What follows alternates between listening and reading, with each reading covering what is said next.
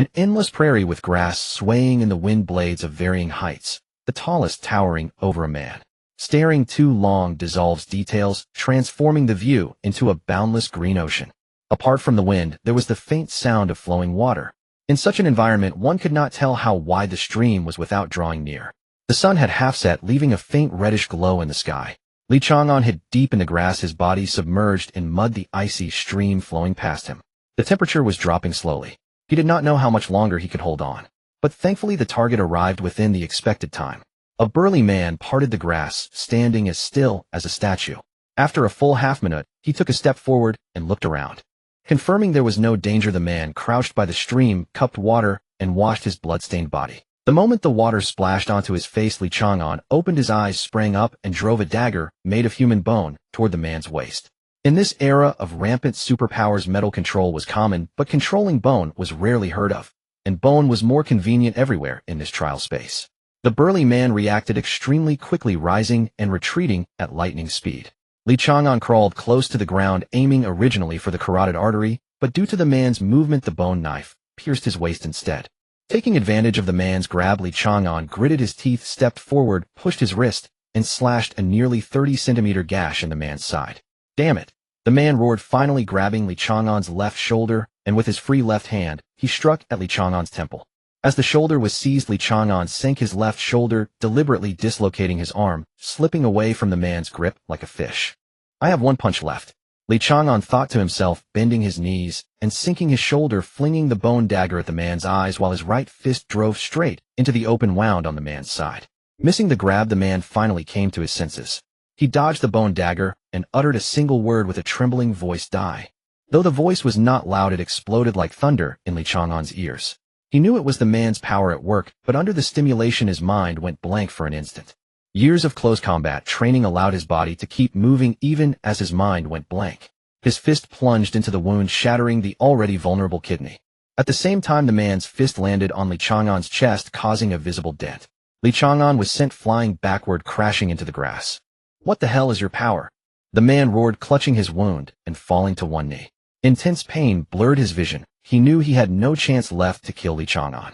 Li Chang'an lay limp, not far away, reluctantly listening to the voice in his ears. The current Wushuan trial has ended. 2 survivors detected. The winner will be decided by kill points. You are not the winner. You are being teleported out of the trial space. Please do not move. Countdown to teleportation. White light flared before his eyes. Half a minute later, Li Chang'an opened his eyes to find himself in the teleportation room. He popped his dislocated left shoulder back in place and walked to the left. He collected a compensation of 10,000 yuan at the reception desk on the left, took a quick shower in the trial house, changed clothes, and left. Although there was sunlight both inside and outside, the brilliant sun outside always felt to Li Chang'an as if it were wrapped in plastic film. The trial house, the holy land for ability users in this era. It threw people into a restricted zone to fight each other until one winner emerged. The winner would undergo the trial's baptism, which could transform their power. Some even awakened a second ability. It also served the function of testing abilities. Most people in the world had been in and out of the trial house at least once. He glanced back at the sharp, narrow silhouette of the trial house, then without a trace of nostalgia hailed a driverless taxi and left. Though his injuries were serious, he longed for a good sleep even more. In that fight, he had only seemed to have the upper hand. In truth, he had been hunted for over a month. The final confrontation was a calculated counterstrike, using speed to catch the opponent off guard before he could use his power. One could say it was a glorious defeat. But if others knew that as a non-ability user he had injured a high-level ability user to such an extent, many would probably think he was the true winner. Unfortunately, he couldn't even answer the man's question. No power meant no power. No matter how skilled he became at killing, he could never bridge the gap between himself and the abilities. Everyone over the age of 16 possessed a power, strong or weak. People like him could only disguise themselves pretending to have an unremarkable ability. Such a life was not easy. His only confidence lay in his killing technique. Participating in trials, winning, and undergoing the baptism to awaken a power, that had been his lifelong pursuit. But winning was itself a difficult task. There were many stronger than him. Arriving at the doorstep of his home in the commoner district, Li Chang'an straightened his collar, suppressed the pain in his chest, and put on an ordinary smile. He knocked on the door. Inside, hurried footsteps of his mother approached, and the door quickly opened. Mom, seeing her son standing at the door after half a year, Huang Shanglu secretly breathed a sigh of relief. She wanted to embrace him, but held back instead, scolding him. "You still know to come back. Half a year without a single call, why didn't you just die out there? Have you been going to the trial? I didn't, Li Chang'an quickly defended. I found a road construction job where phones don't work. I didn't go to the trial. Huang Shenglu put her hands on her hips and stepped aside, continuing to scold. What are you standing at the door for? Want the neighbors to laugh at us? Get inside. Once Li Chang'an stepped inside, Huang Shenglu held out her hand. Since you've been working, where's the family contribution? 10,000 a year isn't asking too much, is it? He reached into his pocket, genuinely troubled. Carefully, he took out 2,000 yuan and handed it over. Mom, my wages haven't been paid yet. This is all I have for now. Please take it. A whole half year away from home, and only 2,000. Do you think the water and electricity bills are free? Huang Shenglu raised her voice involuntarily. Your sister and I are barely holding this family together. You're gone for months at a time, and when you finally do come back, it's just 2,000. You might as well not come back at all. Next time I'll rent your room out for storage. You are just like your father. Don't ever come back. Li Chang'an could only smile bitterly and retreat to his room. From behind came his mother's voice. I suppose you've already eaten out there. No need to keep food for you anymore. They'll just dump whatever's in the pot. Mom, I'm tired. They'll rest a bit and then eat. Li Chang'an closed the door helplessly. After hearing his mother return to her room, he collapsed onto the bed. A full half year of fighting and hiding, not a single day of peace. In that place where only one could survive death was far easier than eating or drinking. Li Chang'an closed his eyes. I will awaken an ability. Next time I will definitely win the trial, he murmured several times before falling into a deep sleep. He did not notice that the fatal wound on his chest had for some reason healed slightly. Li Chang'an jolted awake from his dream, that fist slamming into his chest seeming to reappear vividly before his eyes. He sat up on the bed and wiped the cold sweat from his forehead. Outside the window, the night was like a black veil over his eyes, hazy, yet still allowing a few scattered stars to be seen. It was still relatively quiet outside. From afar came the bellowing of drunken men in the night, and faintly the sounds of quarrels drifting from some household. Li Chang'an could also hear the gentle breathing of his mother and younger sister in the rooms on either side. Moving with utmost care, he slipped out of the house and hailed an unmanned taxi downstairs. 30 years had passed since the advent of the apocalypse, and the structure of society had long since transformed. Driverless taxis were everywhere. High above, special routes had been laid out for flying cars to travel along. Of course, none of this meant anything to Li Chang'an. He could not fly, nor could he afford such things. The bit of money he had saved could not significantly change his family's circumstances, and there was one thing he had to obtain at all costs, so he had told his family nothing. Li Chang'an firmly believed that as long as he possessed an ability, his fate would change. He had suffered enough from being without powers. This society was far from kind to the weak. Even though many people did not see him as weak, plenty stronger than Li Chang'an had already died by his hand. From the standpoint of someone without any ability, everyone ought to be stronger than he was. In truth, the vast majority of ability users were still made of flesh and blood, smashed their skulls, or pierced their hearts, and they died all the same. In terms of life and death, things were on rare occasions still somewhat fair. The car stopped by the roadside outside the black market. Li Chang'an got out and entered a nearby residential building. The stairwell inside was gloomy and clearly had many years behind it.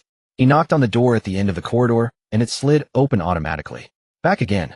A middle-aged man in a white lab coat emerged from the corner of the room. Glancing at Li Chang'an, the man stubbed out the cigarette at his lips, casually tucked a toothpick between his teeth, then frowned in displeasure and said, "You went to Wushuan." Li Chang'an nodded without wasting words, taking off his shirt to reveal a torso crisscrossed with scars. On his chest was a horrifying patch of granulated flesh, like the fresh scar left by something that had pierced straight through him. Tisk impressive. The trial ended at dusk, didn't it? With injuries like that, you still dared to hold out until night to come see me. If you don't want to live, why not just die in the trial ground? Frowning deeply, the man was clearly displeased, yet he still pointed at the crude operating table behind him, signaling Li Chang'an to lie down. Once Li Chang'an was in place, the man picked up a medical kit and walked over. As he worked at Li Chang'an's wound, he ignored the young man, gritting his teeth through the pain, and said, "Isn't this about enough? Including this time, you've already gone through 7 trial grounds. Do you really mean to clear all 9? One gamble is gambling with your life. Gambling 9 times is just looking for death." Li Chang'an clenched his teeth and said nothing. A chest operation without anesthetic brought a level of pain that could make a man faint. If not for the assistive effect of the man's ability, blood loss alone would have killed Li Chang'an here. The two had known each other for more than 10 years. Li Chang'an only ever called him Brother Lin, never prying into Brother Lin's ability or its level. According to the Empire's 5-tier system of S, A, C, and D, he guessed that Brother Lin was an A-class ability user. A-class abilities came with not only human rights, but privileges as well.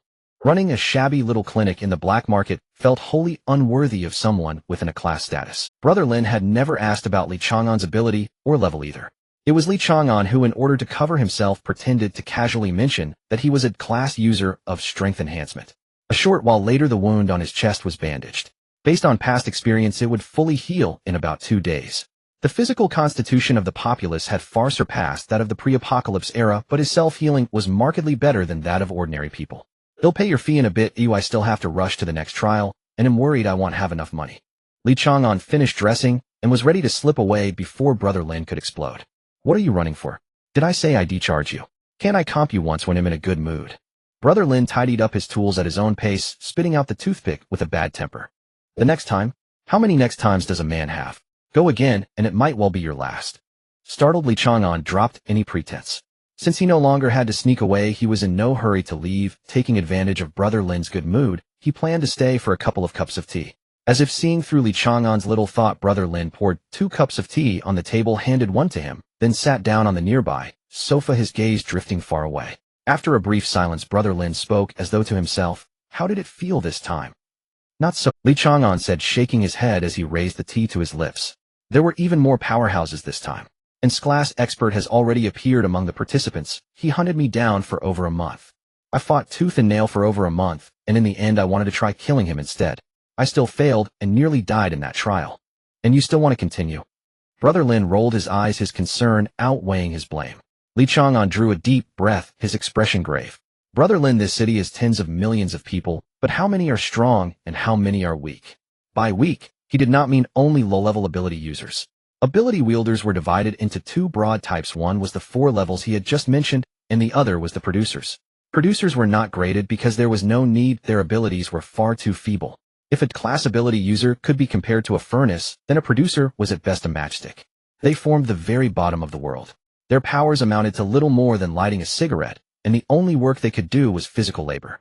Li Chang'an's mother was a producer, and he kept the hardships she had endured firmly in mind. All the more did he yearn to possess a powerful ability of his own.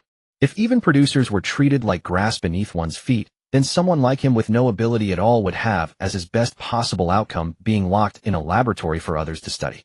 Brother Lin frowned. Producers make up more than half the population. Class numbers are under 5,000, and there are roughly 100,000 class users. The rest, C and class, run into the tens of millions.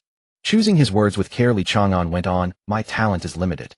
Without some unexpected stroke of fortune, I'll likely be a class ability user for life.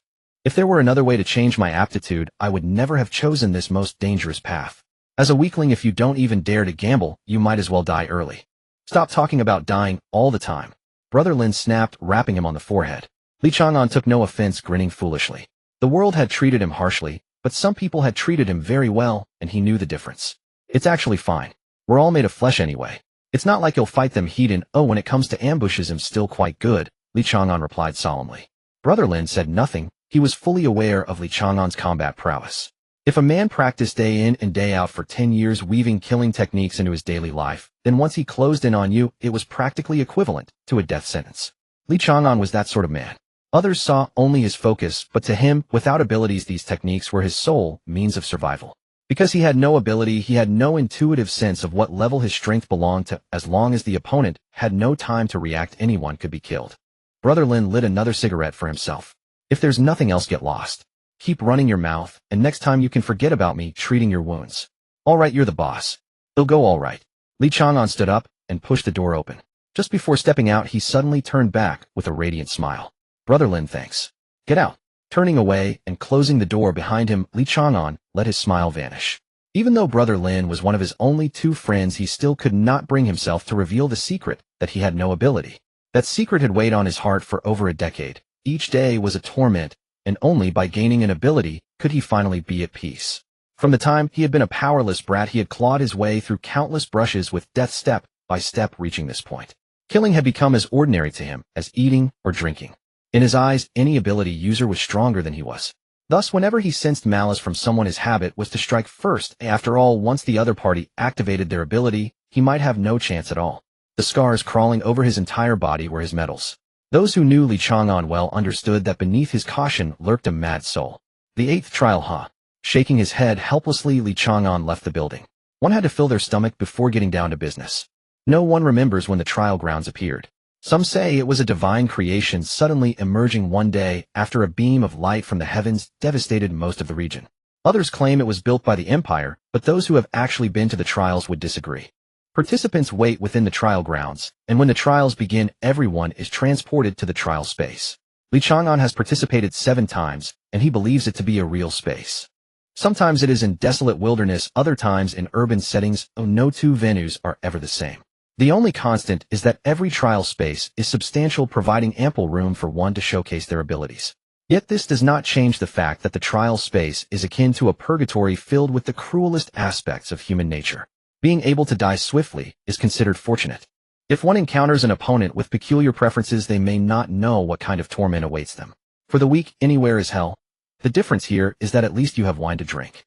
The young man, polishing a glass, pushed up his glasses and coldly glanced at Chang'an, who was drinking synthetic milk at his stall. Chang'an forced a smile. Of the few he could call friends, Jiang Shibu had the most unlikable mouth. However, in the black market, having a charming tongue is not as crucial for survival. Setting down the now shiny glass, Jiang Shibu picked up another one, his hands never stopping due to his severe obsessive-compulsive disorder. The victor must join the military. Although you will be fed by the emperor, it means being under state control. Are you sure that's what you want? Nodding, Chang'an laughed. Of course. What's wrong with being fed by the emperor? Let them control me. Jiang Shibu snorted derisively as usual. Things have changed since the past. After the apocalypse, society is entirely different. You know well what those with abilities are doing now. In the apocalypse, not only humanity evolved, but also the beasts, which outnumbered humans. After their evolution, they were termed monsters, and they thrived in numbers. Monsters are defined as entities that differ from humans and incite fear. Monsters run rampant, and under the leadership of those highly intelligent creatures, the disasters they bring are no safer than the onset of the apocalypse. 30 years ago, the beam of light from the heavens killed 1/3 of the world's population, and diseases and famine caused chaos ravaging alongside the monsters. In just a year, the death toll matched that of the beam's descent. After the empire was established, hunter guilds emerged among the populace, and were later taken over by the empire, exchanging monster kills for points, which could be redeemed for weapons, and most importantly, gene serums. Gene serums could permanently enhance the power of abilities slightly, and significantly improve physical fitness. After all, aside from those enhanced abilities, most ability users have weak physiques. With gene serums, their physical prowess would continue to grow stronger, but the body develops resistance, and there is a limit to how much serum can be consumed. This made low-tier enhanced ability users increasingly marginalized. Their enhancements were limited and not much stronger than those who had injected gene serums. Some powerful hunters would also be recruited by the empire. Refusing would lead to their lives being monitored. As Jiang Shibu slammed the glass down on the table, Chang'an returned to reality from his reverie, awkwardly smiling and glancing around. He had no idea how to respond to Jiang Shuiba's question. He understood his friend's concern, which could be sweetly termed as a watchdog, but harshly as a lapdog. What's that over there? So many people. Feigning innocence, Chang'an was relieved that the noise at the street corner provided him an opportunity to change the subject. Jiang Shibu couldn't be bothered to delve into Chang'an's clumsy attempt to divert the topic. He cast a cold glance that way and replied, "Someone owes money and is using their daughter and wife as collateral.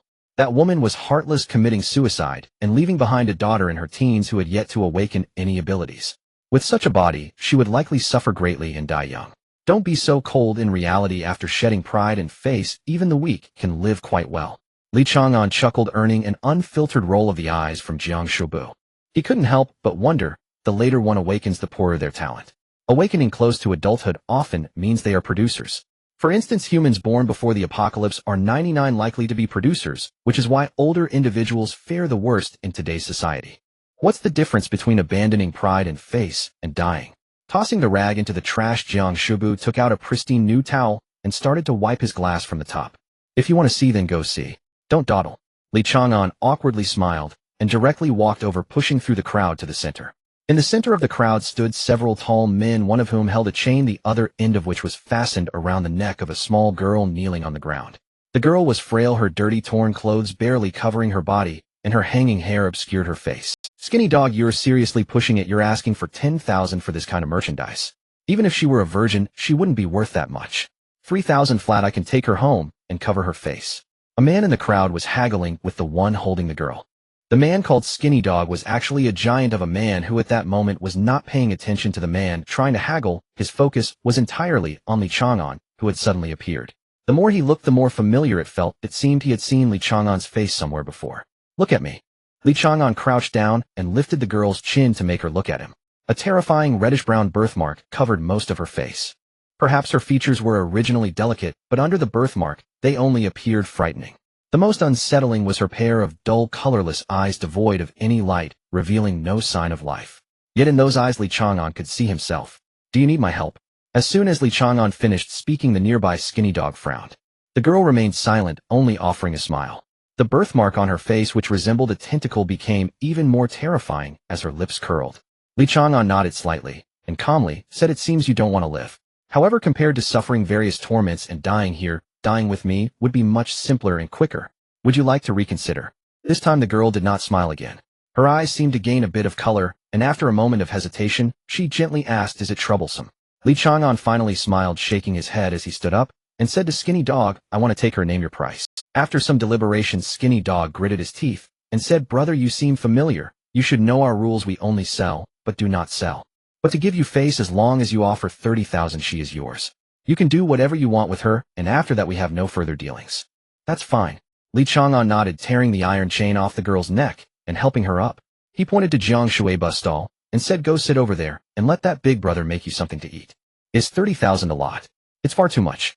Let alone 30,000. Li Chang'an couldn't even produce 300. 30 could be considered.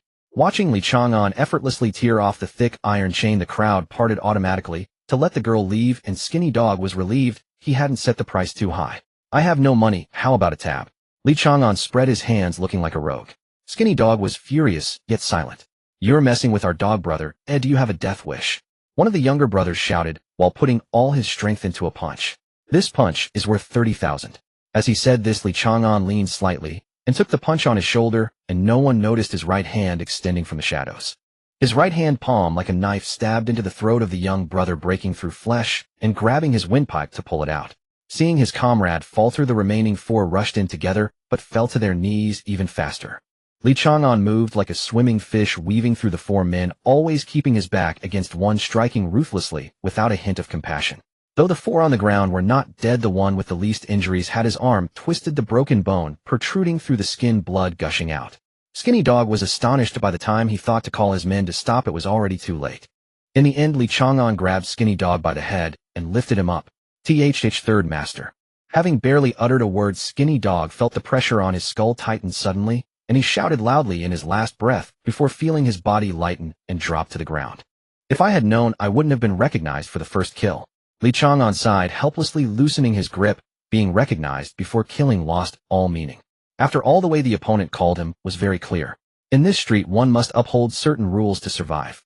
Skinny Dog was drenched in cold sweat. Perhaps the luckiest thing in his life was to have spoken too soon, as this man was the fiercest character not to be provoked in the black market. 2 years ago, this man, who looked like a waste third master, and his two friends eradicated the largest gang on this street overnight. A huge gang with hundreds of members. Not a single one was left alive by morning. At dawn, someone saw third master sitting at the entrance, smoking, his body covered in scars that could silence a child's night cries. Li Chang'an waved his hand casually and walked out from the parted crowd. He had no idea what Skinny Dog was thinking. After all, he truly had no money. Being called third master, yet unable to produce 30,000, was utterly humiliating. As soon as Li Chang'an returned to the stall, Jiang Shubu smiled mischievously and said, "Hey, third master, when are you going to pay me back for the drinks you owe?" Li Chang'an pouted and ignored Jiang Shui's teasing. If anyone was to be blamed, it should be Jiang Shubu. If it weren't for Jiang Shubu killing the leader of a rival gang, which led them to gather forces for revenge, he wouldn't have taken the risk to infiltrate their headquarters.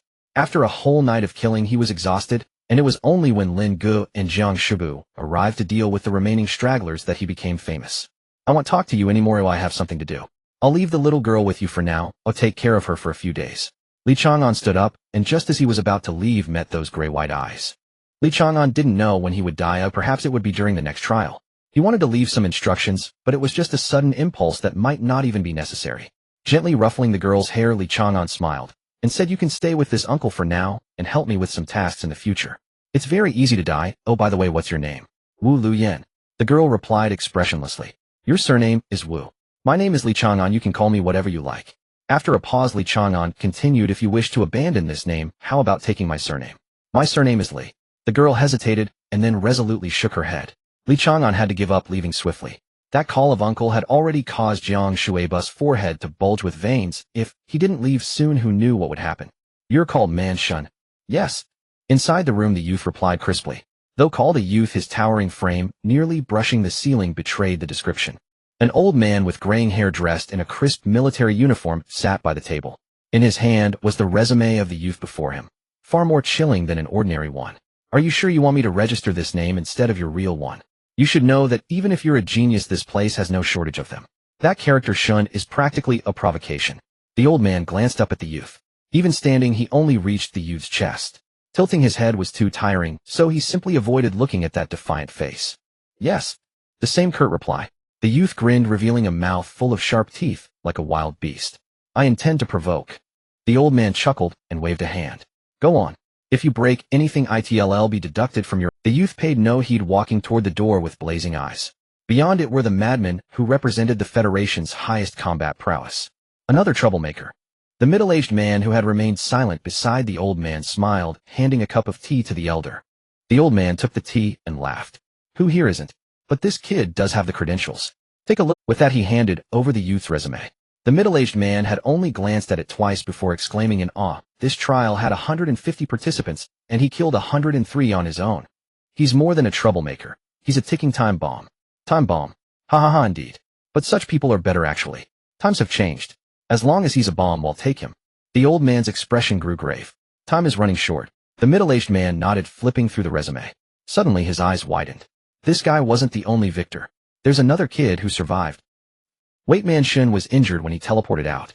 Is the other survivor also a monster? The old man nodded. I had people check. Confirmed one more survivor. No body was found in the trial grounds, so he didn't barely crawl out. He didn't win, so we can't find out what he did in there nor whether he ever crossed paths with Man Shun. Can't jump to conclusions. We'll have someone probe Man Shun's thoughts. The middle-aged man agreed, then suddenly recalled something. Come to think of it, the trials in recent years haven't had a single survivor. It seems like every round has a lucky one. Could it be the same person? The old man shot to his feet, his face clouded with gravity. He nodded firmly. Possible. We missed this. Maybe he lacked strength, but simply encountered an even greater genius. Still surviving every time means he's at least talented. No, have someone investigate immediately. Find him. No. Keep an eye on the next trial. Since he didn't die, he'll definitely go again. What if he dies in the next trial? Then let him die. A dead genius is no longer a genius. So a dead genius isn't a genius. Is a dead pig still a pig? Then don't eat meat. A stooped old man cursed and grumbled while Li Chang'an just smiled apologetically, not daring to show the slightest displeasure. Please calm down, elder. I didn't mean it that way. We've known each other for 6 years. You know me. I truly have no more money to offer. Those geniuses didn't bring cash inside either. I really need this now. Besides, there's still some risk involved. Could you give me a discount? Li Chang'an felt his current fawning demeanor must resemble that of a eunuch. The old man fixed Li Chang'an with a cold stare. The worth of this item depends on who it's sold to. To others it might be worthless, but I know I can charge you more. Brother, grandfather, have mercy, I really need this. To be honest, if I can't use it this time, it will be useless to me next time. Li Chang'an's face grew solemn. He had worked with this old man for 6 years. The work was just a euphemism for bringing money every time. 7 million in total. Every cent had earned from any means over those 6 years had been poured into this. And today he was still short by 2,000. The old man remained unmoved, curling his lip in impatience. Don't bother me. Are you really short 2,000? The price was agreed from the start. I do business strictly cash on delivery. Forget this item. I've waited 6 years for you here, which is more than enough courtesy. But haggling would break my principles. But I really am short 2,000. Li Chang'an gave a bitter smile, then reluctantly confessed. I'm leaving tonight to participate in the Taya trial. As you know, my injuries worsen each time. In the last trial, the Wushuan trial, I already encountered a newcomer with dual abilities. I don't know if I'll make it out alive next time. So this item is absolutely crucial to me. The 8th time. The old man frowned. Li Chang'an nodded bitterly. The old man pondered for a moment, then pulled 2 small bird-shaped sculptures from his tattered clothes and handed them over. This, Li Chang'an was stunned. Didn't you say it would break your principles? Remember, kid, principles are meant to be broken. The old man spoke each word with grave seriousness, then let out a hearty laugh. It's not free. If you survive, try to make something of yourself. A dead genius is still a genius, but if you die, you're not. With that, the old man produced a slender dagger from somewhere, and right before Li Chang'an's eyes slowly drove it into his own chest straight through the heart. The only one who can keep a secret is a dead man. Li Chang'an said nothing throughout. He reached out to the old man's neck and snapped it before the old man could breathe his last. This was the old man's rule. Li Chang'an had long known. The old man would take his own life after the deal. Too fake. Li Chang'an didn't believe anyone would actually kill themselves after receiving money. Probably a special ability. So Li Chang'an had tried to help to speed the old man's departure from this world. But when he saw the old man's body turn to ash and vanish, he felt he hadn't really helped. In others' eyes, he was nearly inhuman. Yet humanity, if present, was enough. Too much became a burden. Back at the wine stall, the little girl was picking at the last grains of rice in her bowl. Beside her left hand were stacked 3 large bowls, each nearly as wide as her face. Li Chang'an couldn't help but smile. This little one's survival instincts were weak, but her appetite was decent. Jiang catch. Li Chang'an tossed the object in his hand. Jiang Shubu didn't even look, but raised a hand and caught it effortlessly. Gazing closely, it was a small bronze sparrow. Unremarkable, nothing outstanding except for its delicate craftsmanship. But after a brief start, Jiang Shubu quickly recovered. Glancing at the identical bronze sparrow in Li Chang'an's hand, he asked, "This is what you spent nearly 6 years earning money to buy?" "What do you mean thing?" "This is called Jixiangxi, an extraordinary item. Before the apocalypse, they called it a magical artifact." Li Chang'an couldn't put down the bronze sparrow. "Nonsense. It cost 6,998,000. Seeing Jiang Shubu fiddling with it carelessly, Li Chang'an felt a pang of distress. He snatched it back from Jiang Shuebu's hands. "Can you be more careful? Anyway, this cost me everything I—" Jiang Shubu chuckled disdainfully, deftly tossing the bowls and plates beside Wu Luyan into the sink. While washing them briskly, he stared at Li Chang'an. "You bet everything on this little trinket.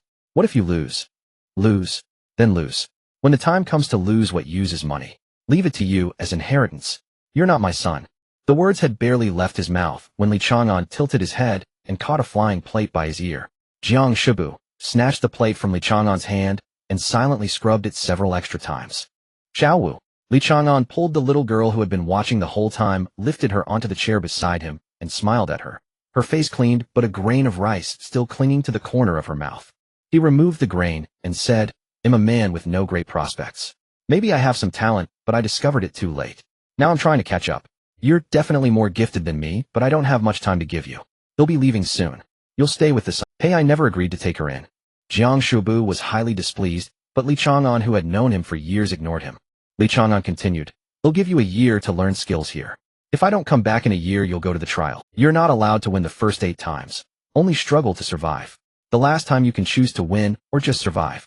It's a shame I'm short on time, otherwise I'd teach you so much more. Consider this your repayment to me, okay?" With that, Li Chang'an stood up. He knew the little girl wouldn't digest this quickly, but he didn't have much time left. If he managed to survive this time, he might gain more time. If not, then this little girl, named Wu Luyan, had to bear what her age demanded.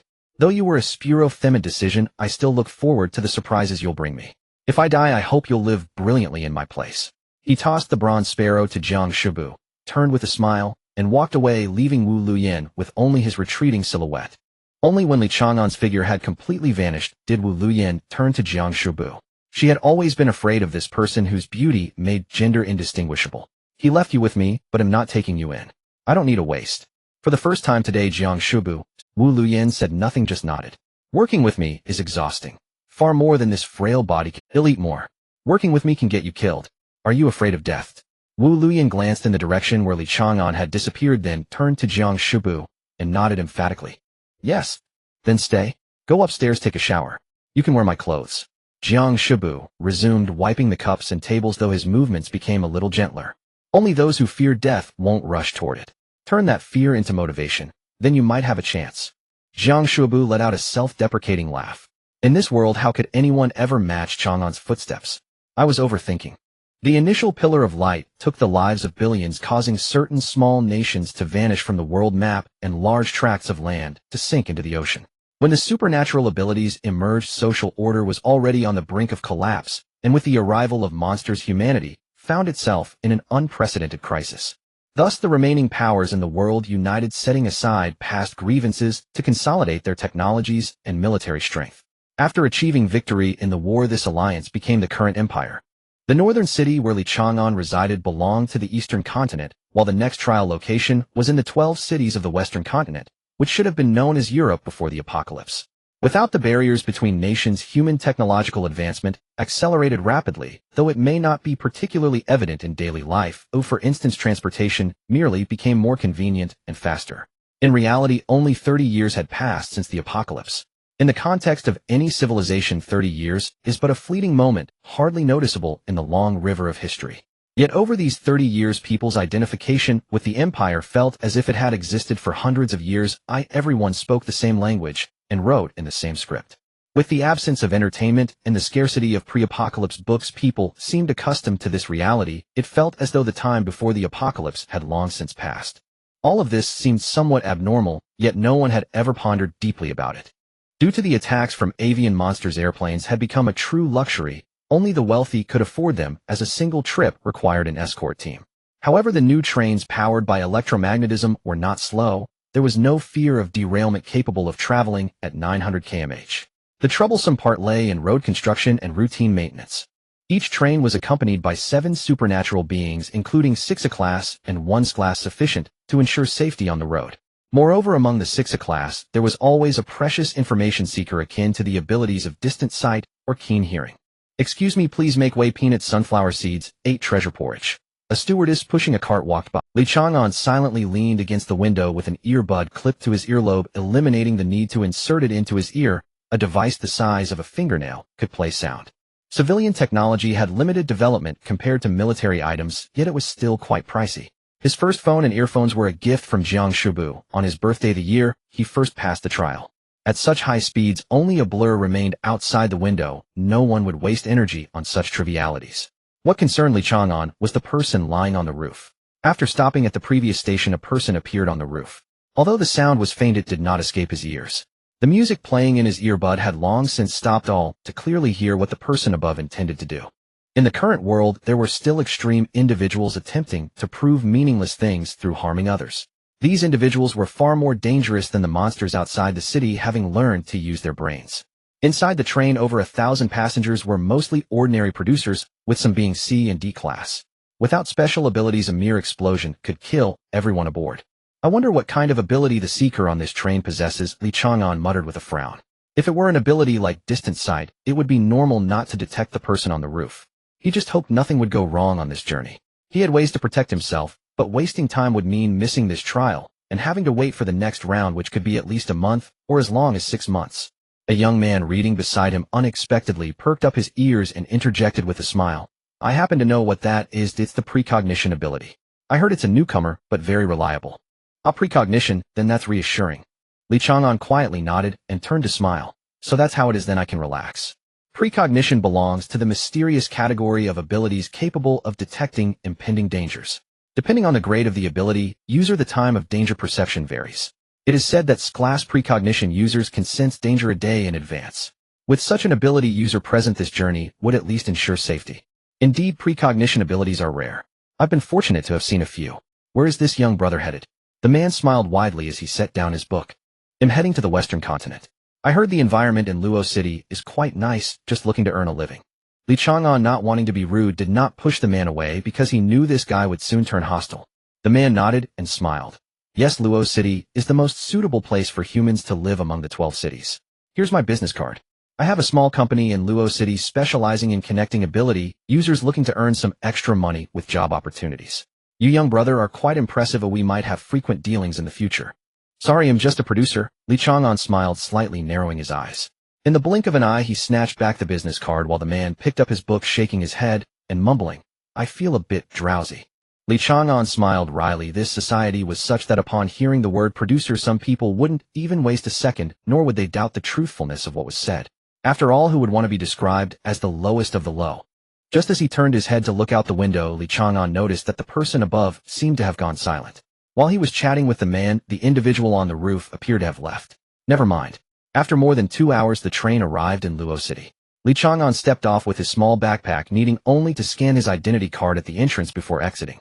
As a survivor of the trial, he enjoyed the privilege of 3 free train rides each year, taking just a few seconds to swipe his identity card while collecting his relief fund. Standing on the bustling street, the surrounding blonde-haired, blue-eyed people did not make Chang'an feel like a stranger in a foreign land.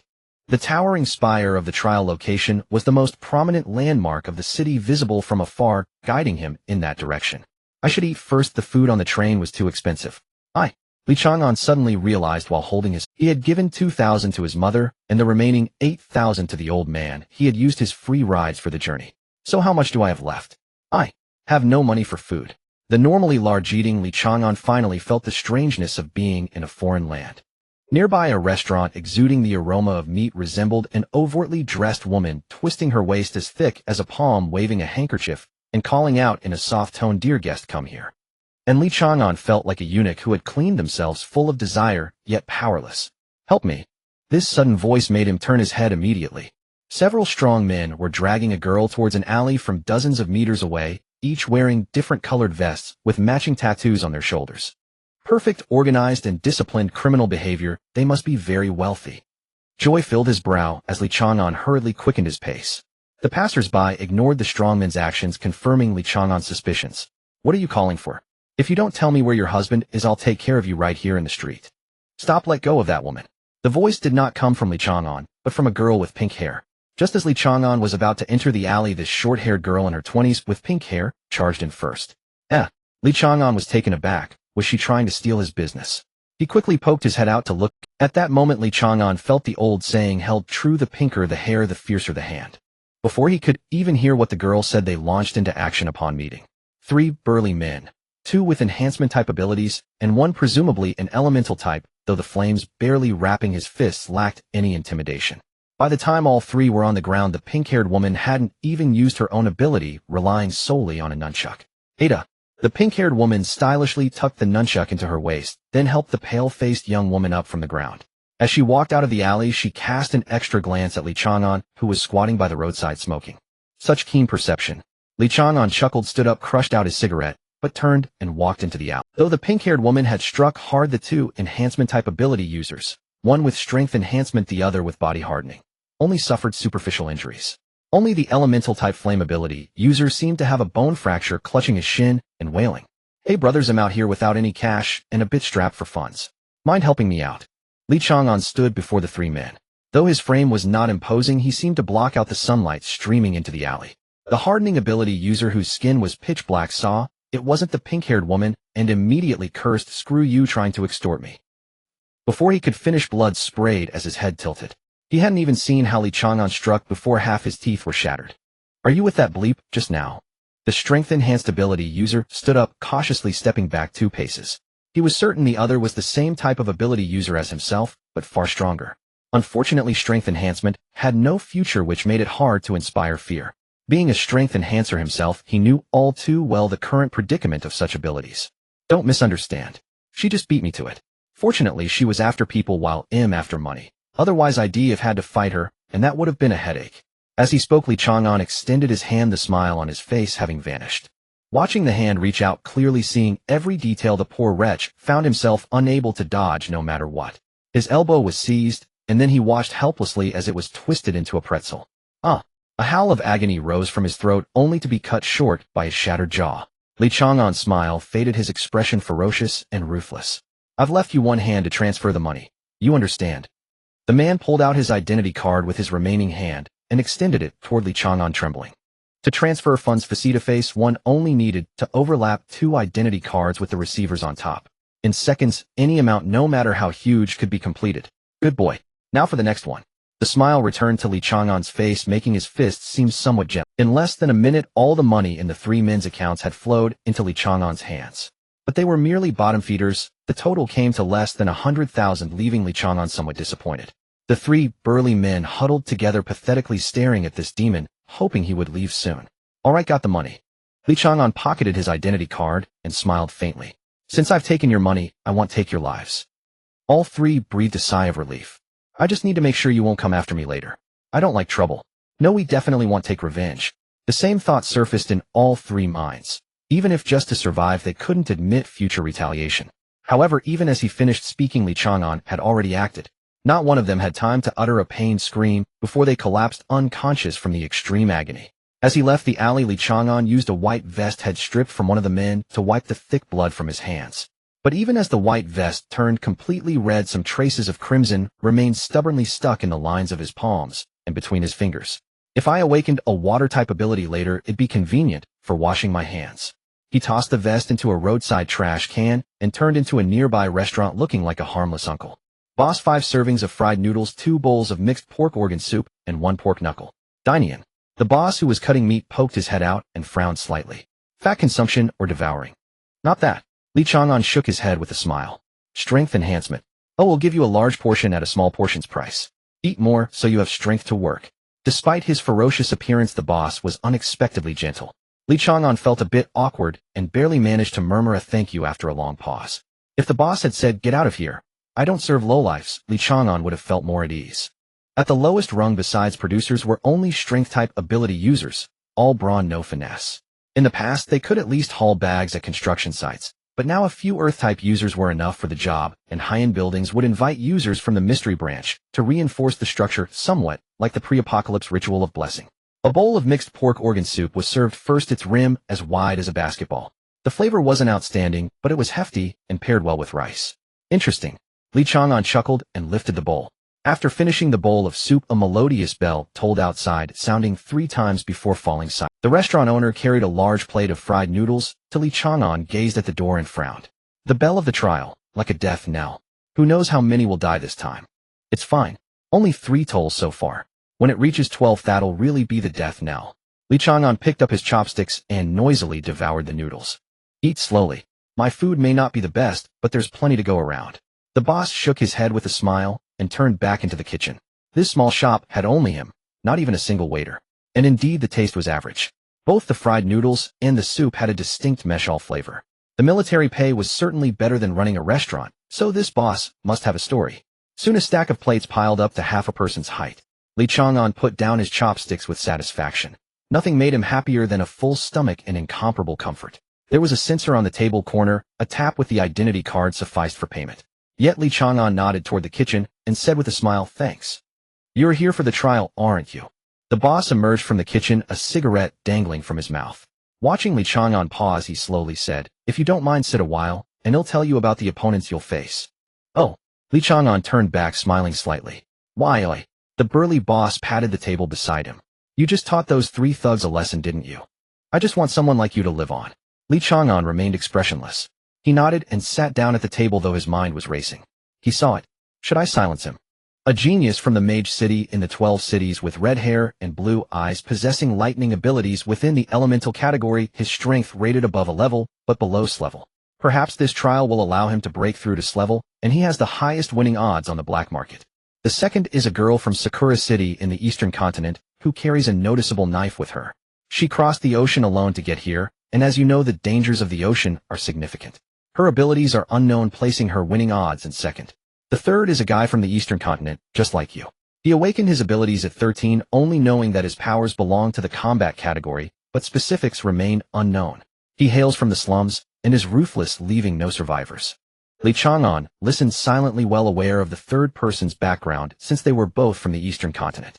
Abilities have been appearing for over 20 years, and humanity has categorized them based on their characteristics, with the combat category widely recognized as the most suitable for battle. The combat category includes abilities like biological lock and guaranteed hit, which have no basis in reality, and even individuals with elemental immunity have emerged, making them natural enemies of the elemental category. However, what intrigued Li Chang'an was not the information about these individuals, but rather why the stranger was As if sensing Li Chang'an's confusion, the stranger shook his head with a smile. "Don't be fooled by my current appearance. Oh, I was once quite formidable.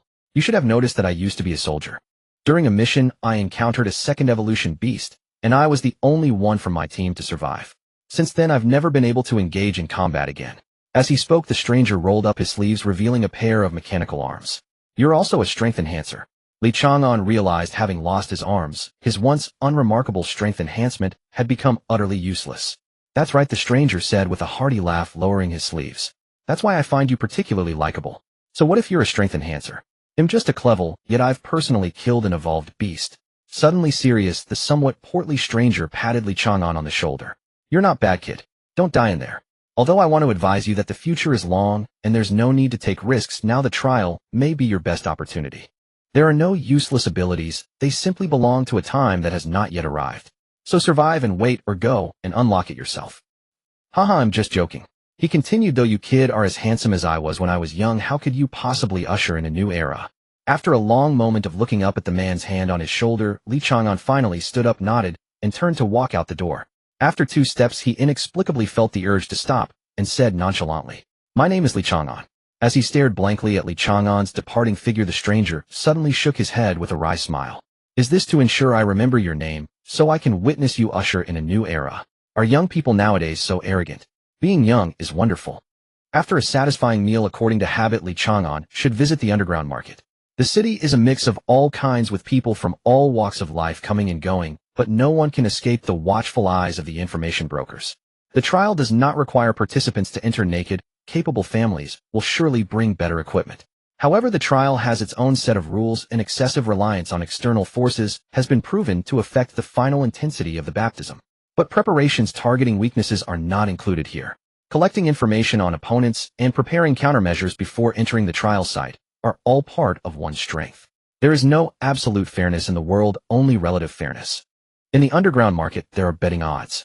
Some people squat at the entrance of the trial site every day, running around the city just to collect participant data for the gamblers to place bets. They can only play a few times a year, but each time is significant. Moreover, the house is also willing to sell information to other contestants. How unexpected outcomes can lead to profits, and there's no way to manipulate it behind the scenes. However, today Li Chang'an decided to visit the trial site first. Information could wait. It would be better to see what terrifying individuals were present. Confronting terrifying opponents is entirely different from understanding them through data. The trial site has plenty of rooms for participants to rest. As long as you register, you can receive free food and accommodation. If you attempt to escape midway, the local defense forces will hunt you down, and messing with the Federation is punishable. The towering doors stood wide open, never closing. The ornate beams and painted rafters exuded a rugged beauty, as if a giant beast were waiting with its mouth open for food. Yet people continued to enter, all hoping to be the dragon-slaying hero. From a distance, Li Chang'an saw the eyes of the black market planted here. The opponent was not professional enough, setting up a fruit stall that was futile even from far away. In the apocalypse, there is not a shortage of food. On the contrary, high yields have led to lower prices. However, many ability users have considerable appetites. It's akin to how fast cars consume fuel, but even so, fine fruits do not sell well in the apocalypse, being exclusive to the wealthy. Setting up a fruit stall on the street is equivalent to putting up a sign that reads, "I have problems." Every person entering the trial site will be recorded, and then these folks will conduct thorough investigations. Li Chang'an did not want to become a target for others' bets just yet, so he lingered outside for a moment before heading towards the fruit stall. "Boss, how much for this apple?" Li Chang'an asked with a slight smile. The burly boss, resembling a butcher now, wore a flattering grin. 270 each, handsome. Want to buy a few? Giving apples to girls is a powerful way to confess, or so I heard. Before the apocalypse, it was like this: 1 apple for 1 room 1 night, until dawn. Sounds good, but I just want to eat it myself. Li Chang'an picked up an apple, wiped it, and took a bite. It's quite— The boss frowned slightly. "Brother, you haven't paid yet. Isn't that a bit much?" Seeing the boss reaching under the stall, Li Chang'an chuckled. "No need to get worked up. Oh, I never said I wouldn't pay. How about this? You give me the top 3 pieces of information, and he'll pay you all at once." The boss relaxed his brows and smiled. "If you had said so earlier, 1 apple is nothing. Let's consider it as quenching your thirst. I have the information, but transactions can't be made here. Will you come with me?" "Sure, but what about your stall?" Li Chang'an's eyes landed on the oranges at the stall. "This stall isn't mine, but it's ours, and someone will be watching it." Following Li Chang'an's gaze, the boss thought for a moment and generously grabbed 2 oranges, placing them in Li Chang'an's hands. "Take them." Li Chang'an nodded with a smile, recognizing that the seemingly mindless guy was actually quite shrewd in business. The black market in this city was thriving, likely dominated by a single entity. A single dominant entity means that outsiders need to behave themselves. However, the money left in Li Chang'an's identification card was too little, which troubled him. It was all the fault of that restaurant owner who had dragged him into nonsensical conversations, wasting some time he could have spent making money. The copper bell atop the trial site struck 4 times.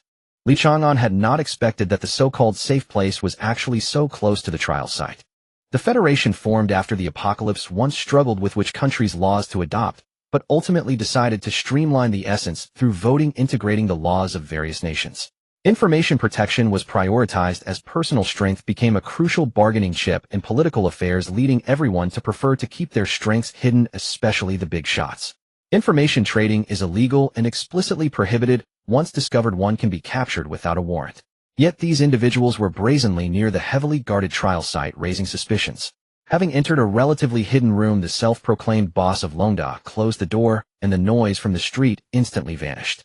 Two other individuals wearing glasses were transcribing something at the table. Longda picked up several sheets of paper from the table, flicked the ash off, and said with a smile, "Brother, the information on the top 3 is all here. Sharing it through ID cards carries the risk of leaks, so we only have physical copies. The 3 with the highest winning rates, each of their combat styles and characteristics, are detailed here. The new customer discount is 70,000. If you want more details, that's also possible, but it will cost extra. I only have 80,000 on me," Li Chang'an replied with a slight smile. "You're not exactly a new customer discount, it's more like you can take a cut if you can. Oh brother, you're quite the understanding one. Everyone knows that entering the trials is a matter of life and death. The people listed in this information will be dead soon, and there won't be a second chance to sell their data. It's a one-time profit, so it can't be too low. But for those going to their doom, this could be something that saves their lives. Brother, give me a clear answer, do you want it or not?" Li Chang'an sighed with a wry smile. "Of course I want it, but I dislike your price. 3,000 is fine, including the weaknesses identified and their usual habits and preferences." "Uff." Longda furious laughed, instead pointing at the door. "I won't do business with you anymore. It's bad to create enmity when you leave, so please exit yourself and don't bring trouble." Just as he was speaking, the front door was suddenly pushed open with force. Li Chang'an was looking up at the ceiling and was violently shoved aside, crashing into the wall. A nearly 2-meter tall dark-skinned man tossed Li Chang'an aside like a fly, grumbling, "Where's the information I asked for? It's all right here."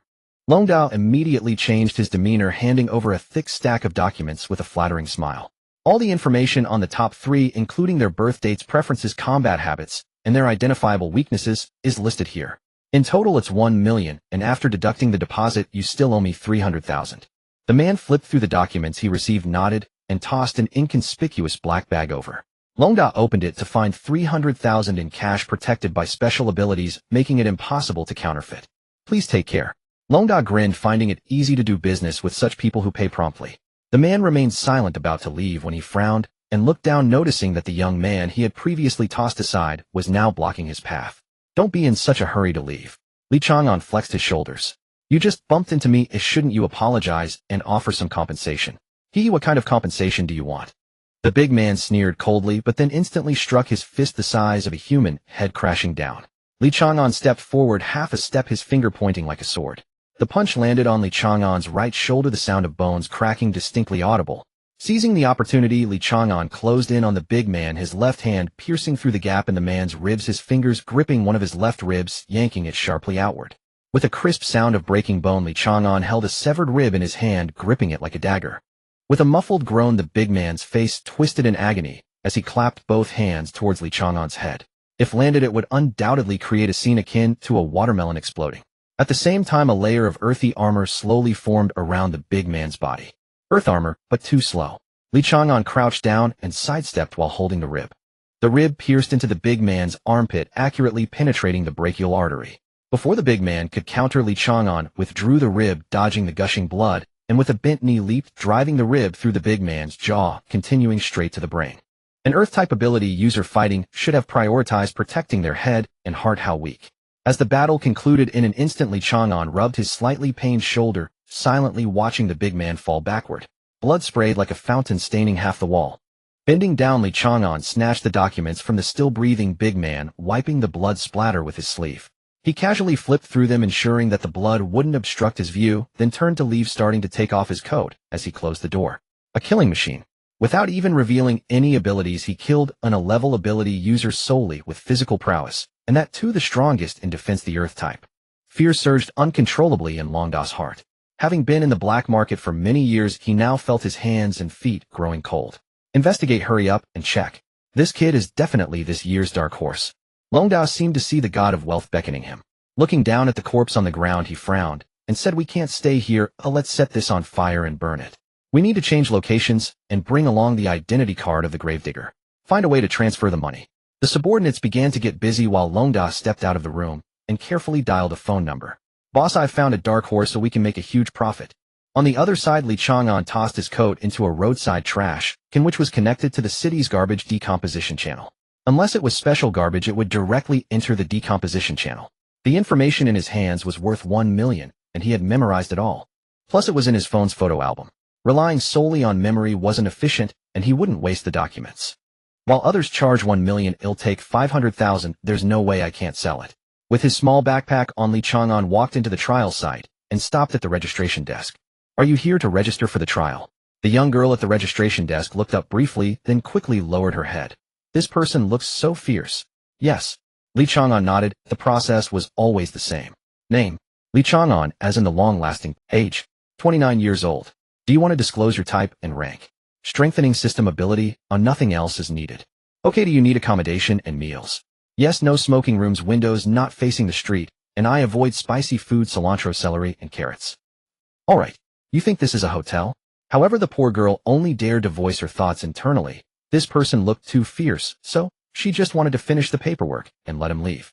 Whistling, he walked to the backyard, feeling at ease, as if returning home. This was a sickness.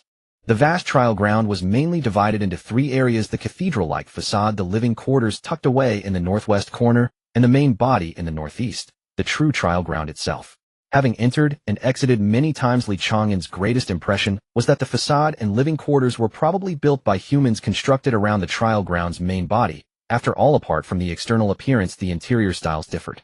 The living quarters and facade seemed more like imitations of the trial ground. Inside the trial ground there was nothing human-friendly, not even a single chair. Everyone had to stand or sit on the floor. Moreover, at the registration desk, one filled in their name rather than scanning an identity card, and the identity card was not registered by a computer, but by a stone slab.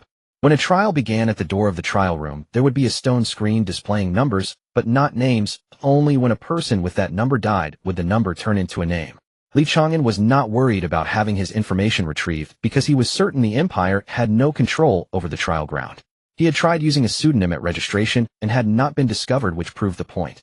The trial ground might truly be the creation of some being, the so-called some being not limited to gods, but including them. After all, no one could truly define what a god was. Wow, this room is nice. Chang'an collapsed contentedly onto the bed, the soft mattress embracing him. Although the living quarters of every trial ground were essentially the same, the details brimmed with their own unique styles. Luocheng was one of the oldest cities in the world, and scholars were grateful that it had survived the apocalypse. Luocheng had changed little, still imbued with the charm of an ancient capital, and this was reflected in the room as well. Lighting a cigarette, Chang'an stared blankly at the ceiling. It was not his habit to think too far into the future, but whenever he felt at ease, he could not help but indulge in reverie. The 9th trial. The Federation's hounds. What is it that I truly seek? Could he buy a house here, live like an ordinary person, become a hunter, earn enough to get by, marry a gentle wife, and have 2 children? Forget it, what a load of bullshit. The bell would still ring, and the trial would begin at dawn tomorrow. No one could predict whether they would survive. Not even Chang'an, who had already participated 7 times. With each trial, he could clearly feel the opponents growing stronger. This was no illusion. The Empire had confirmed that every year newborns were slightly stronger than those before, whether in terms of ability, intensity, or innate talent. The upper limit of humanity was rising, and it would not be long before a new rank emerged above class. That participants grew stronger every year was not good news for Chang'an. Life allowed no margin for error. A single failure meant permanent defeat. First, he applied medicine to his freshly injured shoulder. Chang'an took out the tongkai from his backpack and carried it with him, leaving the rest in the room. Nothing of much value anyway. Before the trial, he had to eat well and sleep well, because once the trial began there would be no more such luxury. Endless hunting and being hunted were the main theme of the trial. He had once gone 7 days without closing his eyes and knew it all too well. The cafeteria could hold 500 people at once, but at this hour there were only a few dozen, each sitting several tables apart, filled with wariness. Chang'an ignored the atmosphere, ordered his food at the counter, and found a seat. Someone would bring his meal shortly. The Empire clearly valued talent, even if only one would eventually remain. No sooner had he sat down than he felt a scorching gaze upon him. He looked up and met a pair of sharp eyes. Not, you smell of blood. Just by the shape of the other's mouth, Chang'an could tell what he was saying, but what caught his attention were the beast-like fangs. Chang'an frowned. Reinforcement type, or beast type. A few years ago, the Empire announced a major breakthrough by extracting genes from monsters outside the city and crafting potions they could enhance the human body, enabling people to awaken special beast-type abilities and inherit some of the beast's powers. Eagle's vision, bear's strength, leopard's agility. All could converge in a single person. This changed the world pattern, giving even the weakest ability users hope of becoming stronger.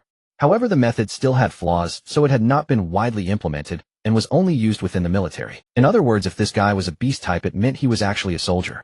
A military man participating in the trial was rare, especially since such precious potions were not available to everyone. Only the elite were qualified. So would the military allow such a valuable elite to join the trial?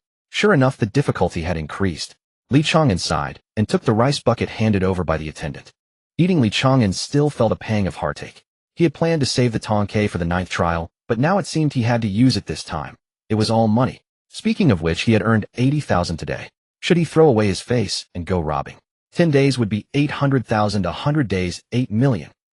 Lost in random thoughts while eating, Li Chang'an did not notice someone approaching until the person sat down beside him.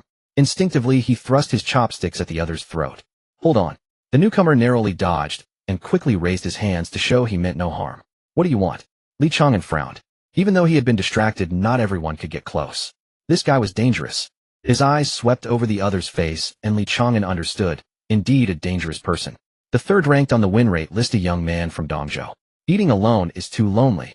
Let's keep each other company. The young man sat down, pushing the roast whole lamb beside him over to Li Chang'an. Try it. I roasted it myself. Li Chang'an looked around and sneered, with so many people here, why did you single me out? Because you eat with murderous intent. Besides, we're from the same hometown. I can't get along with those guys with colorful hair. The young man tore off a lamb leg and handed it to Li Chang'an. Li Chang'an did not take it. The cafeteria allowed self-cooking, but who knew what had been added? He dared not eat it. Seeing that Li Chang'an had not accepted his goodwill, the young man was not offended. He grabbed the leg with both hands and took a big bite, chuckling. Li Chang'an, right? Chang'an meaning long-lasting peace. I heard it yesterday when you signed up. You smelled of blood when you came in, so I turned around for a look. There was a burning room in the alley behind. I know that place is a black market for information. Inside was a corpse, and a rank earth element ability user codenamed The Undertaker. Did you kill him? I checked the body before it was burned.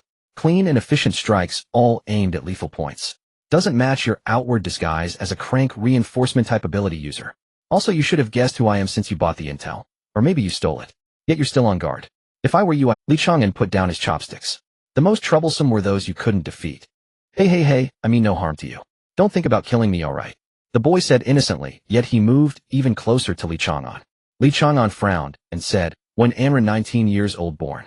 Before Li Chang'an could finish, Wen Anren introduced himself. Born in the 9 cities at the northern end of Dongzhou, standing at 1 m, weighing 53 kilograms, with hobbies of barbecuing and shopping, possessing exceptionally strong physical qualities, I once single-handedly killed a team of hunters who coveted my spoils. The information they provided about you is unreliable. For instance, there's nothing about my special ability, right? My ability belongs to the mysterious category of auspicious and avoiding calamity. Although I can't foresee the impending danger, it's most suitable for forming alliances. Li Chang'an picked up his chopsticks to deal with the food that was about to get cold, as if the previous conversation didn't exist at all. So indifferent, when Anren lamented while gnawing on a lamb leg. Are you implying that I'm the safest among these people? Hearing that won't make anyone happy. Li Chang'an slightly tilted his head, a cold smile appearing. When Anren was taken aback and continued to smile. It's quite strange how your demeanor doesn't match your disguise. A mere low-level ability user shows dominance and unmasked killing intent when facing me. Your persona will crumble. Isn't a persona meant to be shattered? Li Chang'an set down his chopsticks, having finished the meal at the table with no reason to stay any longer. But before leaving, Li Chang'an approached a tall, slender youth in the corner and lowered his voice. Friend, how about the top 3 profiles? The complete version, I'm the only one in the market. Do you see that boy over there? When Anren, with the 3rd highest win rate, his ability is known only to me. You just saw me chatting with him, right? A few minutes later, after the identity card touched 500,000 was credited, and Li Chang'an felt quite satisfied. After all, he had no talent for business. Managing to sell at the expected price was already quite good. Returning to the previous table, Li Chang'an placed several stacks of cash down. I sold your information for 100,000. We split it 50-50. This is your share. Then that's considered an alliance. When Anren eagerly accepted the money, watching Li Chang'an leave without a word before unhappily spitting out the bone in his mouth. Selling my information in front of me, this kid is too malicious. Rather than saying his persona crumbled, it's more accurate to say that our conversation was a disguise intentionally, so to make me confront him. But my information only sold for 100,000. That's truly unscientific. Back in his room, Li Chang'an transferred the cash from his card to Jiang Shui's account. Within minutes, Jiang Shui's call came in as expected. Hey, you little brat, you aren't going around killing people. Not at all, I didn't do that. This money is from selling something. Nonsense, when you helped me, you couldn't even sell a single drink. Luo City is too far, I can't make it in time, don't go killing people again, I'm afraid I won't be able to get there in time. Having long been accustomed to Jiang Shuai's incessant chatter, Li Chang'an nodded repeatedly. Alright, don't worry, I'm quite well behaved. Even if I kill someone, I will clean up afterwards. He clearly heard Jiang Shubu's sigh on the other end of the line. You really want to kill someone, right? Fine, how long do you think you'll be out? He'll come pick you up in advance.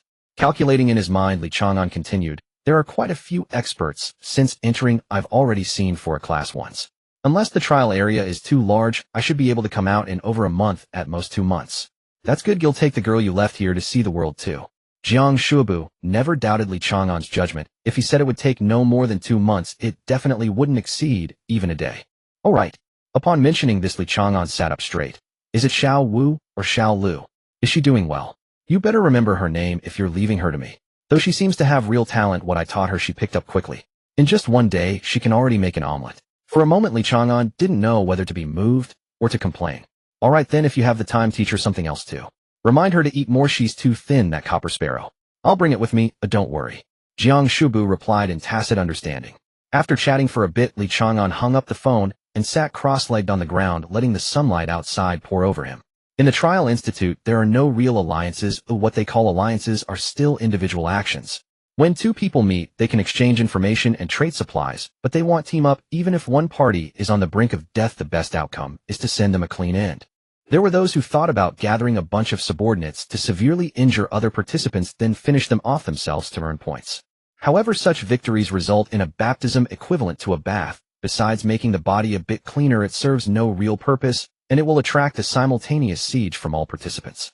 Once someone discovers that participants are banding together, they will immediately spread the news and unite everyone for a siege. Furthermore, participants injured in such battles will not be easily killed off. They will have a brief recovery period. This was a rule established by the first few victors of the Trial Institute, even made public. A certain individual who emerged from the Trial Institution and is now a big shot in the Empire also made a statement. Is the force behind you greater than my fist? So now the alliances in the Trial Institute are merely formalities. There will only be one victor, and who really wants to make others their own pawn? Li Chang'an was willing. He wished for an invincible prodigy to sweep through the Trial Institute, as long as he could survive. Once the points reach half of the total score, unless one is inherently bloodthirsty, most people would stop the killing. When Anran's ability is even more perverse than it sounds, simply put, he is a lucky star. Outside of battle, he can choose the best winning path. In battle, he can easily see through the opponent's attacks' escape routes. If I follow an Anran, I might just survive this trial. What a pleasant surprise. Maintaining his cross-legged posture, Li Chang'an fell into a deep sleep while pondering. The night was already half gone, and the bell tolled 11 times. Li Chang'an opened his eyes, picked up his backpack, and headed towards the dining hall. With nothing much to do all day, it's better to have a good meal and rest well. The top 3 in win rate are considered to have high chances precisely because they have the most information available for inquiry. The information known about others is too scarce, making them appear weak. Therefore, there is no need to spend time investigating the others. Besides, with hundreds of participants, Li Chang'an can't possibly investigate them one by one. True understanding comes from the guesswork and verification between life and death struggles. The rest of the understanding is merely theoretical. With 4 hours left until the next bell tolls, when it rings, the trial begins. The entire Trial Institute is shrouded in a murderous aura. Only at the final moment does the pressure truly explode. Some will go mad and some will become insane. The cafeteria was packed with people. Perhaps only a handful were like Li Chang'an, first-time participants like the rest, but everyone knew what the 11 chimes signified, hence their assembly there. They needed to prepare some provisions. As for the battleground, it was habitually called the trial ground. It was not an empty expanse, but rather mirrored the real world with different terrains offering varied features. Mountains and rivers perhaps. This was why Li Chang'an was almost certain that the trial ground was not constructed by the Empire. Current manpower was insufficient for such a feat. Everything found in the human world could be discovered in the trial ground, and even things that did not exist in the human world were present there. Unfortunately, no matter how precious the items, only the victor could bring them out, and even then only if their volume was not too large. Surviving participants would be transported away by a beam of light. Carried objects could not exceed the beam's scope, anything beyond its bounds would be forcibly severed, such as your head. This rule applied to both entry and exit, a lesson etched in blood by predecessors. Thus excess food could not be brought in. Most chose the military rations sold by the Empire, the latest innovation. A pellet the size of a tooth could sustain an adult for an entire day, albeit at an exorbitant price. For ability users whose appetites surpassed ordinary humans, every purchase of military rations was a nightmare. A single tiny pill cost 3,000 yuan, and someone like Chang'an consumed 30,000 yuan worth daily. To survive, even regular hunters would buy a few to carry, let alone those participating in the trial. Military rations were sold right in the cafeteria, a thoughtful service from the wretched capitalists. This revealed everyone's financial standing, such as a certain youth, who ordered 3 large bottles totaling 300 pills.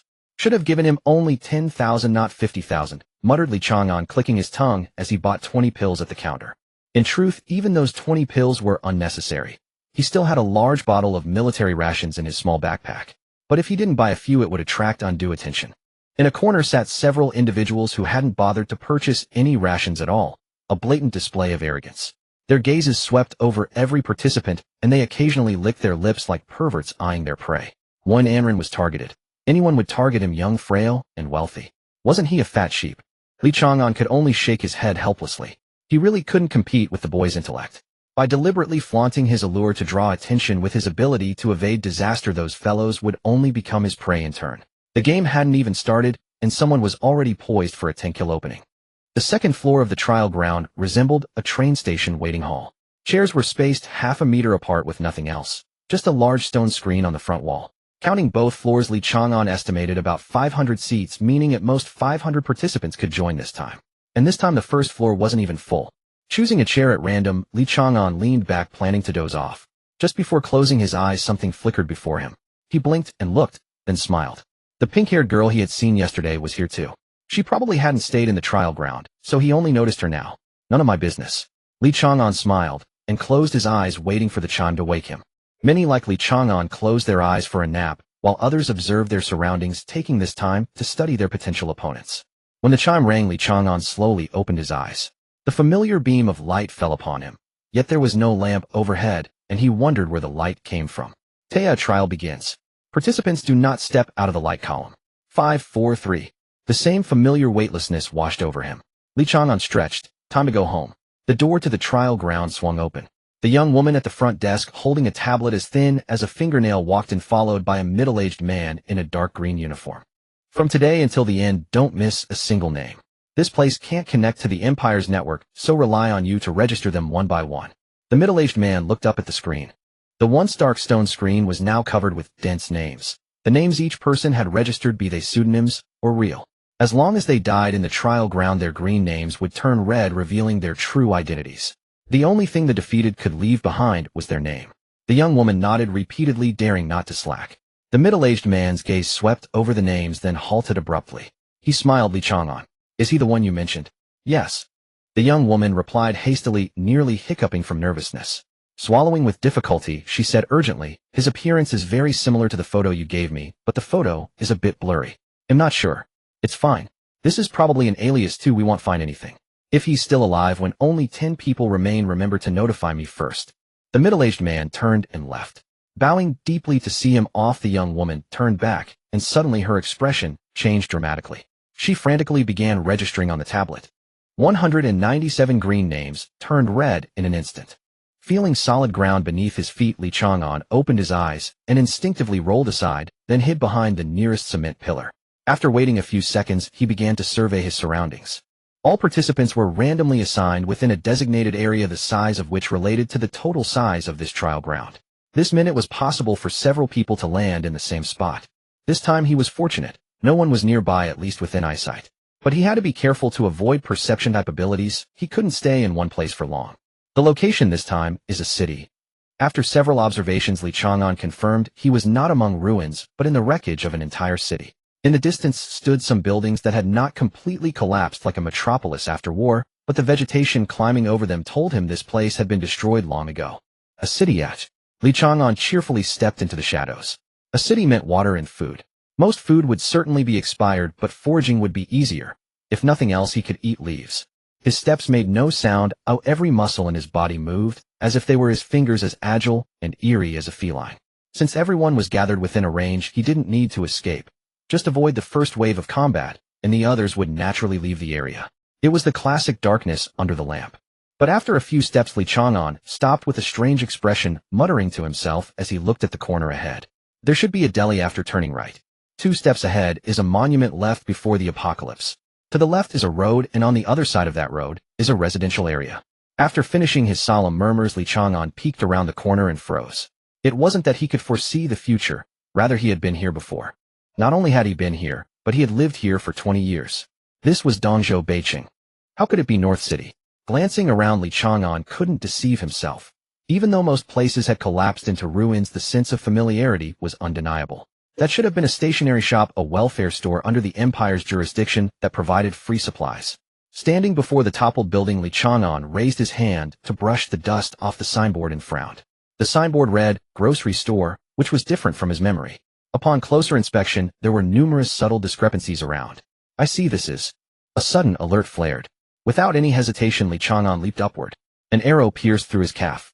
The enemy was far away. The arrow came from the south. He made a swift judgment while his body, without pausing, dove into the half-collapsed shop. With both hands, he lifted a massive stone slab to block the door, then curled himself into a corner. Contemplating an escape route, Li Chang'an pulled a roll of bandage from the side of his backpack, tore off a long strip, overlapped it, and tied it tightly near his knee joint to staunch the bleeding. Grasping both sides of the arrow shaft that had pierced through his calf, he exerted force and snapped it, leaving only the half buried in his leg. Only by doing so would it not hinder movement. As for the pain, it was entirely bearable. A long-range sniping ability using a bow instead of a firearm. This most likely meant it was the bow crossbow mastery, within the weapon mastery category. It probably was not a perception type ability. Li Chang'an made a quick judgment, pushed open the small door of the shop, and exited from the rear, then entered the dark alley behind the building. Taking 2 more steps, he located a manhole cover from memory, confirmed that no blood had dripped along the way, and then opened it. Even after descending into the sewer, he did not forget to replace the cover. 700 meters away, a young girl waited for a while, but still did not see her target emerge from the ruined building, so she had no choice but to withdraw her arrow and return it to the quiver. The very first target is this troublesome. Could the rest be the same as him? I really should have brought more arrows. Li Chang'an pressed himself against the sewer wall, moving forward soundlessly and at tremendous speed until he had turned 7 corners before stopping. With his past experience, the pursuer would have lost track after 4 branching paths. For now, he was relatively safe. What rotten luck. Another person who isn't short on cash. From several hundred meters away, and not a perception-type ability. That could only be a solo soldier-assisted aiming device. Even the cheapest costs 600,000. Li Chang'an sighed enviously. Resting for only 2 minutes, Li Chang'an drew a palm-sized dagger, heated it with a lighter for a moment to disinfect, then slit open his calf, and pulled out the arrow shaft using 2 fingers. He stitched and applied medicine with a proficiency that rivaled a surgeon's. Prolonged illness makes the patient a doctor, frequent wounds make the cobbler. This time I'd better keep a low profile and stay hidden below. The injury will still affect my movements. Leaning against the wall to rest briefly, Li Chang'an suddenly noticed there was not the slightest stench of sewage around him, which reminded him of the interrupted reasoning he had undertaken on the surface. That's right. This should still be North City, but a North City destroyed in the calamity. When he had confirmed the discrepancies between the ground and his memory, Li Chang'an had already formed this notion. The current North City was rebuilt after the apocalypse, modified from the original Old City, which is why Li Chang'an felt both familiarity and strangeness. Parallel dimension. Having read at least a little, Li Chang'an thought of these 2 words. The real space into which the trial grounds had teleported them was perhaps the parallel dimension that people had been discussing. In this dimension, the apocalypse wiped out the entire world instead of leaving a remnant of humanity. That was why he had seen the grocery store that should have been destroyed long ago. Likewise, the sewer no longer had its original stench. Some facilities were still operational, and now the sewer carried only clear water instead of filthy sewage. Li Chang'an's heart burned with excitement, feeling he had discovered some great secret. But seconds later, a bucket of cold water doused him. Why dwell on all that? I'm here to participate in the trial. I can't stay here any longer. It's time to find another place. Li Chang'an rose to his feet. A numb, itchy sensation in his calf indicated the wound was healing. In truth, his claim of being a reinforcement-type ability user was not wrong. Not strength reinforcement, but full-body reinforcement. This included self-healing. The injury would likely be fully recovered in half a day. As someone born after the apocalypse, Li Chang'an knew little about the world before the cataclysm. Only what he had learned from new textbooks. However, during one trial, a dying participant had said a few words to him. Everything you know is a lie. Well, real or fake, no matter what the past was like, at least I can tell that this thing over 2 meters long is. Around the corner, a pointed-nosed rat over 2 meters long ambled forward as leisurely as a duck. It stood nearly as tall as an adult human's chest with thick, powerful limbs and claws that gleamed with a cold light. Absolutely terrible luck. Shaking his head, Chang'an seized the initiative, stepping forward and raising his fist to smash at the rat's eye. When body sizes are equal, most creatures are far stronger than humans, let alone a terrifyingly large. At the critical moment, the rat dodged without hurry, and Chang'an even caught a hint of human-like disdain in its eyes. Its tail, as long as its body, lashed out like a steel whip, tearing through the air with a piercing screech. Though the tail came from behind, Chang'an seemed to see it coming. He dropped his shoulder, letting the tail graze past, then followed with a rising knee. The space was cramped and narrow. The rat's claws pierced through the concrete wall as it leapt upward to evade. This was where biological instinct and human intellect diverged. What should have been a knee strike transformed into a snapping kick as Chang'an twisted his waist, sending his leg up like a bat leaks. A crisp sound of shattering bone rang out, and the rat's skull caved in considerably. Even so, it still had enough strength to flee. Unfortunately, by now thinking of escape was far too late. Moreover, a place like the sewer was not suited for turning around. If it wanted to leave, it could only charge forward. But Chang'an kept pace with it, and before it could run a few meters, he chopped his palm against the rat's cervical spine. Its body convulsed, then the rat slumped limply, the intelligence in its gaze not yet fading. What a hassle. If you hadn't resisted, I could have let you die easier and wouldn't have splattered blood everywhere. Chang'an sighed. Blood meant evaporation. The scent would disperse, and someone would inevitably pick up on it. Moreover, combat could hardly be conducted in complete silence. Ability users had far better hearing than ordinary people, just to varying degrees. The sewer, which had been relatively safe, now became dangerous. Who knew how many more of these rats lurked in the shadows? Wiping some of the rat's scent onto himself, Chang'an drew his dagger, slit open the rat's back fur, and took out the tenderloin. He rinsed it in the clear water nearby and ate it in large, voracious bites. Lighting a fire to roast the meat would be the stupidest move. Smoke and aroma would become fatal oversights. The only pity was that he had forgotten to bring salt this time. He could not discard the blood-stained fur. He carried it along, then, after walking a few hundred meters, he threw it into a branching waterway to confuse any trackers. Now it was time to return to the surface. If any god exists, please don't let me be ambushed right away. Muttering a casual prayer, Chang'an pushed open the manhole cover above his head. The wind swept by in gusts, stirring up a handful of yellow sand. The woman walking amid the iron ruins was like a flower reborn after destruction, brilliant and dazzling in this desolate, ruined city, yet utterly out of place.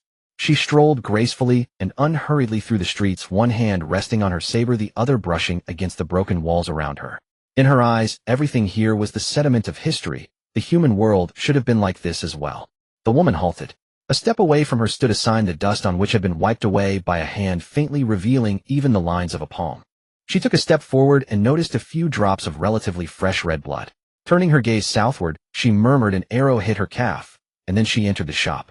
The woman muttered to herself as she pushed aside the boulder blocking the shop entrance, standing exactly where Chang'an had hidden earlier. Here she bandaged the wound, snapped off the arrow, and calmly treated her injury. Moreover, she analyzed the opponent's location and possible abilities. The woman looked toward the other small door. If Chang'an had been present, he would have seen that every step she took precisely matched the path he had once walked. Standing by the manhole cover, the woman hesitated. After a moment, she shook her head. No, it's too dirty down there. Let's let this fellow off. She turned and walked away without a trace of reluctance, her gait as light as if she were hunting, or rather picking flowers. While maybe the gods really do exist. Chang'an shrugged. Having just emerged from the sewer, he found himself facing a supermarket. Expired food, generally speaking, would not harm ability users, let alone an ordinary individual with exceptional physique like Chang'an. But what delighted Chang'an the most was not food or water, it was time.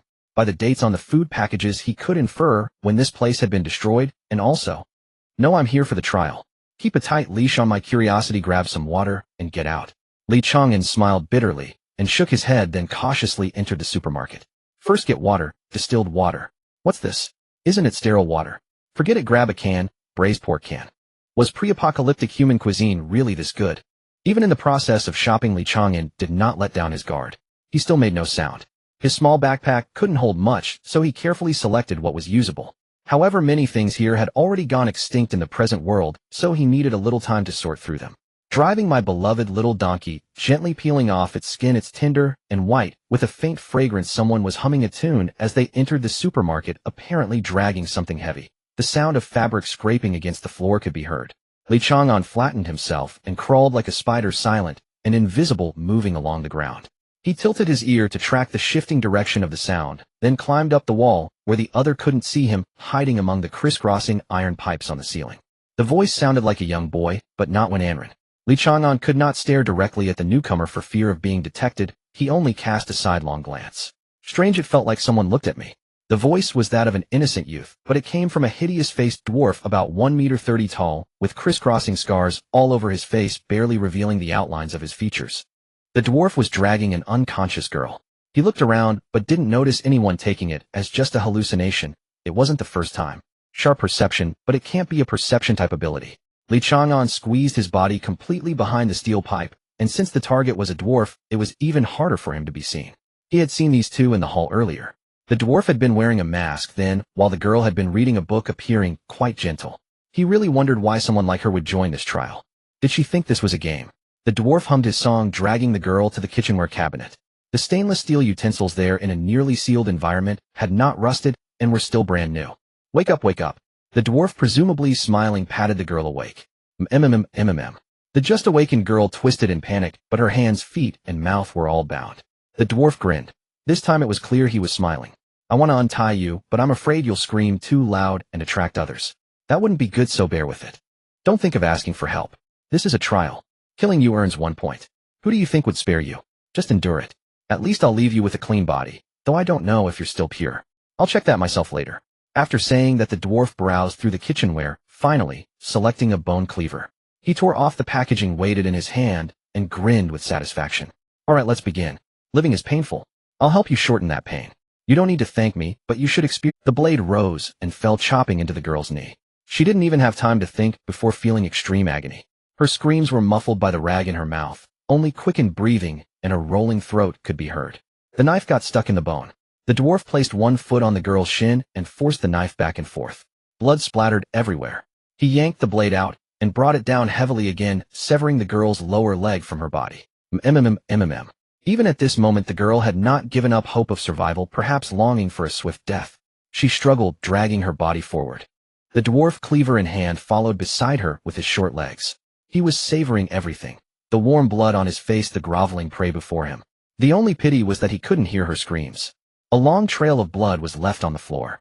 The thick blood coagulated quickly upon contact with air, forming a thin skin on its surface, like a layer of milk skin. The dwarf raised a malformed finger and counted 5, 4, 3. When the last word fell, he lifted the bone cleaver again. The girl's face was pale.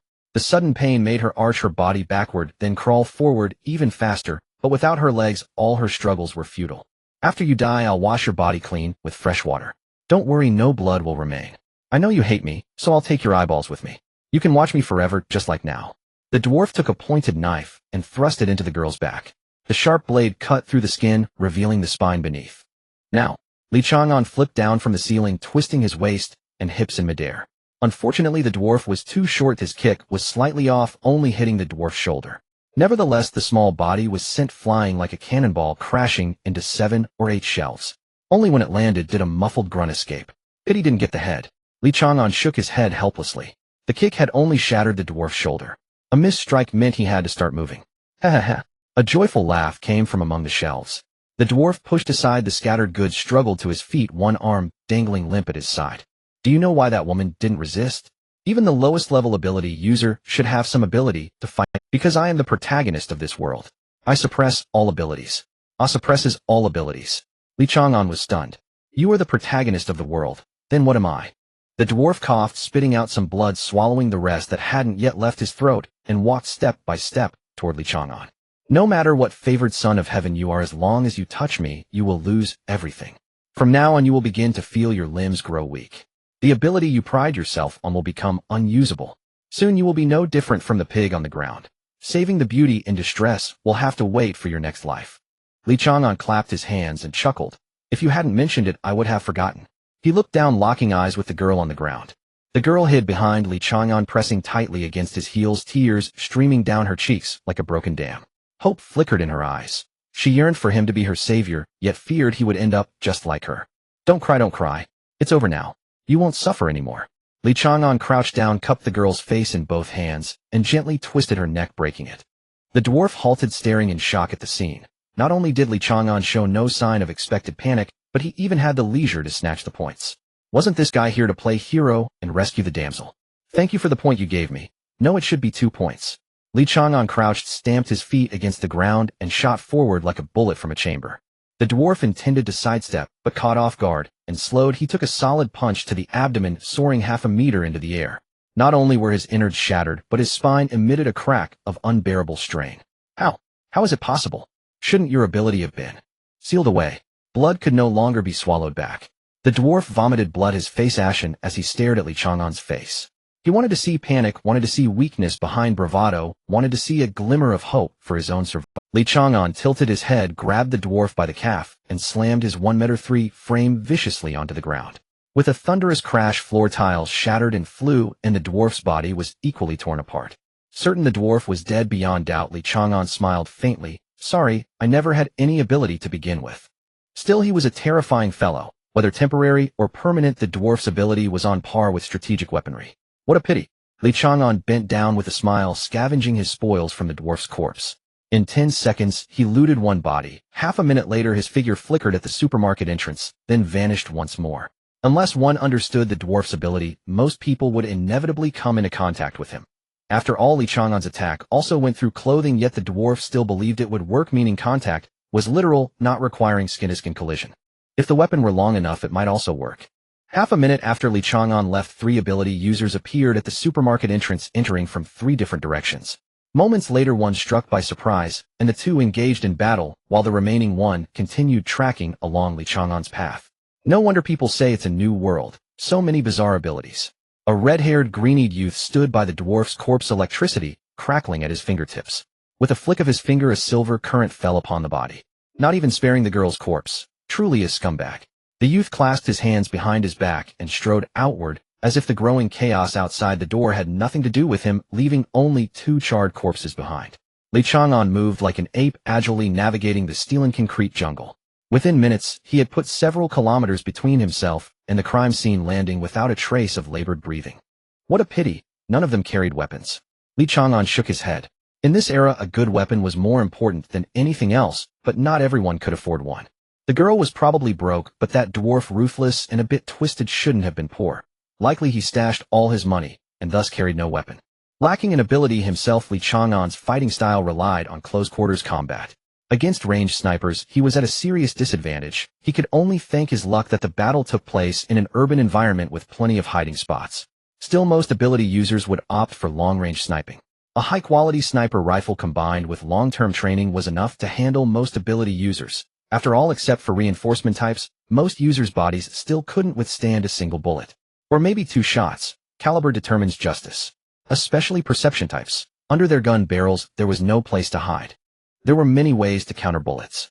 For example, elemental type ability users, upon reaching a rank, could briefly transform their bodies into the element they controlled.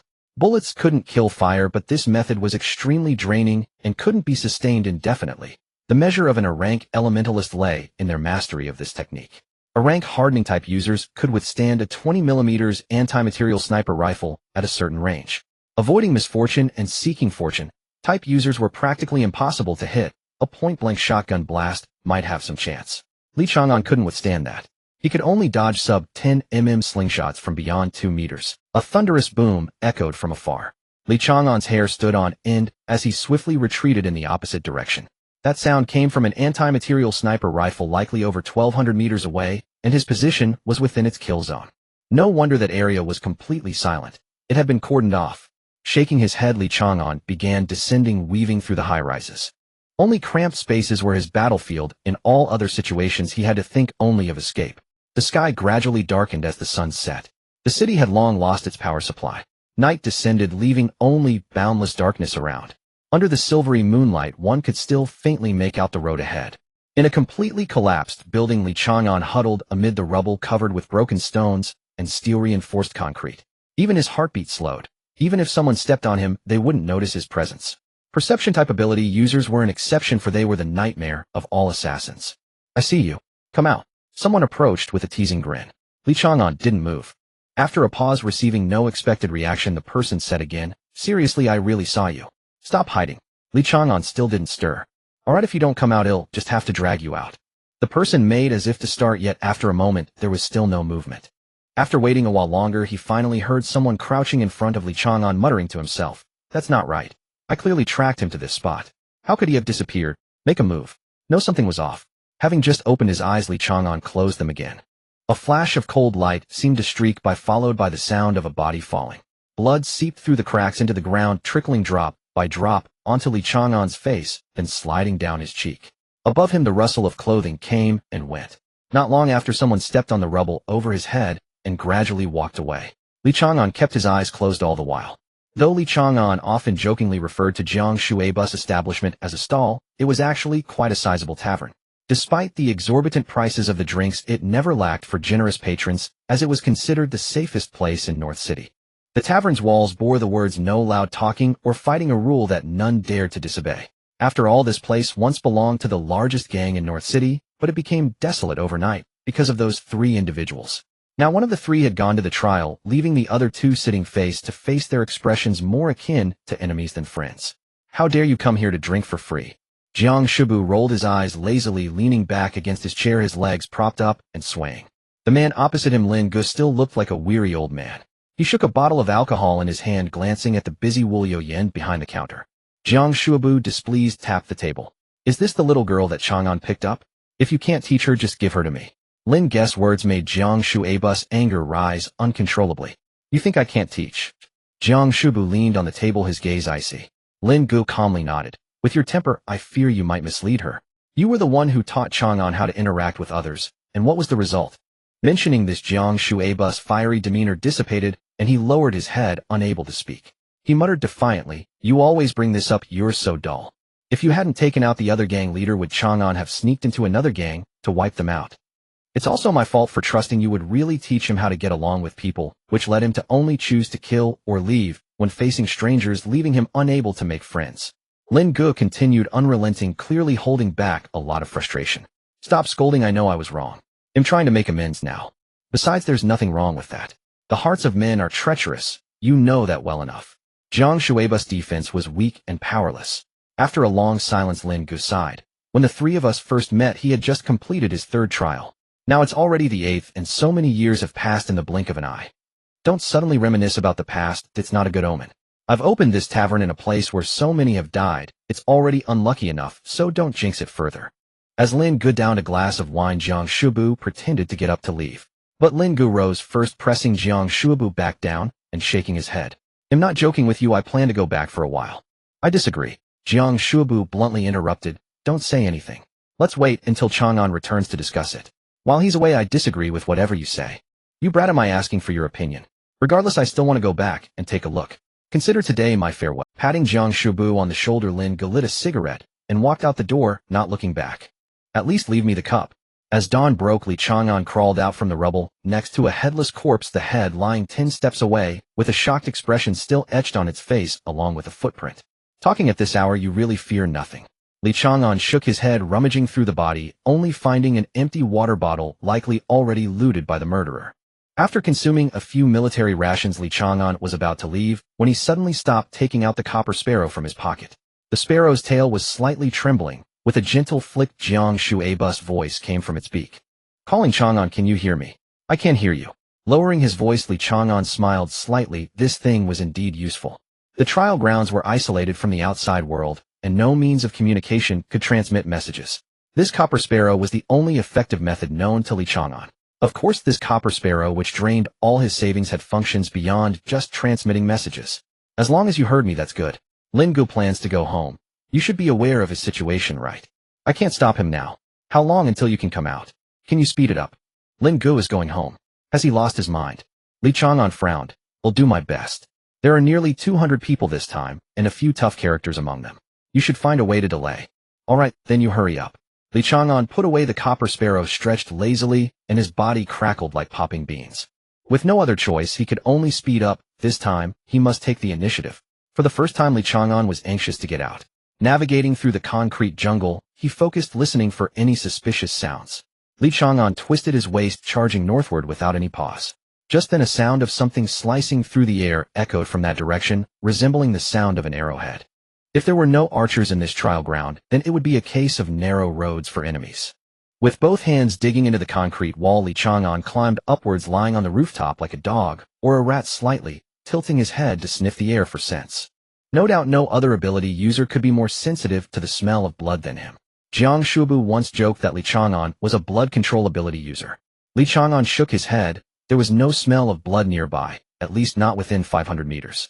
The scent of blood beyond that distance became extremely faint and easily mixed with other smells.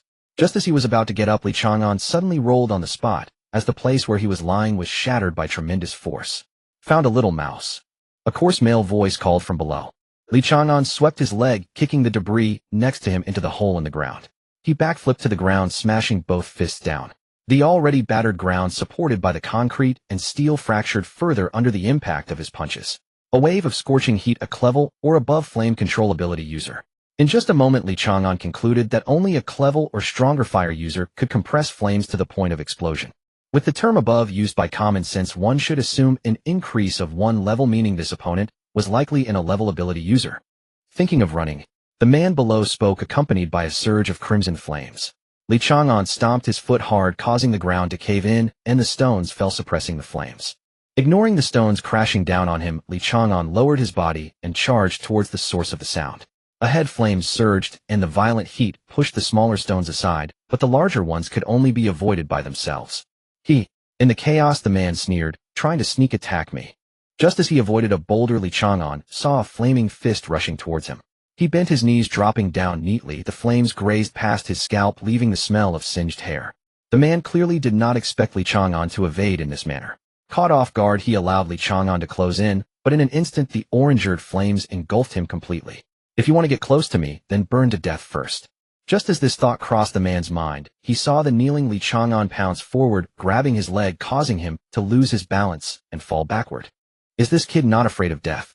A fleeting glance revealed that the man could already see the flames igniting Li Chang'an's sleeves along with his burned arms showing signs of charring. After toppling the man, Li Chang'an raised his hand. Without hesitation, flames crept up his arm, and Li Chang'an could clearly perceive the desiccation and regeneration of his muscles. The man before him, roughly in his early 30s, now covered his lower body with both hands, his face twisted in agony. The recent screams of pain must have drawn attention, especially since there were already others fighting nearby. At most 2 minutes remained. Pondering did not make Li Chang'an pause. Shaking off the blur of flesh and blood from his hand, the vital part from the man's body, he once again lunged forward, nearly skimming the ground using both hands and feet like a wild beast.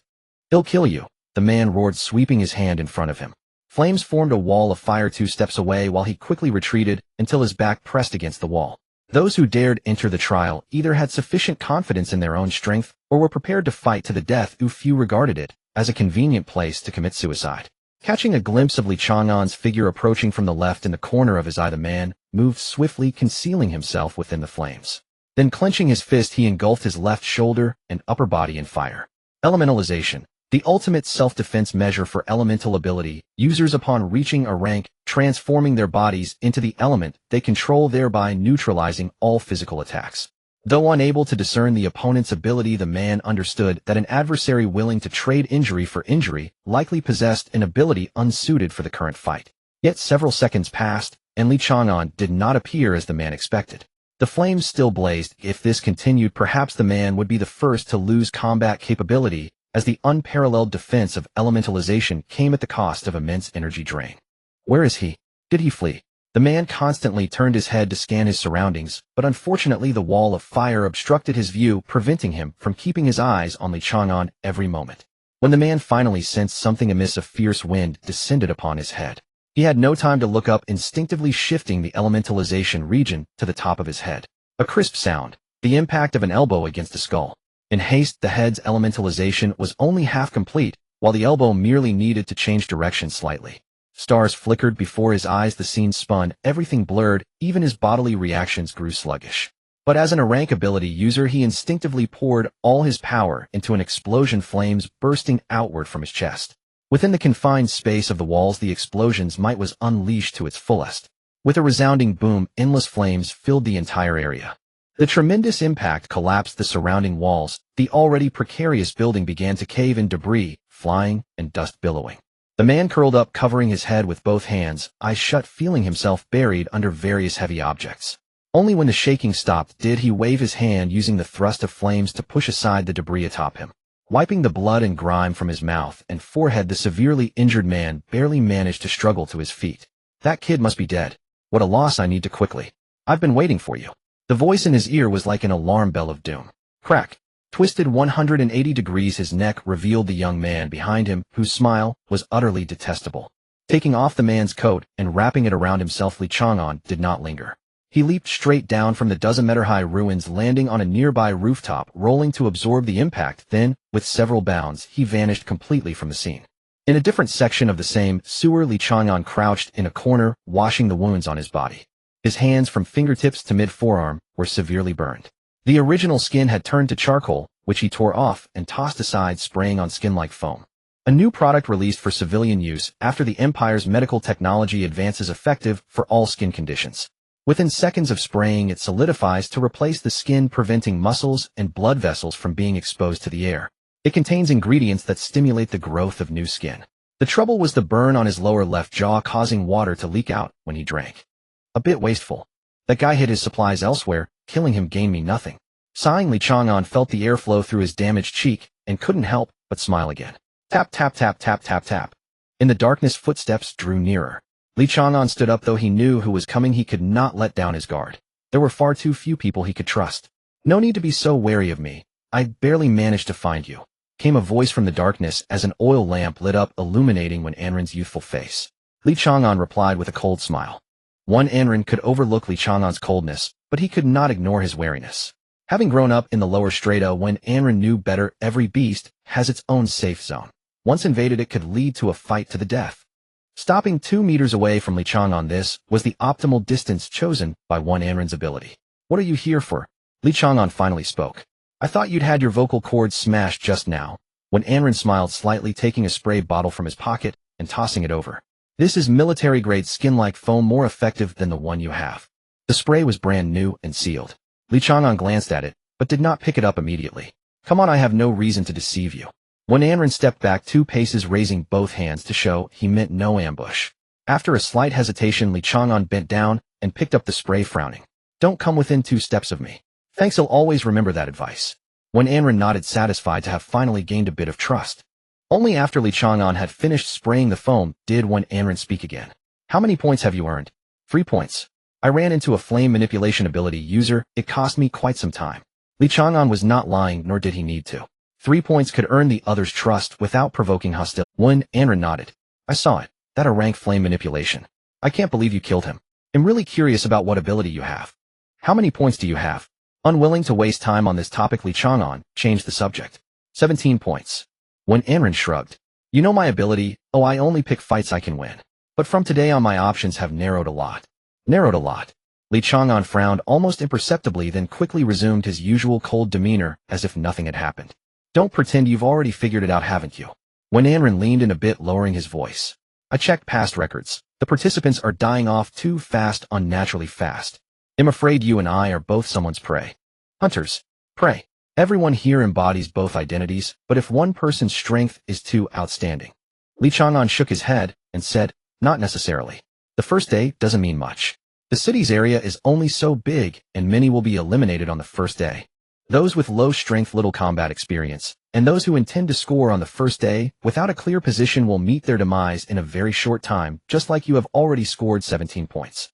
If I remember correctly, there are 197 participants this time, and together you and I account for 1/10 of the score. Anren suddenly showed a strange smile, sizing up Chang'an from head to toe. So you can be so talkative. Don't be angry, I'm serious. Do you remember the one ranked first in the win rate on that document? The one named Charles. He just entered yesterday, and his thunderstorm claimed at least 20 lives, covering an area of at least 500 meters. Chang'an exhaled, looking down at the ground. Do you feel a bit numb in your body? I do, but it doesn't matter. Anren shrugged. My ability tells me it's safe now, so I shouldn't move recklessly. Alright, but I need to go take a look. I hope it ends up being just you and me left.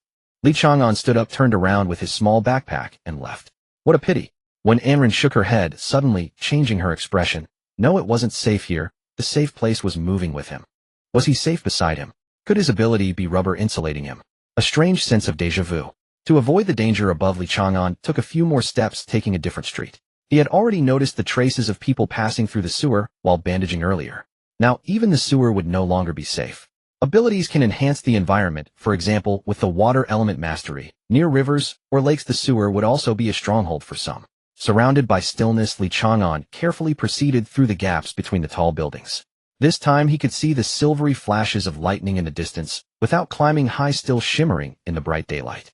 A young man floating in midair looked like a god of thunder, descending, standing amidst the lightning under the vast sky with nothing but void beneath his feet. Is it magnetism?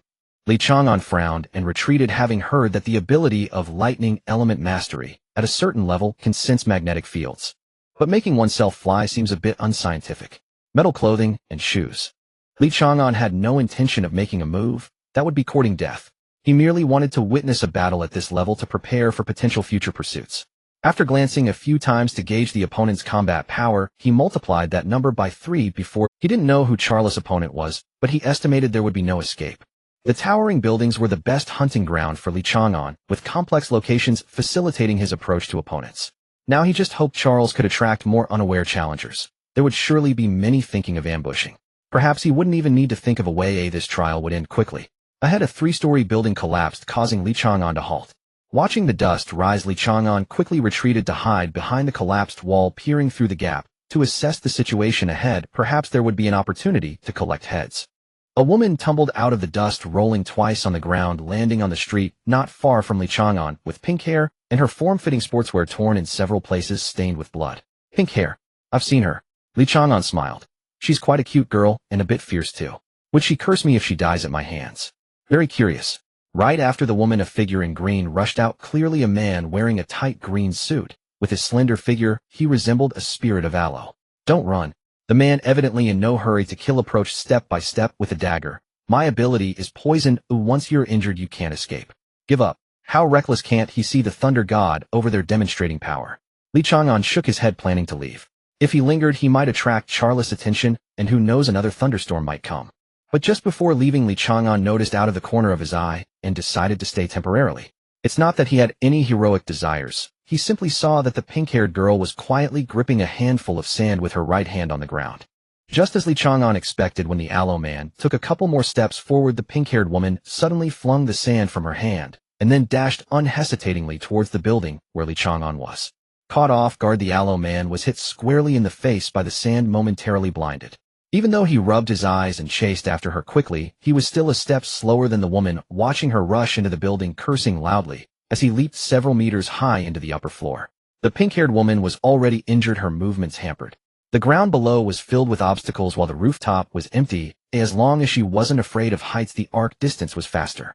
As he schemed in his mind about how to torment this woman later, the aloe man suddenly froze, looking down at the arm that had pierced through his chest. Fearing the aloe man wouldn't die quickly enough, Chang'an followed up with another punch, his fists piercing through the chest. Then he forcefully tore outward. Though the force was slightly lacking, it didn't tear him in half, but it did create a large hole in the chest with internal organs spilling onto the ground. I was actually planning to leave already. Chang'an squatted down helplessly, first picking up the aloe man's dagger, then attaching a conspicuous small bag from his waist, flipping and leaping down from the building. There was still 1 point of movement left. He couldn't let it go. Just as he steadied himself, Chang'an collided with the pink-haired woman below, just about to make a move. It's you. The pink-haired woman recognized Chang'an's identity, looked up immediately, understanding, and said softly, "Thank you." Chang'an smiled and shook his head. "No need to thank me, I know you just passed by, not intentionally coming to save me." The pink-haired woman smiled gently. "My name is Lin Yubai. If it weren't for you, I would have been dead today, but I've been poisoned now and can only forfeit." No, you actually don't have to forfeit." Chang'an grasped the dagger and stepped forward, his body relaxed like willow catkins swaying, but just half a step closer, he would be like a tightly wound spring, killing in an instant. Lin Yubai stepped forward and embraced Chang'an with her arms open, smiling, yet slightly choked. "Thank you for encouraging me, but I was wrong. I really don't have the qualifications to be here. You need to survive. I will wait for you outside. It's too dangerous here. I shouldn't let you protect me. I can't hold you back. Actually, that day you wanted to save that sister too, right? I'm sorry I glared at you. You're really a good person." Good luck. Chang'an watched as Lin Yubai dissipated into a shower of light in his arms, knowing she had chosen to forfeit. He then looked at the dagger in his hand, puzzled. The trial's judgment is very strict. One can only forfeit under absolutely safe conditions. Even if someone shows killing intent nearby, one cannot forfeit. So, why didn't I kill her? Is this woman's ability to eliminate murderous intent? The momentary confusion caused Li Chang'an to stop considering a retreat, and instead, he crouched beside the aloe vera man examining the wounds on his body. Could the medium of activation be contact? From the moment she touched me, I unconsciously forgot to kill her. It may not be the elimination of murderous intent, but rather a relaxation. Li Chang'an murmured to himself as he got up and turned to look behind him. When Anren emerged from around the corner shrugging her shoulders and said, "I still feel safer staying by your side. I don't know why, but I promise to leave soon." Alright, there's an ability in the mind system that can help treat psychological issues, allowing patients to let down their guard. Do you know what it's called? Estimating the distance between them, Li Chang'an agreed.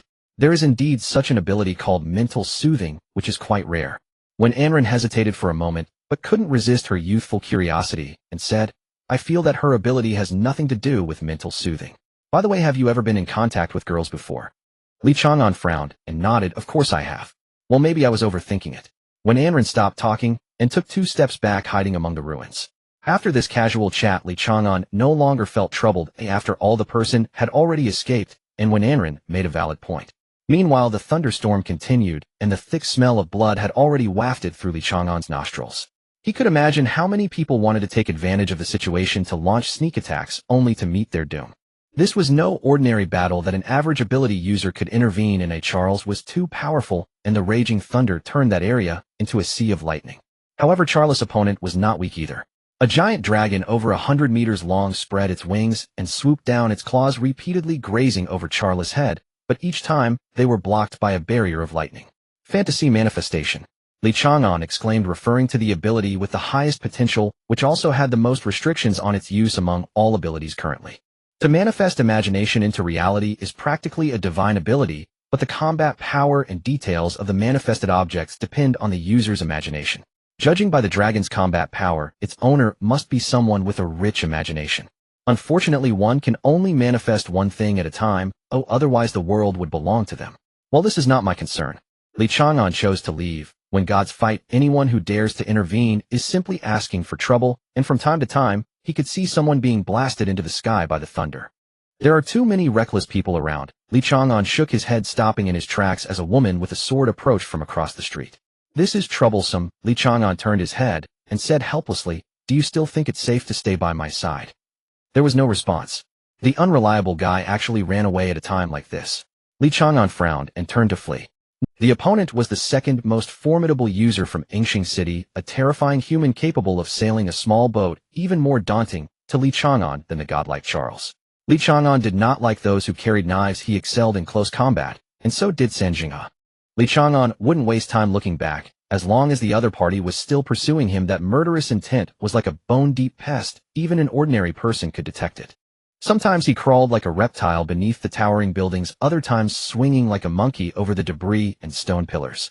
Li Chang'an exerted himself fully, but this time he did not enter the sewer, as it would be harder to hide in such an open area. In most cases, the complex sewer system could easily help one evade pursuers, but now it was the opposite. It was too open, causing any sound to become clear, and the moss everywhere made it easy to leave traces. After spending half an hour while avoiding other ability users along the way, Li Chang'an was panting when he finally stopped. A feeling of fatigue that he hadn't experienced in a long time washed over him. In half an hour, he crossed 3 districts. Soon, he should be leaving the city. Of course, he couldn't get out. A black line encircled the city, and anyone who stepped outside would be violating the rules. No one knew what the consequences would be, as those who crossed the boundary disappeared without a trace. Exhaling the stale air from his lungs, Li Chang'an entered a small shop that had long since collapsed. He rummaged through the rubble and found 2 bottles of still intact mineral water, gulping them down. The chilling feeling of that bone-deep pest had dissipated, and Li Chang'an finally felt at ease. After all, this was North City, and I don't believe anyone knows this city better than I do. Not far from the boundary, he would probably rest here for the day. Even though there were several kilometers of distance, Li Chang'an could still see the ongoing battle in the distance. The thunder had not dissipated. On the contrary, it grew even more intense. He wondered where the limits of those prodigies' stamina lay. Just as he closed his eyes, Li Chang'an suddenly opened them. 200 meters away, Sanjingha was approaching slowly. "Are you familiar with this place?" Sanzang's pace was neither fast nor slow, unhurried, and the same. Li Chang'an stood up. This time, he chose not to flee. If he couldn't escape after crossing half the city, it meant the other party had their own methods of pursuit. Then there was no choice but to fight to the death. Watching Li Chang'an retreat 2 steps and hide in the shadows, San Jinghe could sense a chilling, murderous, intense sweep across her body, like thousands of ants crawling over her, making her feel a tingling sensation. I won't kill you right away. Your familiarity with this place feels like you've been here before. No, it should be said that it seems you have lived here. I am quite curious about you. San Jinghe drew her knife. The distance between the two was already less than 50 meters, and as Li Chang'an vanished, that distance quickly closed in only to rapidly separate again back and forth. A piece of rubble shot towards San Jinghe, like an arrow released from a bow, but the next moment, she shattered it into pieces. Standing less than 7 meters tall with arms over 65 centimeters long and a blade about 80 centimeters long, this meant her attack range was roughly around 150 centimeters. Li Chang'an silently estimated the distance while constantly changing his position. Just like an evil spirit in the shadows, any hidden corner was a place for him to strike. Chunks of rubble attacked from all directions. But not a single piece of stone could touch Sen Zheng's body. Just as Li Chang'an had estimated, every piece of rubble was shattered when it approached within about 150 centimeters of her. Not relying on the blade's body, just the tip, Li Chang'an had not yet tested San Zheng's ability, but he already had a rough estimation of her swordsmanship. Are you testing my abilities? San Jinghe suddenly spoke, her tone gentle, yet devoid of any emotional fluctuations. Your testing is futile. If you come out and answer me a few questions, I can tell you directly. She's quite strong. That was Li Chang'an's evaluation of San Jinghe. Also quite naive. This was still Li Chang'an's evaluation. This deceptive tactic was truly not very clever. The testing should be coming to an end. The rubble hurtling towards San Jinghe suddenly multiplied from a single stone to dozens, with head-sized fragments crashing down alongside them. Li Chang'an followed the thrown debris, leaping from a height and concealing his form completely behind the stones, resembling a sphere with 4 limbs, as he uncharacteristically grasped the dagger in his hand. This dagger, bought for 15 yuan at a roadside stall, served mostly as a kitchen utensil, but now briefly assumed the role of a weapon. As before, the rubble was pulverized before it could reach San Jinghe, revealing Li Chang'an behind the debris. Before he could thrust the dagger forward, a cold sweat drenched his back as a long-forgotten premonition of death weighed on his heart. Abandoning the attack, he twisted his waist at the risk of spinal injury, altering his landing point. No sooner had his foot touched the ground than he rolled without hesitation, his ankle emitting a sickening tear. San Jinghe did not immediately pursue. Just as she had said, she had no intention of killing him outright. She held her blade casually and frowned. You're like a beast without a shred of a warrior's elegance, driven solely by the instinct to hunt. Li Chang'an rose unhurriedly. Since his opponent wasn't attacking immediately, there was no need to further ravage his body. He used the time she wasted on words to recover a little more.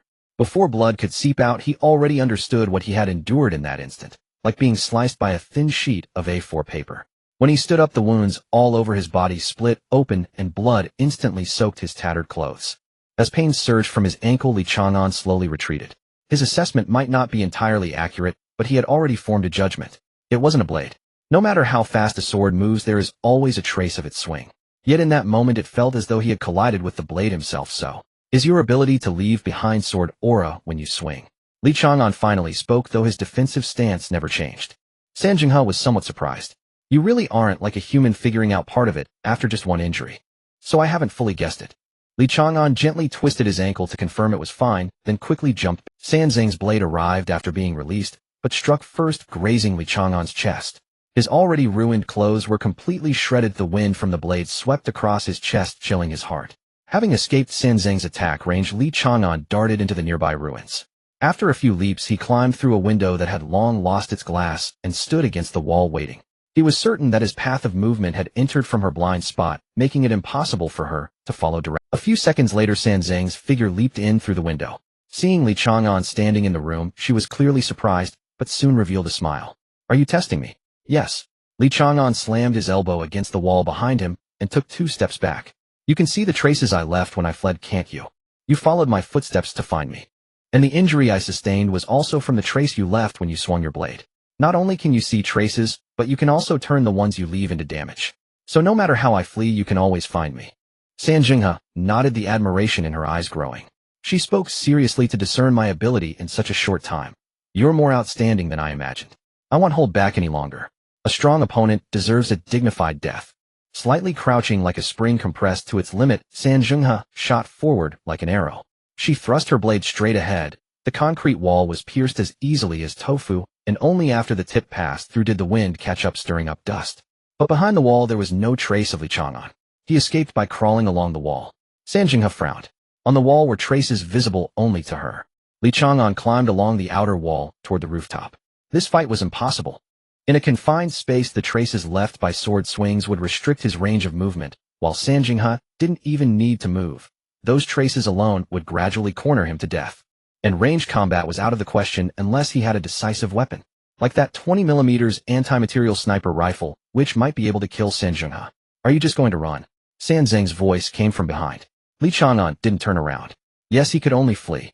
A battle with no chance of victory was a joke. Bang!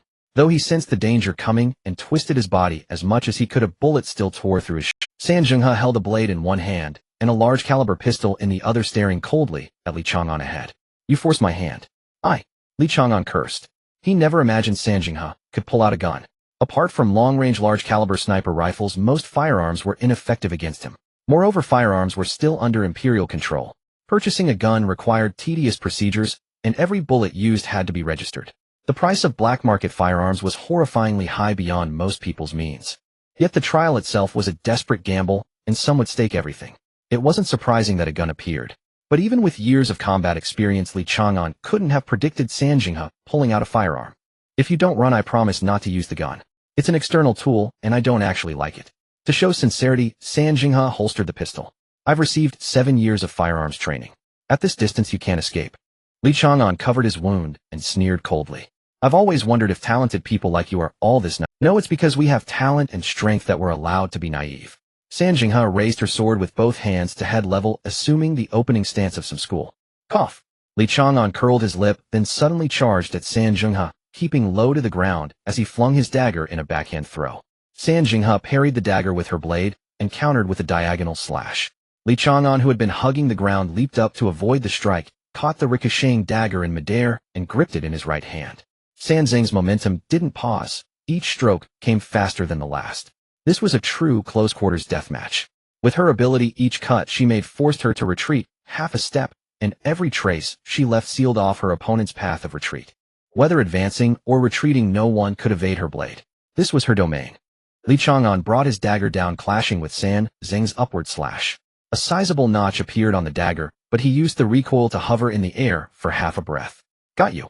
Li Chang'an uttered these words seemingly out of nowhere, then kicked off the blade's body and retreated rapidly.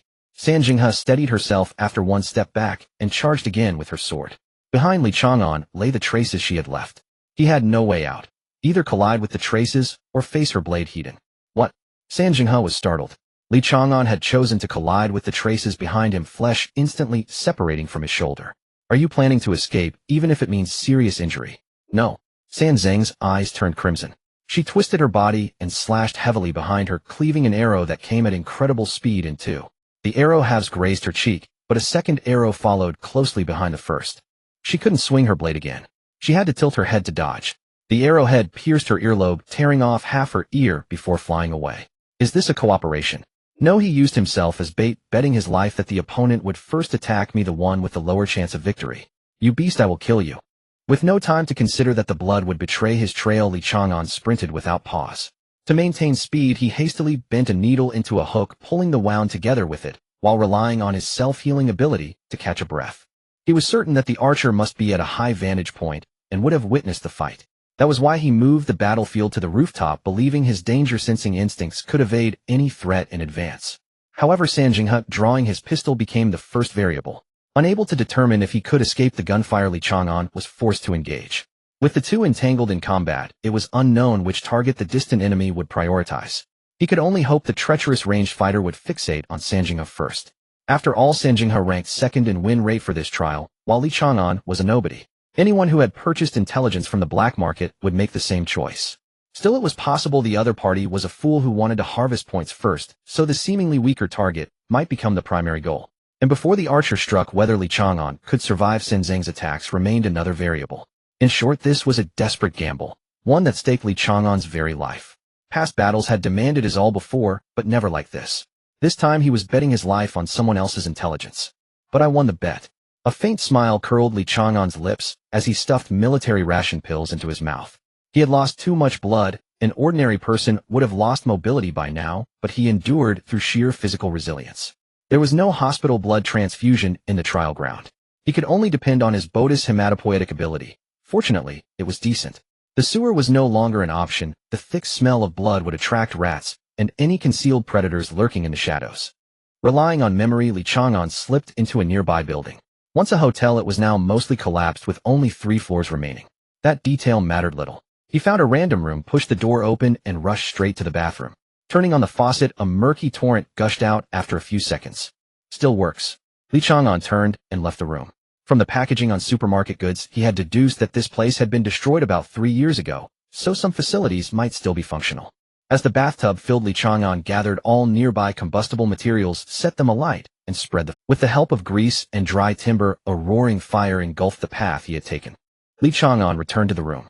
His backpack had been destroyed in that fight, but he had been quick enough to salvage some items, such as the water purification stone for sterilization. He stepped into the bathtub along with the purification stone and closed his eyes. A single fire wouldn't attract attention. The entire city was ablaze now. Charlotte's battle was still raging, only the battlefield kept shifting. The azure dragon was covered in scorch marks, its once gleaming scales largely shed, yet it fought with mounting ferocity. Dragon blood stained the heavens crimson before vanishing seconds later. Bathed in thunder, Charles seemed intent not only on slaying his opponent, but on annihilating the world itself. The already ruined city teetered on the brink. Wherever he passed, nothing grew. The city's vitality was being extinguished. Charles, how about we stop? The dragon spoke in human tongue. I admit I'm no match for you, but if we keep on, you won't fare well either. Rather than let someone else pick up the spoils, why don't we call a truce for now? Standing in the void, Charles, though his robes were torn in many places, could not conceal his composure and nobility. He smiled faintly. You mean to tell me that when only the 2 of us remain, we will settle this once and for all, correct? The dragon hastened to reply, exactly. We are worthy opponents, aren't we? This is only the 2nd day of the trial. There's no need for life or death between us. I must decline. That would contradict the spirit of nobility. Charles shook his head. The royal blood flowing through my veins forbids any compromise. I would rather die standing than live in shame. Seeing the thunder closing in again, the dragon could only curse under its breath and charge forward. This was not the trial it had envisioned. With its strength, it should have been the center of attention, having endured years of obscurity for this very eruption. Why? Chang'an sat up in the bathtub, examining his body. The rate of his recovery far exceeded his expectations. Even the bullet wound through his shoulder had already sprouted pink new flesh. This was unlike anything before. He forced himself to stand, looking at the fresh tissue covering his body. Frowning, he murmured, did something I do trigger this? Or did I come into contact with something? Is it the water? No wounds have touched water before. Or perhaps this is my ability. Just too faint to detect through testing. Impossible. There's no way I wouldn't sense my own ability. This is pure recovery power. Or maybe I've grown stronger. In disbelief, Chang'an, still naked, threw a punch. Only to have the shoulder wound rupture again. Bloods. Alright, I haven't gotten stronger. Clutching his chest, he sat back in the tub, feeling the healing speed of his shoulder. It seemed only his self-recovery had improved slightly. Indeed, his initial speculation was correct. Chang'an tilted his head in frustration. From previous trials, he had suspected that his growth came not only from the trials themselves, but also from endless combat. However, the degree of improvement was barely noticeable. Only after surviving a brush with death, not a desperate fight to the finish, did he clearly sense a change. This time he had narrowly escaped death rather than fought to the death, so only his self-healing had strengthened a little. Damn it. Everyone gets stronger after a life-or-death fight. Can't I get a decent ability? Chang'an stood up. The fire outside was dying down. He couldn't stay here any longer. If I awakened an ability, what would it be? Should I go for the elemental type or the warrior type? The mystic type isn't bad either. He tore off his tattered pants, wrung them out, wiped the water from his body, and was about to change clothes. Wait, where are my clothes? Right, they were destroyed along with the backpack. Shit. This was the first time since entering the trial that Chang'an felt truly stumped. Ha. A head much larger than a normal person poked through the door, licking its lips. I knew someone was hiding here. You look pretty badly injured. Don't bother resisting. The large head pushed the door open and stepped inside. His head was as broad as his shoulders, and his bizarre lumpy muscles seemed glued on, radiating an eerie aura. Aside from his head, the man carried a massive meat cleaver. He'll take good care of you. Before he could finish, his prey charged at him. He hurriedly swung the cleaver in front of himself. Dodging the blade, Chang'an threw a heavy punch, only to see the large head vanish from before him. Teleportation. Then he must be behind me. Feeling a chill on his back, Chang'an ducked and swept his leg. Shin met shin, two crisp fractures sounded almost simultaneously. The large head let out a pained howl only to see the man with the equally broken leg charging at him again. "No, you son of a bitch. Do you not feel pain?" Another punch missed. Without hesitation, Li Chang'an rolled sideways, dodging the cleaver that came down where, staggering back, the large head gripped his cleaver, eyes locked on every move Li Chang'an made. He couldn't fathom why a seemingly gravely wounded opponent was so formidable, and why he didn't use an ability. Was he looking down on him? Or was his ability that being shirtless boosted his combat power? Li Chang'an gritted his teeth. The pain in his shin was nothing, but without clothes he was a bit cold. There have been many dangerous abilities encountered, but troublesome powers like teleportation are rare. The danger of teleportation depends on the user. This is why teleportation, despite being such a powerful ability, is categorized under the auxiliary system, also known as the non-direct combat system. While it lacks lethality, it possesses the capability to overturn the tide of battle, and thus all such abilities are classified under this category. Undoubtedly, those who wield teleportation have the qualifications to be decapitators in any combat. However, this big-headed individual is quite average. Their use of teleportation is limited to evasion and relocation, failing to unleash its true offensive potential. Had it been a normal situation, they would have been dead under Li Chang'an's hand more than once. But today is different. To outsiders, Li Chang'an merely awakened his abilities late. During his childhood, his classmates had already shown their talents while he remained just an ordinary human child. As a result, he suffered quite a bit of bullying. One winter after school, he was blocked by classmates who stole his clothes, forcing him to flee home naked through the heavy snow. Upon returning, he was brutally beaten by his mother for losing his clothes and ended up kneeling on the cold balcony until midnight. From that point on, Li Chang'an could not stand the cold. Even having a towel wrapped around him would have been better, but he had taken everything that could start a fire from the hotel. The big-head person held a knife, curious as to why this guy suddenly stopped attacking. After a brief encounter, fear had already taken root, and he had no intention of continuing the fight. "Your fighting spirit has vanished," Li Chang'an smirked, picking up a shard of a tile in his hand, fighting against the chill as he charged forward. When the fear inside is exposed, a typical person might give up or completely lose their fighting spirit. The big-head individual was the latter. Possessing teleportation, he was better suited for stealthy, lethal strikes. Yet unexpectedly, the person he encountered this time was a reckless fool who, despite his wounds bleeding profusely, charged forward without a care for his life. This made the big-head individual retreat even more, and his figure vanished once again in the room. He should have left long ago. Outside, the big-head person ran downstairs, spotting many places where flames had yet to be extinguished. He decided to teleport while crossing through the fire. A strong wind pressed down from above. The big-head individual felt the hairs on his body stand on end, and at the critical moment, he teleported backward to avoid it. However, he had barely regained his footing when a cold sensation pierced his brow, accompanied by a sharp feeling rushing toward him. Such a remarkable ability, yet used so clumsily, truly is enviable. Li Chang'an gritted his teeth. The tile shard, after all, was not sturdy enough, and it shattered into two pieces before it could penetrate the big-head person's brow. It wasn't until this moment that the big-head person let out a panicked cry, flailing to swing his knife. He could evade, but if he avoided again, he feared he might lose track of this guy. Li Chang'an suppressed the instinct to evade, and with a palm like a blade ruthlessly pierced the big-head person's neck, grasping the cervical bone amidst the flesh before the cleaver could reach him.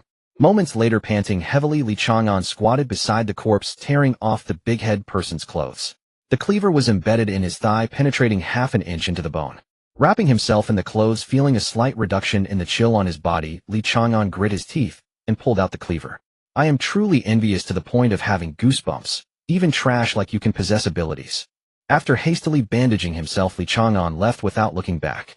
The supplies on him were insufficient, and he had consumed and lost a large quantity of military rations in several fights. The immediate priority was to find enough resources, with medicine being of utmost importance. No matter how strong the self-healing ability, it couldn't withstand such battles. Though the tibia of his right leg was not completely fractured, it was filled with fine cracks, and his left thigh had been cleaved into, requiring urgent medical treatment. The hospital in his memory was still a distance away, and he could no longer avoid all dangers.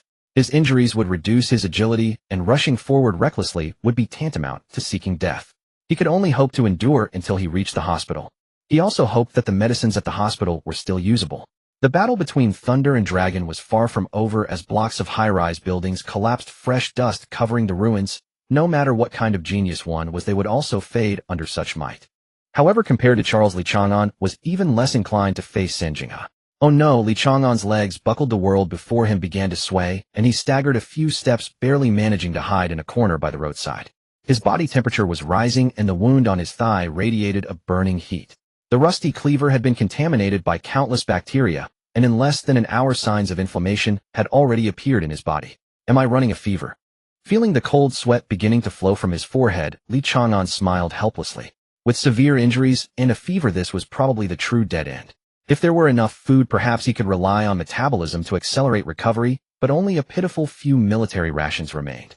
It's all that damned woman's fault. All the food and medicine were left behind.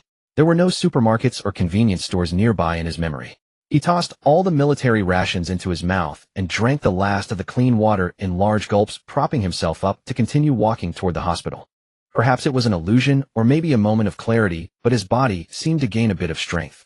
The alarm bells of danger rang once more, yet Li Chang'an lacked the energy to evade collapsing sideways. A fierce wind swept past his arm, tearing a piece of flesh from Li Chang'an's shoulder. "Oh, it's you." A tall figure stood not far from Li Chang'an, the exposed arms and head under the clothing covered in light yellow fur, the hands transformed entirely into claws of a feline. Beastification. Li Chang'an stood up, pulling out the large cleaver from his waist, the scene before him still slightly swaying. The newcomer was taken aback, a smile appearing on a face that resembled a beast more than a human. "You actually know about beastification? Then you must also know where I came from." Li Chang'an did not respond, only tightening his grip on the knife with both hands. The military's beastification serum had indeed been applied to humans. The speed displayed during the ambush, along with the claws and that face, made it clear that it was a feline creature, but distinguishing between a leopard or a tiger was impossible. Clearly, human lives were more precious than gold to the military. Some special departments even had the right to execute first and report later, so why would they come to the trial site to seek death? "I can see you're quite puzzled. It's no harm to tell you some believe the serum extracted from monsters is too dangerous, while others think it is the key to human evolution, so I became their test subject." The strange person shrugged. "You can call me number 11. Number 11? Does that mean there are 10 others? They can't possibly be in this trial too." Li Chang'an took a deep breath. The other party was stalling for time, waiting for his condition to worsen. But he couldn't wait. In a flurry of 7 strikes, each delivered with the fastest speed that Li Chang'an could muster, every blade narrowly missed its mark, barely evading 11's defenses. Yet Li Chang'an understood that this was merely a game. Like a cat playing with its prey, he was now the mouse being toyed with. 11 stood just out of reach of Li Chang'an's attacks, a mocking smile playing on his lips, as he said, "You must be running a fever, right? Your wounds are still bleeding. Don't die before I make my move." Li Chang'an, wielding his blade slowly, turned around, a look of confusion on his face. "You're in beast form as a feline, and you seem to be male. I have a question for you. You're actually stalling for time. Go ahead and ask. I don't mind wasting a little more time on you." 11 crossed his arms, completely unguarded. Li Chang'an smiled faintly. "I'm just curious, when you see a female cat, do you feel aroused? Or have those creatures you created already been neutered?" The smile slowly faded from 11's face, replaced by a chilling sneer. "I initially intended to conserve my energy to wear you down and lure some prey over. But since you're so eager to meet your end, I'll escort you." In a flash, Li Chang'an felt his body lift off the ground, the searing pain in his chest beginning to spread. Blood gushed from his mouth, the agony informing him that several bones had been broken. Fortunately, his lung and heart remained intact. Before Li Chang'an could fall, another tremendous force struck him. He had already braced himself, but against 11's speed, he could only manage to barely guard his ribs with his elbow. Bang! His back slammed hard against the broken wall. Ignoring the pain radiating through his body, he coughed up blood and scrambled to the side, just as 11's claws pierced through the wall. If had been even a moment slower, those claws would have pierced his heart. "What a keen battle instinct. You must have encountered more fights than I have." 11 withdrew his claws from the wall, observing Li Chang'an, rising once more, and couldn't help but click his tongue in admiration. "Though you are weak, this awareness is truly rare. However, I'm curious about your abilities. Why haven't you used them yet? Is it too burdensome? Is your severely injured body incapable of harnessing them any longer?" Li Chang'an spat, mocking. "You aren't worthy to witness my abilities. When you do, it will be your end. I see your abilities rely on your mouth, right?" 11 vanished from Li Chang'an's sight once more. "As long as I tear your mouth apart, you won't be able to use your abilities." "Left side. No, right side." Li Chang'an bent down, twisting his waist, and swung his knife in a horizontal arc. 11's figure appeared in the empty air, but the blade passed right through him. "Sorry, that was just an afterimage left in your vision." The voice came from beside him, followed by the pain of claws piercing through his body. 11 stood behind Li Chang'an, and through the sensation in his claws, he was certain he had pierced Li Chang'an's lung. Even if he refrained from attacking, Li Chang'an would slowly die in agony. "I know it's an afterimage. 11 was shocked to see Li Chang'an turn around only to realize that Li Chang'an had grasped his claw tightly despite being on the brink of death. Ignoring his injuries, he twisted his waist, allowing 11's claws to tear through his flesh. The long knife fell down upon 11, who tried to withdraw his claws, but Li Chang'an's grip was like iron, making it impossible for him to escape, and he had no time to struggle. With his other claw, he lunged for Li Chang'an's temple, betting that Li Chang'an wouldn't dare take them both down together. He would die from the knife, splitting his head, but even a second before death was enough time for him to pierce Li Chang'an's temple. The knife drew closer, and 11 fixed his gaze on Li Chang'an's eyes. The feline genes granted him reflexes several times greater than that of an average person. He could tell that there was no fear in those eyes, only madness in the face of death. Damn! 11 cursed under his breath as his claw barely grazed Li Chang'an's scalp before he swiftly grasped Li Chang'an's wrist, holding the knife. His claws, sharp as blades, cut through Li Chang'an's flesh and touched the bone of his wrist. At that moment, Li Chang'an released his grip, allowing the massive knife to fall, aimed at 11's shoulder. Could he have been prepared for this from the start? But a knife falling like this wouldn't harm me. A cold smile crept across 11's lips. Merely tilting his head would be enough to evade it. Everything transpired in less than 2 seconds, and neither would know the myriad thoughts that raced through their minds during that time. But the next moment, Li Chang'an suddenly spread his arms wide, embracing 11. 11 had never imagined Li Chang'an would make such a move, and he couldn't comprehend its significance. Therefore, he was caught off guard as Li Chang'an closed in. It was only then that 11 noticed Li Chang'an's speed and reflexes were not inferior to his own. A sharp pain shot through his neck. 11's heightened reflexes allowed him to discern the source of the pain. It was pressure followed by tearing and then biting. Ugh! 11 let out a piercing scream, violently shaking his body to throw Li Chang'an off. But as his wrist was pulled, he realized Li Chang'an had yet to release his grip. Swallowing the blood and flesh in his mouth, Li Chang'an yanked on 11, stabilizing his form before lunging at 11 once more. Madman! Beast! Monster! An unprecedented fear surged within 11's heart. His free left claw lunged for Li Chang'an's wrist, intending to sever it. As long as he could create distance, he was certain he wouldn't be the one to die first. This guy is already dying. I don't need to trade injuries with him. I just need to shake him off. Once 11 entertained this thought, it could not be shaken off.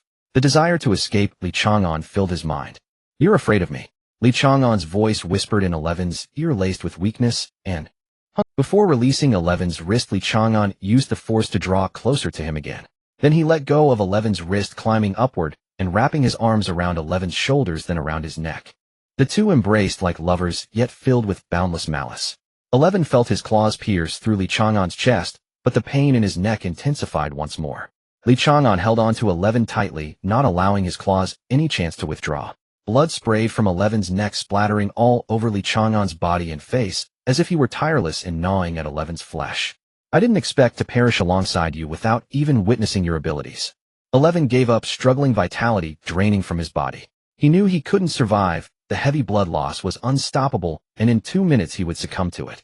Actually, I don't possess any abilities at all. Li Chang'an's words were the final straw that shattered 11's nerves. I refuse to accept this.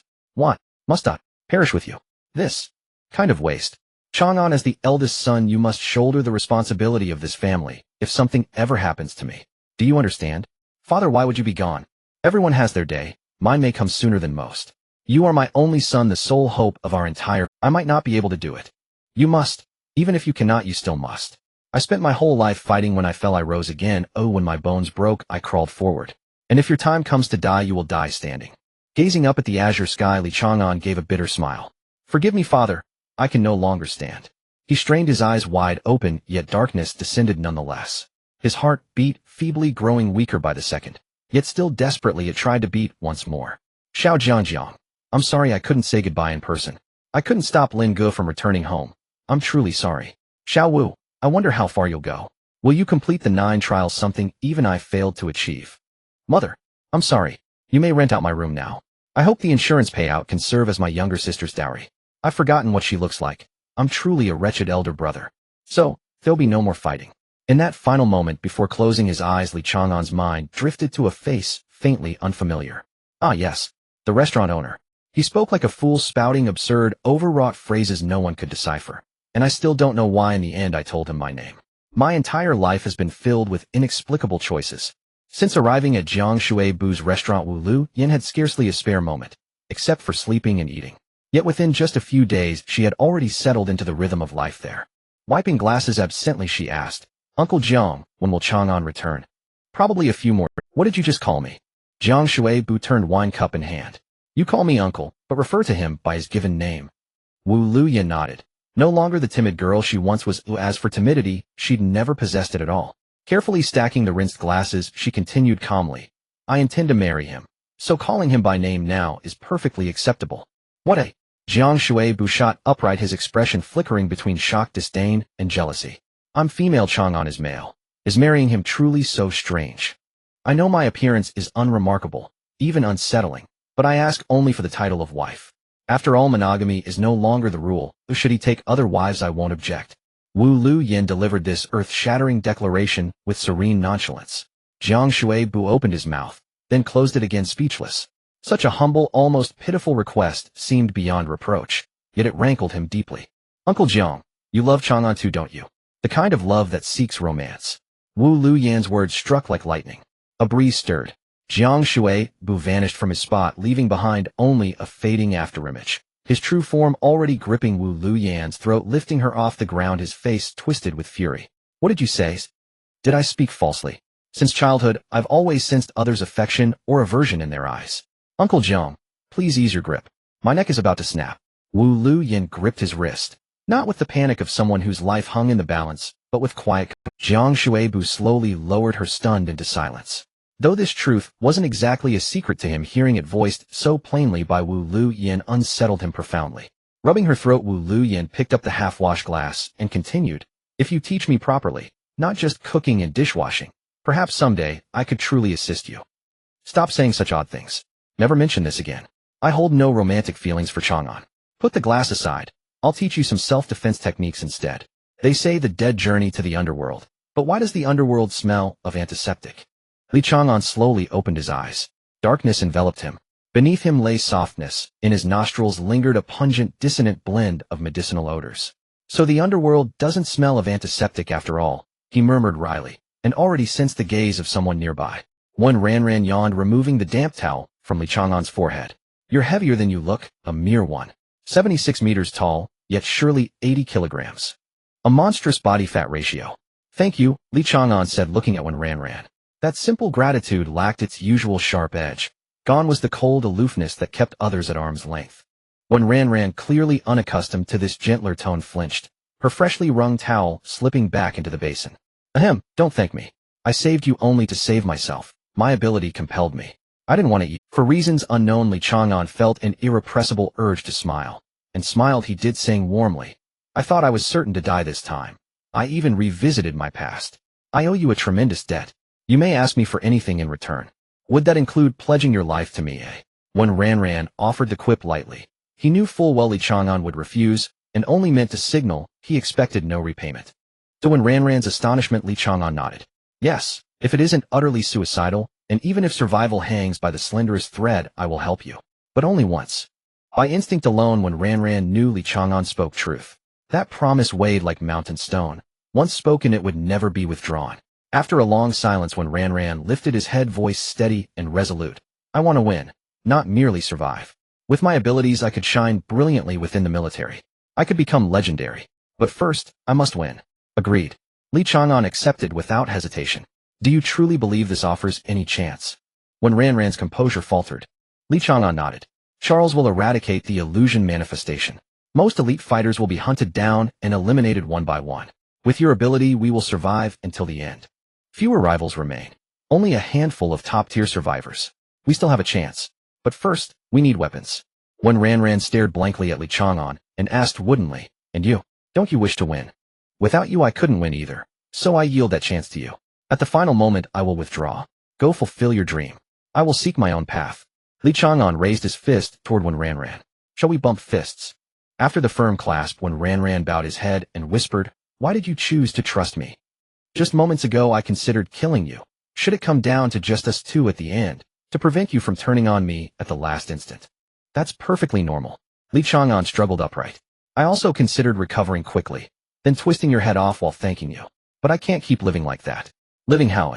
When Ran blurted instinctively, Li Chang'an gazed up at the night sky and smiled. Always dying. Do you know what the first thing is you think of upon waking from death? It's what occupied your mind before you died. Only then do you truly grasp what you truly want. Years ago I took a gamble and gained 2 friends. Before them my sole purpose in life was mere survival. After meeting them, I learned survival itself could hold meaning. When Ran paused, then extended his hand. Do you know the pinky swear? The boy who had lived alone since witnessing his family's slaughter at 11, and the youth who, having wandered soullessly until 16, had transformed into a feral beast, curled their little fingers together. They sealed it with a firm press of thumbs. In recent years, Chang'an has rarely been so talkative. Perhaps it's related to his resurrection. He has narrowly escaped death more than once, but this time it truly felt like resurrection, as when Anran found him, with barely a heartbeat, injecting a large dose of adrenaline directly into his heart. After a frantic run to the hospital using a stun gun instead of a defibrillator, at least Chang'an's heartbeat was restored, followed by medication and bandaging. You have a strong life force. Even after losing that much blood, you managed to survive. I have no blood to transfuse to you. One Anran heated water and soaked military rations, mashing them up. By the way, what kind of ability do you actually have? I haven't seen you use it so far. I don't know either, Chang'an shrugged, taking the porridge made from the military rations. I haven't awakened my abilities yet. One Anran shook her little hand in disbelief, scrutinizing Chang'an. Are you serious? You're over 20, right? I haven't heard of anyone at this age who hasn't awakened yet. Could it be that you've actually awakened, but you're just unaware of it? I have been tested, and I really don't have any abilities. Chang'an sipped the porridge, feeling numerous parts of his body tingle and itch as his wounds healed at a terrifying speed. When Anran looked at him as if she had seen a monster, speechless for a moment, then swallowed hard and asked, if you have no abilities at all, how did you kill your previous opponents? Or are you from a wealthy family that bought plenty of gene drugs? If injecting drugs can create resistance, it could indeed enhance your physical attributes to nearly clever. I come from a poor family. My father has been missing for many years, probably dead, leaving my mother, who is a producer and cannot make money. With the Empire's support and my mother's earnings, I barely managed to study for a few years. Later my sister awakened the ability of plant growth, just in time for the Imperial University to recruit for this type of ability. To lighten the burden on my family, I dropped out to work. When Anran frowned, how come you, a person with a family, seem worse off than me? But without abilities you should struggle to find work, right? Well, yes, Chang'an nodded. In a society with abilities, it's indeed hard for someone like me to find a job, but as long as I'm willing to work hard, I can at least earn a meal. As they spoke, Chang'an glanced towards the door and got off the bed. Someone is coming. His footsteps are rhythmic, indicating he knows where he's going. He's probably a sensing type ability user approaching us. Should I go instead? Your injuries haven't healed yet, when Anran said with a troubled expression. To be honest, I'm impressed you made it this far, but I feel a bit uneasy. Then come with me, Chang'an laughed as he put on his clothes. Since we are cooperating, you should have an estimate of my strength. Do you think that beast transforming ability user died for no reason? At first I thought you killed him, but after knowing you have no abilities, I figured he was eaten by a mutated monster. One Anran didn't say this out loud, and followed Chang'an out the door. Their footsteps stopped at the corner, clearly revealing Chang'an at the end of the corridor. And there's another guy hiding in the shadows. Are you guys violating the rules of teaming up? The person at the corner spoke in a youthful voice, but after his experience with the dwarf, Chang'an no longer relied on voice to identify people. Stretching his neck and wrists, Chang'an smiled. You're not just a sensing type ability user, or at least not solely a sensing type. Oh, why do you say that? The person at the corner asked. When Anran, hiding behind, rolled her eyes, this guy was too easily. Chang'an continued to smile. The advantage of a sensing type isn't in close combat. It's either long-range sniping or cunning strategies. You charge straight at me without worrying about exposure, which implies that close combat is your reliance. So either you rely on expensive thermal equipment, or you have dual abilities, one being sensing type and the other suitable for close combat. After a moment of silence in the corner, applause erupted, and a tall man stepped out, clicking his tongue with a youthful voice. Impressive. I'm curious about the basis of your deduction. Experience. You're not the first dual ability user I've encountered. As soon as Chang'an finished speaking, he charged forward straight down the narrow corridor. The essence of a man's romance is a fist to flesh. This pair of naturally gifted fists would strike down the opponent. The big man, perhaps thinking similarly to Chang'an, was taken aback for less than half a second, then his face lit up with excitement as he stepped forward, sidestepping to absorb Chang'an's punch with his massive arm. Such strength, the big man grunted, feeling a slight numbness in his arm. He quickly turned and slapped back a palm the size of a fan, sweeping toward Chang'an. Chang'an leaned back to evade, rolling backward and entangling his legs around the big man's arm. His 176-meter height, resembling a mere ornament hanging from the man's arm. With a twist of his waist, he flipped onto it. When Anran, observing from the shadows, was dumbfounded. Clearly without abilities, Li Chang'an relied solely on his physical prowess, and in their first encounter, he not only remained standing, but was gradually gaining the upper hand. However, the big man's second ability had yet to be unleashed, leaving the outcome uncertain. As Li Chang'an felt the elbow strike, it felt like hitting steel, nothing like human muscle. In an instant, countless pieces of information flowed before his eyes, all the abilities he had ever known surfacing. Any abilities identified at the trial site would be recorded on a stone tablet easily traceable at any trial site. Every newly emerged ability would be documented by a dedicated person and sent to Jiang Shui's tavern. Thus, Li Chang'an was familiar with all the abilities in the world, allowing him to deduce the specifics of his opponent's abilities based on the traits displayed. Evading the big man's grasp, Li Chang'an rolled backward, his hands and feet on the ground slipping through under the man's legs, lifting his right leg up to unbalance the big man. The big man leaned forward, and Li Chang'an stepped in with a kick to the waist, wrapping his hands around the man's chest to lock his throat, pressing his knee into his waist, using all his strength to pull back. After a full 2 minutes, the big man weakly released his grip, rolling his eyes and passing out. After another half-minute, Li Chang'an finally let go, gasping for breath as he sat to the side. When Anren stepped out of the room, staring blankly at what had exceeded her comprehension, a powerless individual had taken down a dual ability user in less than 10 minutes. Phew, luckily this guy isn't strong, his fiber enhancement can at most stop a bullet. Li Chang'an wiped the sweat from his forehead. Not bad, right? First, one must engage in combat. Aside from certain unique abilities, most cannot be assessed accurately by sight alone. Only through direct confrontation can their precise parameters be discerned. Once identified, one exploits the ability's inherent weakness to eliminate the opponent. That is all, deceptively simple. Li Chang'an stated plainly. When Ranyan stood motionless for a moment like a wooden puppet before shaking his head with a wry smile. It is anything but simple, especially when the ability manifests without spectacle. How could anyone possibly deduce its nature within such a fleeting span of time? Everyone knows one should target an opponent's weakness, but merely identifying their ability is already arduous enough. To then instantly recall its vulnerability. Are you a genius?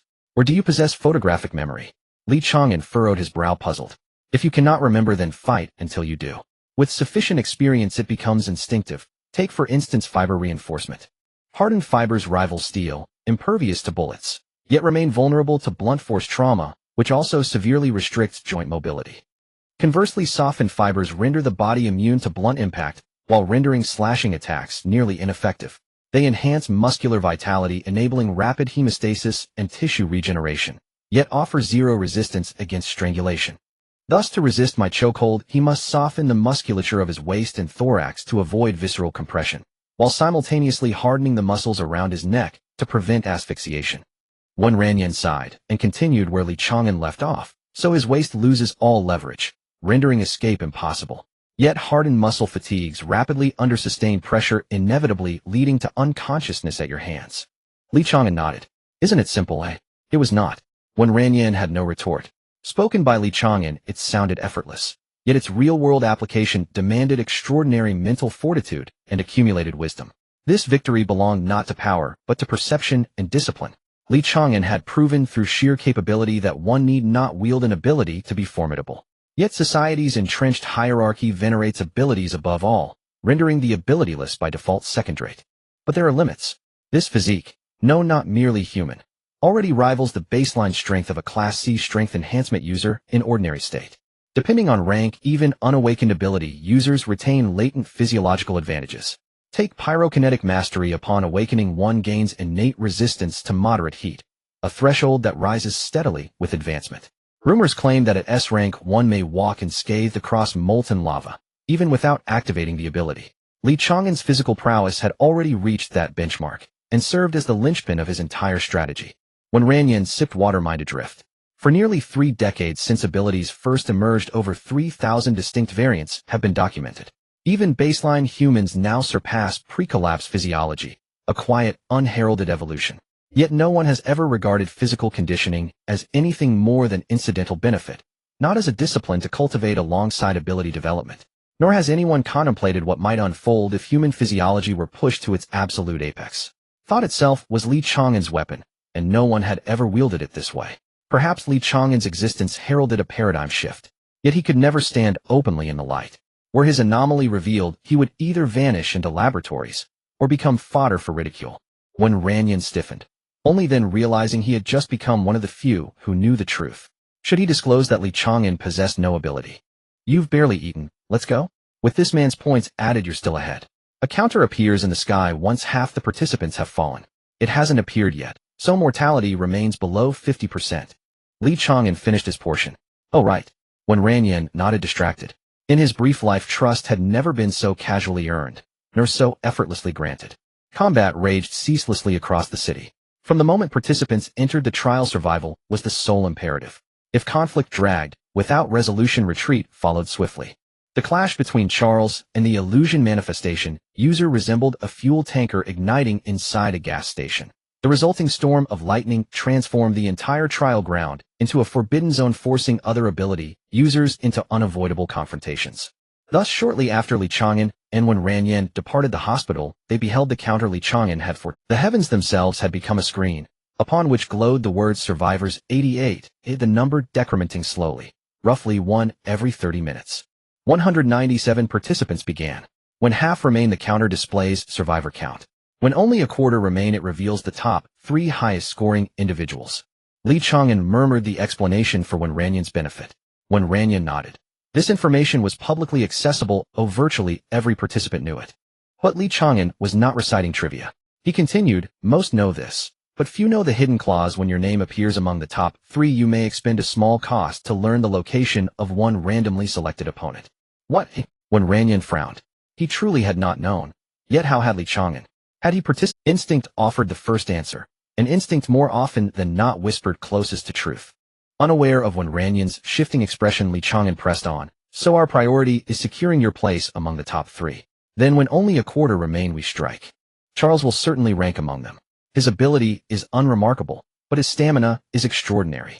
For hours into relentless combat, no sign of exhaustion has surfaced. And I am a close-quarters fighter. Even if he refuses to engage, his flight alone renders me helpless. So we must first acquire a weapon. I know you carry a pistol, but it is useless. Fortune divination functions both passively and actively. When Ranyan may consciously invoke it to intuit the auspiciousness or peril of any decision. This was no mere advantage, it was a cheat code. Whatever when Ranyan sought, the ability guided him toward the path marked auspicious. Follow that direction and success was inevitable.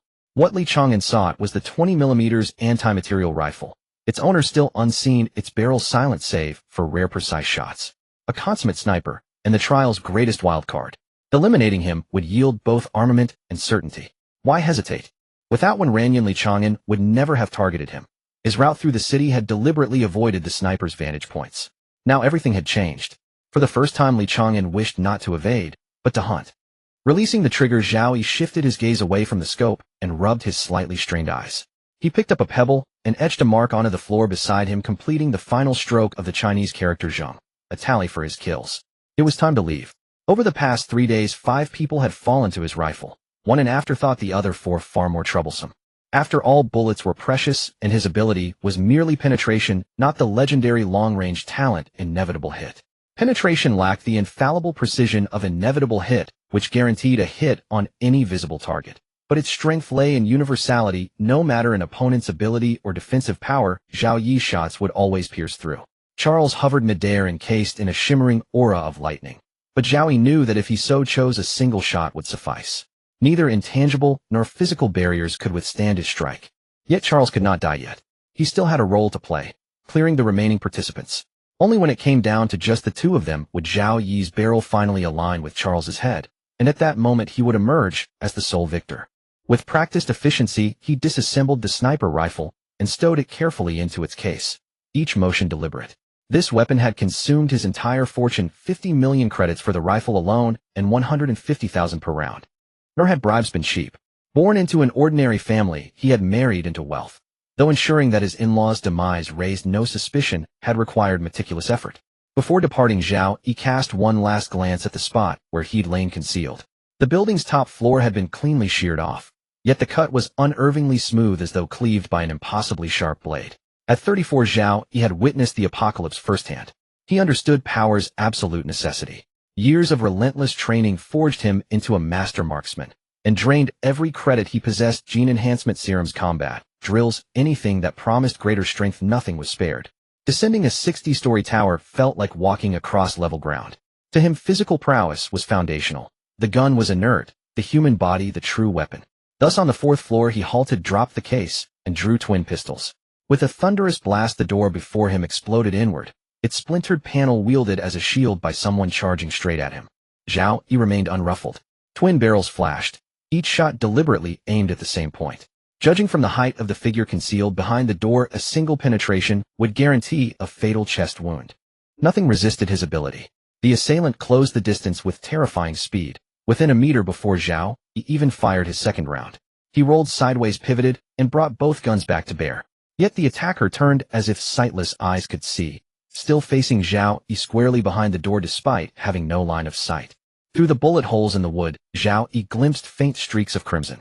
At least 3 rounds had struck home, not vital areas perhaps, but enough to hinder movement. Did you think a door could stop my bullets? A cold smile flickered across Zhao Yi's lips as he raised his aim. He'd already calculated the man's height. Now his sights locked onto the center of his skull. In the next instant the door hurtled toward him, hurled like a discus. Zhao Yi twisted aside, rolling clear. Even in that hair-trigger moment composure held, he memorized the assailant's position and kept firing. Shots loosed mid-roll, guided solely by memory. A wet thud echoed, the sound of flesh yielding to lead. Zhao Yi smirked, uncertain where the rounds had struck. As he steadied himself kneeling low, a shadow loomed suddenly before him, close enough to stir genuine alarm. He jerked his barrel upward, aiming for the intruder's head, and fired without hesitation. In that sliver of time the attacker slammed a palm against the muzzle, wrenching the aim aside. The bullet tore through his hand, but he barely flinched, driving a fist downward instead. Which was harder, the gun or the fist? The answer was obvious. With no room to evade, Zhao Yi braced for impact, and squeezed the trigger of his second pistol. The blow landed squarely on his zygomatic bone. It felt like being struck by a freight train. The sickening crunch of shattering bone filled his ears. No muffled thud followed the shot. When he turned his head the world swam dizzily, and a blood-smeared fist rushed toward him, filling his vision. Chang'an crushed the sniper's skull inward with one punch. Then without pause snapped both arms at the joints before reducing the head to ruin blow after brutal blow. Only then did he murmur into his earpiece, "Mission complete." Anyun exhaled deeply and ascended the stairs swiftly, just in time to see Chang'an stripping off his tattered shirt. "You're here. Come help me stitch the wound on my back," Chang'an beckoned. It'd be handy if an ability could conjure clothes out of thin air. By the way, is this place secure? Anyun closed his eyes, extended his ability to scan the surroundings, nodded, and took the needle and thread from Chang'an's hand.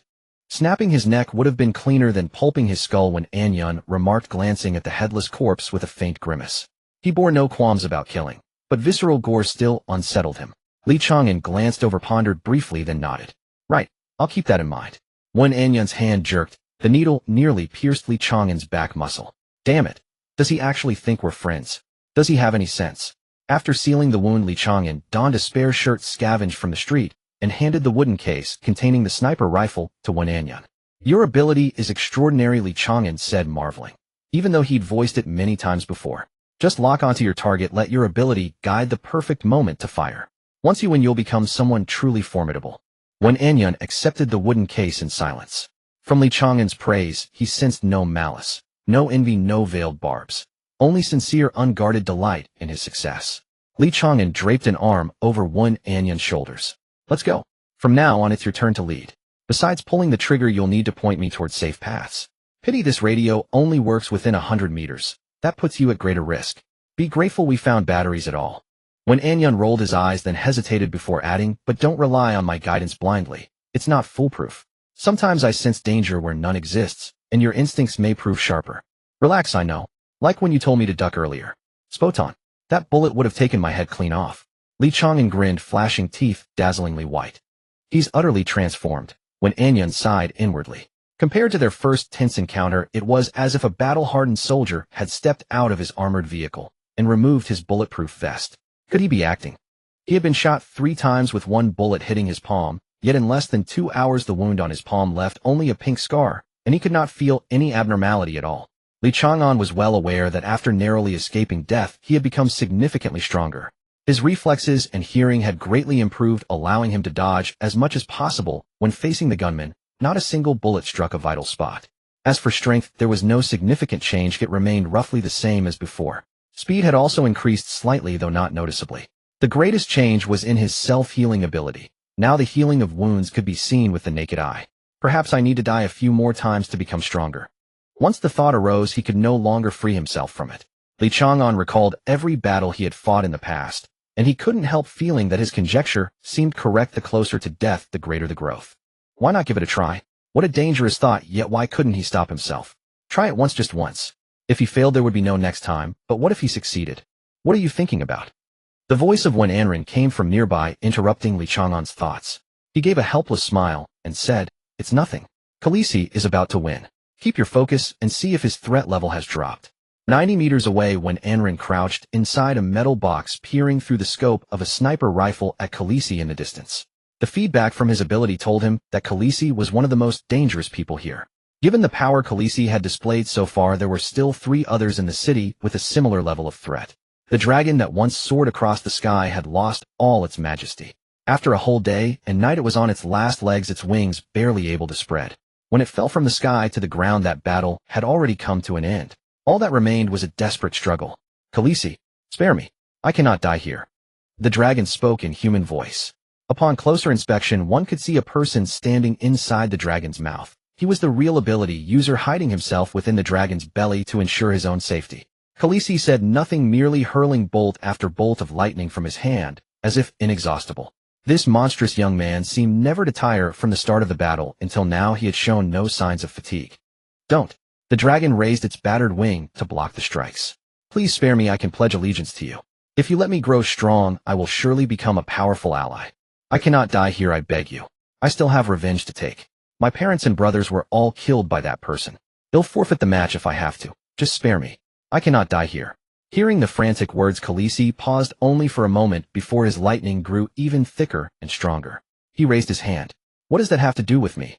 Silver-white lightning burst forth. The dragon howled in agony like a musical accompaniment to fireworks. But before the fireworks could fade, the music had ceased. The 100-meter-long dragon body was charred black like charcoal. Inside its unclosed mouth lay the mummified corpse of a human, the features still twisted with unwillingness and ferocity from before death. "Everyone has their own story, but what do your stories have to do with me? You and I are merely opponents destined to fight to the death." Khaleesi spread his arms like a cross, then pressed his right hand to his chest and bowed slightly. "It has been an honor to fight you, but that is all." In that moment, countless eyes were fixed on Khaleesi. Everyone was waiting for him to show fatigue or reveal it. Li Chang'an hid inside a large fish tank, his entire body submerged in the water, only his head partly exposed. He murmured, "What's the situation?" When Anren, still holding the sniper rifle in the distance, said in a low voice, "No good. The sense of danger hasn't decreased, it's actually increased. His threat level is steadily rising. He's even more dangerous than at the beginning." Li Chang'an frowned, crawled out of the fish tank, landed silently, then carefully slipped into the windowless utility room next door, dried himself, and changed his clothes. After making sure no one was around, Li Chang'an spoke with a grim face. "He's most likely a dual ability user, possibly even a triple ability user. He's been fighting for over 24 hours now. That can't be explained by mere talent. According to the records, Khaleesi's family were aristocrats before the apocalypse, so the disaster didn't affect them much. He awakened his ability at birth, and tests showed his psychic power was far stronger than that of ordinary ability users. But by my calculation, the mental energy he has consumed during this day and night of fighting would be enough to exhaust 20 A-class ability users. This has nothing to do with talent. He must have another ability supporting him." When Anren put down the sniper rifle and changed positions while asking, "Do you already have a guess?" Li Chang'an instinctively nodded, then remembered they were communicating remotely. 2 possibilities. One is recovery from the support category. The other is Mage God from the mythological series. I hope it's not the latter. Mage God from the mythological series. Hearing these words, when Anren's heart pounded wildly, and it took him a long time to calm down. The universally recognized strongest category was the warrior category, though every ability in it was extremely suitable for combat. Yet the one with the highest upper limit remained the mythological series, which was said to emerge in only 1 out of 100,000 ability users. It was called mythological because the abilities possessed by ability users in this category were all linked to mythological stories. Before the apocalypse, there were no ability users in the world, but different myths still circulated. For example, Dong's house, Niwa mending the sky, and Shiha bathing the sun, Ziz's Genesis, and Beez's world serpent all fell within the realm of mythology. After the apocalypse, abilities began to appear, but some people awakened powers that resembled figures from mythology, thus giving birth to the mythological series, known as abilities with no upper limit. An ability user from Shizhou known as Jiabali emerged directly as class, and was said to have been secretly protected by the Empire. The mage god that Li Chang'an mentioned leaned toward support. The user possesses nearly inexhaustible psychic power and extremely high resistance to any elemental abilities. Only one mage god ability was known. Perhaps Khaleesi was the second. Someone has made a move. Just as Li Chang'an was about to leave, he turned back. A figure leaped high from the rooftop, unfurling ice and fire wings behind him. With a single gesture, he turned the midair space into a blazing inferno, crimson-black flames surging toward Khaleesi, while ice hardened into armor covering his own body. Another dual ability user, and one extremely suited for combat. Li Chang'an swallowed hard. He had a feeling that although a third of the participants remained, the decisive battle might have already begun. The sky obscured by flames instead illuminated the entire city. The one who struck had golden hair and blue eyes like a deity descending upon the world. No one had ever paid attention to him from the moment he entered the trial ground. Until now, he had been trying to minimize his presence. Clearly an ability user close to class, he had been doing his utmost to avoid any battle, only to strike fiercely at this moment. As soon as he made a move, his aura was overwhelming. Khaleesi, do you remember me? 3 years ago I lost to you, and you stole my AI Shah. Today I have come. Hearing this roar, Khaleesi frowned and said, "Are you Sa-Air man? I did not take your woman, she clung to me of her own accord, and I never accepted her. She tried to drug me, and I broke her limbs." Enough. Sa-Air man's head was emitting orange flames as he roared. "My AI Shah is so pure and kind, yet you dare to slander her. She is an angel descended from heaven, and it is someone like you who has defiled her." Khaleesi said, displeased. "I am not lying. If I remember correctly, she told me her skills were very good, and that she could give me a wonderful night. My guard told me she usually charges 3,000 yuan. Enough, stop it." Sa-Air man was furious, and one after another ice spears were thrown behind him. Li Chang'an listened in stunned silence to everything. While moving, he pressed his earpiece and said the plan may have changed. This Khaleesi can also provoke his opponents with words. He is not a reckless brute. When Anren, who had also heard everything, was speechless. Why do I just feel that he is a natural airhead? No one had united, but some had reached an unspoken agreement. After Sa-Air man acted as the vanguard, those hidden in the shadows also began to prepare to strike. Khaleesi was too strong. So strong that he unbalanced this trial, so strong that most people prioritized fearing him. This was also because Khaleesi made no effort to conceal his power. He was like his ability itself, bright and imposing with majestic might. From beginning to end, Khaleesi had no intention of hiding his strength. What he wanted was to sweep through, kill everyone, and emerge victorious with an invincible, domineering posture. For someone like him, if he did not act straightforwardly, his thoughts would not flow freely. The one who struck after Sa-Air man was a strange ability user, appearing abruptly behind Khaleesi with a jagged, curved blade in hand, slashing down fiercely. The blade struck about a foot away from Khaleesi's body, blocked by a transparent electric barrier. Electric currents climbed and entangled along the blade, but they did not affect the assailant. When Khaleesi turned his head, the assailant behind him had vanished without a trace, coming silently and leaving no sign. The shadow ability. Khaleesi's whole body was covered in lightning, so he cast no shadow. He struck from the shadow of the ice spears thrown by Sa-Air man. Li Chang'an stopped walking. That person used his true body to attack, so it's not in a class ability, at most class. When Anren asked, and then Li Chang'an curled his lips and said, "A class shadow has a limited range. He has to act within 200 meters of his target. Using the position where he struck as the center, I can give a rough location." "I understand." When Anren sighed softly and said after a few seconds, "It's in the south," appearing and disappearing. "He's probably changing positions." Li Chang'an grinned. A shadow below a class was practically free points. A few minutes later, Li Chang'an arrived near the location when Anren had mentioned, found a suitable corner, and looked up at the sky. The battle between Khaleesi and Sa-Air man continued. Sa-Air man was strong. The intense heat of his flames could be felt from hundreds of meters away. For the first time, Khaleesi also suffered damage. His hair was singed. Under this level of high temperature, although Khaleesi was not wounded, he could not completely avoid it. Beads of sweat the size of beans could be seen soaking his clothes, and his smooth golden hair began to curl and yellow. Li Chang'an was waiting. As long as that shadow attacked again, he would surely pinpoint the opponent's location. Li Chang'an did not have to wait long. After another ice spear smashed against the shield and shattered, the same figure appeared beside Khaleesi, slashing horizontally with a blade, but still to no avail. "Found you." Li Chang'an grinned.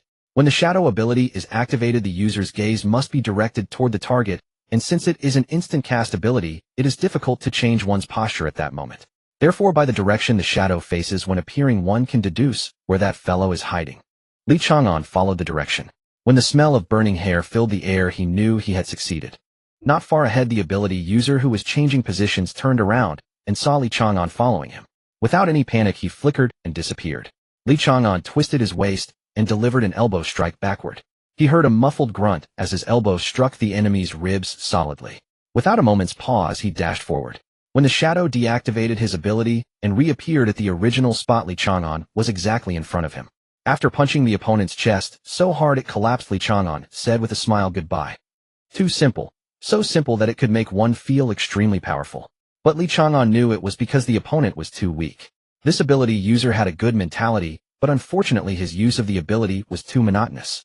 After watching the shadow strike twice, Li Chang'an could determine the opponent's understanding of his ability. A qualified shadow ability user should move continuously within shadows rather than adhering to returning to the original position after each use. Hoisting the enemy who was not yet dead, Li Chang'an ran all the way, staying as close as possible to the feet of Cha Li Si and Sai Airman. This was the most dangerous route, but also the safest. Half a minute later, Li Chang'an found Wen Anren, who had come to meet him. "Hurry, hurry, hurry. He's about to die. Do it quickly." Li Chang'an threw the person down and hastily handed the knife to Wen Anren. Under the urging, though, when Anren was bewildered, he instinctively brought the knife down. Then he heard the point notification sound that only he could hear. "Phew, just in time." Li Chang'an sighed in relief. When Anren asked blankly, "You came in such a hurry just to give me the points?" "Yes, now your points should be in the lead. If we can't kill everyone else in the end, as long as I keep you alive, we can still win." Patting Wen Anren on the shoulder, Li Chang'an took the knife and tucked it into his waist. Ugly as it was, the knife was very sharp. Wen Anren was still in a daze when Li Chang'an had already looted everything and pulled him to run. "Let's go quickly. We can't stay here anymore. Sai Airman is going crazy. I'm afraid he'll use a mutual destruction tactic. We need to get far away." As he ran, Li Chang'an shook his head. "It's a pity that sniper rifle has too few bullets. The remaining 3 shots need to be saved. Cha Li Si's shield can block blades, and also Sai Airman's ice spears. I'm not sure if this gun's bullets can be blocked or not. You try not to come out and save the bullets." When Anren nodded, absent-minded, not knowing what he was thinking. The latest intelligence was submitted layer by layer, passing through the 4 major cities of the eastern continent, and eventually arriving at the capital of the empire, Tongtian City, located at the junction of the 3 continents. The entire city consisted of only one building towering into the clouds, covering an area of 600,000 square kilometers, and it continued to expand. Tongtian City was also known as Tongtian Tower, with the military headquarters located in the middle of the tower. One of the 3 major marshals, Wang Jianjun, was stationed there, and he was the oldest among the 3 marshals, yet no one questioned his combat power. The common sense after the apocalypse did not apply to this old man. "Marshal, we have received a battle report from the northwest." A soldier with 3 flowers on his shoulder knocked on the door, his palm drenched in a cold sweat from anxiety. "Come in." Inside, Wang Jianjun held a teacup in both hands, blowing the steam away, took the battle report from his subordinate, and laughed. "The winged tiger must be the one that escaped 10 years ago. It has grown stronger and dares to attack again. The northwest front has been breached by 30 miles, and the brothers there may not hold on any longer. The station's class ability user, Colonel Lung, was ambushed and has passed away." The soldier was very anxious but could not show it. Such trivial matters should be sent directly to the Special Operations Department in the future. We allocate so much money to support them every year, I shouldn't have to worry about such things. Wang Jianjun tossed the battle report back, saying, "Tell that damn kid what good is he after coming out of the trial ground. I don't want anyone who kills their own kind. If he has the ability, let him go out and hunt monsters. Give him 3 days, 2 days for traveling, and the last day to resolve the issue for me. Otherwise, pack your things, and the entire Special Operations Department can scram." As he exited, the soldier slapped himself twice. "What was I thinking taking on this job? Can you slow down a bit? The intercom signal is poor. If we go out of range, I won't be able to hear you." Listening to Wen Anren's voice in the earpiece, Li Chang'an hesitated for a few seconds, then slowed down his pace, quietly saying, "Your speed is too slow. I can't get too close to you. If others discover our alliance, they will prioritize dealing with us." "You're talking nonsense." Wen Anren was very dissatisfied. He was panting behind him. "A normal person would be at my speed. I'm not a strengthening type." "So am I," Li Chang'an said matter-of-factly. Wen Anren was speechless, frustrated by his lack of words. In the intercom, Li Chang'an continued, "You are an ability user, and your physical fitness is stronger than that of ordinary people. Moreover, fortune and misfortune does not directly enhance your combat power. You must learn to maximize the utilization of your body, or I will have a hard time protecting you." "Alright, what do you suggest?" Facing the expert, Wen Anren chose not to argue. Li Chang'an was the best example of a non-ability user defeating an ability user. "Now it's a trial, and I can't train you. Stay a bit closer to me, pretend to follow me, and learn my movements. After we leave the trial, I will teach you. Li Chang'an said this, and stopped waiting for Wan Anren to catch up. Since the apocalypse abilities have flourished, replacing the previous way of life for humanity, while the average human lifespan has increased and physical limits have risen. With long-term training, running 100 meters in under 7 seconds has become a breeze. This is a comprehensive evolution, yet very few people like Li Chang'an are willing to train so hard. He had no choice. If there were other options, no one would choose to suffer. 3 days had passed since he obtained the sniper rifle, and Salman had predictably died at Charles' hands. This was his own choice. Perhaps from the very beginning he intended to perish together. Thus the final self-detonation stained half the sky red while the other half was an icy hell. During the self-detonation, Salman surprisingly broke through to glass. Had it been earlier, he might have had a better chance. It must be said that fate plays tricks. Salman's death was like a disaster. The already dilapidated city collapsed even more, and combined with the previous destruction by Charles, more than 30% of the buildings in this city were gone. The available living space continued to shrink, but fortunately many had also died. Salman's self-detonation took 20 bystanders who thought they would be safe hiding 100 meters away. Now the counter in the sky displayed survivors 31, and below it were the top 3 rankings. First place was Charles with 34 points. Second place was Wan Anren with 22 points. Third place was Li Chang'an with 7 points. An alarming ranking. Li Chang'an never expected to be among the top 3. When the ranking first appeared, he was not third. It was a guy named Buren who had 11 points. However, after encountering a dual ability user and putting in great effort to defeat him, Li Chang'an found his name had appeared in third place. Who the hell is Buren? Invisibility combined with wind element mastery certainly justifies the third place, but Li Chang'an did not deserve it. If it weren't for Charles' 2 battles causing such widespread collateral damage, he wouldn't have scored 7 points. There was no room for celebration. All he could do was hope that Charles wouldn't waste points to locate him. The fact that Charles was still alive was what troubled Li Chang'an the most. First tiptoe, then kneel down. When you're halfway down, push against the ground with both hands and exert force upwards. At this moment, push off with your feet, and your leap will turn into a surge. Li Chang'an was explaining the steps to Wan Anren behind him. Wan Anren followed the instructions and indeed used less effort, but more importantly, it reduced the burden on the joints. However, it felt somewhat familiar. Isn't this how locusts move? Wan Anren helplessly stopped and held his forehead, saying, "How did you learn this method?" "I learned it from animals, switching from walking on the soles to walking on the toes or hooves. If your flexibility were a bit better, this way of moving would be even more effortless." Li Chang'an spoke with some joy. "The book says that nature is the best teacher. I completely agree. Why would someone raised in human society learn from beasts?" Wan Anren couldn't understand. He was working hard to become human. Li Chang'an thought for a moment. Shouldn't we learn from the stronger? Many beasts in the wild do not have abilities but can hunt us down. This indicates that their methods are effective. If abilities could be learned, I would definitely learn them. Since they cannot be learned, I chose to study instead. Someone is ahead. Both stopped in their tracks. Li Chang'an slowed his breathing, his voice nearly inaudible. Even the beating of his heart began to weaken.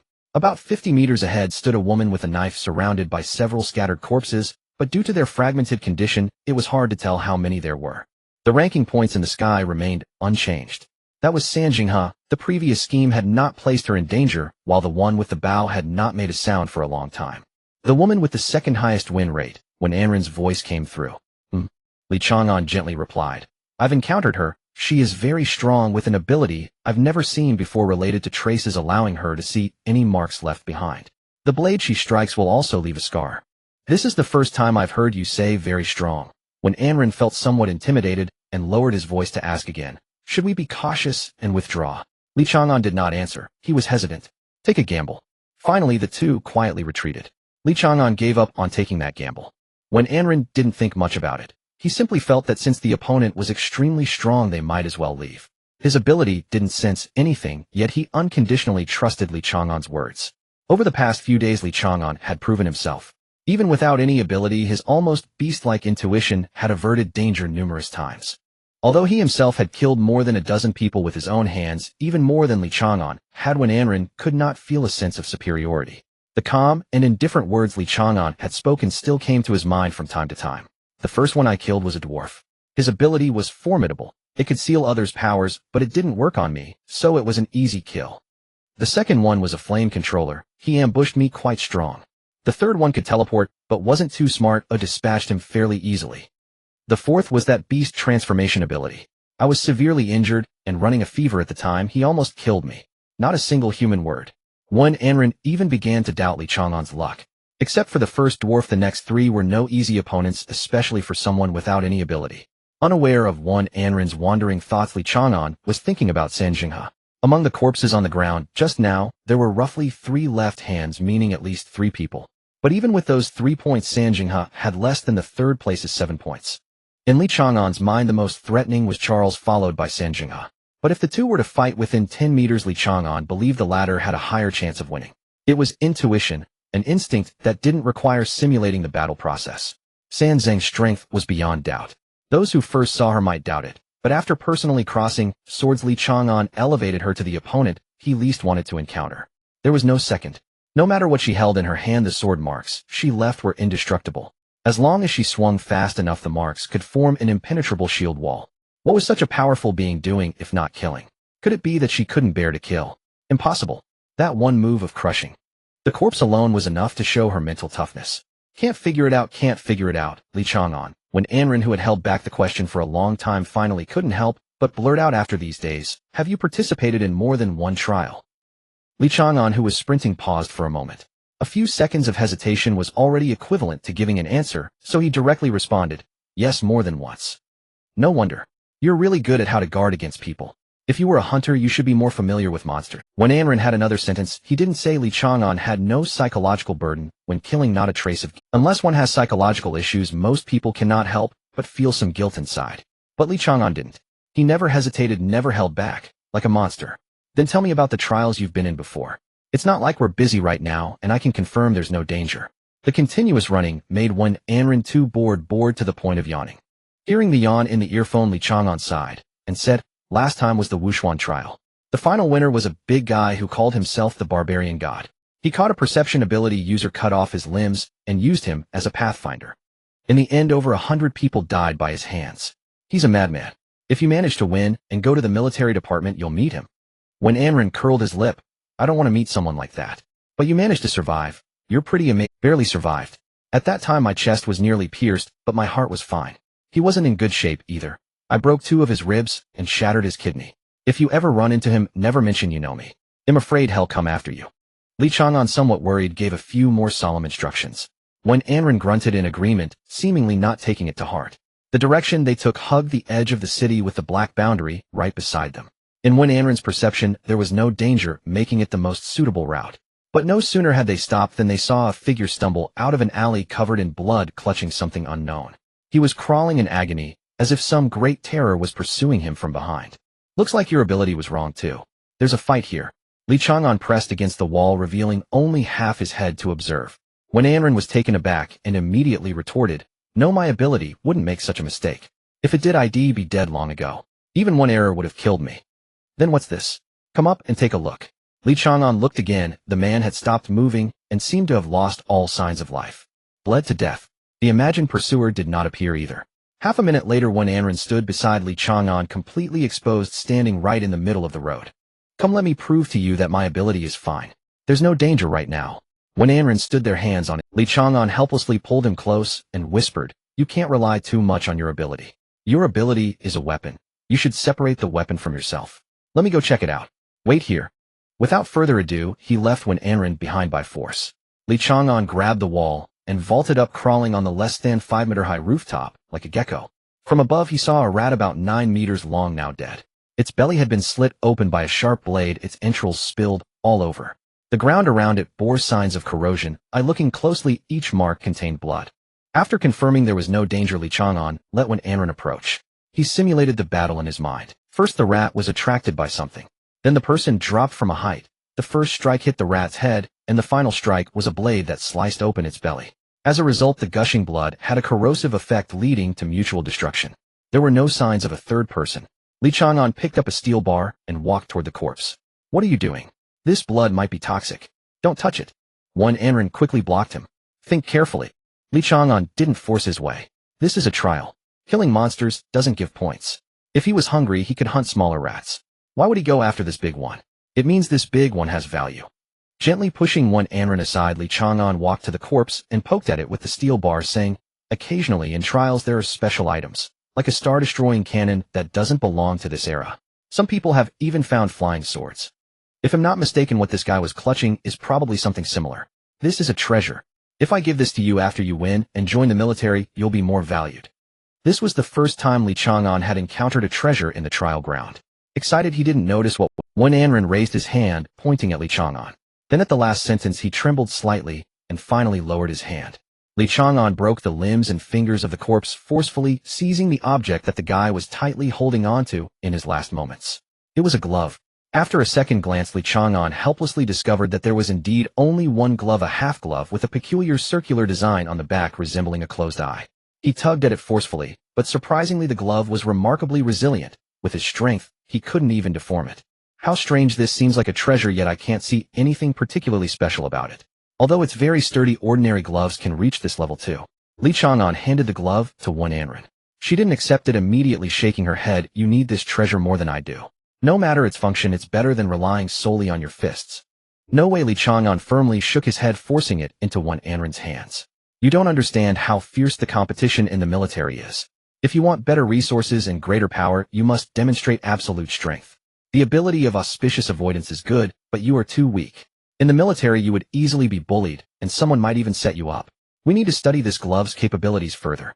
When Anren shook her head, no need to study it further, I even know how that guy died. She handed the glove back to Li Chang'an, opening her palm and frowning. As soon as I hold this glove, I feel my abilities are somewhat hindered. Even if I take it away now, it remains the same. Wait a moment, let me see if I guessed wrong. After about half a minute the strange feeling of obstruction vanished, and after several tests, when Anren finally arrived at a definitive conclusion. Anyone touched by this glove will experience temporary difficulties with their abilities, unable to use them as freely as usual, resulting in a delay and a decrease in power. They will return to normal after half a minute. After hearing this, Li Chang'an put the glove on his hand. I understand now. Once I kill Charles, I'll give this to you. You should wear it. It might become your secret weapon. You're quite stubborn. No, I really don't want it. Wen Anren turned and walked to the giant rat's side, squatting down. Why do you think this person found the treasure? Was it luck? Squatting next to Wen Anren, Li Chang'an frowned in contemplation. After a moment, Li Chang'an shook his head. I don't think it's luck. I've always suspected that the trial area is a real space, a parallel to our world. The evidence is that this place is nearly identical to my hometown. Recalling the bronze sparrow in his arms, Li Chang'an continued, perhaps some people knew about this place before appearing in the trial area. They might know far more about it than we do. He might be one of those in the know otherwise. Li Chang'an didn't finish his sentence, but when Anren understood. The boundary of the trial ground, a mutated rat, all of this didn't contain anything special. What seemed random could very well be inevitable. Next, Li Chang'an shared his speculations with Wen Anren regarding the similarities between here and North City, along with his experiences in other trial areas. What should have been a tense and terrifying slaughter became somewhat leisurely after the two met. Li Chang'an even had time to teach Wen Anren his survival methods. You really are like a wild beast, Wen Anren could only weakly retort. Li Chang'an's survival skills came entirely from the wild. With no abilities, hunting monsters was far more challenging for him than for other ability users. Li Chang'an squatted down and made a campfire, heating up a can while Wen Anren lay on the ground nearby, getting accustomed to climbing with her limbs. Stop practicing, Li Chang'an suddenly said, taking the can off the fire and placing it in a bowl filled with cool water to help it cool down for Wen Anren to eat. What's wrong? I just found a trick. In reality, Wen Anren wished she didn't have to practice. This posture was simply too humiliating. Li Chang'an stood up, looking into the distance. Sanjungha is coming. I didn't expect her to choose us as targets. She might have discovered me. Aren't we running? Wen Anren looked up at the sky. The counter showed fewer than 20 people, and Li Chang'an had fallen from third place, with Sanjungha now occupying that spot. 13 minutes. In just half a day, the number of people who died at her hands surged. We can't escape. This battle must be fought. They'll go ahead and engage her. You eat quickly. Li Chang'an jumped onto the wall and charged towards Sanjungha. Rather than face her directly, he thought he might try to set up an ambush. It should be fine. Wen Anren picked up the bowl. Her ability didn't sense much danger, but her powers only worked for herself. She couldn't see whether Li Chang'an's actions would lead to fortune or misfortune. She could only rely on reverse reasoning. If Li Chang'an was fine, then she was fine, which meant that if she was fine, Li Chang'an would also be okay. Sanjungha strolled through the weeds, fully aware that she could use points to locate her opponents. However, finding Li Chang'an didn't cost her points. After eliminating a few opponents, she accidentally discovered Li Chang'an's whereabouts and followed his trail. Along the way, she casually killed over 10 opponents who attempted to ambush her, resulting in her points rising to third place. Now Charles was on the other side of the city, and no one would disturb her. As she walked, San Jinghe stopped, turned, and surveyed her surroundings, smiling charmingly. "You must have realized I was looking for you. In such a suitable ambush spot, you wouldn't miss it, would you?" Li Chang'an, hiding in the corner like a corpse, remained silent. A qualified hunter should not expose themselves before making a successful strike, even if the opponent seemed to have noticed. Until the last moment, a hunter's weapons should not reveal their sharpness. "Stop hiding. You know I can see traces. Thanks to you, I slightly grew stronger while hunting that archer. I can now see the breath left in the air."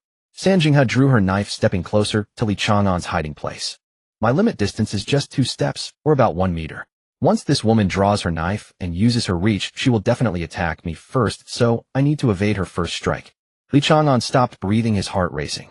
How strange. San Jinghe halted as the trace in that spot suddenly vanished. However, in the fleeting moment of her confusion, the breath reappeared, and by the time she reacted, Li Chang'an had already leapt from the pile of rubble. 3 steps. Li Chang'an stared intently at San Jinghe, not daring to blink. He needed to memorize the trajectory of every strike she made. "I can win. Even without abilities, without the armaments of a prestigious background, even if you treat me like a pig or dog, I can still kill you."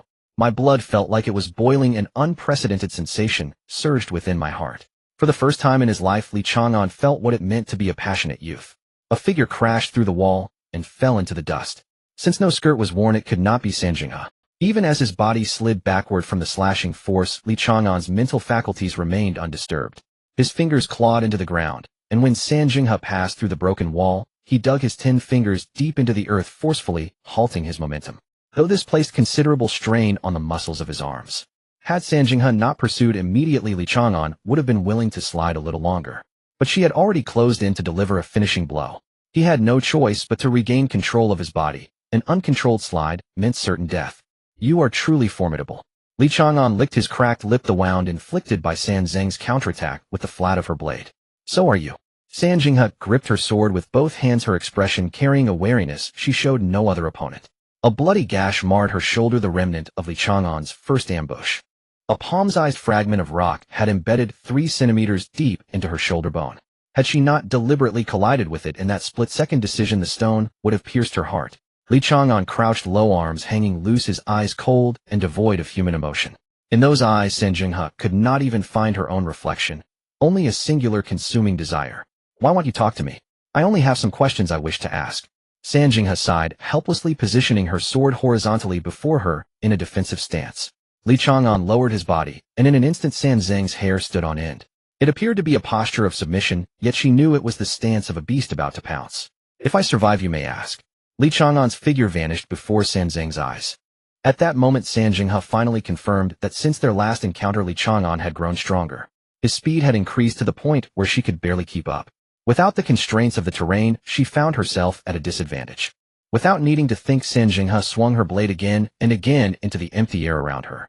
The speed of her slashes climbed with each stroke. In at most 10 seconds, she could fill every inch outside her body with sword marks.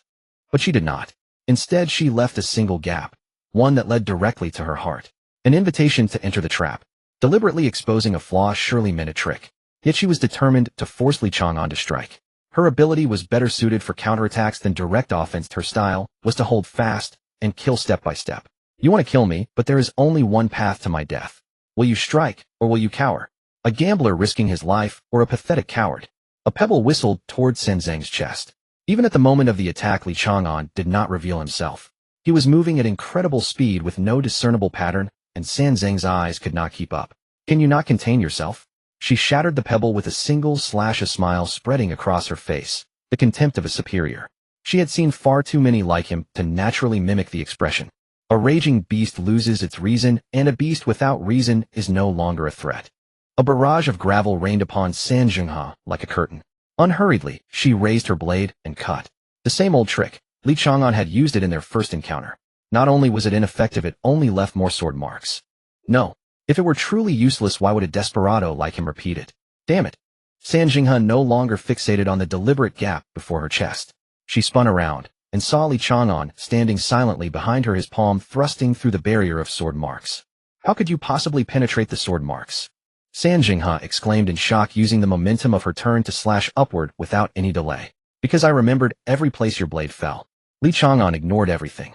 His fist shot through the barrier and smashed directly into San Zheng's face. He then snatched his hand back, just in time to avoid the blade which only managed to slice the skin on his arm. Struck heavily in the face, Chang'an was certain her nasal bone was broken, and even her cheekbone had hairline fractures. Yet she did not retreat a single step, clinging to her fortress of sword marks now far from secure. Wiping the blood from her face, Chang'an stared coldly at Li Chang'an. You remembered every spot where I struck. That's right. Li Chang'an did not rush to attack again. The extreme burst of movement had drained considerable stamina, and he needed to recover. He welcomed her willingness to trade idle chatter to buy time. To find such tiny gaps between the sword marks, you have the highest combat talent I have ever seen. Even as an opponent, Chang'an did not withhold her praise. Li Chang'an smiled faintly. You are truly intriguing. You are in no hurry to kill, and even have the leisure to compliment me. You seem less like a participant in the trial, and more like a martial fanatic seeking breakthroughs. You are half correct. Chang'an sheathed her blade, her aura rising step by step. I did not come here for the trial, nor to seek breakthroughs. Meeting you is an unexpected delight. You make me want to try a different style of combat. Damn it. Li Chang'an turned and fled without hesitation. He finally confirmed that this woman was not a single ability user. The sheer surge of her presence alone told him her other ability was formidable. Too late. Chang'an shook her head. In an instant her blade left the sheath. Nothing happened. For a reckless daredevil who scorned reason, useless adornments could even become a liability. So those gloves were suspect. And his ability was probably full enhancement of the enhancement type. Chang'an felt the faint, elusive presence of her ability within her body, and the image of Li Chang'an's gloves surfaced in her mind. He had not worn them last time. Slowing down my ability must be related to the gloves. They are a heavenly gift. He actually found a heavenly gift in this trial ground. Chang'an hesitated about whether to pursue. She had no idea how long the gloves' effect would last. Chasing in her current state greatly risked being killed instead. Could he be a dual ability user? If it wasn't the gloves' power, but his second ability. No, if he truly had a second ability, he would have used it long ago. Such tremendous talent and instinct, yet only a weak full enhancement. Your life has already set its. With a sigh, Chang'an abandoned the thought of pursuit. From the moment she entered the trial ground until now, Li Chang'an was the only opponent who had piqued her interest. Not even Charles did. She sympathized with the weak, especially those who fought desperately despite their weakness. The weak deserve respect, especially those who stake their very lives to rise above their station. Their fate is already sealed, yet they still hold out hope for a miracle. A pitiful life. A pitiful everything. She put away her blade and turned to leave. Just 2 steps and the full control of her ability returned. Only 30 seconds. Looking back in the direction Li Chang'an had fled, Chang'an nearly took a step several times, but restrained herself each time. Go and bloom with your brightest radiance before you die. Dying by my hand would be too great a waste. Though fate is fixed, at least make a splash. One Anren still licking at it can watch Li Chang'an sprint toward him. Before he could react, both his feet left the ground, as Li Chang'an hoisted him up onto his shoulders. Wait, what's going on? Being carried on someone's shoulders was uncomfortable, his abdomen pressed against a shoulder when Anren felt as if the can he had been enjoying had been wasted. Without slowing his pace, Li Chang'an regulated his breathing and replied, the second ability of Chang'an is terrifying. When she merely sheathed her blade, I felt it tearing on my neck. If she had struck, I might have died. No, not might. Li Chang'an repeated again, it would have been certain death. When Anren was left speechless. He did not doubt Li Chang'an in matters of sensing danger. Li's instincts far exceeded ordinary humans, and were nearly like an ability. But how could Chang'an be so powerful? Until now, Li Chang'an had never declared certain death. He had even dared to plot to kill Charlie C. What kind of ability could inspire so much dread in him? Mythic class. Li Chang'an blurted out. Yingcheng's mythic class ability, the invincible Batu Zhai. There's no way an ability could be invincible. When Anren retorted immediately, he could not bring himself to believe it, and he had never heard of Batu Zhai. Li Chang'an fell silent. He ran for several kilometers before finally stopping. There was no killing intent pursuing them from behind. He could be sure they were temporarily safe, and only then did he have the leisure to explain to Anren. It's an ability not recorded in the Trial Institute, though you can find traces of it on the black market. I had only heard rumors before, but what Chang'an used was definitely that. Li Chang'an drew breath, trying to calm himself. Even so, mythic class isn't invincible. When Anren insisted, Li shook his head. It is invincible. You understand how abilities work, right? He continued, take a fire element for example. Its effects are burning and heat. Batu Zhai's nature is guaranteed to hit and guaranteed death. Any enemy within its gaze can be slain. Hearing you say it, it does sound invincible. When Anren's face grew grave, he asked, if that's true, she should already be the strongest in the world. That's impossible. Batu Zhai is one of the rare abilities with constraints. First, it must be a response to being attacked. Second, the opponent must be a strong person recognized by Badajai. There are other limits, but that's all I know. Li Chang'an sat down, still shaken, his entire body betraying residual fear. Wen Anren frowned as he absorbed Li Chang'an's words. He had never heard of Badajai before today. Oh, it differed from the mythic class abilities he knew. Something was missing. Yingqing's Badajai originated from much older folk tales, but it was still only a story. The protagonist was supremely martial, yet remained an ordinary person. Badajai had never truly reached the level of myth. Wen Anren said nothing and waited for Li Chang'an to recover his strength. He had not seen the recent fight with his own eyes, but Li's urgency made it clear that it had not been simple. Then the usually composed Li Chang'an suddenly smiled. I wounded her. Li Chang'an's expression grew feverish. I was just a hair away from killing her. It's a pity I haven't yet adapted to my current speed. I hesitated for a moment. You're happy you almost killed her. Wen Anren could not comprehend it. What was there to rejoice about? He was full of question marks. She regarded me as a strong person. Badajai regarded me as a strong person, and I nearly killed her. You don't understand. She proved I'm not useless. Li Chang'an's smile grew even brighter. But you were never useless to begin with.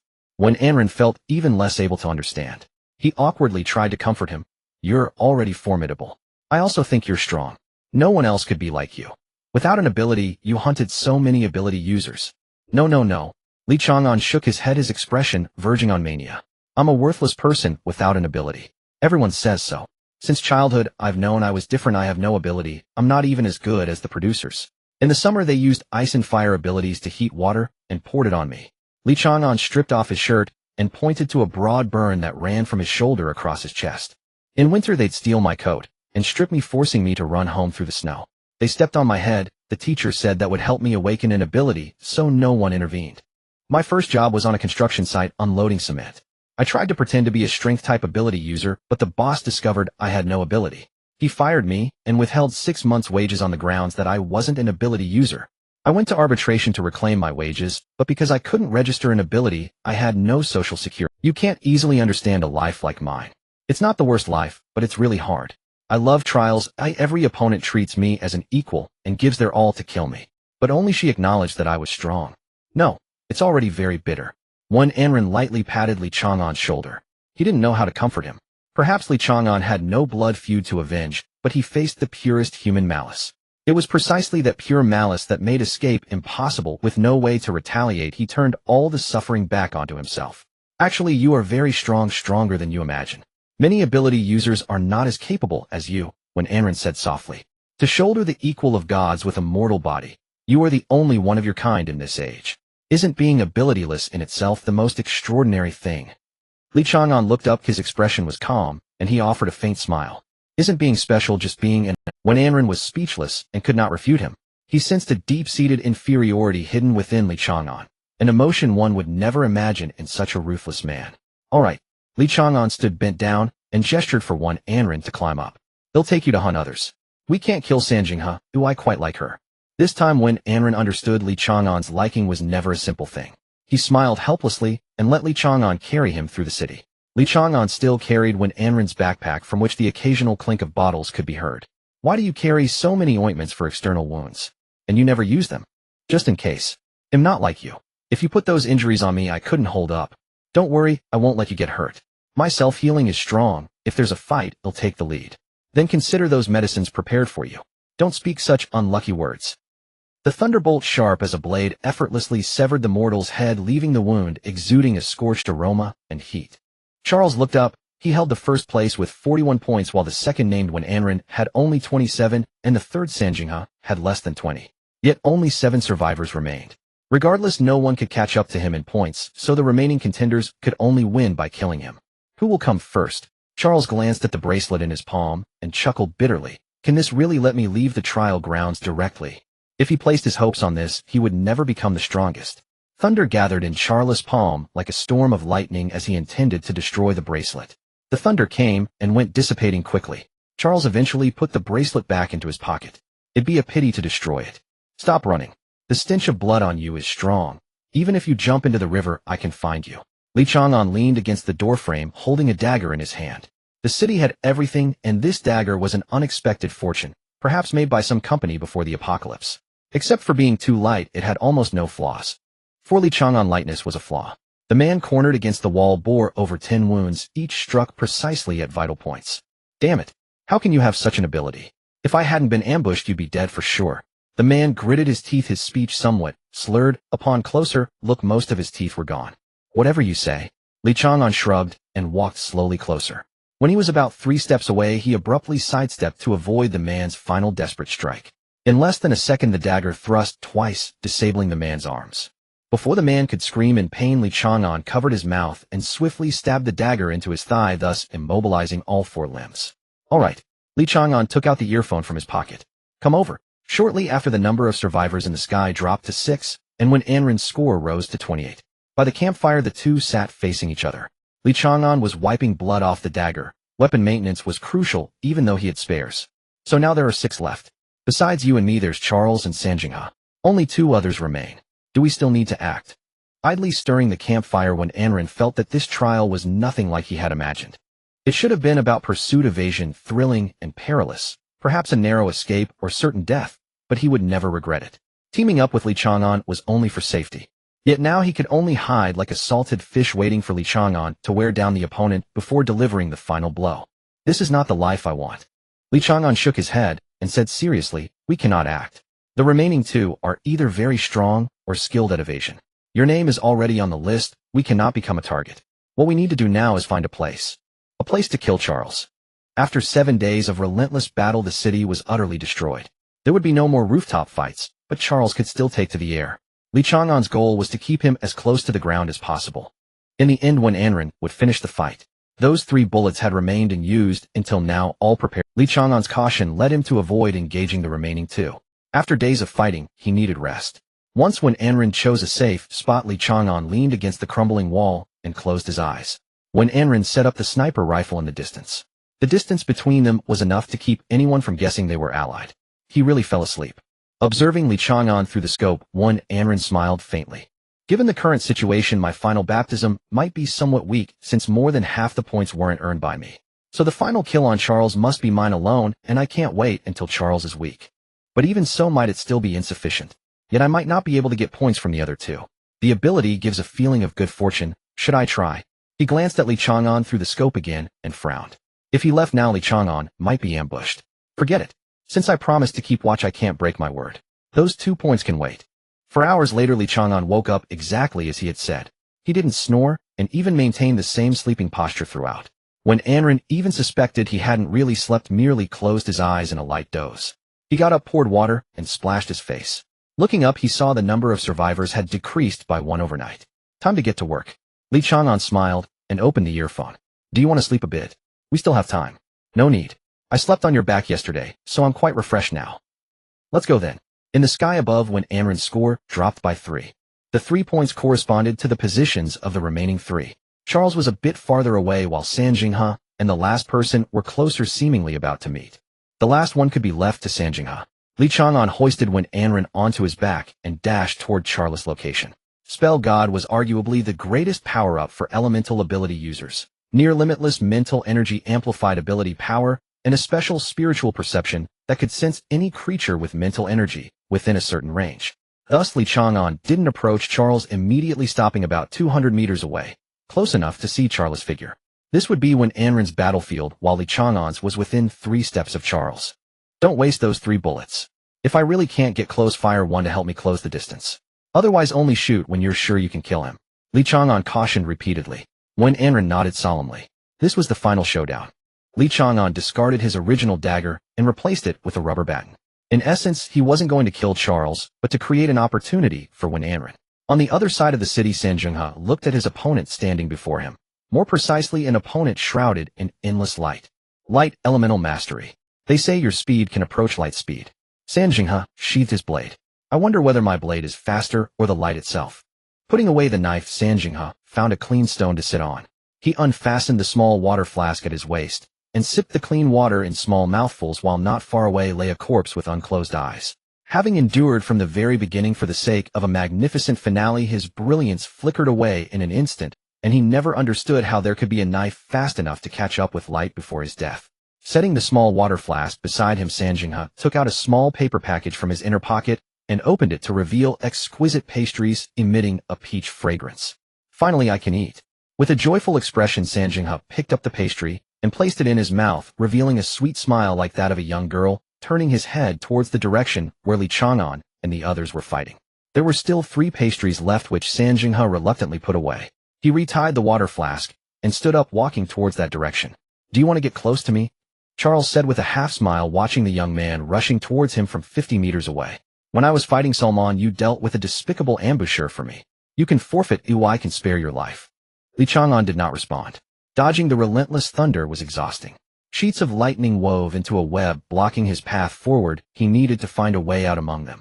His speed was insufficient, and his reactions were inadequate, making it impossible to keep up with the pace of the lightning. However, he could clearly see every movement of Charles, down to the slightest twitch of his eyelashes.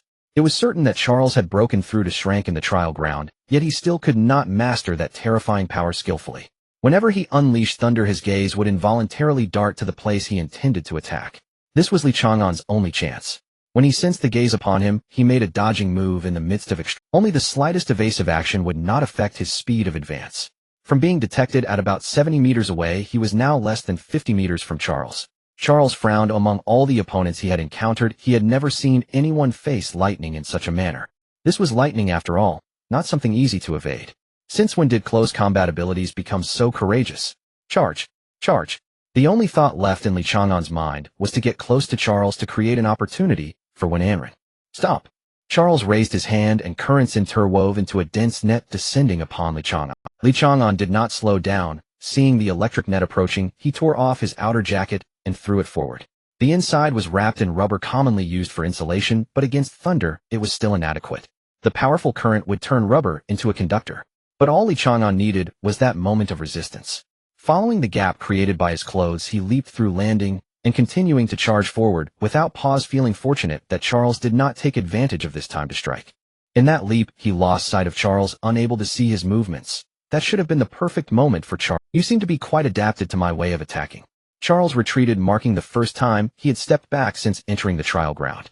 The youth before him exerted immense pressure on him. Like an assassin betting everything just to deliver a single strike, and surely someone would die beneath that blade. Li Chang'an had closed in to within 30 meters, yet Charles could never hit him.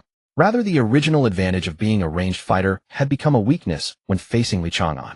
His abilities activated with the workings of his mind, but now his thought processes could not keep pace with Li Chang'an's speed. Each dodge resembled a drunken stagger, yet somehow perfectly evaded every bolt of lightning. Charles was still retreating, but Li Chang'an was drawing ever closer. He could choose to turn and flee or ascend into the air, yet that cursed pride held him back from doing so. The Pendragon family has no cowards. Charles roared, his conviction growing stronger at that moment. He strode towards Li Chang'an, gripping the thunder in his hand, as if casting a divine spear of lightning. 10 meters. No slowing down. Li Chang'an gritted his teeth, narrowly dodging the spear. He could even smell his hair burning, but this allowed him to finally close in to within 5 meters of Charles. Charles wielded the silver long sword condensed from thunder and slashed horizontally before him, leaving charred marks wherever it passed. Even the air was tinged with a burnt scent. Leaning back to avoid the blow, Li Chang'an sprung forward like a compressed spring, launching himself violently towards Charles. Clenching his fist, he struck. A transparent barrier faintly appeared under the force of Li Chang'an's punch, shaking violently, but ultimately stabilizing. Habit had taught Li Chang'an not to be greedy for a second strike. Having seen no effect from his punch, he darted away, following the blind spot in Charles' line of sight. Sensing the tremor of the protective barrier, Charles instinctively slashed down with his sword, but Li Chang'an was already gone from the original spot. The strike missed. Only the scattering lightning tore Li Chang'an's clothing, leaving a few charred marks on his solid chest. The scars from the scalding water burned even more ferociously. Li Chang'an tore off his tattered shirt. Now his clothes would only be a burden. He even thought about removing all his clothes, as the non-insulating fabric would increase the area of impact he received. However, Jiang Shu and Wan Anren had both said that battles should be fought with elegance. A fighting without clothes would make him appear lowly, like a human without abilities. Thus in the end, Li Chang'an merely took off his shirt, which made him feel somewhat uncomfortable. Huff! Charles inhaled sharply. It was his first time seeing someone with so many scars on their body, whether from knives, guns, or burns. It was as if he had encountered a human model showcasing various types of injury. "You must be a madman." Charles tightened his grip on the sword. The giant sword, about 1.5 meters long, began to shrink with the dissipating thunder contained within the now less than 1 meter long blade, the silver edge slightly distorting the space around it. In less than 10 seconds, Li Chang'an was hit in the left rib by a sword. The blade sliced open his skin, separating flesh and blood, while high temperatures cauterized the wound and currents rampaged through Li Chang'an's body. Such strong swordsmanship. Could it be that his trump card is actually his sword technique? Li Chang'an barely dodged the incoming thrust. The tingling sensation from the current hindered his movements. Charles held his sword and smiled slightly. Didn't expect that, did you? I've held a sword since I was 3, and over the years I've learned every sword technique in the world. No one knows that my true wish is to become a sword sage. I envy a melee ability user like you. If I had your physical prowess, I would be even stronger. Li Chang'an was taken aback, his expression gradually turning cold, a smile of rage spreading across his face. Envy me? Don't joke around. Would you really be willing to become a waste like me? If we were to switch places, would you truly be willing? Faced with Li Chang'an's serious tone, Charles momentarily could not respond. See, it's just a hypocritical display, the pity of a hypocrite towards the weak. Li Chang'an suddenly raised his head. I don't need your pity. The murderous intent surged, causing the lightning to flicker. From the scope, the scene was chaotic. Wen Anren had no idea what Charles and Li Chang'an had said to each other, but Li Chang'an's speed suddenly surged, his attacks growing faster and faster to the point where his movements left after images on the retina impossible to follow with the naked eye. What does he want to do? Wen Anren couldn't figure it out. He still hadn't found a chance to fire. Watching Li Chang'an gain the upper hand, yet that opportunity never seemed to come. Suddenly, Wen Anren noticed that Li Chang'an's current display of strength was somewhat different from when they were together. Was he hiding his true strength from me? Once this thought arose, it could not be suppressed. Wen Anren was certain that Li Chang'an's performance now was more than half stronger than the previous 2 days. You're hiding from me, guarding against me. The sniper rifle was loaded when Anren's finger rested on the trigger. I'd rather not be born a waste. But fate is like this, I have no choice. I can only try to change my life as best I can. But the one thing I can't stand is your condescending empathy. Li Chang'an roared as he punched down again and again. Charles could no longer keep up with his fist speed, and the transparent barrier was on the verge of collapse. Facing the thunderous light, sword slashing again, Li Chang'an no longer dodged. He charged straight into the sword, which struck his shoulder, while his hand precisely clamped onto the webbing between Charles' thumb and forefinger. The light sword flickered and dissipated from Charles' hand, returning to primal thunderous lightning. My ability. Charles was startled. The ability within his body seemed blocked. Every time it circulated, it became sluggish. He didn't dare hesitate and decisively detonated the shield. The shockwave from the shield's explosion struck, sending Li Chang'an flying backward more than 10 meters. Seizing the moment, Charles repeatedly retreated to distance himself. After rolling twice on the ground, Li Chang'an jumped up and charged toward Charles again, without glancing in Wen Anren's direction so as not to exposing Wen Anren's position. But Charles' shield had dissipated. It should be the best time to take the shot. Why didn't Wen Anren fire? Perhaps Charles still had a trump card he hadn't used. Wen Anren's ability shouldn't make mistakes. Li Chang'an chose to trust Wen Anren. Taking advantage of Charles' weakened state, he planned to inflict more damage. But before he could get close, he saw Charles' eyes shift. Bad. A sense of foreboding arose instantly. Li Chang'an lunged forward and a thick bolt of lightning grazed his back as it fell. But this was incorporeal lightning. Even a mere brush was equivalent to a direct hit. The violent current instantly flooded every corner of Li Chang'an's body. Flesh, skin, and hair twisted and tore, emitting a burnt aroma. In just 1 second, half of his body was charred black. Even though his physical constitution was extraordinarily powerful, it could not contend with true lightning. That he was still alive now was already difficult to achieve. If he hadn't lunged forward, perhaps the outcome would have been slightly better. Charles did not act immediately. With currents swirling at his fingertips, he strengthened his shield and slowly approached, asking suspiciously, "Your ability is to suppress others' abilities." For about 10 seconds or so, my ability went out of control. Your power is terrifying. With such ability, you still call yourself a waste. Li Chang'an was in agony. He had already guessed that it was due to the divine mage that had reduced the originally half-minute suppression to only 10 seconds. This 20-second mistake left him hanging by a thread. As for what Charles said, he didn't hear a single word. Since Charles wasn't delivering a finishing blow, he should seize the time now to recover. Not going to answer me. Charles frowned. He was somewhat reluctant to kill Li Chang'an. He was a talented individual, and the Pendragon family needed talent. Forget it, it'll just kill him. Charles made his decision, raised his hand toward Li Chang'an with electric sparks flowing at his fingertips. Before the bolt of lightning shot out, Li Chang'an's figure vanished from before Charles' eyes. Charles was stunned for a moment. He couldn't understand why Li Chang'an was still able to move. But there was no time for Charles to think. Li Chang'an on all fours advanced even faster. In the blink of an eye, he was before Charles. Before Charles could dodge, Li Chang'an threw another punch. This time his gloved fist struck the shield. The powerful recoil cracked the bones in Li Chang'an's wrist, but at the same moment the shield shattered. Now, Li Chang'an felt time become viscous. He couldn't tell when Anren the moment to fire. He had to let when Anren judge for himself. But he missed the moment. Ugh! Blood surged up from his throat. Li Chang'an looked down and saw that lightning sword had pierced through his lower ribs, skewering his lung. Charles gritted his teeth, his face full of fury like a provoked lion cub. When Anren's finger rested on the trigger, both his ability and the scene before him told him that now was the best moment. If he fired, the bullet would pierce Li Chang'an's body. The 20mm round would tear through Li Chang'an's upper body and finally pass through Charles' chest. Just one shot could resolve this trial, and all the points would be his.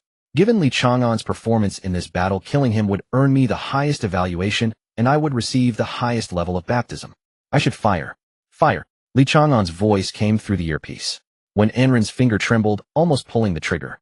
He told me to fire. He told me to fire. He told me to fire. Li Chang'an, I'm sorry. After saying those two words, Li Chang'an could no longer focus.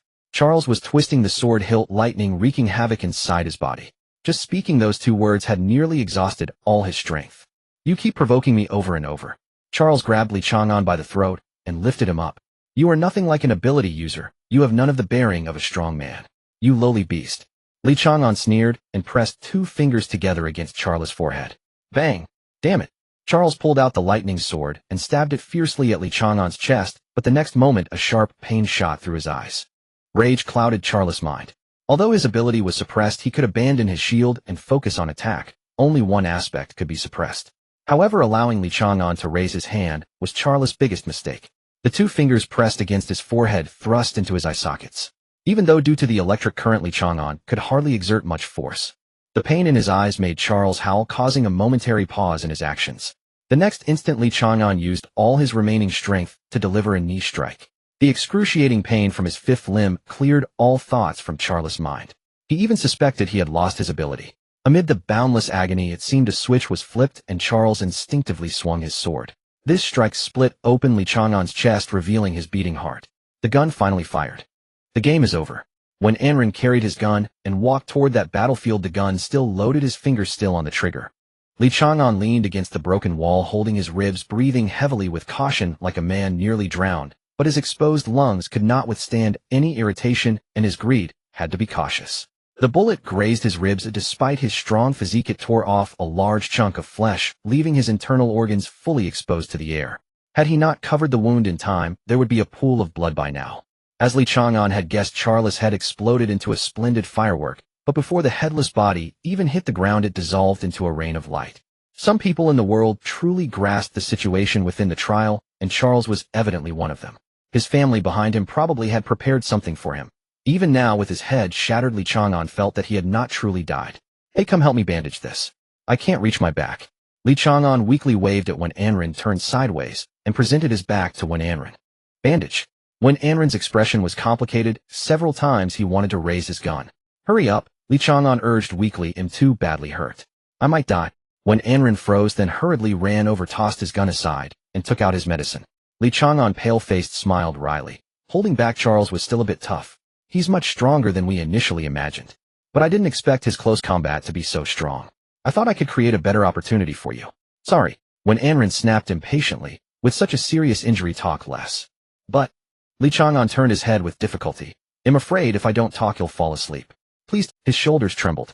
When Anren lowered his head and said grumpily, what's there to talk about? If you thought it was too much, you should have retreated. Don't you want to survive?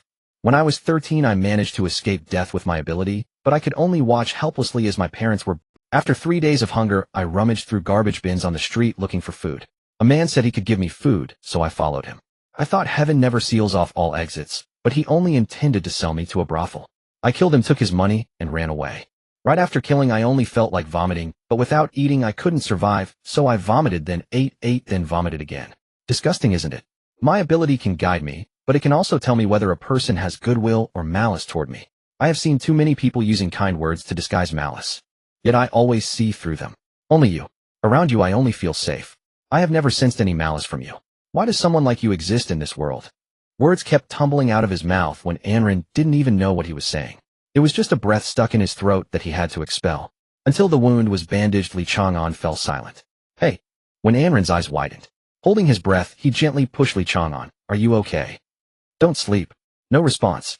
The heartbeat gradually slowed, barely audible. Don't die, Li Chang'an. Wake up now. Stop pretending to sleep. Hey, I didn't mean to hit you. I'm sorry. Wake up, don't scare me. Please don't die, okay? Can you please not die, eh? Please open your eyes and look at me. Don't give me hope, and then abandon me alone. Li Chang'an. When Anren was in tears, holding Li Chang'an's body tightly, not daring to let go. The warmth of the body in his arms was fading. Are you cold? They'll give you my jacket.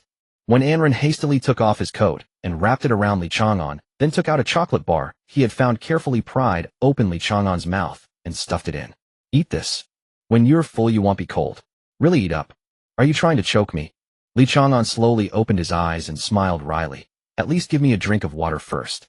Stunned for a few seconds when Anren snapped out of it, like waking from a dream.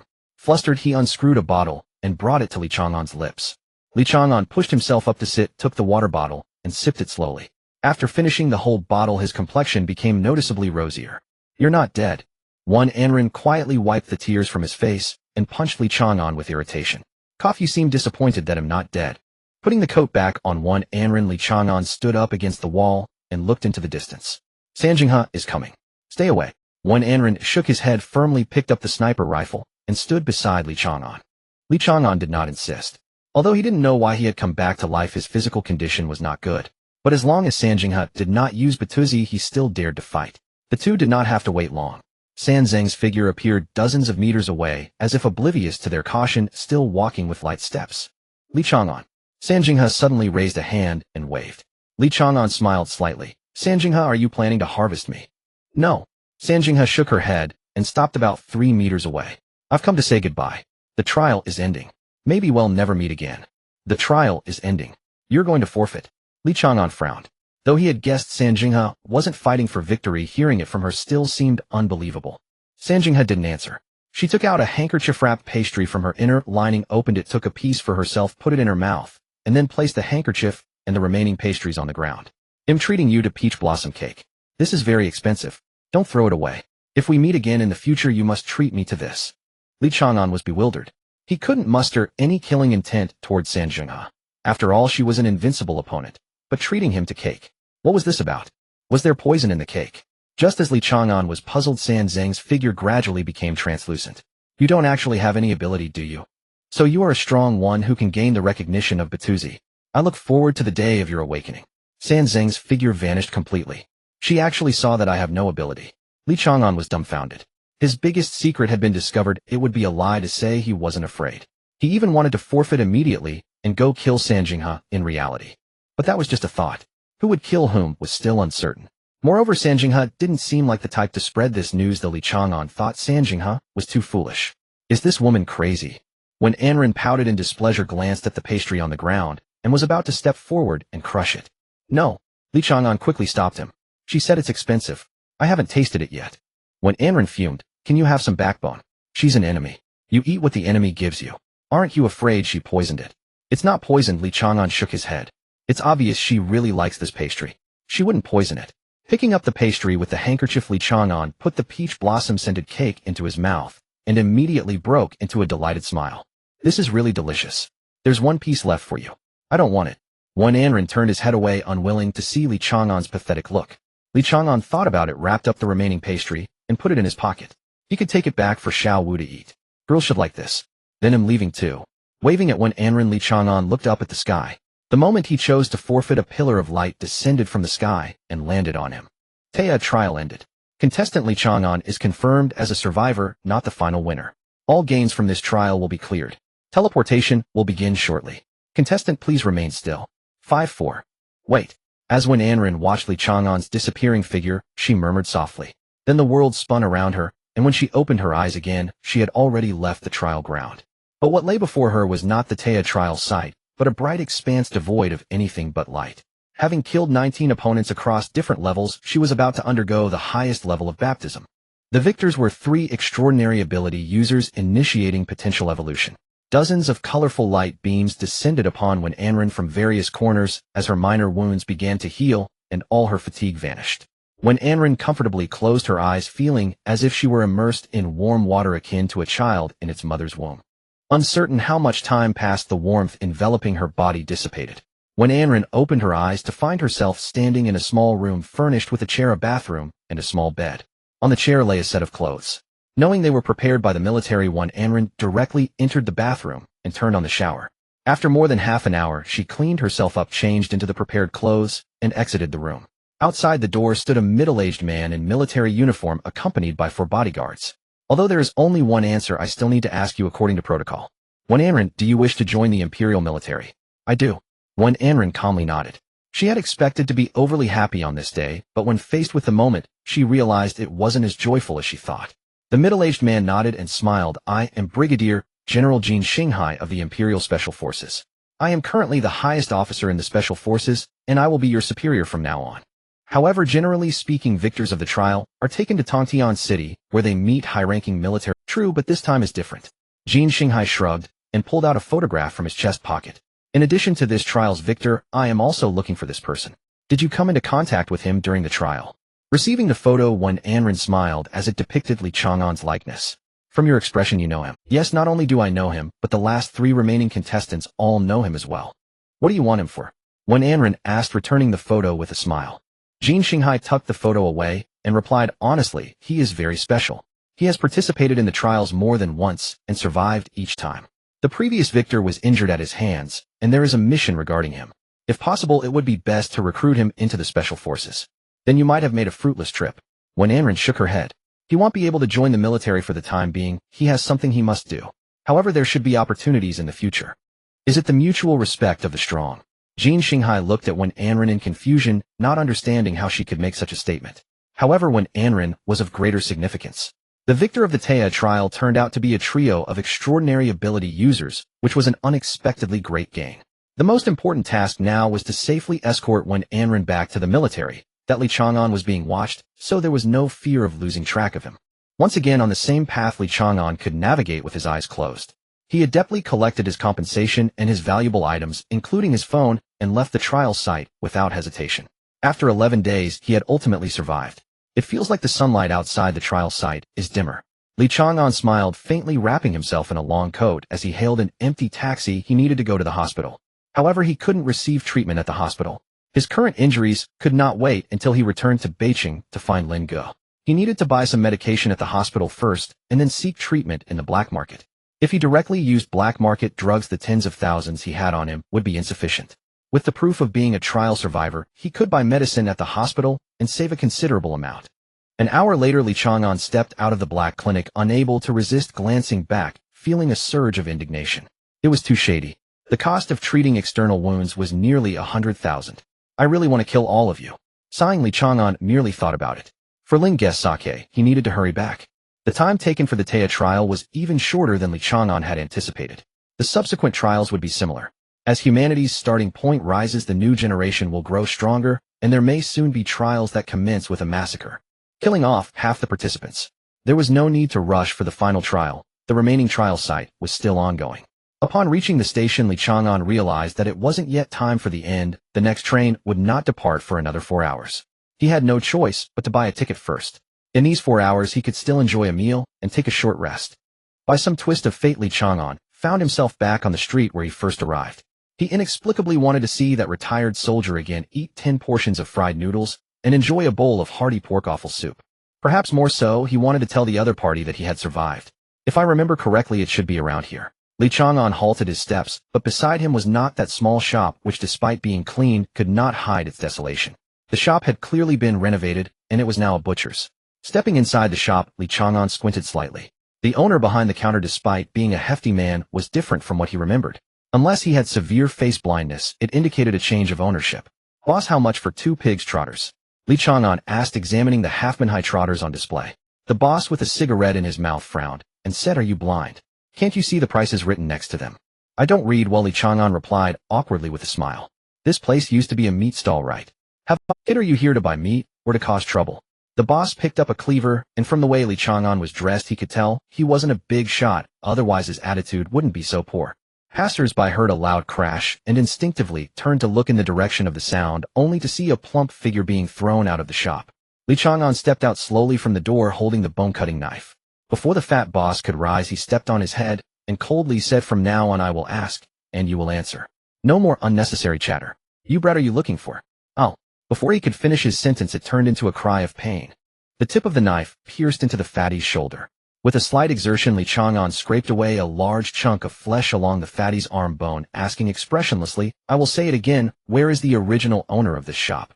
"A kid injured someone from the Tiger Gang. They said that kid was eating in his shop, so the Tiger Gang took him away and gave the shop to me. I heard he went back to his hometown." The fatty gritted his teeth through the pain, his eyes still harboring ferocity. "Tiger Gang." Chang'an chuckled coldly, the knife's tip prying open the boss shoulder to reveal a tattoo. "You're not being honest." The knife tip stabbed into the fatty boss shoulder again, as Chang'an skillfully severed the tendons and sliced through the flesh, cutting off an entire arm in less than 2 seconds. But this was just the beginning. Chang'an raised the knife once more, when Anren's words suddenly floated to the forefront of his mind, and he paused, spitting, "Consider yourself lucky." Just when the fatty thought he had escaped a calamity, the bone-cutting knife pierced through his brow. Unable to suppress himself, Chang'an kicked the lifeless body that refused to close its eyes and tore his train ticket into shreds. The torn paper fluttered down like drifting paper money. How could the trial end so quickly? Lin Yubai stood outside the hospital, anxiously waiting for an empty taxi. After being injured and forfeiting, she had been admitted to the hospital, and in a day or two the poison would be completely cleared from her body. But she never expected this trial to conclude so soon. She had wanted to wait at the trial site for the man who saved her, but now if she rushed over, he would probably have already left. "I'm so foolish." Angered, she stomped her feet, suddenly recalling something. "I seem to have forgotten to ask for his name. How can I know if he survived?" Standing by the roadside, Lin Yubai was momentarily dumbfounded, but no matter what, she wanted to see him again. One must always have a bit of hope. Trees as thick as adult waists toppled, revealing a figure behind, like an iron tower. Wiping the thick blood from his face, the barbarian god tossed down the Tumterlong wolf corpse in his hands. The logistics officer Alita smiled and said, "Is this the 7th one today?" "Yes," the barbarian god nodded, grinning widely, showing his sharp teeth. "What rank are we now?" Alita pulled out a tactical tablet and flipped through it, smiling. "You're tied for first place with Boar from Team 1. Both of your effective kills are over 300. Boar. Repeating the name in his mind, the barbarian god's thoughts conjured up the image of that tall woman. Watching the barbarian god sitting casually on the ground, Alita couldn't help but laugh. "It's been 6 days, you finally decided to sit down and take a break. I heard your trial lasted for half a year." "It's different," the barbarian god shook his head. "Fighting against humans is much more exhilarating. These monsters can't bring that feeling." Alita nodded in agreement. After all, she had also survived from the trials, but compared to frontline combat, she actually preferred logistics. As he was feeling drowsy, the barbarian god suddenly perked up and asked. "Jinxing Hai said there was a special survivor in your trial. He must be the same person I encountered, right?" "It's not just a possibility, it's the same person, skilled in close combat with strong abilities in stealth and survival." Alita described the appearance again, sighing with lingering fear. "That was a beast. Compared to facing him, I'd rather go out and kill those monsters. Before encountering him, I thought my looks were my weapon, but that guy was even more ruthless." The barbarian god touched his waist, and his smile suddenly turned fierce. "If Jinxing Hai brings him back, it will be quite a show." "Yes," Alita lit a cigarette. "Including you and me, there are 7 people suspected of having fought him. If it is indeed the same person." Alita shrugged. "Anyway, it's none of my business. I don't want to cross paths with him again."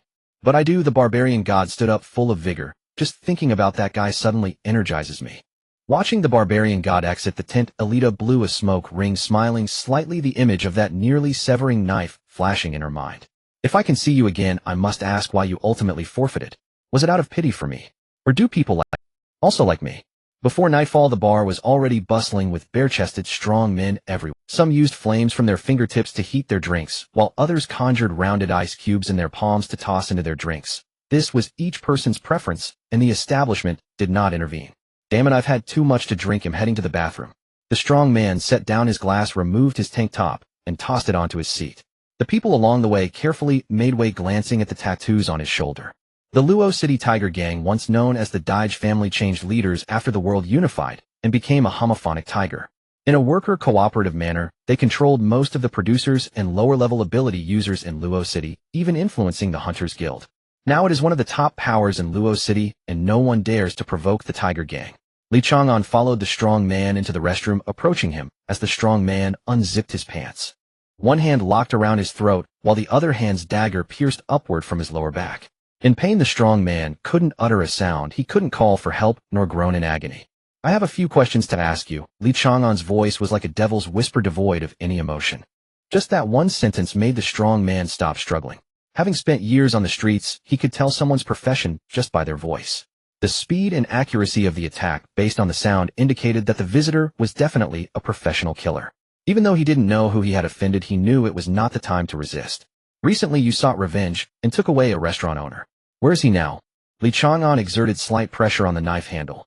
You don't have much time left. If I pull out the knife, you'll be dead in 5 minutes. In a desperate mental struggle, the strong man finally remembered and hurriedly said, he was taken away by our leader. This has nothing to do with me. I wasn't involved. Where did they take him? Tell me everything you know. You have 1 minute left. Cold sweat dripped down the strong man's forehead. He wished Li Chang'an would show some anger. What he feared most was a complete lack of emotion. Without daring to hesitate, the strong man quickly provided an address. Li Chang'an asked the final question, is that person still alive? He's alive? He's alive. The strong man hurriedly responded. This was the only correct answer, and the truth didn't matter to him. Li Chang'an nodded, releasing the dagger, and at the moment the strong man relaxed, he crushed his trachea. Killing shouldn't be too messy. Li Chang'an murmured a few words, took out half a glove, and since when Anren refused to take anything, he had no choice but to leave this behind. But it happened to come in handy today. Lin Yubai walked down the street feeling dejected, ultimately not seeing that person. However, quite a few who survived this time, could he possibly be among them? Clearly so handsome, brave, and gentle, it would be such a pity if he really died in the trial. Lin Yubai sighed, having rarely felt moved by someone of the opposite sex. Was this going to end without a resolution? Wait. Lin Yubai suddenly stopped in her tracks, turning to look across the street. Was that him who just passed by? Lin Yubai realized, hurriedly quickening her pace, a smile gradually appearing on her face. Upon closer inspection, it seemed to really be him. I must tell him my feelings. I have to say it out loud, or else there may not be another chance. Lin Yubai gathered her courage, wanting to shout out. No, he was walking too fast. Was he in a hurry? Seeing the figure ahead turn into an alley, Lin Yubai hurriedly followed. But the alley was empty. The 4-story building, painted with a pattern of spray paint, had a group of over 10 sturdy men gathered around the entrance, leaning against a fire pit, smoking and chatting. The entire building belonged to the Tiger Gang, serving as their branch in this area, with more than 50 personnel stationed here daily, predominantly enhanced ability users, as only a few types of enhanced abilities afforded human rights. It can be said that the current social grassroots are composed of enhanced ability users, and while there are some exceptional abilities, many of them belong to those with low tiers. Most of the people in the world are mediocre. Li Chang'an was just around the corner, not far away, and although he wasn't a perception-type ability user, he could discern the approximate number of people inside the building through the sounds and movements. Forcing a breakthrough was impossible. Setting aside whether he had the ability, making a bloody rampage in the streets would likely attract patrolling soldiers in no time. Becoming a wanted criminal of the Empire was not his goal. However, dealing with such people was not new for Li Chang'an. He had his unique methods. As he approached the main entrance, Li Chang'an was stopped. A sturdy man stretched out his grayish-white rock-like arm to block Li Chang'an's path, frowning and asking, "Kid, don't you know where this place is? I'm looking for your boss." Li Chang'an raised his head, his gaze chillingly cold. "Take your hand away. Don't be—" The sturdy man snorted coldly. "Our boss isn't someone you can just meet. Get lost." Li Chang'an tilted his head and smiled slightly. "An enhanced user dares to be so arrogant in front of me." In the next moment, the dagger sliced through the man's shoulders, spiraling around his bicep, instantly severing the entire arm. As the arm fell to the ground, the sturdy man's wail had barely escaped his mouth. "Who's next?" Li Chang'an surveyed his surroundings. His sudden and terrifying display of power intimidated everyone. In the face of people who lived on the edge of a knife, nothing instilled more fear than strength and ruthlessness. A tall, thin man leaned against the wall by the door, silently watching until Li Chang'an's gaze turned towards him, at which point he approached with a faint smile. "Chen Shui, what should I call you, brother?" Chen Shui extended his hand to Li Chang'an. "My brother doesn't quite understand things. Please forgive him. You don't have the right to know my name." Li Chang'an displayed his arrogance, severely undermining Chen Shui's dignity. Chen Shui frowned slightly, but didn't get angry. He continued to smile. "Do you want to see our boss? He'll take you there. Can you tell me what business you have?" "I'm here to discuss a deal on behalf of our young master," Li Chang'an replied, with his prepared line. With his strength, he wouldn't earn the respect of the Tiger Gang, but if he were merely a servant with his capabilities, it would be enough to attract their attention. The essence of fox exploiting tiger's might is not the tiger, but at least you must be a fox. Chen Shui indeed showed the surprise Li Chang'an anticipated, unable to suppress his astonishment, and couldn't help but ask, "Pray tell, which young master are you referring to?" "You talk too much." Li Chang'an narrowed his eyes. "Do you really think you have the right to know my young master's name? You should consider yourself fortunate that I don't enjoy killing the weak." Repeatedly provoked, even a clay figurine has a bit of temper. Chun Shui coldly snorted, his lanky body seeming to inflate, as he coldly stated, "Do you think him weak? You have some skill, but are you stronger than the gravedigger?" Li Chang'an licked his lips, a bloodthirsty glimmer appearing on his face. "You mentioned." "Wait." Chun Shui's face turned pale with horror, taking a step back as he exclaimed, "You killed the gravedigger?" Li Chang'an nodded. "I happened to kill him while buying something for my young master." "Enough talk, come prove you're not." "No more fighting, no more fighting." Chun Shui hurriedly waved his hands. The place where the gravedigger died was their territory, and the participant data was also Tiger Gang personnel. After the gravedigger's death was reported, it was Chun Shui who personally handled it. In the ensuing description, the gravedigger didn't even have a chance to react before being killed in an instant, and the youth who acted posed a danger level likely close to glass. "This way, brother, I'll take you to meet the boss." Understanding the danger, Chun Shui no longer dared to be reckless. He was no stronger than the gravedigger. Li Chang'an regretfully shook his head, sheathing his dagger as he followed Chun Shui into the building. He silently thanked the gravedigger, never expecting that the big fool he killed back then would now bring him unexpected surprises. Passing through the titanium alloy iron door, a foul stench wafted out that made Li Chang'an extremely uncomfortable. He was very familiar with this smell, a mix of human blood, decay, smoke, and the foul stench left after intercourse. The current room was no different, as faint screams of women in agony could be heard from the first floor, along with the heavy breathing of men and occasionally the sound of rolling bottles. "The boss is on the third floor, follow me this way."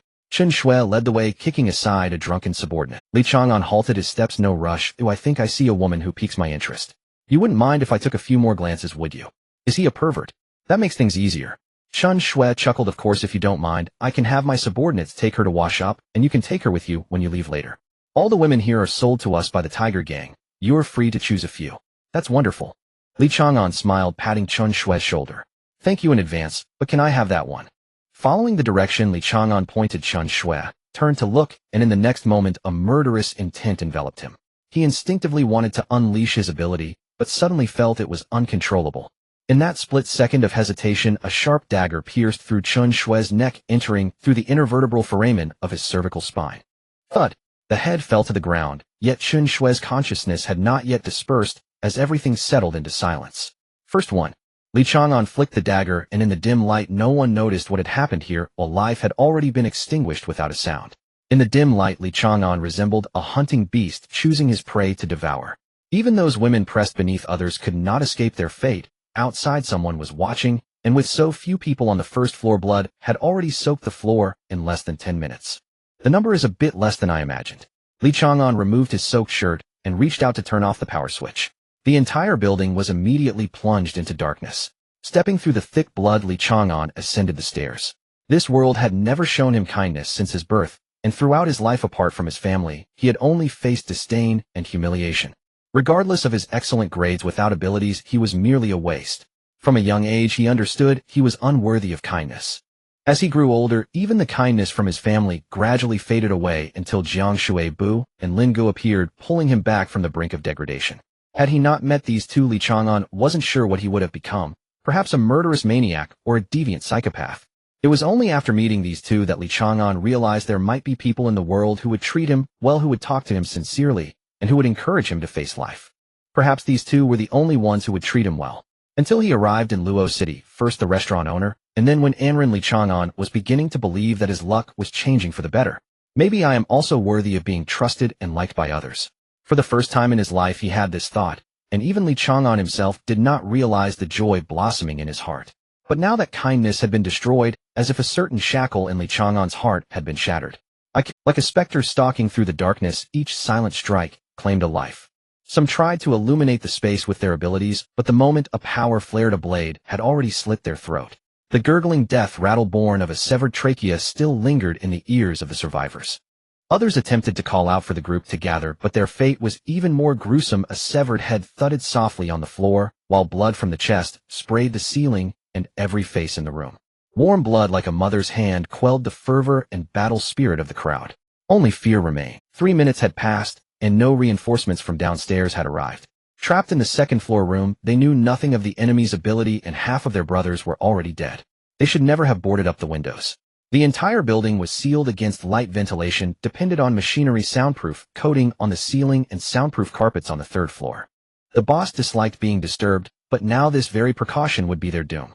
Everyone moved cautiously, guarding against the hidden danger while edging toward the door. Yet Li Chang'an sat near the entrance. After a brief rest, Li Chang'an gripped his dagger and moved toward another target. The human eye adapts. From brightness to darkness, there is a period of discomfort, often resulting in near blindness. After tens of seconds, the naked eye could barely make out shapes in the gloom. But now the room's illumination was so low that even adaptation failed for ordinary people. If Li Chang'an prided himself on anything, it was his adaptability. No matter how harsh the environment, after initial struggle, he quickly adjusted. This was no exception. In his vision, the darkness had layers. Objects appeared as blurred outlines, enough to continue his hunt. Moreover, heartbeats were clearly audible. The deliberate terror heightened adrenaline, quickening and strengthening each pulse, allowing Li Chang'an to pinpoint everyone's location. Those with the fastest heartbeats would be saved for last, for they had already lost their composure and might even be driven mad by the darkness. When the man felt warmth at his throat, it was too late to resist. A powerful hand forced his chin upward, then the cold kiss of a dagger pierced his windpipe. Even the scrape of the blade against the laryngeal bone was harsh. Death always brings sound. Perhaps the final testament of life, the ultimate swan song. Everyone turned simultaneously toward the source of the sound. Then light blazed forth. A fireball the size of a basin materialized from the hand of one nearby, illuminating the entire room. It also revealed Li Chang'an standing behind the four others. Seeing the charge, he understood instantly these men had abandoned their comrade. A 6-foot ice spear hurtled toward him, intent on impaling both. Faced with the threat of death, humans either flee in terror or erupt in extreme fury. Under such rage, they risk everything in a desperate counterattack. A machete swung from the side, slicing across Li Chang'an's arm. Instead of retreating, he advanced, grabbing the attacker's wrist to prevent escape, then drove his dagger into the man's temple. The dagger lodged in the bone, unable to be pulled free. Li Chang'an released it without hesitation, yanking the man forward as a shield. The next moment, a fireball exploded against the shield. He hurled the shield violently forward, then hugged the wall and sprinted toward the fire element control ability. Sensing a blade's sharp intent behind him, Li Chang'an did not turn back. He charged recklessly toward the fire ability user. A second massive fireball was already forming. With no time to change tactics, a flicker of ruthlessness crossed the fire user's eyes. Seeing Li Chang'an closing in, he detonated the fireball without hesitation. As a fire ability user, the explosion wouldn't burn him. Only the shockwave might injure his internal organs. But for others, it meant at least severe burns. Yet the expected scene of grievously wounding the enemy did not occur. Instead, he saw a half-burnt demon lunging toward him. The demon opened its mouth, extended claws, and tore out his heart. Darkness engulfed the room once more.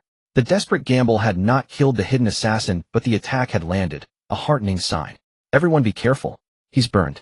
Smell the char, someone called out. The speaker was not killed instantly, confirming the assassin was indeed injured. A bottle shattered with a crash. The smell of alcohol spread, neutralizing the burnt odor, making it less. Everyone felt liquid splashing on their faces and bodies. More than one bottle had been broken. The one who had spoken cursed under his breath. He should have kept silent and instead tried to slip out the door, make it to the 3rd floor, and let the boss handle it. After an unknown period of terrified waiting, they suddenly realized no one had died for a while. Finally, someone couldn't bear it, mustered courage, and coughed. After 2 or 3 minutes, the terrified man found himself still alive. His courage swelled. He took a step toward the door, then another and another. Maybe he fled because he was too injured, the man said audaciously, sensing no danger, and ran along the wall toward the door. He couldn't stay in this room another moment. He never wanted to come back for the rest of his life. As he sprinted, his foot kicked a corpse. Then a chill spread between his legs. A swift blade sliced upward, like splitting firewood from groin to chest. As members of the Tiger Gang, those present were no strangers to the sound of a blade cleaving flesh. But hearing the sound of a body split in two for the first time chilled their renewed hope to the bone. Cough, cough. Li Chang'an coughed. Though he had held his breath, the heat of the fireball had injured his respiratory tract. Moreover, from the left corner of his mouth down to his navel, his skin was severely burned. Flesh exposed to the air intensified the burning pain and itch. Even though they heard where the cough came from, no one dared approach. The figures of the remaining 4 grew clearer in Li Chang'an's eyes. What had been blurred outlines now revealed distinct facial features. As death drew nearer, Li Chang'an felt his consciousness grow sharper. Strength surged endlessly, as if inexhaustible. The pain brought him closer to the brink of madness. For left, Li Chang'an said, the stolen machete dripping blood in his hand. Come at me all at once. He strode forward, then broke into a charge. In the dark room, there were no screams. Only the sound of blades slicing flesh and scraping bone. Finally, only the drip of blood hitting the floor remained. Leaning against the wall, Li Chang'an gasped for breath, his stamina quickly recovering, but the wounds on his body healed at a painfully slow pace. He even hazily saw a figure cloaked in black robes standing nearby wielding a large scythe. This is truly terrible. With a self-deprecating smile, Li Chang'an straightened up and walked up the stairs. Only one remained. The last four individuals erupted with the brilliance of life's end, each fighting desperately to counterattack, but only the last hardened ability user left Li Chang'an severely injured. The knife in hand proved ineffective against this person. Ultimately, it was through repeated contact with his gloves that part of the person's body could not maintain its hardened state, and the final blow struck true. Li Chang'an also had 3 ribs broken and a significant chunk of flesh torn away. On the wall beside the staircase, there were indecipherable graffiti, seemingly depicting a devil with 2 horns wreaking havoc upon the world. Li Chang'an leaned against the wall and ascended step by step, eventually standing outside the only door on the 3rd floor. Standing outside the door, Li Chang'an trembled as he retrieved a syringe from his pocket, carefully piercing it under his rib and injecting all the light blue liquid within. All the fatigue vanished in an instant along with the pain. The stimulant developed by the Empire, now classified as a controlled substance, could still be bought at a high price in the black market. Even for shrankability users it proved effective, but the side effect was heart failure 2 hours later. The vast majority of people perished from the side effects. This was Li Chang'an's last trump card, one he would never use unless absolutely necessary, and now was that moment. Kicking the door open, Li Chang'an strode in. The spacious room contained a tea table and a card table with a large bed at the center. On the bed lay a blond young man and several women, none of whom wore any clothes, and the air was thick with a strange odor. But Li Chang'an's gaze was fixated on the heating pipe in the corner where a corpse was tied up. It should be said to be part of a corpse. From the remaining pieces, it appeared to be a strong man, though the skin had been stripped away seemingly in multiple sections, with some flesh still clinging to the remnants. Below the hips had been severed, laid out like a butcher's display. The corpse had no eyes, no nose, exuding the stench of urine, with only 2 bloodied mechanical arms still intact. Li Chang'an's throat moved slightly as he walked toward the corpse, each step feeling like it drained all his strength. Even lifting his foot was strenuous. As if enduring a century's passage, Li Chang'an finally stood beside the corpse. I. Crouching down yet afraid to touch it, Li Chang'an understood how fragile the muscles beneath the skin were. A gentle touch could bring unbearable pain. I'm sorry. Unconsciously, tears streamed down Li Chang'an's face. He didn't know why he was crying, nor did he understand the feeling welling up inside him was guilt. Kid, who are you? The blond youth on the bed sat up, putting on a nearby shirt, while grabbing the revolver from under the... Li Chang'an slowly stood up, keeping his head bowed, stepping closer to the blond youth. The youth chuckled coldly and raised his hand, firing a shot that grazed past Li Chang'an's ear. With 3 shots fired in succession, each bullet missed Li Chang'an's body, none finding their mark. The blond youth looked at the revolver in surprise. He was certain of his marksmanship, especially at this distance of less than 5 meters. So this guy can dodge bullets. I haven't seen someone like you in many years. The blond youth tossed the revolver onto the bed, flexing his wrists. I can't believe someone dares to provoke our tiger gang. Glancing at the corpse behind Li Chang'an, the youth smirked coldly. Are you here for revenge? You're too late. I understand now. You're the one who crippled my little brother. My subordinates have been well taken care of by you, so I haven't neglected this old man. The blond youth waved, and a large 50-inch television on the wall lit up. Li Chang'an turned to look, finding it hard to tear his eyes away. The television displayed footage of the restaurant owner who had been tortured into a grotesque form, with the one wielding the knife being the blond youth before him. His mouth was very tight-lipped, refusing to divulge your whereabouts, even to the point of death. I truly admire... The blond youth smiled slightly, suddenly raising his hand, a faint red beam shooting towards Li Chang'an. The beam pierced through Li Chang'an's shoulder, but that was just the beginning. The youth's fingers flicked and beams of light shot out from his fingertips. Yet none could hit again. My name is Li Chang'an. He turned aside to dodge the beams. Compared to Charles, this attack method was far too weak. Oh, introducing yourself. The blond youth scoffed while actually becoming more guarded and starting to retreat. Ignoring the mockery, Li Chang'an continued. There are some things I originally wanted to say to him, but now he can't hear them, so I can only say them to you. Please pass them on to him. Suddenly, Li Chang'an, who had been swaying while dodging, lunged forward like a cheetah, reaching top speed, in an instant leaping several meters to appear right in front of the blond youth. The blond youth had just raised his hand when a flash of the blade appeared and 4 fingers fell to the ground. He couldn't even let out a scream before the swift knife plunged into his mouth, twisting gently, half of his tongue mixed with shattered teeth falling out. I'm actually just a useless person. Li Chang'an leaned down and struck down half of the youth's hand. I don't even have any abilities. The knife struck his knee, effortlessly severing the youth's calf. I'm afraid of being expected by others, afraid of not meeting those expectations. As he spoke, Li Chang'an struck down the youth's arm once more. But I am genuinely happy that there are still people in courage. The youth's eyes glowed red, but Li Chang'an was faster. 2 fingers pierced into the sockets, shattering the youth's eyeballs.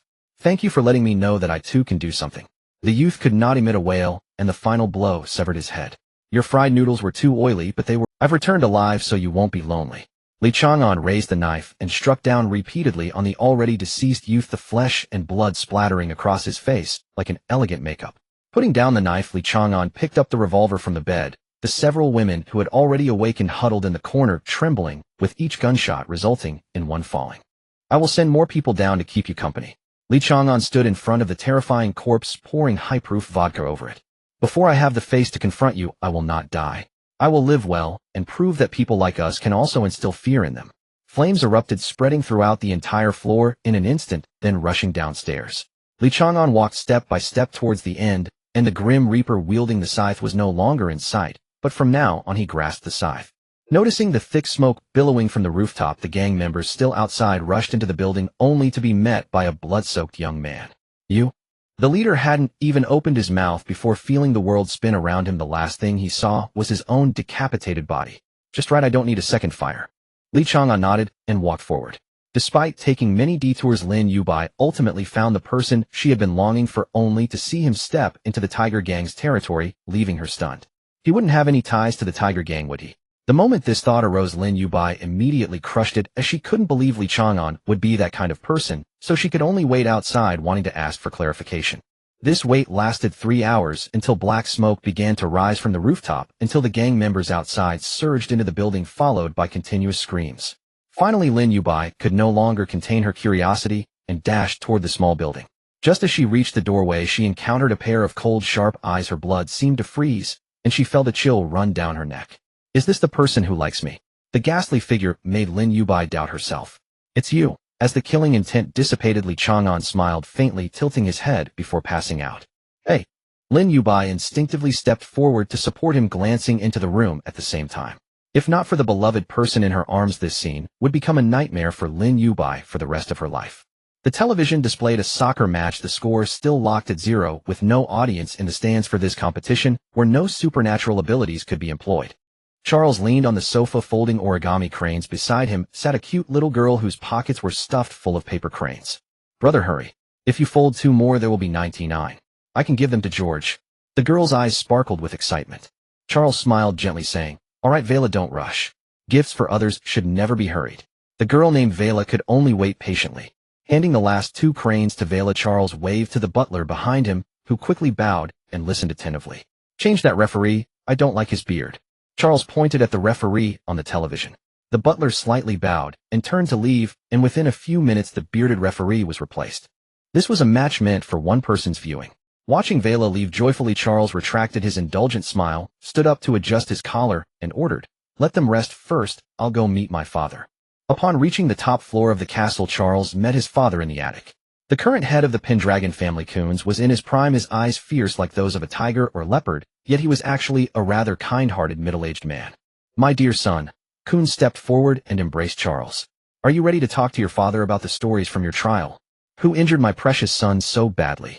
Charles sighed, feeling dissatisfied with his father's lack of dignity, yet he nodded and said, To be precise, it was 2 people. One held me back, while the other shot me from a distance with a sniper rifle. Thank you, father. Charles bowed deeply. If it weren't for the talisman you gave me, I might have already died. Coons looked at his proud son with increasing satisfaction, smiling. You are the hope of the Pendragon family. I don't like conflict, but I can barely withstand the pressures. Father will wait for you to grow up. Charles raised his head to look at his father, and in that moment his father seemed especially tall. All right. Coons put his arm around his son's shoulder and sat beside a chair. Tell me about those 2 opponents. What do you think of them? Are they mere schemers? Charles shook his head without hesitation. It's not a conspiracy, it's more of a tactic. The one who blocked me has a very strange ability that can suppress my own abilities. That's unfortunate. Charles sighed. He was a very good opponent. He influenced my emotions and was fearless, a true warrior. However, his companion seemed intent on sacrificing him, so that final shot also tore apart his body. He may already be dead. Coons laughed. No, he did not die, as someone saw him leave the trial site, albeit heavily injured. Charles' eyes brightened as he stood up seriously, saying, Father, I want to experience the life of an ordinary person. If I always rely on the family, I cannot become a true powerhouse. Kunz frowned. He naturally did not want his son to take risks and suffer, but his son's greatest wish was to grow stronger, and as a father, he could not stop him. After pondering for a moment, Kunz finally smiled helplessly. All right, I cannot refuse my dear son's request, but you must at least take some money. Ordinary children also need living expenses when they go out. Okay, but since I'm going to experience life, I can't take too much. I plan to learn to earn money, so is bringing 30 million acceptable? No, taking 30 million wouldn't be experiencing life. Kunz shook his head firmly. That would just be meaningless suffering. Take 150 million. If you save it should last you half a month. Still, father is considerate. There is so much I need to learn. Charles nodded firmly. Although it would be tough, he was not afraid and looked forward to it. What would your lives be like? In the military cafeteria, one of the three marshals, Wang Jianjun, sat across from 5-star General Lin Jun, and no one within 30 meters dared to approach. These two represented the highest authority of the military, and moreover Wang Jianjun was a living legend. Little Lin. Having just called his name, Wang Jianjun grinned. I must say, every time I call you this way I can't help but smile. Lin Jun, holding a bowl and chopsticks, replied blandly. Marshal, please maintain decorum. Maintain decorum, my foot. Who doesn't know we grew up together? Besides, if anyone reports a small matter, it will still come to me. Wang Jianjun rolled his eyes. You've always been like this since you were a child. Lin Jun set down his chopsticks, saying, if you have something to say it quickly. Don't disturb me while I'm eating. Wang Jianjun chuckled. That's the spirit, my friend. Seeing Lin Jun's expression gradually worsen, Wang Jianjun immediately put on a serious face and said solemnly, you need to go to the northwest. I don't know who the commander is over there, but you need to replace him directly. Damn it, those guys in the special forces are impressive. Just that long-legged girl managed to hold down a breach on her own, resulting in heavy casualties for the Northwest Army. Do you believe that? Isn't that ridiculous? Lin Jun frowned, considering. Isn't the current commander of the Northwest Army, surnamed Zhao? I saw the battle report yesterday. The special forces killed over 7,000 monsters while the Northwest Army killed around 19,000, suffering over 32,000 casualties. Isn't that absurd, eh? Wang Jianjun slammed the table, getting angry at the thought. I'm issuing a military order now. You need to take over and prepare.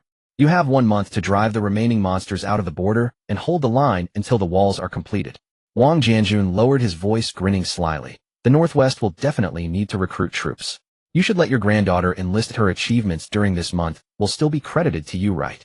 Lin Jun's eyes lit up at that thought, but he quickly cleared his throat to hide his joy, saying, I won't show favoritism. I believe my Lin family's girl won't need any favoritism either.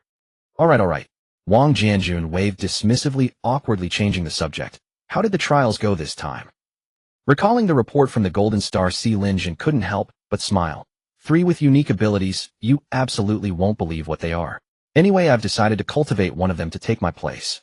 Do as you please, after all, you're an old man, make your own decisions. As long as he has that ability, that's enough. Wang Jianjun lowered his voice. I'm asking about that survivor. When will you bring him to me for a look? Lin Jun picked up his bowl and chopsticks again, shaking his head. Half of our people lost track of him. After comparing photos and the database, we've identified him. I'm hesitating whether to go to his home and bring him back. Wang Jianjun shook his head and stood up. Give him some time. Isn't there another trial coming up? Let's wait and see.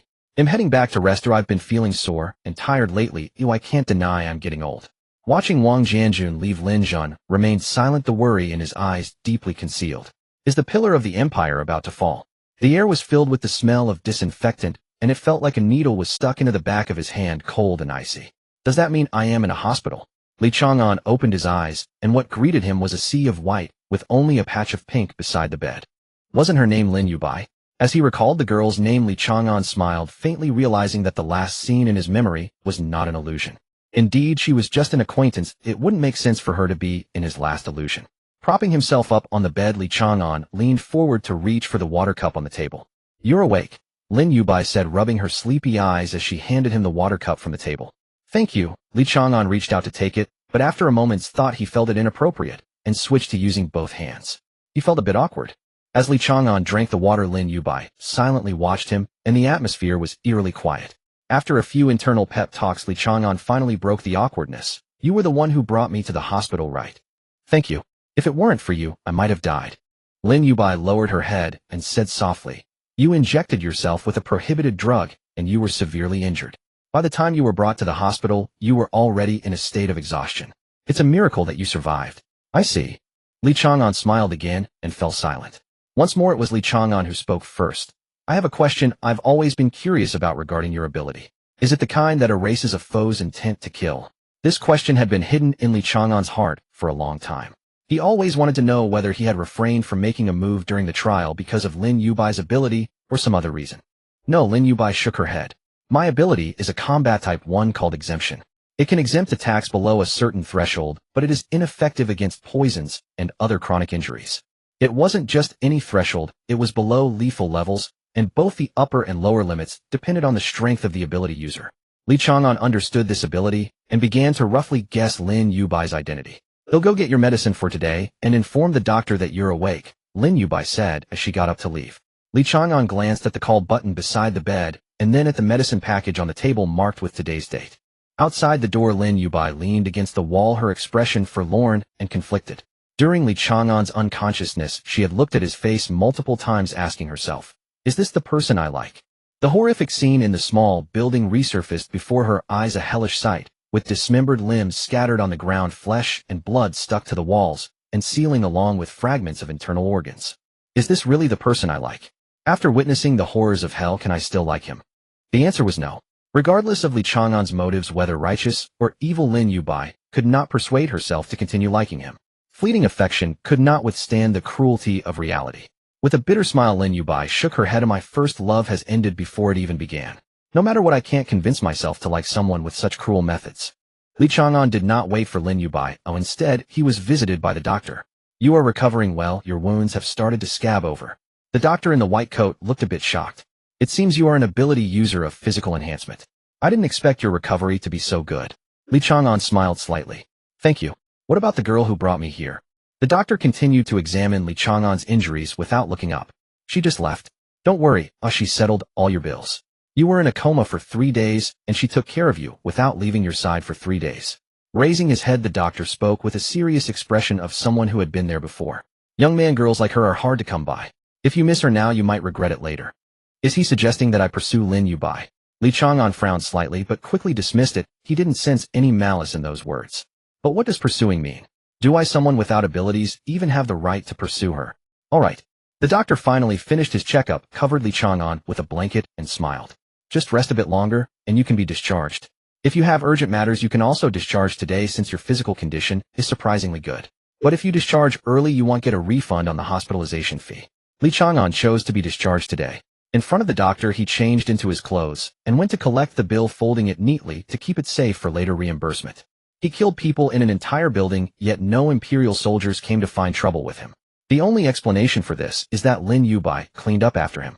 Until he found an answer, this was the only conclusion. He had to remember this favor. He would have to repay it later. The clothes he wore were not his original set. They were likely bought by Lin Yubai later, carrying a faint fragrance. Everything was in order, none missing.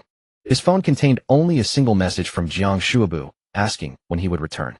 A phone that could last a week had only this one message without even a missed call. After replying to Jiang Shuabu, Li Chang'an headed to the station. This time luck was on his side as he boarded a train to Beijing 20 minutes later. Wrapped in bandages and still smelling strongly of medicine, the nearby passengers showed displeasure and even a hint of disgust. Li Chang'an was indifferent to the surrounding gazes. Rather, he found them somewhat endearing. He had grown up under such scrutiny.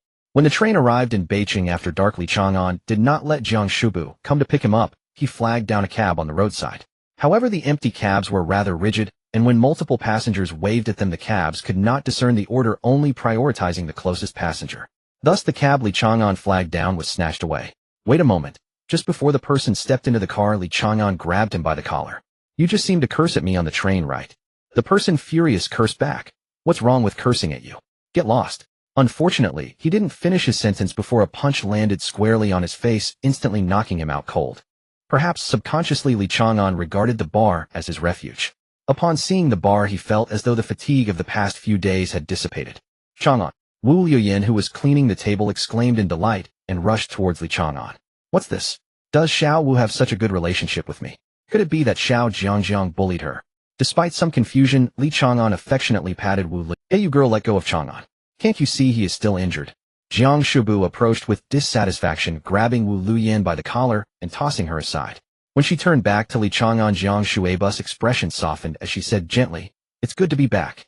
"It might not be good." Li Chang'an shook his head. "What?" Jiang Shubu was stunned. "Chang'an, are you confronting me?" Li Chang'an took out the copper sparrow from his pocket and handed it over with a faint smile. I came back this time to say goodbye. I'm going to join the army. The wine stall hung up a sign reading closed for business, yet Wu Luyan insisted on sitting on Li Chang'an's lap. Though he couldn't understand what made a lap superior to a stool, Wu Luyan's slender frame weighed less than 70 jin, so Li Chang'an let her have her way. The trouble was convincing Jiang Shuabu and Brother Lin. I disagree. There are so many things you could do, why must you choose to enlist? You need to understand that enlisting in the regular army is different from the Special Operations Division. Jiang Shuabu's stance was firm, utterly opposed. Brother Lin didn't respond immediately, merely frowning in thought. Li Chang'an smiled bitterly. Don't rush. Let me finish all right. No matter what you say, I still disagree. Jiang Shubu turned his head away, looking as if nothing Li Chang'an said would matter. Enough, Brother Lin finally spoke. Let's hear Chang'an's reasons first. Glancing at Jiang Shubu, Li Chang'an began to recount his story, starting from the moment he arrived in Luo City, all the way to waking up in the hospital. During this time, Jiang Shuabu's expression gradually shifted. No one interrupted Li Chang'an. His storytelling was mediocre, but what mattered was that this was the first time they heard him speak of his own experiences. After some time, the story ended. Li Chang'an's eyes were resolute. I hope you can support me. In this life, I never had the chance to say thank you or apologize to him, so I want to go see. Li Chang'an lifted his head, a smile spreading across his face. What kind of life did a person who held such great expectations for me and for this world once live? Perhaps one day I will understand what drove him to give his life for someone he met only once. Meeting Li Chang'an smiled, Jiang Shuabu's cheeks flushed red. He couldn't bring himself to utter a word of opposition, so he simply turned away, feigning aloofness. Do as you please. Even if I said no, you'd still go. No, Li Chang'an shook his head. If none of you support me, I won't go. I can't always live for myself, can I? Go ahead. Brother Lin patted Li Chang'an on the shoulder. Since you can say things like that, I believe you know what you're doing. So if you want to go, just go. Li Chang'an grinned. Brother Lin, then you have to promise me one condition. Brother Lin chuckled and scolded, you little rascal, are you going to tell me not to go back just yet? Do you think I can't read your mind? Fine, I promise you. Both of them turned their gaze to Jiang Shubu, waiting for his response. What are you looking at me for? Jiang Shuabu snapped in embarrassment. If you're going, then go. Wu Luyan tugged at Li Chang'an and whispered in his ear, Uncle Jiang is being tsundere. He means he supports you going. Ha! Li Chang'an couldn't help but laugh out loud, but when he saw Jiang Shuabu's gaze turn icy, he forcibly stifled it. Brother Lin watched the scene with a smile. Stop messing around. Where does Chang'an want to enlist? Li Chang'an had already made up his mind on the way back, and now he answered without hesitation. The northwest border is in crisis. Many have died, and they are recruiting soldiers now, straight to the battlefield without training. After a moment's thought, Brother Lin nodded. According to imperial law, during wartime recruitment only requires passing a background check. Accumulate enough military merits, and you can transfer to the Imperial Officers Academy. After passing 3 assessments, you'll graduate with the rank of captain. Apart from the Special Operations Division, wartime recruitment is a path to success for many. Countless people are waiting for war. Jiang Shubu frowned deeply. After several hesitations, he finally spoke. I know it's a bit of a stretch, but you have to promise me you'll come back alive. It doesn't matter if you're whole or not. Just come back alive. Of course. Li Chang'an agreed without hesitation. He wasn't confident he would survive, but if he didn't reassure Jiang Shubu, the man would never rest easy. I've looked into the war in the northwest. It won't be over in 2 or 3 months. This beast tide is fiercer than any before. Even many sea monsters have come ashore. You must be careful. Being older, Brother Lin was careful not to put pressure on Li Chang'an. Li Chang'an nodded. Don't worry. He'll come back when it's over. I still need to take the 9th trial. The 3 clinked glasses, toasting to Li Chang'an's smooth journey. Wu Luyan also joined in with her juice. Li Chang'an wasn't one to dawdle. Once he decided on something, he acted immediately. After a few drinks, he prepared to say his goodbyes. Brother Lin, please take care of my family while I'm away. Li Chang'an smiled bitterly. I don't know how to face them yet. They don't know I'm going to enlist. Having known him for years, this was the first time Li Chang'an had shown concern for his family. Brother Lin was momentarily stunned. After a long pause, he asked in confusion, have you forgiven them? It's not really about forgiveness. Li Chang'an lowered his head and chuckled awkwardly. Actually, thinking about it, my mother has always tried her best to be good to me. It's just that her methods weren't quite right. I resented her as a child, and I resented her as I grew up. But after surviving this time, when I look back on the past, it doesn't hurt as much. She hit me because that was the only thing she knew how to do. She is just a laborer with no great power or illustrious lineage. There wasn't even a man in our family to step up and help. All she wanted was for me to survive. To be born and raised, even beheading can repay that debt. She doesn't owe me anything. Brother Lin was silent for a long time, then smiled with relief. He gently patted Li Chang'an's shoulder. It's really good that you can think this way. To be honest, Li Chang'an scratched his head sheepishly. I actually want to go back and see them. I'm just afraid that if I do, I won't be able to leave. Go on, go on.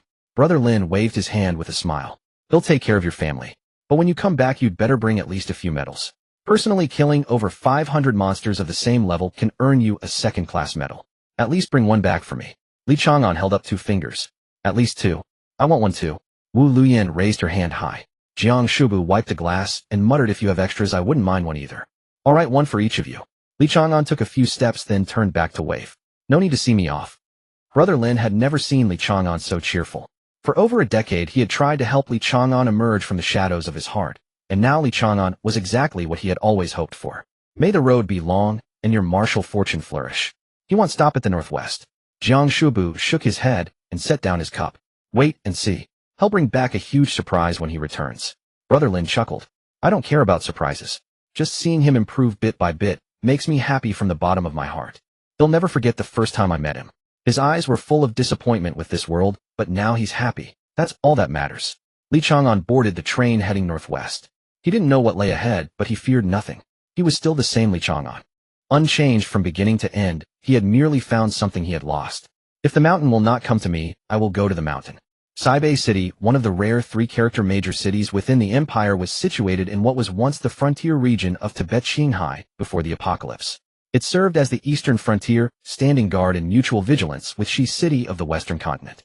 The apocalypse was brought by beams of light that descended from the heavens, annihilating life and wreaking catastrophic destruction. The former Middle East sank beneath the waves, more than half of Oceania's islands vanished, and the old world map became useless. Now between Saibei City and Shi City lay a vast ocean. Of the 7 continents, only 5 remained as human habitats. Africa, overrun with wildlife, had fallen.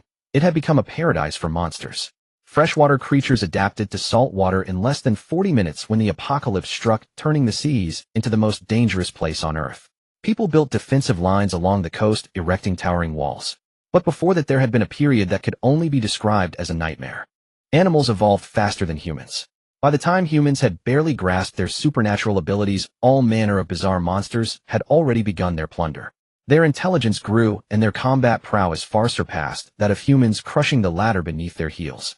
The apocalypse had taken more than a third of the population, and the monsters magnified that number even further. The people of the eastern continent were once forced to retreat inland, struggling to survive. All of this happened within 2 years. Then 3 grand marshals emerged like invincible war gods, leading humanity in a counteroffensive.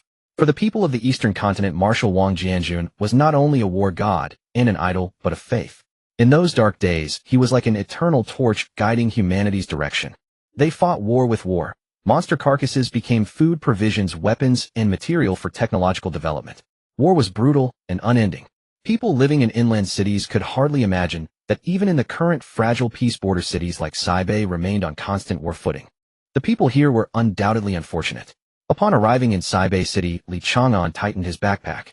Outside the station, tents were pitched across the square, where refugees struggled to survive under the military's organization.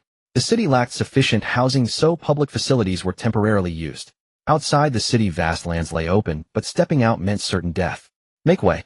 Someone pushed past Li Chang'an toward the square, waving a flyer and shouting, recruiting for the No. 3 wall. Earth and Steel ability users get priority, double pay meals provided for all workers, 100 per day, paid daily. Only 2,000 positions. Before the words ended, the crowd surged forward. If the patrol hadn't maintained order, countless people would have been. Li Chang'an raised an eyebrow. A daily wage of 100 within the empire was rock bottom. Automated machinery could already replace most labor, but to preserve employment, the empire refrained from implementing it. As a result, labor was extremely cheap, though daily wages were at least over 100. Yet even such wages drove people into desperate competition.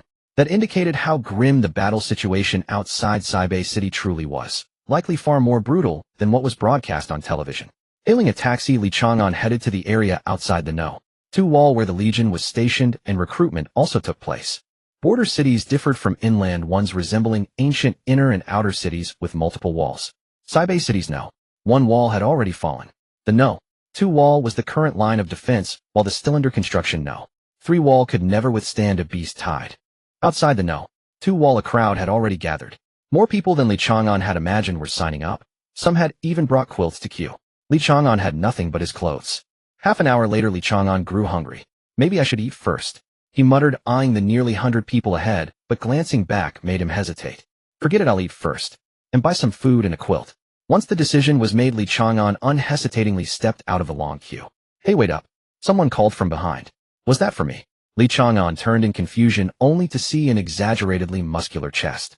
A bear. Bearman. Could this be the bearman Jiang mentioned? First time seeing one. So huge. Li Chang'an looked up and down, scanning the giant, then grinned. Can I take a photo with you? You know me. The giant scratched his head, clearly encountering such a request for the first time. No, Li Chang'an shook his head. But it's my first time seeing a bearman. I want to send a picture to a friend. The giant's face darkened. I'm not a bearman. I'm just a bit big and hairy. Rubbing his forehead, the giant remembered his purpose and didn't give Li Chang'an a chance to ask more. Let me ask you, were you about to leave just now? Why suddenly quit after waiting so long? Because I'm hungry. Though disappointed that the other wasn't a bearman, Li Chang'an replied politely, I didn't know so many people would be here. I just got off the bus and came straight over without eating. Is it not allowed to go eat? The giant shook his head awkwardly. No, it's allowed. I just thought you suddenly regretted enlisting. If you don't mind, come with me to the mess hall for some leftovers. How about that? Sure. Li Chang'an nodded. He'd heard army food was plentiful and filling, and he didn't care about taste. Hearing this, people in line shouted, Sir, I'm hungry too. You take me along. The giant scowled and barked, Scram. Can you compare to him? The crowd took offense. Why can't we compare? That's unfair, sir. Li Chang'an said nothing, waiting quietly. The giant's expression soured. Pointing at Li Chang'an, he shouted at the crowd, look at the scars on his hands. If I'm not mistaken, this brother is a hunter. Hunters have priority enlistment rights. What's wrong with me taking him for a meal? At the mention of hunter, the crowd quieted down, though some still muttered, then show us his hunter certificate. So blatant with favoritism over the line. No way. If he had connections, would he pull this in front of us? The giant's face darkened further. He simply liked Li Chang'an's look. After years in the military, he could tell at a glance who was fit for service. Li Chang'an was undoubtedly suitable. But now being challenged like this stung his pride. Suddenly a wave of exclamations ran through the crowd.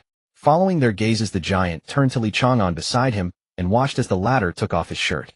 Holy crap, brother, were you thrown into a meat grinder? Those scars made one's scalp tingle. Half his torso bore no intact patch, and from experience the giant could tell many were fatal wounds. Is this enough? Li Chang'an's gaze swept over the crowd. No one dared meet his eyes. What need was there for a hunter certificate? Every scar was a medal. Let's go, I'll take you to eat. The giant broke into a smile. Haven't asked your name yet. Li Chang'an. Li Chang'an. I've struck gold, the giant thought delightedly, already determined to recruit Li Chang'an into his squad. Little did Li Chang'an know, before even having a meal, he had been thoroughly arranged. The leftover food in the cooking class had a surprisingly pleasant taste, at least better than what Li Chang'an had expected, quite similar to what the nameless boss had prepared. Rich in oil and flavor.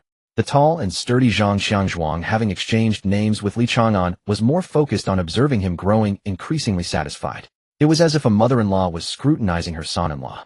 However, Li Chang'an was engrossed in his meal, paying no mind to Zhang Xiangzhuang's lengthy chatter. Don't just eat.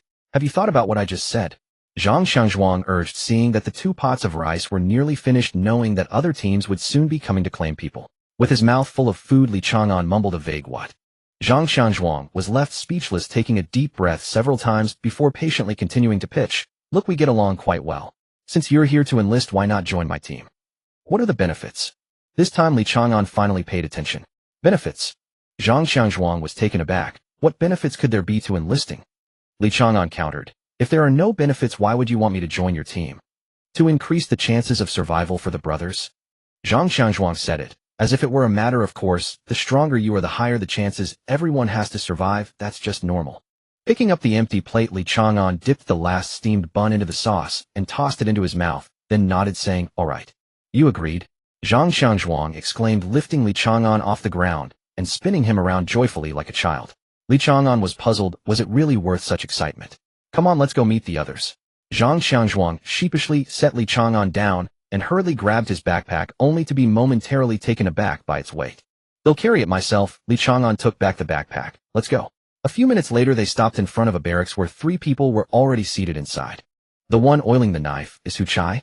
The short and stout guy struggling with his shoelaces is Ma Hao.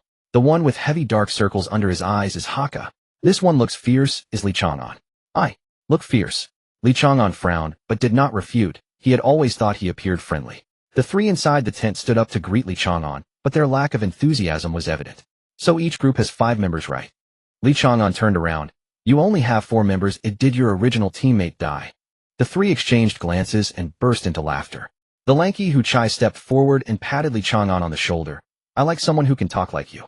Same here, Ma Hao added, giving a thumbs up. Haka nodded as well. In that brief exchange, Li Chang'an felt himself slightly integrating into the group. Zhang Xiangzhuang whispered in explanation. It's true there are 5 members, but we consider the one who is absent as dead. A newcomer joined us earlier. He was quite a formidable little guy. On his first day, he told us his dream was to become a general. Sighing, Zhang Xiangzhuang continued, the last time we went out on a mission, that newcomer died while holding off the beast tide to give us time, but he managed to kill a leopard bull in the process. That was his accomplishment. Thanks to it, his family would receive a substantial compensation, and yet. Hu Chai interjected, that bastard concealed it and fraudulently claimed the newcomer's achievement, counting that leopard bull as his. He got promoted because of it. Li Chang'an nodded. This was quite common among hunters. He had seen many similar instances, with some even intentionally waiting for their companions to die first. As for the credibility of what these people said, Li Chang'an had no doubts. First, there was no need for strangers to fabricate stories. Second, many emotions could be faked, but guilt could not. Let's not dwell on unhappy matters. Let's welcome our new comrade, Zhang Xiangzhuang said, pulling Li Chang'an into the tent. And let's share our abilities for better coordination in the future. After finishing his own introduction, Zhang Xiangzhuang left to help Li Chang'an with some paperwork.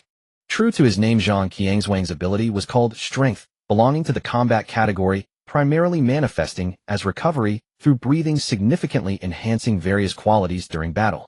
Most impressively, he had a high resistance to weapon damage. However, this ability was of little use against beast tides, as the monsters had yet to evolve to use weapons. Currently, the judgment of weapons was still limited to metallic products. Non-metallic items apparently were not recognized as weapons by Strength. Hu Chai's ability with knives was Blink. It allowed him to teleport to a location visible to his eyes within 0.3 seconds, akin to a low-tier instant teleportation.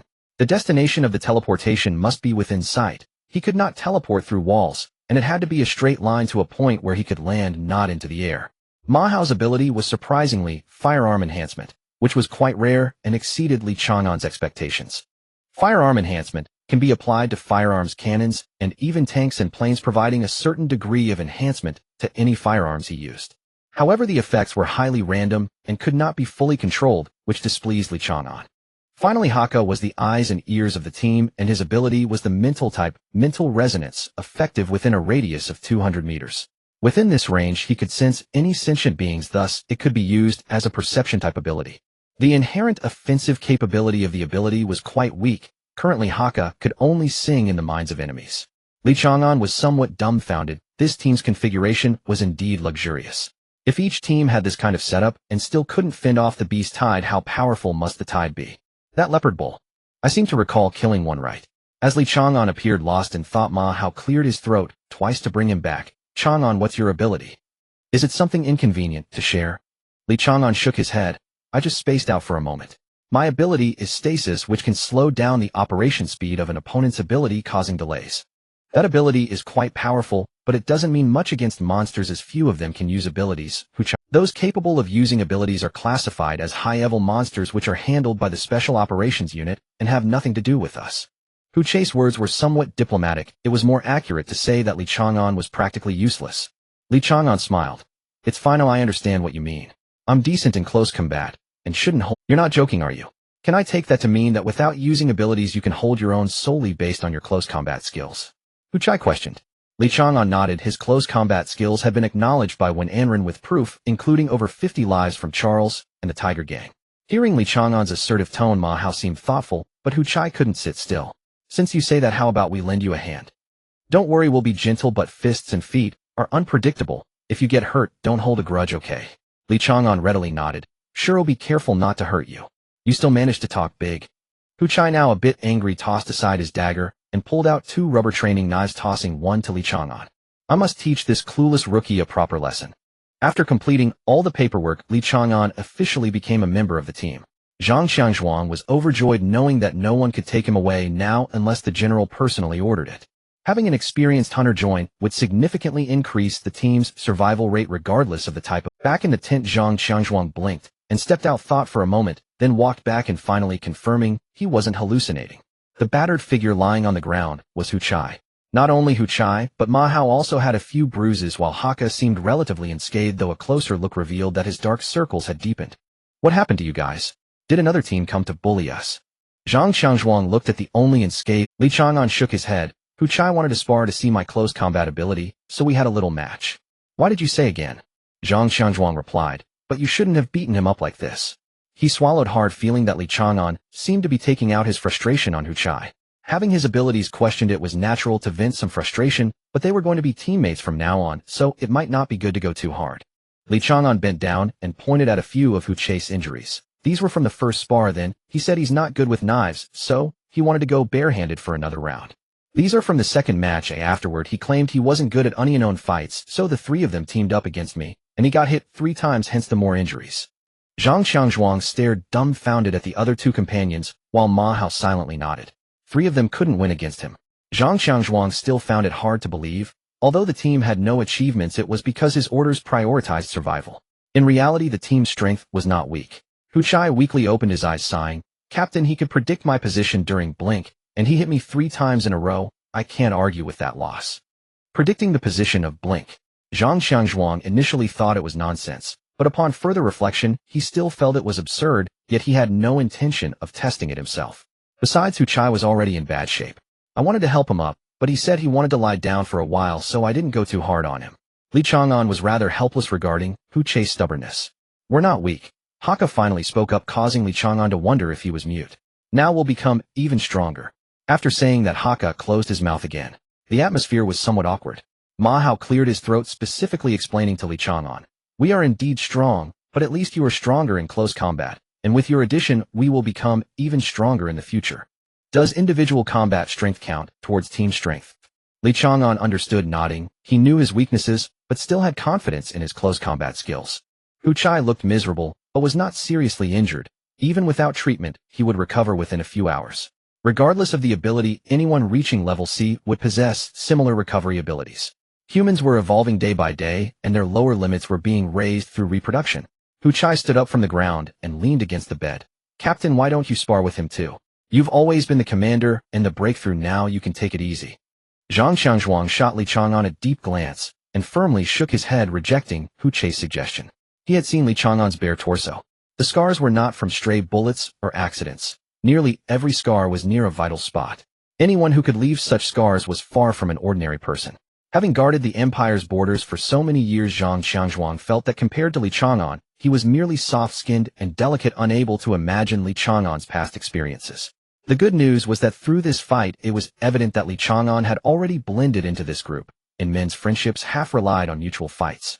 The other half relied on drinking and feasting.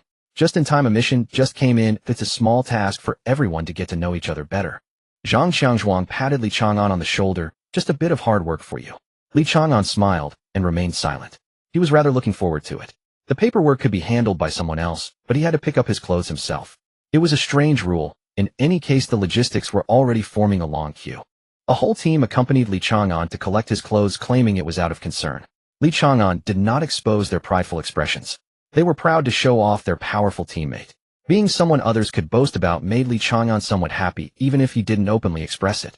With tens of thousands of soldiers in the same camp, what were the chances of encountering adversaries? Quite high. This world is such that coincidences are commonplace. Just 5 minutes after Li Chang'an had lined up, he suddenly felt Hu Chai's incessant chatter come to a halt. That disgusting guy has come, Ma Hao remarked. Just as he finished speaking, Li Chang'an felt someone approach, and then felt a hand on his shoulder. Oh, you guys found a newcomer again. The newcomer said, not only placing a hand on Li Chang'an's shoulder, but also squeezing it tightly.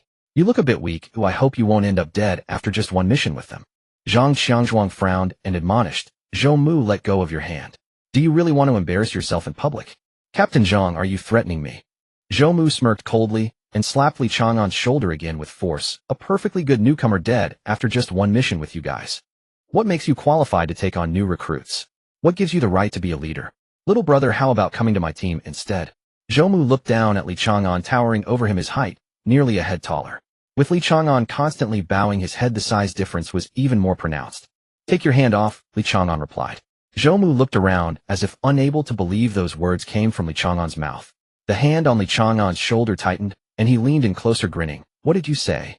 You're annoying. Li Chang'an shrugged off his body, causing Zhou Mu to stumble back unprepared, and not releasing his grip immediately, his body instinctively leaned forward. Li Chang'an slightly bent down and struck a punch towards Zhou Mu's ribs. The heavy blow caused Zhou Mu to instinctively shrink back. Stepping forward, Li Chang'an threw a punch. Zhou Mu raised his left arm to block, though it seemed a bit forced, as he completely couldn't keep up with Li Chang'an's rhythm. Clearly able to see the strikes, yet always a beat slower than his opponent. That was the rhythm.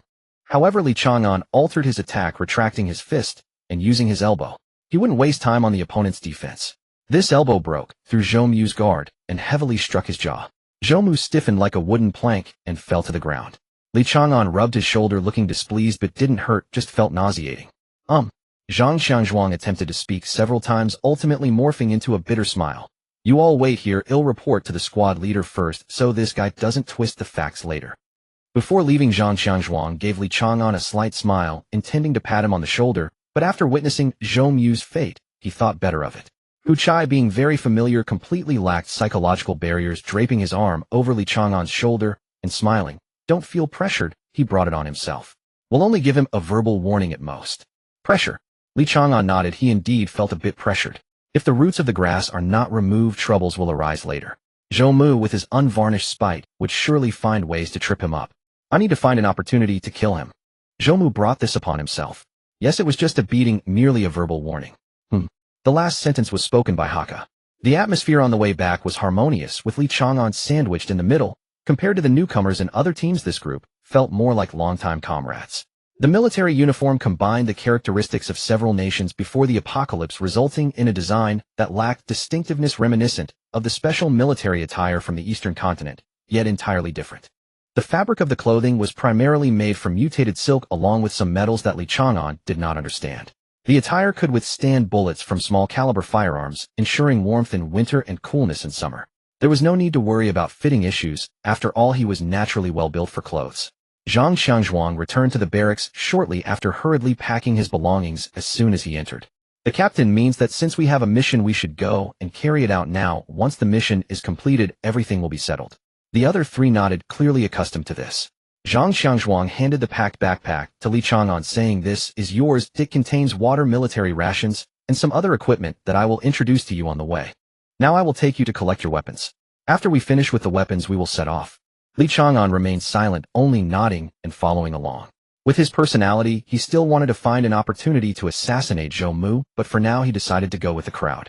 Collecting weapons was simple. New recruits couldn't touch firearms, so it was merely a choice of cold weapons with various lengths and weights available. Li Chang'an chose a broadsword that was less than 3 feet long. Its length and weight were just right, though a heavier one would have been better. However, standard weapons had limited requirements. After getting the vehicle, they headed towards the outskirts of the city. About 5 kilometers away, there was a defense line where the vehicle could only stop, and the rest of the journey had to be on foot. Once they left the military camp, everyone's conversation increased. Previously, we were almost forced back to the second city wall. Fortunately, the special forces arrived to carry out the decapitation plan above red level. As they spoke, Zhang Xiangzhuang suddenly recalled the differences between hunters and the military, explaining it to Li Chang'an once more. Many monsters lack special abilities, so we cannot apply the human classification. We categorize them into 4 levels: black, red, yellow, and blue, which roughly correspond to the levels of special abilities. However, their strengths are not equal. For example, a red-level monster is roughly equivalent to 3 to 4 level ability users. But the special forces are all geniuses. They cannot be counted this way. With the help of the special forces, we can drive those monsters away from 10 kilometers. Li Chang'an frowned and asked, "Are there many monsters?" "More than you can imagine." Zhang Xiangzhuang sighed. "I've served for 15 years, and the beast tides over the past 15 years combined don't match this one. In previous years, red-level monsters were the top tier during beast tides, but this time, there are not just one black-level monster. If you see a red level, do not hesitate, just run." The vehicle arrived at the defense station. Zhang Xiangzhuang handed over the vehicle and led the 4 out of the defense line. About 3 kilometers ahead was the target marked for the mission. "Captain, look over there." Hu Chai suddenly became excited. Following the direction pointed by Hu Chai, Li Chang'an frowned and quietly moved back a few steps to hide behind Zhang Xiangzhuang. "That's the barbarian god from the special forces. My idol. He has already single-handedly killed dozens of red-level monsters." Zhang Xiangzhuang could hardly contain his excitement. Hu Chai swallowed hard. "No, the one next to him is Bullright, the leader of the first group of the special forces. She is so beautiful in real life. Look at those legs, look at that waist." As the two seemed ready to approach for autographs, Li Chang'an hurriedly said, "Enough, aren't we supposed to carry out a mission?" "You're right. Zhang Xiangzhuang scratched his head awkwardly. We are soldiers. Let's go complete our mission first. The others nodded, feeling a bit embarrassed as they hurried to follow, glancing back occasionally. Not far away, the barbarian god wrinkled his nose and sniffed, turning to look back. What's wrong? Bull, who was the same height as the barbarian god, turned around, but did not see anything unusual. It seems I caught a familiar scent. The barbarian god frowned and walked in that direction. That small team just now had 4 people, right? But I smell the scent of 5 people. Bull curiously followed, raising a finger to her brow and softly calling vision. Her eyes instantly transformed into a purplish golden hue. After a moment, Bull shook her head and said, 4 ability fluctuations, you must have misjudged. All right, the barbarian god said, glancing deeply, shaking his head, let's head back. Bull nodded, looking back in the direction of the barbarian god. Her vision was an ability that allowed her to detect any fluctuations within 3 kilometers. However, just beside the 4 ability fluctuations, she also noticed a faint trace of black energy. But this was unnecessary to tell the barbarian god. After all, they were rivals. Bull did not notice the barbarian god's self-deprecating smile. How could that guy possibly be in the bottom-tier army? I must have seen it wrong. 3 kilometers was nothing for 5 people, but the target was mobile. While investigating the target's direction, the 5 could take a moment to rest. The target is several wandering wolf deer. Nearby, there are producers coming to build the first city wall who make their home near the ruins of the first city wall at night. They live next to the vanguard troops. Unless the beast tide breaks through the front line, they are safe. However, recently several producers have gone missing, seemingly taken during the night. Some witnesses reported it was the wolf deer. All the information was shared with Li Chang'an, and the 4 awaited his input, eager to witness Li Chang'an's professional level. Li Chang'an shrugged. It's a wolf deer, but not just a wolf deer. The scent left at the scene was of a wolf deer, but a wolf deer is a monster with a wolf's head and a deer's body, capable of flipping a truck with its hind legs, and though carnivorous, it does not prefer the night. Zhang Xiangzhuang pondered. You mean they won't hunt at night? But wolves are nocturnal animals, right? Exactly, Li Chang'an nodded in agreement. Both wolves and deer can be active at night, but wolf deer cannot. They prefer to rest in well-lit areas. Moreover, wolf deer do not like to attack humans. You seldom see wolf deer in the beast tide, right? After thinking carefully, the 4 nodded. Indeed, they were not commonly seen in the beast tide. Li Chang'an continued, so when I say it's a wolf deer, it's not just a wolf deer. The traces left are those of a wolf deer, but the culprit is not a wolf deer. Furthermore, these footprints are quite mixed. They don't look like they have been traversed, but rather like they were fleeing. Looking up, Li Chang'an gazed at the nearby forest. Perhaps we may encounter a pleasant surprise. All right then, let's report back now. Zhang Xiangzhuang pulled Li Chang'an and headed back. What's going on? Li Chang'an was taken aback. Shouldn't they be pursuing instead? Chang'an, Zhang Xiangzhuang said softly, do you know how to survive better on the battlefield? 1 word to describe it. Li Chang'an answered without hesitation, courage. No, Zhang Xiangzhuang seriously shook his head. You must remember, if there is only 1 word, it must be cowardice. After only a few steps, Zhang Xiangzhuang found himself unable to move. Li Chang'an stood like a mountain anchored to the earth, dragging him along as well. A single glance at Li Chang'an's expression told Zhang Xiangzhuang what was on his mind. He had seen that same look on countless new recruits over the years. It was the look of eager anticipation of a righteousness that needed no external laurels to ignite. Yet Li Chang'an's expression seemed slightly different, more like the displeasure of someone interrupted mid-game. I know what you're going to ask, Zhang Xiangzhuang sighed. New recruits always look forward to the future, dreaming of becoming heroes and the like. Zhang Xiangzhuang had barely started when Li Chang'an furrowed his brows, his face full of confusion. Whether I'm a hero or not doesn't matter. But I promised a friend I'd bring back a Medal of Honor, so I can't back down. Taken aback, Zhang Xiangzhuang was about to argue again, but Li Chang'an was quicker. You idolize the special operations people because they're strong. There are plenty of strong people, but your idols, aren't they a little different? Silence fell over the northern frontier. No one could refute it, but neither were they convinced. Li Chang'an swept his gaze across everyone. You're not weak. At Crank, the barbarian god wasn't much stronger than you. How do you know? Zhang Xiangzhuang lifted his head. To correct Zhang's thinking, Li Chang'an had gone all out. I fought him. At the same Crank, I beat him. Damn. No way. You're bluffing. None of the 4 could believe that a recruit who just joined them had not only fought the genius of the Special Operations Department, but actually beaten him. Li Chang'an quietly unbuttoned his collar, pointing at the massive scar on his chest. He left this. If he hasn't healed it, there's still a scar I left on his waist. No wonder. Ma Hao mused.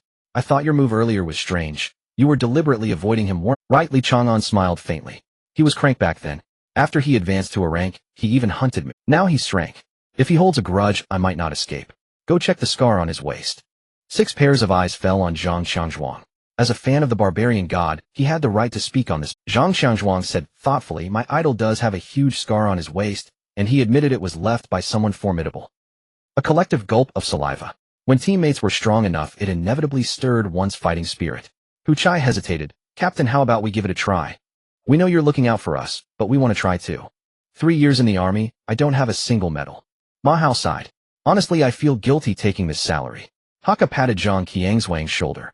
Captain, to tell you the truth, I want girls to cheer for me every time I come back. All eyes landed on Hakka.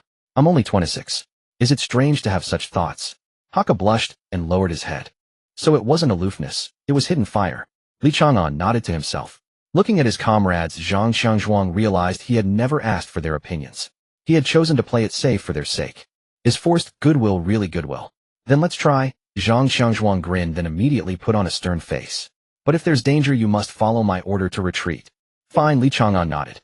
Let's worry about danger when it comes. For now, he didn't sense any. Li Chang'an could accept many things, but not cowardice. He came not only to experience military life, but also to grow stronger. Now he was certain that mere training only pushed him to his limits. Only the brink of death could break through them. He had no special abilities, so his ceiling was lower than others. Only by repeatedly breaking his limits could he keep pace with the times. Surviving through death, that's how it had always been. There was nothing to fear. Li Chang'an had no experience with teamwork, not even a single instance, but he understood the importance of a team. That's why he dealt with Zhou Mu. Not only because Zhou was annoyingly vile, but also as a pledge of allegiance. As he expected, he earned the recognition of the four. But recognition wasn't enough. What mattered was igniting their desire for battle. The hope of victory combined with tempting rewards could spark that craving. Strength may be uneven, but desire must be equal. If their pursuits differ, cracks will inevitably appear in any team. I don't want power or money, only shared honor. That way there won't be a knife in my back. Later, Li Chang'an would learn that the tallest tree catches the wind. What sets one apart isn't wrongdoing, but excellence. Following the tracks of the wolf deer, the five entered the dense forest. Zhang Qiangzhuang wanted to hand over command to Li Chang'an, but Li flatly refused. You're the captain, I'm just a member. I told you I fought the barbarian god because I want you to trust me, not to take your command. Besides, I really don't know how to lead. Hearing this, Zhang Qiangzhuang had to drop it. Whether Li Chang'an had actually fought the barbarian god was debatable, but at least he wasn't annoying. Li Chang'an stopped before a tree. At its base lay mottled bloodstains, and on the trunk was a claw mark 3 inches deep. Comparing his palm to the claw mark, Li Chang'an said, the wolf deer were caught. Whatever chased them is huge, probably about 10 meters long. Should we keep chasing? Hakka closed his eyes and focused, then opened them. There's a mental fluctuation less than a kilometer ahead. 10 meters already qualified as dangerous in Zhang Qiangzhuang's mind. In theory, a monster's strength correlated with size, but also with its pre-evolution size. For instance, nearly 4-meter tall African elephants could evolve to 40 meters. A 10-meter one was just a cub, not a high threat. Of course, there were no African elephants here. Under the expectant gazes, Zhang Qiangzhuang gritted his teeth. Let's chase. Good, we need to speed up. If the wind doesn't change, we'll stay upwind, and it might spot us first. Li Chang'an dashed ahead, explaining as he ran. Most monsters have low intelligence, retaining primitive instincts. When hunting, they hide downwind to avoid the prey's sense of smell. So we need a surprise attack, must cripple it in one blow. If we can't inflict significant damage on the first strike, we must retreat without hesitation.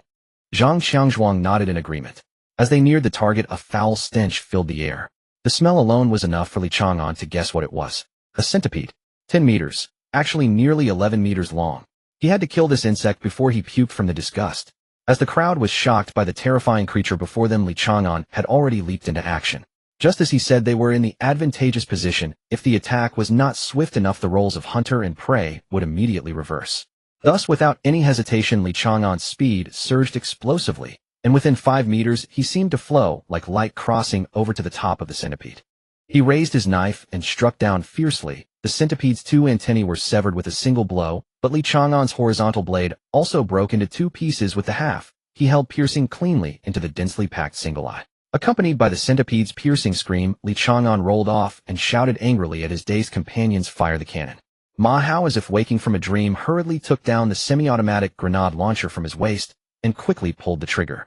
Based on the direction Ma Hao aimed, Li Chang'an estimated that this first shot would not cause significant damage, so he could only frown and retreat to the side.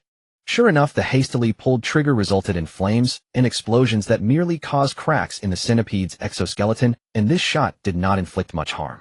The centipede, with its long legs crawling swiftly, charged towards the group, reaching them in an instant. Zhang Chang let out a mighty roar, his bulging muscles straining the resilient military uniform as he raised both hands to receive the razor-like long legs.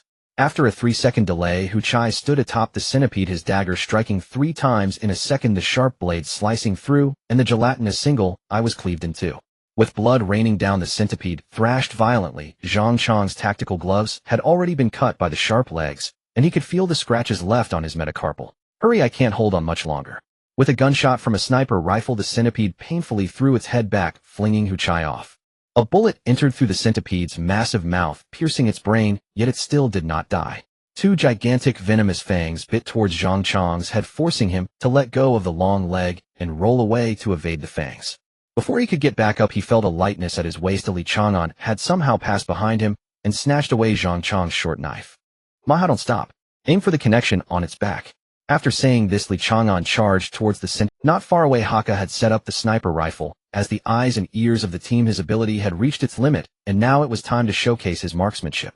By the way, his first shot had already pierced the centipede's head. However, the life force of insects is remarkable. Zhang Chang quickly got up. He vaguely sensed what Li Chang'an intended to do, and now was not the time to retreat. "Let's gamble our lives and test the blood of men." Li Chang'an's voice came from beneath the centipede. This line was taken from a television show he had once watched. He did not know if it would be useful, but he would give it a try. The dagger pierced the connection point of the centipede's abdomen, which was much weaker than its back armor, but it was still not something a single dagger could challenge. Faced with the enormous enemy, all Li Chang'an could do was gradually wear down his opponent, such as cutting the connection point to bleed the centipede. Avoiding the sharp long legs was not a simple task. Li Chang'an could feel them slicing past his back, and even the sturdy military uniform was easily cut open. Blood gushed from the gaping wound as Li Chang'an climbed onto the centipede's back, gripping one of its long legs tightly and pulling it in the opposite direction. In pain, the centipede turned its head, opening its venomous fangs to bite down. The foul wind swept in before the fangs even approached, and without looking back, Li Chang'an gritted his teeth and forcibly broke the long leg. When he turned back, he saw Zhang Chang's massive body charging at him with blood streaming from his hands as he firmly grasped the venomous fangs, even as they pressed closer to his chest. Li Chang'an grabbed Zhang Chang's shoulder and climbed up, stepping on Zhang Chang's shoulder to leap towards the centipede with the dagger piercing through the gap between the fangs and the gums. If the centipede had gums, retreat. With Li Chang'an's loud shout, Zhang Chang instinctively followed, releasing his grip and stepping back without hesitation. With a fierce slap on the hilt, the entire dagger vanished into the connection between the venomous fangs and the bloody mouth, preventing the fangs from closing for a short time. Rolling off, Li Chang'an had already anticipated his fate. In the next moment, the long leg would pierce through his chest, and as his body soared, he would do his best to avoid the vital points. Yet he could also see Haka had already pulled the trigger, and Ma Hao had infused his weapon with abilities. When he was pierced through, the centipede would die. The gun fired, the sniper bullet struck the base of the long leg, and the 5-meter-long leg was knocked down with flesh and blood, while Li Chang'an's body brushed against the centipede and fell to the ground. Hu Chai appeared next to Li Chang'an, picking him up and running. At that moment, Ma Hao also pulled the trigger, and the semi-automatic grenade launcher erupted continuously amidst the booming. The centipede's painful screams intermingled. "Lucky to be alive," Hu Chai kept muttering, throwing Li Chang'an onto the grass, gasping for breath. "Why?" Li Chang'an stood up, its mouth can't close anymore. "Why not shoot? But doing so might get you killed. I don't know what life-saving measures you have, but we can't gamble with your life." Li Chang'an was at a loss for words. From their perspective, was such a choice correct? The sniper rifle fired again. Haka proved his accuracy, once more firing 2 consecutive shots. The bullet entered the centipede's mouth, once more piercing through its brain. Li Chang'an frowned slightly. It wants to escape. It won't get away. Ma Hao grinned, stuffing a red bullet into the magazine. "Let's see how my enchanted, even your parents fear this bullet works." The gun barrel flashed with flames, and in the next instant flames erupted on the centipede's exoskeleton, which was already covered in cracks as fragile as potato chips. The enormous 11-meter body broke apart amidst the centipede's screams, with 2 uneven sections of its body still writhing, showcasing its remarkable vitality. But the struggle was visibly weakening. "We can't let it keep screaming. If there are others nearby, its cries will attract them." Li Chang'an frowned. Glancing at the grenades on Ma Hao's waist, he took one and handed it to Hu Chai. "They'll create a chance for you. Throw this into its mouth, then flash away." What chance could there be? Before Hu Chai could finish, Li Chang'an had already charged towards the centipede. Gritting his teeth, Hu Chai had no choice but to follow. The erratically waving long legs had a traceable pattern in Li Chang'an's eyes. Irrational creatures were not to be feared, whether human or monster. In that rain of blades, Li Chang'an fluttered like a butterfly. His movements lacked grace, but were just enough to evade every attack. As the three watched in shock, Li Chang'an climbed onto the centipede's exoskeleton. Faced with this enemy that had eluded capture, the centipede's remaining intelligence compelled it to bite at Li Chang'an recklessly. "Now's the time," Li Chang'an shouted loudly, lunging for the centipede's massive mouth, clutching its venomous fangs. The grenade flew from Hu Chai's hand, landing perfectly in the centipede's mouth as Li Chang'an leaped towards Hu Chai. After a delay of 0.3 seconds, the two appeared beside Zhang Chang and the others, with behind them an explosion mixed with the stench of blood and flesh. The battle ended with firearms. It is indeed a good occasion for celebration, but not the right time to celebrate. At first I severed the antennae of the centipede, preventing it from summoning its companions directly, but now the scent of blood is too strong, which will still attract nearby monsters. After this battle, the group has full faith in Li Chang'an's professional level, even though Haka did not sense any spiritual fluctuations nearby. Zhang Xiangzhuang immediately arranged to first film the scene, and then to remove some parts of the centipede. After returning, they would also need to write a report. There were still a few corpses of wolf deer at the scene. The poor little creatures were killed one by the centipede. Fortunately, the centipede was focused on feeding, allowing Li Chang'an to strike successfully from an advantageous position. He sent the location to the intelligence department, and soon personnel from the logistics department would come here to collect the centipede's body. After receiving the message from the intelligence department, Zhang Xiangzhuang and the others could leave first. If it were a hunter, they would only select the most valuable parts of the centipede and then quickly withdraw. But now they were in the army, and Li Chang'an went along with the customs, quietly waiting for Zhang Xiangzhuang to finish his arrangements before leaving with the team. On the way back, everyone had a joyful expression. Li Chang'an had something to say, but recalling what he had seen on television, it seemed he shouldn't dampen everyone's enthusiasm. However, Zhang Xiangzhuang did not shy away from this. Hu Chai was too slow on his first attempt, and the timing was wrong. The position was also off. Ma Hao was anxious. One must remain calm in battle, especially since you are the firepower support of the team. If you are careless, you might even injure your teammates. Haka, there's nothing wrong with him. Li Chang'an smiled and said, "Usually you choose to be timid. It's rare for you to take the initiative, so it's normal for everyone to be a bit uncoordinated." "I haven't mentioned you yet." Zhang Qiangzhuang's eyes narrowed. "Don't you consider your teammates when you act? Hunters don't fight alone. You should rein in your personal heroism." After a slight moment of shock, Li Chang'an seriously responded, "I'm sorry, I will correct that." Li Chang'an's overly serious demeanor made Zhang Xiangzhuang feel a bit embarrassed. It's fine. After all, we gained a lot today. It's normal for a first collaboration to have some flaws." The talkative Hu Chai chimed in. "That's right, this centipede must be red class. Not only did we succeed in hunting it, but none of us got hurt." "Sorry you got hurt." In reality, Zhang Xiangzhuang was also injured, but his strong physique recovered quickly. Everyone was still concerned about Li Chang'an. "It's just a minor injury, it will heal quickly." Li Chang'an waved his hand, explaining that the wound on his back did not reach the bone, merely a surface injury. "By the way, is this centipede red class?" Looking back, Li Chang'an vaguely recalled having killed 2 centipedes before, one of which was similar in size to this one. Is this what red class looks like? The timing for each trial is different, and occasionally Li Chang'an would have free time to be a hunter and earn a little money. "Undoubtedly red class." Zhang Qiangzhuang's answer came without any hesitation and didn't require thought. He showed Li Chang'an the watches on their wrists and casually explained, "This is a microcomputer. It can query information about monsters. Of course, this is limited to monsters that humans have investigated. If there are new species, data can be collected and uploaded for rewards." After tapping on the interface, an image of the centipede appeared, displaying the rank of red class 103 below. Although it is ranked at the bottom of the red class monsters, it is still red class. Aside from Li Chang'an's good performance, our luck was also decent. After all, the centipede is a single attribute monster with only the characteristic of having a strong physique. That's right, monsters with strong physiques can still be dealt with by heavy firepower. If we encounter one that is extremely fast, we might be in trouble. Li Chang'an had some doubts. Was the Empire so idle? Not only collecting intelligence, but also creating a ranking? Part of the information must come from hunters, right? Let's celebrate when we get back, discussing while eating. The success of this battle involved quite a bit of luck, so don't let it get to your heads. As the captain and the older senior, Zhang Xiangzhuang had the duty to correct the team's mindset. Li Chang'an shyly raised his hand, and then lowered it. "Can we get a medal for killing this?" The others exchanged glances, all showing smiles. "That's not possible." Hu Chai patted Li Chang'an's shoulder, openly laughing at his naivety. Ma Hao added, "Individual kills of red class are possible, but we achieved this as a team." The topic suddenly became a bit strange, and the atmosphere dropped to freezing point. Li Chang'an seemed unaware of the change in atmosphere and continued to ask, then how can we get a medal for it? There are no medals for achievements below level 2. Medals start from level 2. To reach level 2 or above, we still need to kill at least 5 red class monsters. Zhang Xiangzhuang said this while looking at everyone in unprecedented seriousness in his demeanor. Li Chang'an is not the kind of person as Zhou Mu. After a brief silence, Haka broke the silence first. I believe in Li Chang'an. Right, that punch against Zhou Mu was really cool. It was an elbow strike, not a punch. Doesn't matter, it was still cool. The atmosphere returned to its lively state. In this moment, Li Chang'an seemed to understand something, yet also seemed to understand nothing, feeling inexplicably happy. Once they reached the defense station, they could hand in the samples and information they brought back, and also resupply.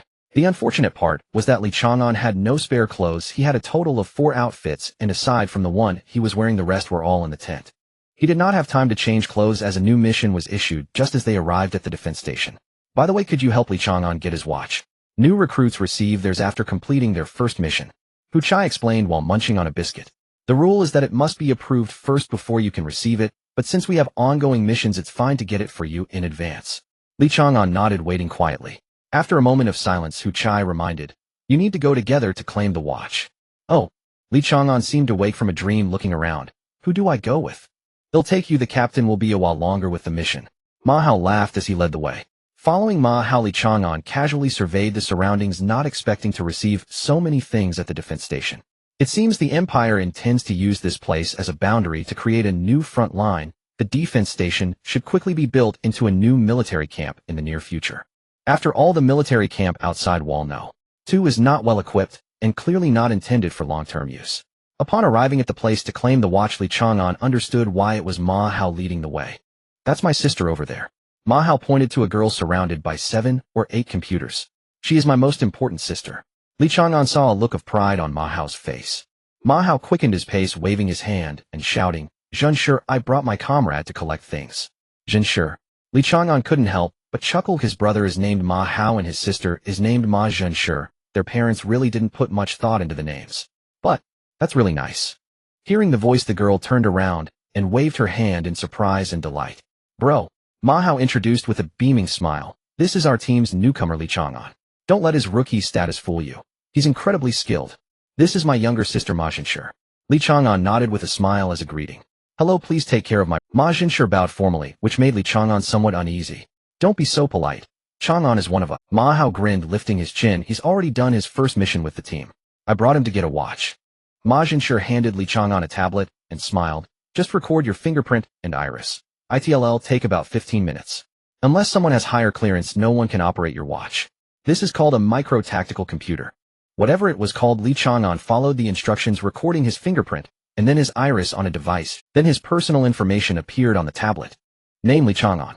Date of birth Imperial Calendar Year 01, February 18th. Ability level C, undetected. Li Chang'an frowned and pointed at the parentheses. What does undetected mean? It means enlistment testing, Ma Hao explained casually. After a month of service, new recruits are gathered for testing, mainly to check progress. Maybe there's some hidden genius among them. Troublesome. Li Chang'an hadn't expected this procedure. His ability couldn't withstand scrutiny. It came from the gloves. Once tested, he would almost certainly be exposed. But the information he had previously gathered didn't mention this step. No one noticed the change in Li Chang'an's expression. Ma Zhenshi continued chattering on. Bro, you should transfer to logistics. Your patrol team is too dangerous. Even though you don't go on the walls, what if you happen to encounter a gathered beast horde? Besides, you've been on the patrol team for 3 years with no achievements. Since you're just coasting anyway, I'd feel safer if you coasted in logistics. Embarrassed by his sister's words, Ma Hao raised his voice. Who's coasting? We just surrounded and killed a red-level monster as a squad. Ma Zhenshi turned in surprise, then quickly chuckled. Stop bragging. If it were a red-level monster, Captain Zhang would have led you all in running away. Li Chang'an subtly turned away, hiding a smile. Zhang Xiangzhuang was notorious for being cowardly. You're not wrong, Ma Hao admitted, scratching his head awkwardly. The captain did want to flee, but Chang'an stopped him. After listening to him, we decided to give it a try. Ma Zhenshi looked at Li Chang'an in surprise and quickly lowered her head. His fierce appearance, especially when unsmiling, was intimidating. What did you say to my brother and the others? Li Chang'an thought for a moment. I forgot. I forgot too, Ma Hao chuckled. But it was really stirring. Got us all fired up. During their conversation, Li Chang'an's tactical watch was ready. Handing it to him, Ma Zhenshi lowered her voice. I don't care about his achievements. I just want him alive. If you want to earn merits, could you join another team? He's my only family left. Sorry. Please leave. Li Chang'an paused, then took the watch and put it on. What are you talking about? Ma Hao, who had been wandering around, turned, sensing the tension. Nothing, Ma Jinshi said, tucking her hair behind her ear with a bright, youthful smile. Li Chang'an raised his head. She asked me to leave the team, afraid my aggressive style would harm you all. Ma Jinshi whipped around and stared at Li Chang'an, stunned that he had revealed everything. Aren't you a man? Ha! Ma Hao burst out laughing unexpectedly. Don't be mad. That's just how my sister is. She even opposed my joining the patrol team at first until she heard my captain was Zhang Qiangzhuang. Then she agreed. Though not present, Zhang Qiangzhuang kept taking the blame. Under his sister's burning gaze, Ma Hao's smile faded, and he sighed bitterly. Sis, you never asked what I wanted. When you were younger, if I died, you'd have to live alone. I didn't even dare to enlist. Now that you're grown up, even if I'm gone someday, you can take care of yourself. It's time for me to chase my own dreams. Struggling to put his arm around Li Chang'an's shoulders, Ma Hao turned back with a smile and walked away with him. Watching her brother's retreating figure, Ma Jinshi was speechless. When her brother was in his teens, he was already the same height as now, but malnutrition and heavy labor had stunted his growth. Now she was half a head taller than him, yet he remained the same. Time had aged him and worn him down, but never given him any gifts. Li Chang'an thought for a moment, then reversed the gesture and put his arm around Ma Hao's shoulder to prevent him from stealthily standing on tiptoe. So what's your dream? Ma Hao grinned. I want to be a marshal. After a long hesitation, Li Chang'an decided to speak up. Has anyone ever told you that your dream is unrealistic? Has anyone ever told you that you're a straight man? What's a straight man? Does it mean honest? No. When they returned to the team, they saw Zhang Qiangzhuang approaching. From his expression, it seemed there was bad news. Indeed, as soon as Zhang Qiangzhuang spoke, the other three, except Li Chang'an, furrowed their brows. Rescue mission. A reconnaissance squad went missing in the north. For people lost contact with command center in under a minute. Enemy unknown. Our task, if any survivors remain, rescue them. If not, retrieve their recording devices. Zhang Qiangzhuang took a deep breath. We might be being targeted. Li Chang'an didn't understand. A mission was a mission. What did targeting have to do with it? Because of his sister's words, Ma Hao had grown closer to Li Chang'an. He explained, we're a subordinate squad of the patrol team. Our main job is to eliminate dangerous elements within the safe zone. Like today's centipede. In emergencies, we also go to the battlefield against beast tides. But rescue missions aren't our business. They're usually for elite squads or special operations. It shouldn't have been assigned to us. Zhang Qiangzhuang nodded and continued, a foreman squad was wiped out without any chance to fight back. If we go, it's likely a suicide mission. I just heard that Zhou Mu has an uncle in the strategy department at command center.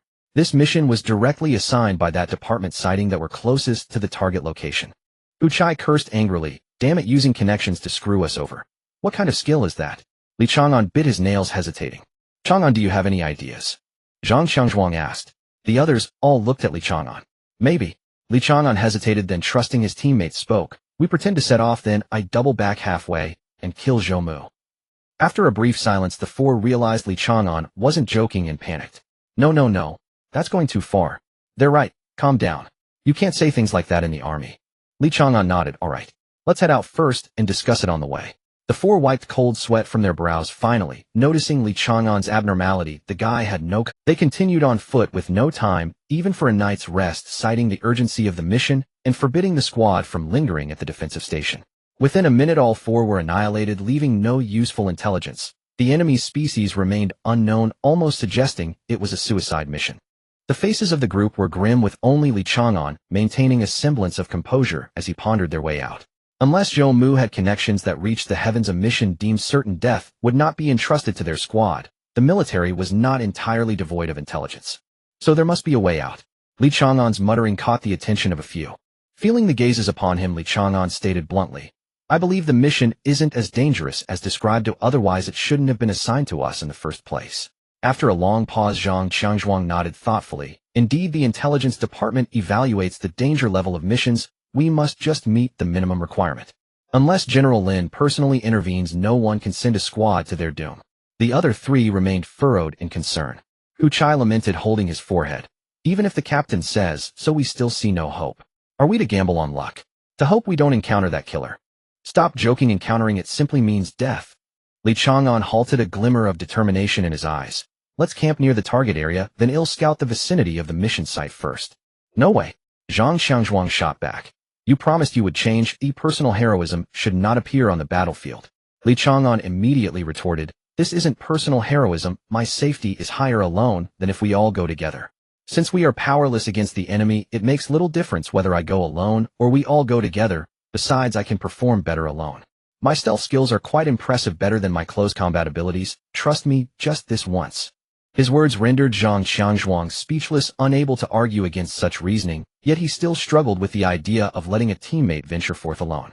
Hu Chai weakly interjected. Chang'an previously mentioned his proficiency in close combat, and, alright then.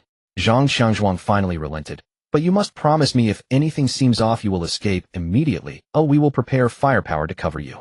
With an agreement reached, Li Chang'an felt much lighter. He was not adept at leading so many unless everyone could keep pace with him. Bringing Wen Anren along during the trial was already his limit. Any more would be a burden. Quickening his pace, the squad was less than 2 kilometers from the target's lost contact point before nightfall. This will do. The last contact was 6 hours ago, and without knowing the nature or strength of the enemy, 2 kilometers is already somewhat risky. Li Chang'an halted his teammates with no objections from the others, and they chose a relatively open area to set up camp. They placed some logs or stones around the campfire, adding their portable blankets for warmth. As darkness fell, a well-fed Li Chang'an knew it was time to leave. Remember, if there's any danger, signal immediately. We will cover you with firepower, and as soon as we see you we will retreat. Zhang Xiangzhuang still felt uneasy. Li Chang'an nodded, giving a firm look before turning to step into the darkness.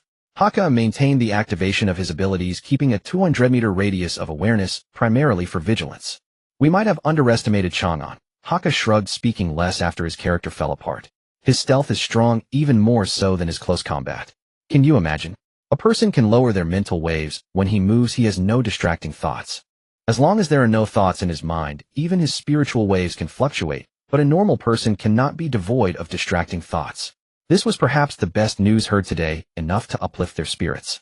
Strolling in the dark, Li Chang'an felt invigorated. He seemed born for darkness. For most people, the path under the moonlight might appear vague, but Li Chang'an felt otherwise. Every sound in the forest, any buzzing of insects, rustling leaves, the wind brushing through the treetops.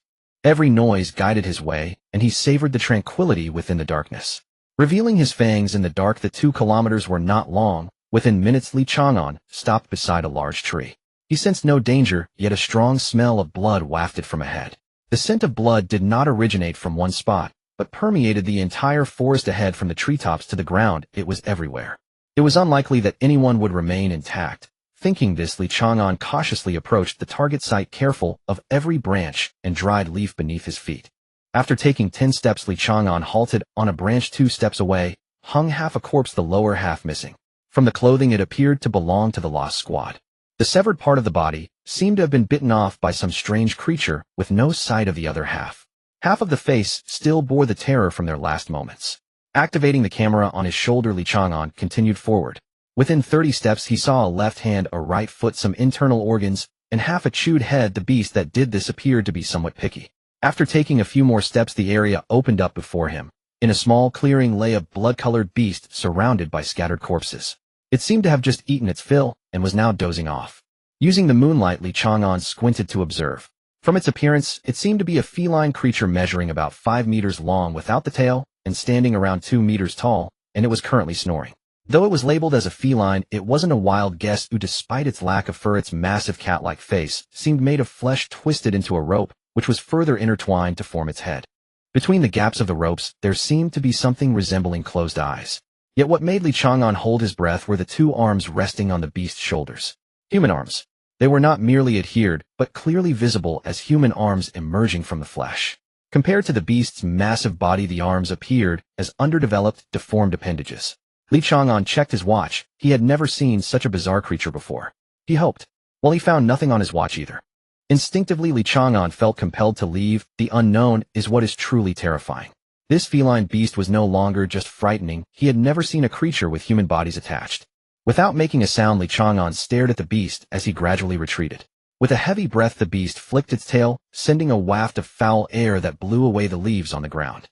Between the strands of flesh ropes were countless eyeballs, each one facing Li Chang'an as they all opened simultaneously. Without any hesitation, Li Chang'an turned and fled, pulling out a signal flare from his waist and shooting it into the sky. 3 consecutive shots represented the highest danger level, a black level warning. The stench brushed against his neck, and silently the beast's head drew closer to Li Chang'an. A few people wrapped in small blankets gathered by the campfire. Hu Chai held a sharpened stick roasting military rations over the fire. How about we move a bit closer? I still have some concerns, Zhang Chong sighed. No matter how worried he was, it was justified. Today was the first day of enlistment for Chang'an, and how could they leave everything to him? Ma Hao tightened his blanket, leaving only his head exposed. Beneath the blanket, he was imbuing bullets with abilities, passing the enhanced bullets to his teammates. Except for Li Chang'an, who could not receive a sidearm, the other four had their own standard-issue rifles. In the absence of special requirements, all soldiers would receive a rifle and a pistol, although some chose to forego. In the era of abilities, firearms were not necessarily more useful than powers in many situations. For a large number of ability users, firearms could even be a hindrance. Charles did not require any firearms. With his dual abilities, he was akin to a human artillery platform.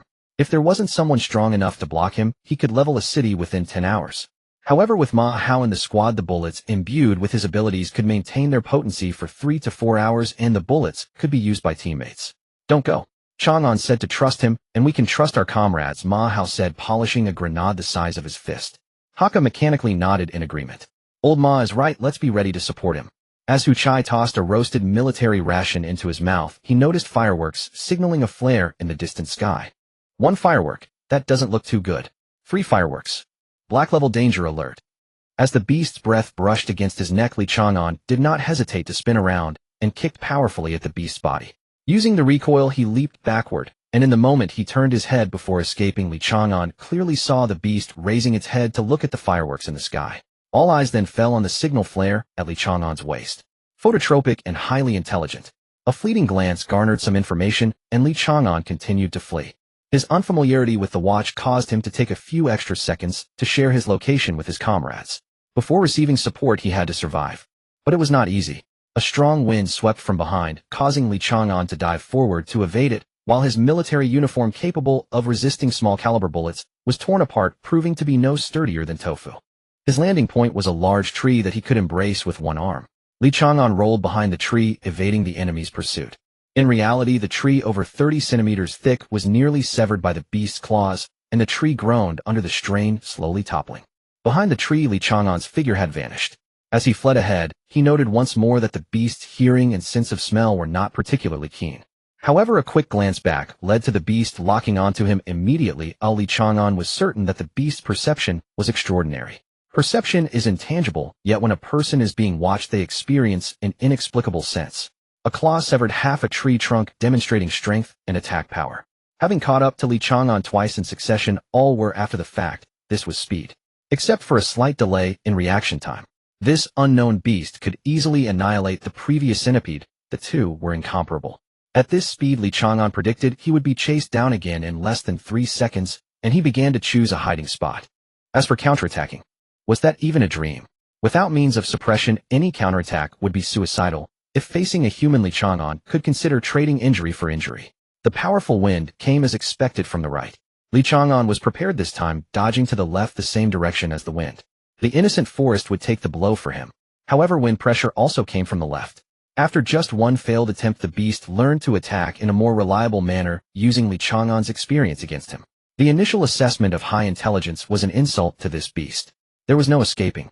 Li Chang'an's mind raced, and no claw could outpace his thoughts. He knew the tiger's claw would cleave him in half. In the next moment, he would be no different from the corpses hanging from the trees. If he couldn't evade, the best option was to meet it head-on. Li Chang'an retreated the claw, leaving bloodstains on his chest and abdomen, but ultimately, it did not take. Behind him was a blood-soaked maw, and as initially judged, the beast did not respond immediately, otherwise it would have opened its mouth wide and bitten off Li Chang'an's head. As the beast opened its mouth, Li Chang'an looked into the abyss-like throat, smiling as he tossed the signal flare, which disappeared into the abyss. Roar! The tiger's roar echoed from the massive mouth before him. Li Chang'an quickly covered his ear. The signal flare contained magnesium powder and white phosphorus. Li Chang'an carried a flare that could be launched without equipment, and it had exploded inside the beast. The blood-soaked maw emitted dazzling white light, and a charred smell began to waft, further solidifying Li Chang'an's resolve to flee. The illuminating flare, usable as an incendiary, had entered the beast's belly, yet still failed to kill the monster. Perhaps he would really die. Taking a deep breath, madness began to surface in Li Chang'an's eyes. He adjusted his watch to the intercom channel and cleared his throat, instantly hearing the captain's voice on the other end. "Are you hurt? We've called for support. Head towards us, and we'll cover you." It's nice to be cared for, Li Chang'an smiled. I'm fine for now. Remember what I'm about to say, Captain. This is all our achievement. Seemingly sensing something, a heavy breath came from Zhang Chang, but he did not make Li Chang'an wait. He simply replied, okay. Li Chang'an quickly consolidated the characteristics of the beast into brief statements along with the recorded video and sent them over. After speaking, he didn't give Zhang Chang any time to think, instead delivering his final words. Next, I will throw the watch into the beast's belly and lure it to an open area. You just bomb the marked location. The call was cut off. Zhang Chang looked at the gun in his hand, his heart struggling. He had thought that after hearing Li Chang'an's words he could leave without psychological burdens, but it seemed otherwise. Captain, what's happening? Ma Hao could no longer contain himself. Zhang Chang raised his head, his expression somewhat strange. The three had never seen such a look on the captain's face. The captain, who would usually choose to be timid, appeared to be exhilarated, as if facing death. Listen up. Zhang Chang raised his voice. My will is in the gap of the pillow.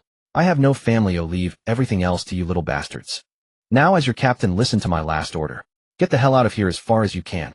The watch was accurately thrown into the gaping maw, and Li Chang'an's steps did not falter as he continued to flee. Relying on the terrain of the forest, he barely managed to escape from the clutches of the enraged beast. However, as the beast was injured, it became frenzied, directly crashing through the less sturdy trees in a reckless pursuit. The danger of death never dissipated, and Li Chang'an felt a rare chill of sweat. During the battle with the centipede, his back had been torn open, and now his clothing was utterly shredded with 3 distinct blood streaks appearing on his back. Li Chang'an felt that he was not facing a mere beast, but rather an experienced opponent whose strength overwhelmed his own, even more dangerous than a human. Humans had long lost their primal instincts. As another claw struck down, Li Chang'an did not leap away as before. Instead, he merely tilted his body slightly to evade, and in the next moment the sharp claw extended a few centimeters forward. Li Chang'an moved half a step to easily avoid it. He had long anticipated that this beast would feign attacks, which is why he chose to exert minimal force and make slight evasive movements. If he had continued to leap away, it would have drained more of his stamina and easily left him open to a critical hit during the process. Despite possessing intelligence that might even surpass that of humans, the beast was still just a beast. It had not killed as many as Li Chang'an had. It fell short. Moreover, in the experience of overcoming the strong with the weak, it was lacking significantly. If it weren't for the beast's speed and strength surpassing his own, Li Chang'an would have found it much easier. His current evasions were all based on predictions. Help me. A voice from behind almost caused Li Chang'an to stumble. It hurts. Help me. Even without turning around, he could clearly discern where the voice originated. Can this beast talk like a human? Although he knew that some beasts could mimic human voices to lure prey, and there were similar monsters in urban legends, he had never heard one pronounce so perfectly. There was even a hint of a northern accent. No, it didn't seem like mere imitation. This voice should belong to a reconnaissance team member who had been eaten earlier. While Li Chang'an pondered, another voice came from behind. Don't go. Why won't you save me? I'm not dead. It wasn't imitation. It could learn the voices of the prey it devoured. Was it trying to confuse me with human words? Then its thinking is gravely mistaken. The death of those unrelated to me is of no concern. However, this is a good opportunity. Hiding a smile, Li Chang'an pretended to hesitate, slightly pausing his steps, and indeed the beast did not miss this chance, slamming its claws down. If it had struck true, it could have crushed Li Chang'an's head into his chest. However, it was just a feint. Li Chang'an turned his body, the claws grazing his shoulder as they fell, tearing off a small piece of flesh. Yet Li Chang'an unsheathed his short knife. The short knife he had taken from the captain was incredibly sharp, though its only drawback was its short length. He swung it upward into the beast's head. There was no time to assess the results. Li Chang'an turned and fled again. Hearing the roar behind him, he was certain that this strike had made an impact. However, the speed of the beast behind him seemed to surge once more, making it increasingly difficult for Li Chang'an to evade. These guys from the army are taking too long to provide support. Do they genuinely intend to watch me die? At this moment, Li Chang'an could not help but complain. Having never been accustomed to placing hope in others throughout his life, Li Chang'an now found himself expecting support. If it arrived in time, he might not have to gamble on a mutual destruction. In his thoughts, Li Chang'an's expression brightened as he saw 2 missiles flying toward him from a distance, trailing flames. Not wanting to conserve energy any longer, he poured all his strength into a burst of speed, putting distance between himself and the beast. A rumble and a wave of scorching heat came from behind. Propelled by the shockwave, Li Chang'an shot far ahead, finally stopping to look back. Amidst the flames was the beast's pained howl. As the fire that obscured his vision waned, he could see that the 2 missiles had inflicted serious injuries on the beast. A large chunk of flesh was blown apart from its rear, and its shoulder was severely mangled, exposing bone. The caliber lives up to the name of justice, Li Chang'an remarked. It was quite impressive for missiles capable of penetrating buildings to achieve this. After all, this was no ordinary beast. Its body, like one wrapped in ropes, exhibited extreme resilience. The explosion's shockwave, or the kinetic energy from impact, did not cause any fatal damage. Instead, the splintered fragments became the main source of harm. However, as long as there were enough missiles, this beast would still die. After all, it belonged to the biological category, and its functions had limits. However, that's it. Li Chang'an stared blankly at the direction from which the missiles had come. As the beast struggled to rise, Li Chang'an still did not receive any further support, and he could finally confirm that there were indeed only 2 missiles. Restraining the urge to curse, Li Chang'an gripped his short knife, the blade pointing to the ground, and realized he could no longer escape. Next to the beast, an invisible flow of air was coalescing, just as he had feared. Powers. Although he did not understand why it hadn't utilized its powers from the beginning, in Li Chang'an's judgment, this beast was synonymous with powers. After all, there were too many strange aspects, and it was not surprising for it to wield powers. So what kind of powers? Feeling the air swirling towards the beast's limbs, Li Chang'an's expression hardened, and he swung his knife backward. The beast's silhouette appeared right behind him. This strike landed on the beast's forehead, cleaving it straight down. The sensation was off. Li Chang'an raised an eyebrow and leaped back. The feeling of the knife falling was not that of cleaving flesh and bone, but rather gliding along a crack. There was not a hint of resistance. It wasn't me who split the head.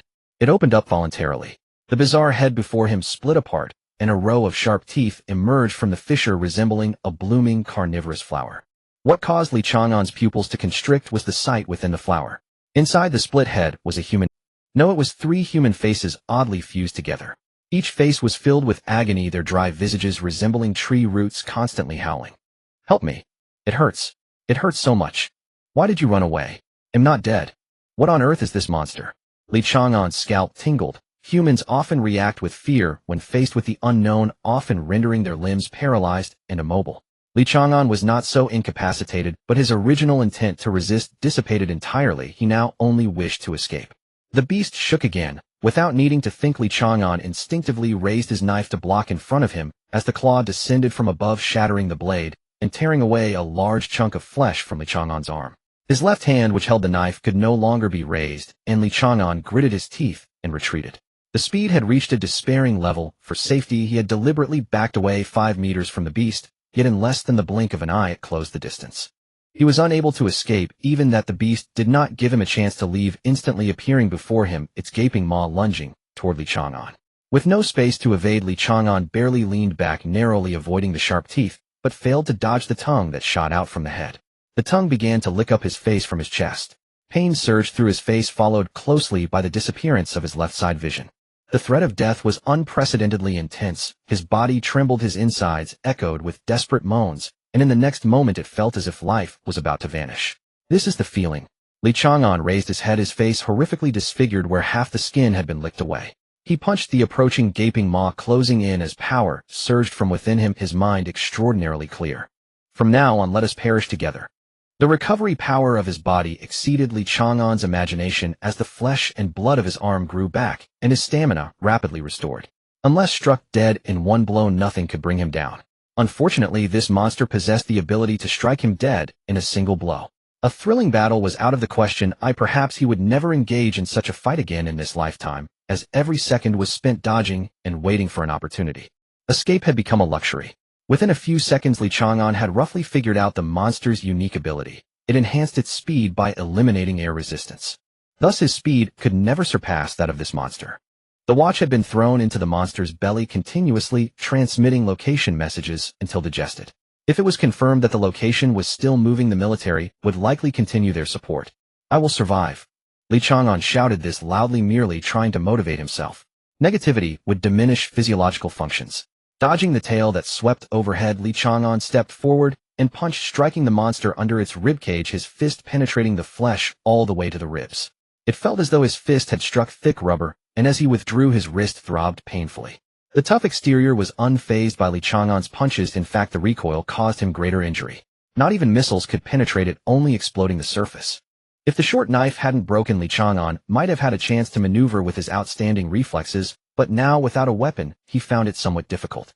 It was too absurd that he couldn't even achieve mutual destruction. With a bitter smile, he kicked the monster's leg and leaped up.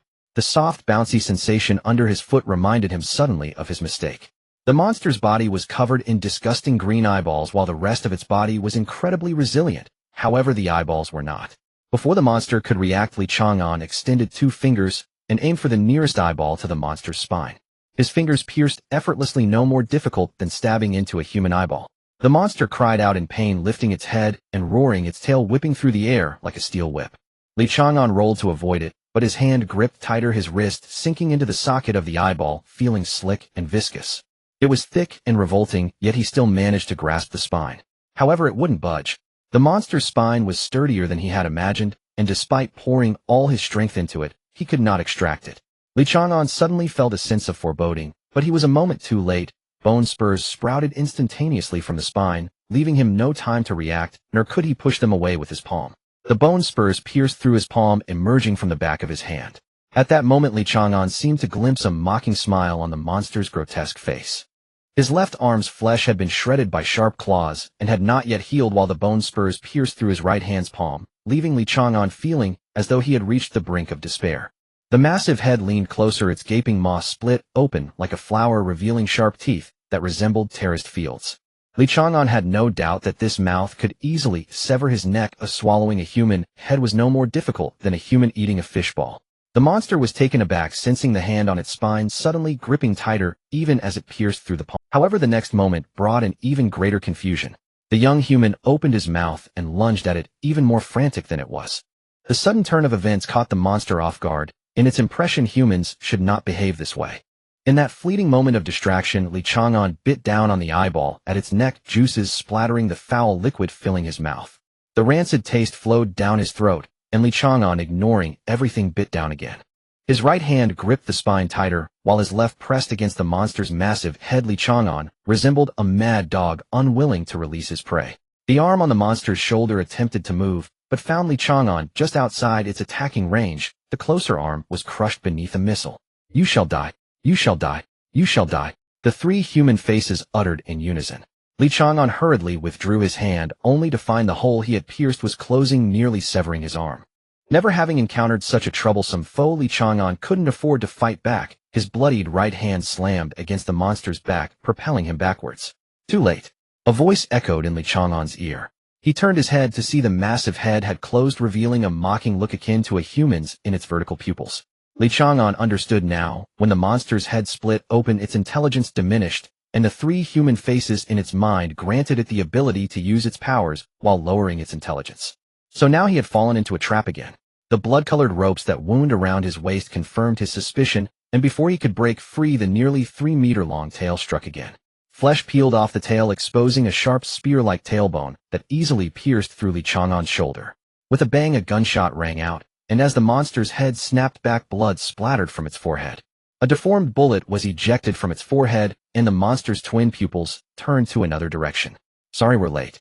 A loud shout came from above as Zhang Chang descended from the sky, fists raised and crashing down on the monster's head. "You guys." Chang'an opened his mouth, but couldn't utter a word, bewildered by his own choked voice. Uchai appeared beside Chang'an, swiftly cutting through the blood ropes with a dagger and hoisting Chang'an up, just like last time. Zhang Chang raised his fists again, smashing down on the monster's head, shouting, "Run with Chang'an." Another gunshot rang out, and Zhang Chang turned, his head drenched in cold sweat.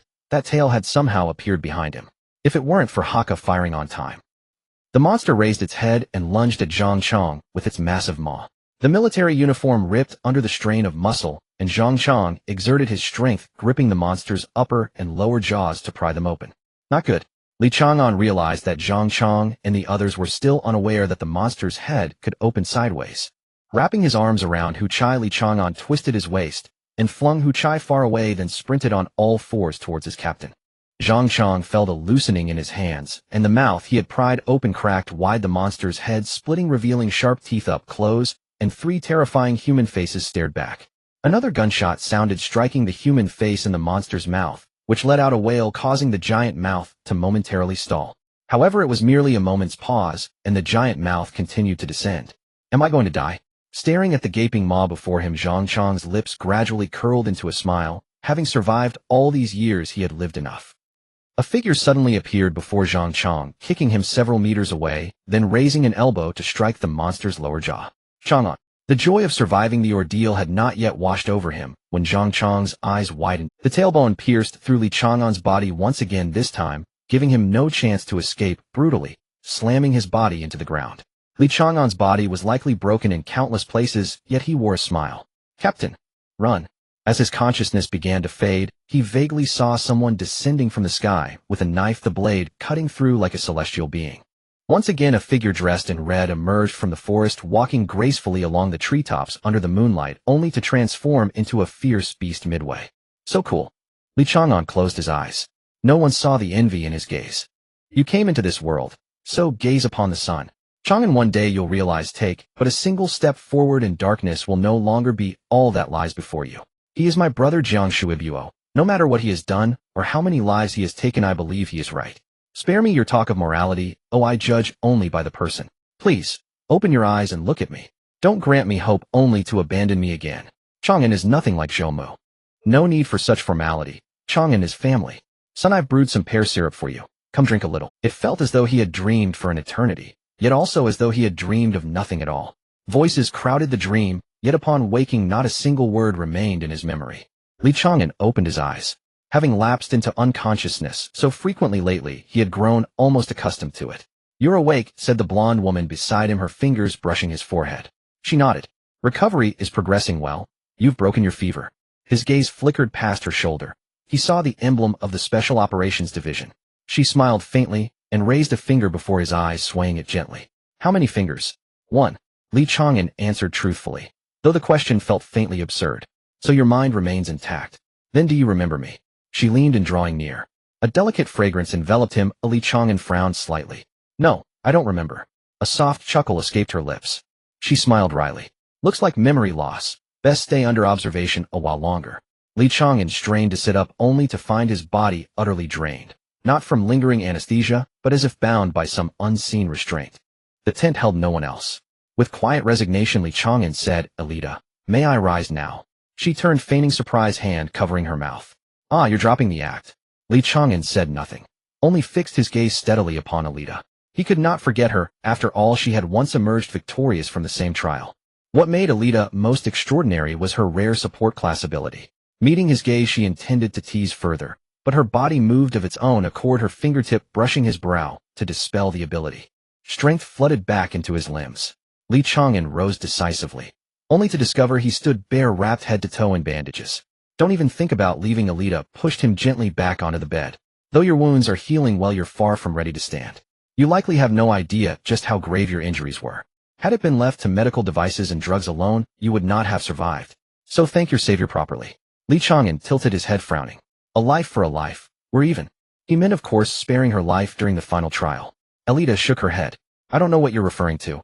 I only know you owe me your life. Don't try to evade it." This woman was insufferable. Irritated, Li Chang'an scanned the tent and spotted a clean set of military uniform atop the nearby cabinet. Without hesitation, he reached for it and began dressing. Alita, flustered and alarmed, lunged to stop him. "You mustn't go yet." Her hand froze midair. Instinctively, she lifted her chin. Pressed against her throat was the very pen that should have been in her pocket. Indeed, carrying a fountain pen in this era was pointless. It served no function whatsoever. "Come closer, and I'll kill you." Li Chang'an pressed slightly. The pen's tip hovered less than 2 centimeters from her carotid artery. Yet the pen held no ink. Its sole purpose seemed to be symbolic. Alita burst into laughter. "Kill me. I'm commander of Logistics Division. Outside this tent lies the Special Operations Camp. Do you truly believe you could escape after killing me? I'm inside the Special Operations Camp." Li Chang'an lowered the pen, brow furrowed. Fragmented memories surged. His consciousness returned, and at last he understood what had transpired. Li Chang'an extended the pen toward Alita. "How long was I unconscious?" Alita retrieved the pen, pointed silently to the bed, and folded her arms, watching with quiet amusement as Li Chang'an reluctantly sank back beneath the covers. "You lay unconscious for 9 days. When they brought you in, you were clinging to a single breath. Your survival borders on miraculous. To treat you, I postponed every other patient, devoting myself solely to your recovery. And yet you offer not a single word of thanks. How utterly unreasonable." After a long silence, Li Chang'an murmured, "Thank you." Alita's suppressed smile vanished. She unbound his bandages to examine his wounds. Li Chang'an offered no resistance, submitting quietly to her care. Moments later, she tucked the blanket snugly around him and tapped thoughtfully on her tablet, recording something unknown. Where are my teammates? Li Chang'an asked slowly. He recalled reinforcements arriving before losing consciousness. They must be safe. Alita glanced at him, then looked away. They're faring much better than you. Your team leader and the taciturn one both ascended to Class A. That's good. A rare smile softened Li Chang'an's features. Alita blinked startled. So, you can smile. I'd assumed you were a remorseless killer. Why blink when killing? Li Chang'an countered. You look especially endearing right now, Alita murmured, a subtle smile lifting her lips. Back in the trial grounds you weren't like this. Why did you spare me at the end? How should he answer? Li Chang'an hesitated. The truth, that he couldn't kill her, was impossible to utter. And lies. He lacked the artifice to fabricate them. In that final trial, 4 remained. He had targeted Alita. Her support class ability made her vulnerable. When the other 2 perished in mutual annihilation, her death would have crowned him victor. So he stayed his hand. Truth was forbidden. Lies were beyond him. Silence, then, was the only path. He turned his face toward the wall. Alita waited, but no reply came. Glancing down, she found him staring motionless at the blank surface. Are you blushing? Eliminate the impossible, and whatever remains, however improbable, must be true. So, even you, the man who nearly ended my life, feel shame. Intelligence Division personnel will arrive shortly to question you about the beast. If you're unwell, I'll decline. Li Chang'an did not turn. No need, but first tell me what happened after I lost consciousness. Alita glanced at her desk, piled high with unfinished work. Of course. She pulled up a chair, smoothed her hair behind one ear, and stifled the urge for a cigarette. Let me begin where you left off. Upon receiving the black level alert, General Lin assumed direct command. Your wristwatch's GPS signal proved invaluable. By the way, your entire squad has been awarded second-class merit, you personally first-class merit. A rare genuine smile broke across Li Chang'an's face. I've earned merit. Intelligence of a black level warning faced no hindrance, bypassing the originally cumbersome relay procedures and arriving directly at the command headquarters. Based on the monster's size, General Lin Jun ordered a missile launch, for given the mission team's level, they had likely already perished under the monster's claws. The priority of the monster outweighed saving a 5-person squad. After 2 missiles, when it was confirmed that the target's vital signs had diminished but not vanished, 2 special operations experts best suited for night combat were dispatched. Saibei City was not short of missiles. It was merely that whenever possible, they would strive to capture a live black level, or at worst secure as intact a corpse as possible. Incidentally, if Li Chang'an and the others had been sacrificed, they would likely have received a collective first-class merit. As the one involved, Li Chang'an felt no ripple upon hearing this. He was merely treated as a pawn. On the other hand, Alita secretly glanced at Li Chang'an with some concern, and sensing no anger from him, she continued speaking. 2 special operations soldiers, one codenamed Night Demon and the other Fenrir, arrived just as Li Chang'an was falling unconscious. The command headquarters assigned the monster the code name Ripper. When the 2 prodigies of the Special Operations Department joined forces, the Ripper unleashed the terrifying combat power befitting a black level, and Li Chang'an had a deep understanding of this. He had never encountered such a hopeless creature. Its only weakness was its reactions, but that was compensated by high intelligence. When the Ripper opened its head again, Night Demon cleaved one of the human faces within, and Fenrir nearly tore the Ripper in 2. Did that monster die, eh? Li Chang'an felt excitement, or rather relief. The Ripper possessed extremely high intelligence capable of anger and pride, thus if it escaped, it would bring endless retaliation. No, Alita sighed. The leader of the Saibei beast horde appeared, a monster beyond black level codenamed Winged Tiger. Fenrir was severely wounded in a single exchange. General Lin used his ability Star Shift to rescue the others, but could only watch as the Ripper was taken away. Indeed, one should sigh, Li Chang'an said helplessly. The fact that it could lure out the leader of the Saibei beast horde made the Ripper's importance self-evident. Considering the Ripper's appearance, it might well be a descendant of the Winged Tiger, roughly equivalent to the status of a feudal prince's heir. The more he thought about it, the more regrettable it seemed. During the battle, your squad leader Zhang Qiangzhuang, while covering Night Demon, was tragically pierced through the heart by a claw. Not only did he survive, but he also broke through to a rank. Third-class Sergeant Haka, while using psychic resonance, suffered backlash. Just before his mental collapse, he broke through to a rank, becoming the only A-rank psychic resonance ability user so far. After speaking, Alita looked at Li Chang'an, waiting for him to speak. After about 2 minutes, Li Chang'an tilted his head and asked, "That's it?" "There is more, but you kept not looking at me." "I feel you are not respecting me," Alita said with a wry smile. But Li Chang'an fell for that trick. Both his parents and brother Lin had taught him to give others equal respect, so he immediately turned around. He also offered a very solemn apology. Not expecting her prank to work, Alita was stunned for a moment before giving an awkward smile. "The rest is about you. Someone is investigating you." A military officer named Jean Shanghai. It's related to your frequent participation in trials. Can you tell me why you take part in them? Li Chang'an blurted out instinctively, to fight more powerful opponents, the kind where life and death are at stake. That suits your temperament. Alita wanted to say something more, but swallowed it back. Get some rest. You're recovering well, but as a doctor I advise you not to move around for now. Li Chang'an nodded and lay quietly on the bed. The reason was of course fake. After fabricating it he had practiced his tone and expression countless times in front of the mirror, so it could no longer be seen through. Alita left the tent, and Li Chang'an began to contemplate how he would answer the intelligence department personnel later. He hoped it would just be about the Ripper's intelligence. Before he could finish thinking, someone lifted the tent flap and walked in. Comrade, hello. Do you mind if I sit down and ask a few questions? The visitor was a middle-aged man with slightly graying temples dressed like a veteran cadre. Li Chang'an nodded but did not rise. The intelligence department should have such a composed demeanor. Remaining unflustered in the face of change was an important quality for intelligence workers. The man did not carry a tablet. He only brought a voice recorder and a notebook, apparently planning to record by hand, a rare sight in modern society. According to your teammates' report, you were the first to encounter that monster, correct? The man opened his notebook and quickly got into the zone. Li Chang'an was about to answer when he suddenly sensed something amiss. His hand under the blanket quietly reached for the bed plank, silently twisting a screw. You haven't introduced yourself, have you? The man was taken aback, then a hint of smile appeared on his stern face. You are very cautious. Stop twisting that screw, it won't work on me. I am Lin Jin, the temporary commander of Saibei City. Indeed useless.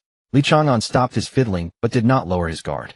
A city commander doesn't need to conceal his identity to come and ask me questions, does he? Just a personal matter.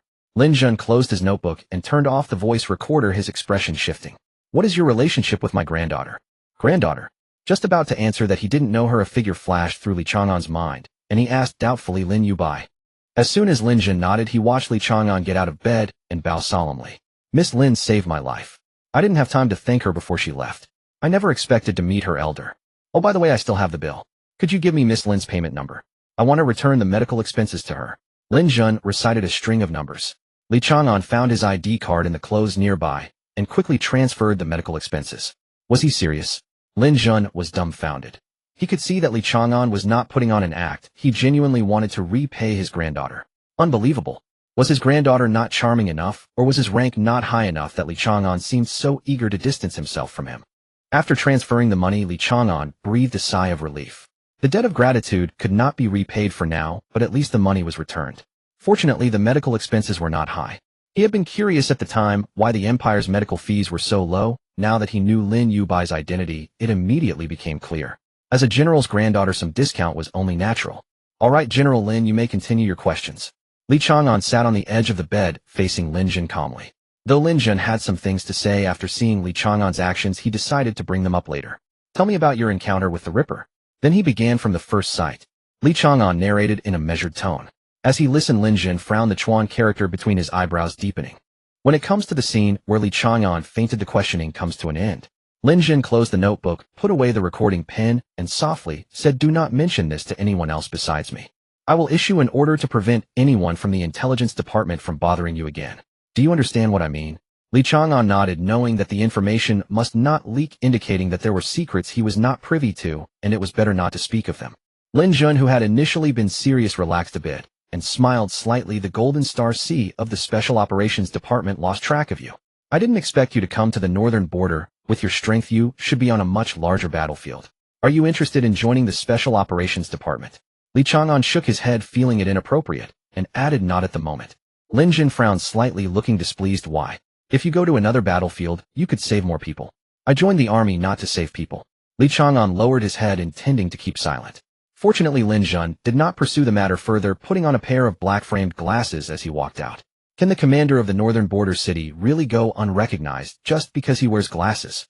Li Chang'an suddenly remembered that Alita also wore the same kind of glasses. Could it be some new weapon? The injuries on the surface of his body had mostly healed, but the troublesome injuries within remained. Alita had not lied to him. He indeed needed rest. Besides the merits, the benefits were also evident. Even lying in bed, Li Chang'an could feel the changes in himself. First, it was his heart, which had been damaged multiple times, and now beat more powerfully and slowly. Next were the shattered bones. The pain, followed by rebirth, brought even greater strength, especially in his spine. Looking at his palm, Li Chang'an couldn't help but smile. I was right, a death would make me stronger. However, I almost died this time, and I should think of a way to find something to ensure my survival. His gaze instinctively fell on the tent's curtain, and Li Chang'an seemed to have found something that could save his life. What could be better for survival than a healer with supernatural abilities? Refusing to join the Special Operations Department felt a bit hasty. Fortunately, he had added for now, and Li Chang'an began to think about how to bond with Alita. What are you thinking about? Alita pushed aside the curtain and walked in. Just after speaking, she saw Li Chang'an hurriedly turn his head away. Usually so fierce, how could he be so cute now, not even daring to look at me? Hiding her smile, Alita closed the transparent door of the tent and let down the curtain before walking towards Li Chang'an, holding a Halfinger glove in her hand. Sitting down beside Li Chang'an, Alita feigned a cold demeanor. If you don't turn around, I will hand over your glove. Li Chang'an suddenly realized no wonder he felt something was missing from his palm earlier. He quickly turned his head and happened to see Alita tossing the glove to him. After putting on the glove, Li Chang'an felt somewhat puzzled. Why? Because you look nice to me. Alita turned away, not look. I can't help it. Clearly she could use it to threaten him, yet she still couldn't resist giving it back. Li Chang'an scratched his head and softly said, you promised me not to tell anyone who I owe you a favor. You were the one who took the bait. Alita raised the corners of her mouth. All right, you spared my life at that time, so we're even. But even if I don't say anything, you will still expose yourself in the upcoming tests.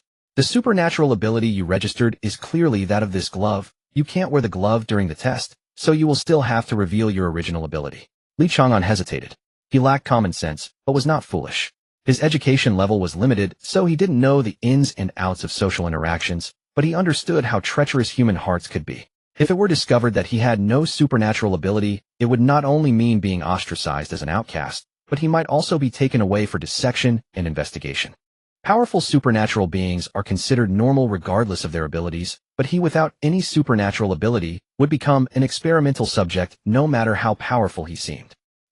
After much hesitation, Li Chang'an finally decided to speak. Can you help me? Is there any way to pass the test undetected? Filled with joy inside, Alita maintained her composure on the surface, keeping calm. Even Li Chang'an did not detect any signs. Otherwise how could one say that women are natural actors? There is a way, but why should I help you? I don't owe you anything right now. Alita quietly observed the changes in Li Chang'an's expression. A favor? Li Chang'an's expression turned serious. I can promise you one thing, or help you kill someone. You help me pass the trial, and don't let anyone else know. Forget about killing. Alita waved her hand, faced with Li Chang'an's seriousness. The words she had prepared could not be uttered. You don't need to worry about that. I will handle it. Remember, you owe me a favor. Li Chang'an nodded heavily and lay back down on the bed only after watching Alita leave the tent. Women are truly troublesome. No wonder when playing games as a child the character playing the hero always had to say women will affect my sword speed, and then galloped away. However, Li Chang'an never had the chance to say this at home. He had tried it in front of the mirror. In ordinary games he usually played a horse, and sometimes he was the villain who got killed by the hero. When luck was good he could play the watchdog. Compared to being beaten and scolded, the watchdog only had to squat aside. Lying in bed and daydreaming was a boring thing, but Li Chang'an adapted to it, and even found it quite interesting. He had time to recall the battle with the Ripper, reliving each scene in his mind, and identifying details he had previously overlooked. His body could not move, but that did not mean his consciousness would stagnate. His memory was excellent, better than most people. Besides replaying battles, those not-so-beautiful memories would also frequently surface. During this time, Alita visited twice, bringing Li Chang'an internal medicines, urging him to take his medicine before hurrying away. By the time evening meals were served, Li Chang'an encountered 4 unexpected visitors. Surprise! Hu Chai leaped over with a food box. Besides Zhang Xiangzhuang, the other 3 each held. Zhang Xiangzhuang carried 4. You're recovering even better than we are. Ma Hao squatted by Li Chang'an's bed, poking Li Chang'an's arm with his finger. Haka looked around and quietly asked, where's that beautiful doctor? Hurry and bring something over to put the food. Zhang Xiangzhuang couldn't help it, and not a single one of them was easy to deal with. Jokingly setting down the lunchbox, Hu Chai urged Li Chang'an to sit up. Do you need me to feed you? No need. Just don't steal my food later. Li Chang'an naturally sat up, wearing a helpless smile. It seems you're in good shape. Zhang Xiangzhuang placed down the lunchbox and sat directly on the ground. Although I owe you for your achievement, I still have to scold you. Li Chang'an's smile froze, and he lowered his head. 4 hands rested on Li Chang'an's shoulders, followed by 4 voices in unison. Awesome. 3 boxes of dishes and 4 boxes of rice prepared for 8 servings. Zhang Xiangzhuang, knowing Li Chang'an's appetite, had set aside 3 portions for him. The wounded need to eat more. More food brings faster recovery. Ma Hao said, adding another chopstick of vegetables to Li Chang'an's bowl. Though spoken lightly, all 5 were injured, with Li Chang'an bearing the gravest wounds. Zhang Xiangzhuang had thick bandages wrapped around his waist, Hu Chai's head was bundled like a longevity peach. Ma Hao's left arm was still in a splint, forcing him to eat with a spoon. Only Hakka seemed unscathed, but Li Chang'an noticed that when Hakka sat down, he was a few centimeters taller. Then he spotted the bandages on Hakka's buttocks. That monster has no manners. It whipped my ass with its tail, Hakka said, unable to pretend he hadn't noticed Li Chang'an's gaze.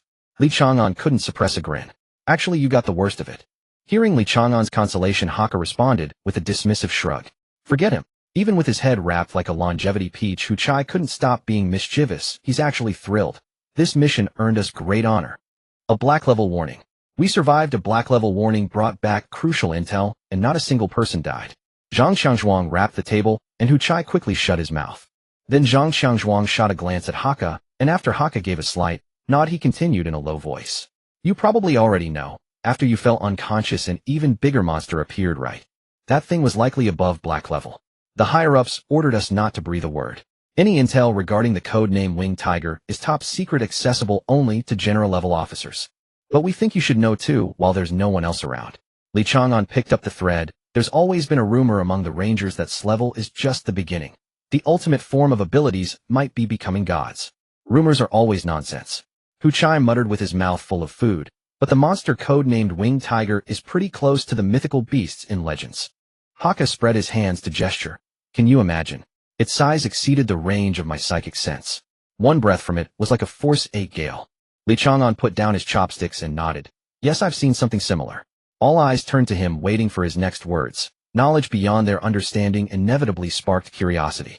Mount Everest, once the world's highest peak at nearly 900 meters, is now only 600 meters. I was nearby when it collapsed. Recalling that moment, Li Chang'an's breath involuntarily hitched, but under the eager curiosity of the others, he continued. My mission then was to escort a team to Mount Everest. I served as a guide, and after we reached the destination and I got paid, I headed back. The weather was awful. To conserve energy, I didn't walk fast. After a day, I was still within the mountain range. Then I felt an earthquake. When I turned around, I realized it wasn't an earthquake. A white tail swept across, shattering the peak of Mount Everest into pieces. Just that tail alone was over a kilometer long. To be honest, even now I think I might have been hallucinating. The four men swallowed hard. Li Chang'an wasn't much of a storyteller, but after seeing the Winged Tiger, their imaginations had expanded dramatically. A tail that could smash a mountain peak wasn't so unimaginable. Did you see the whole thing? Hu Chai felt his own voice seem to come from deep in his stomach, so low it could barely be heard. Worried that he had spoken too softly to be heard clearly, Hu Chai was about to ask again. But Li Chang'an shook his head no. After that one tail swipe, it vanished without a trace. Looking back now, I think the people I escorted went there precisely for that creature. Their pace and discipline suggested they were military. They went to Mount Everest for the owner of that tail. I just don't know if they survived. There must be levels above S, but I don't know why the Empire doesn't release that information. It's pointless for us to— Everyone relaxed. Zhang Xiangzhuang spoke first. Exactly. We've broken through to a level this time, after a near-death experience. This level has nothing to do with common folks like us. What lies behind the world is none of our business either. Let's celebrate our survival and never take such risks again. Li Chang'an had just picked up his chopsticks when he froze, stammering, well, don't you guys want to earn a few more merits? They exchanged glances. After a moment, Hu Chai broke the silence. You took quite a beating this time. Heard you almost died. We got lucky this time, but what about next time? That's right. Once someone spoke, Zhang Xiangzhuang chimed in. Life doesn't hand out that many lucky breaks. What if you die next time? Hakka nodded vigorously. Exactly. We already have a collective second-class merit. That's pretty good. In the entire squadron, only our team has that. Only Ma Hao remained silent. Li Chang'an also frowned without speaking. The three exchanged looks, and Hu Chai pushed Ma Hao, anxiously lowering his voice. Say something to talk him out of it. Unexpectedly, Ma Hao shook his head. Chang'an knows what he's doing. There's no need for us to persuade him, and it wouldn't work anyway. Would he change his mind? The three fell silent. They had only spent a day together, but they already knew Li Chang'an wasn't easily swayed. Captain, you should know about my background. Ma Hao continued. My parents were pioneer soldiers in Saibei City.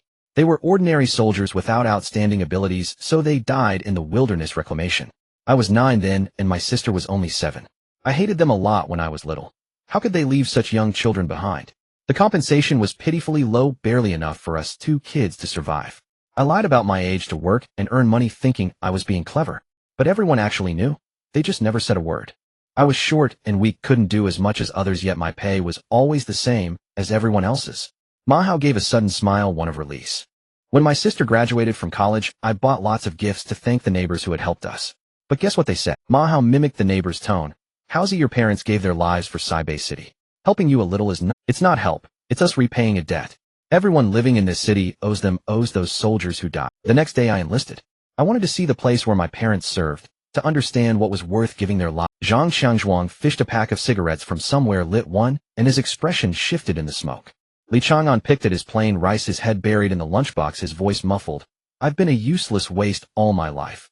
At least that's what everyone told me. The people who showed me kindness were few, so few I could count them on one hand. But in Luo City, I met a man, a stranger who wanted me to survive. He used to be a soldier, but he lost both hands and could no longer serve. So I came here. For myself, I hope that one day I can wear a chest full of medals and go to his grave to tell him that I was worthy of his kindness, worthy of living. Slap. Li Chang'an slammed down his lunchbox. I'm still going. In a bid, I'll apply for a transfer out of the team. Slap. Zhang Xiangzhuang smacked the table with his palm and barked, shut up. Who's the captain? You or me? Eat your rice. I brought you into this team. If you leave just like that, where's my face? You're not leaving this team before I die. Hu Chai also stood up and threw an arm around Li Chang'an's shoulder. What do you take us for? People who abandon their brothers.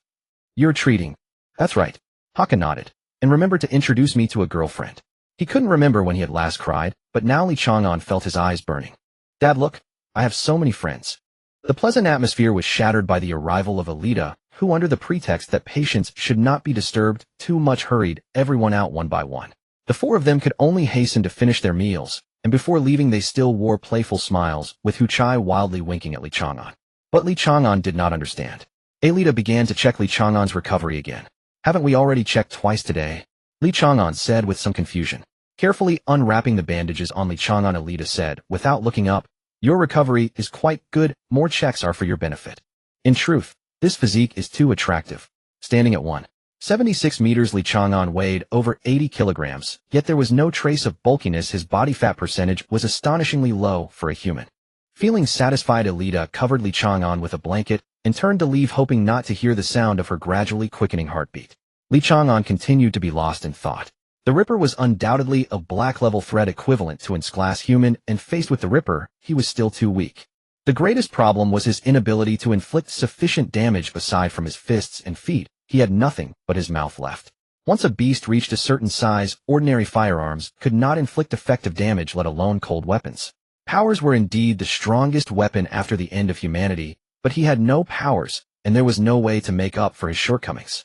It was undoubtedly despondent, but over the years Li Chang'an had fallen into despair more than once, and had long since learned not to wallow in it. He would work even harder to climb out of the abyss.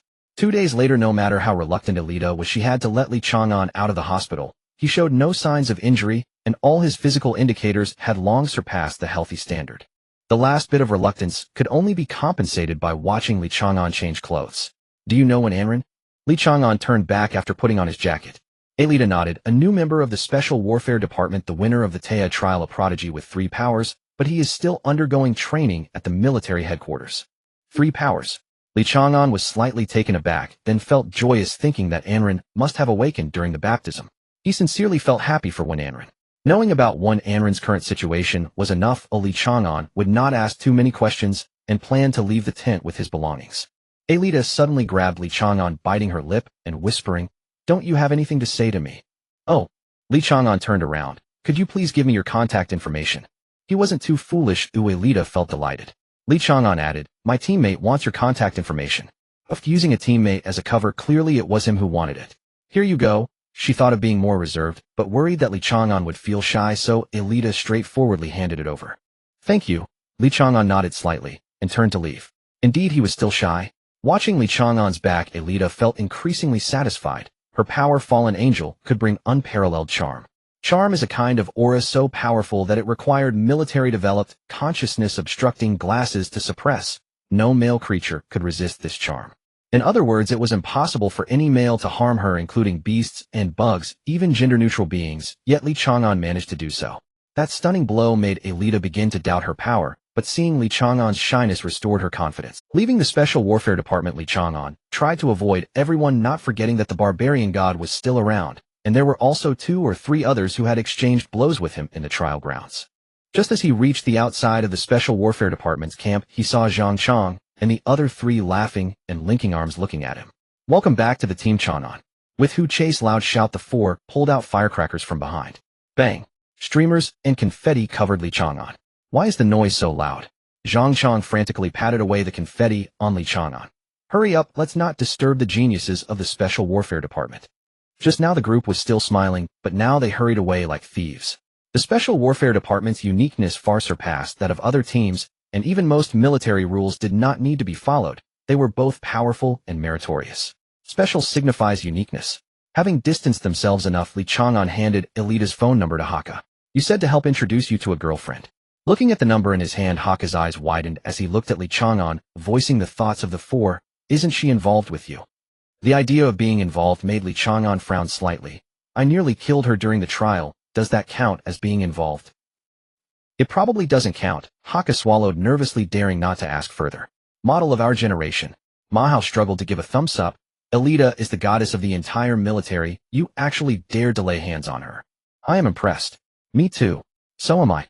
Li Chang'an scratched his head, not understanding what the fuss was about. As opponents, they should fight with all their strength to kill each other. This was survival, and also a form of respect. Yo, come take a look, isn't this the lucky squad? A chubby guy approached. You picked up a collective second-class merit from the geniuses of the Special Warfare Department. Truly enviable. And someone received a first-class merit. How shameless to take credit, truly admirable. The teammates behind the chubby guy also snickered in agreement. Who is he? Li Chang'an pointed at the chubby guy. Zhang Chang smiled bitterly and said softly, some say we picked up merits from the Special Warfare Department. After all, we are just a low-ranking team. Just ignore them, let them say what they want. Why, Li Chang'an retorted. We fought for our lives, why should we let them fabricate stories? Zhang Chang, who was used to being accommodating, was momentarily taken aback, not knowing how to respond. It's just talk, we won't suffer any losses, it should be fine. Even he felt that his response was somewhat weak. The chubby guy continued to mock them. Is fighting against Li Chang'an quietly looked at Zhang Chang. Violating the rules. Zhang Chang sighed. As long as you don't seriously injure the opponent, the worst is just a verbal warning, provided you absolutely cannot use powers. As soon as he finished speaking, Li Chang'an had already vanished from Zhang Chang's sight. The classic elbow strike is back. Ma Hao shouted in surprise, rolling up his sleeves and charging forward. Hu Chai patted the captain's arm. Captain Chang'an is right. We fought for our lives. Why should we be ridiculed by others? Captain, your mindset needs to change. It should be about courtesy, not yielding. Besides, it's just a verbal warning. What's there to be afraid of?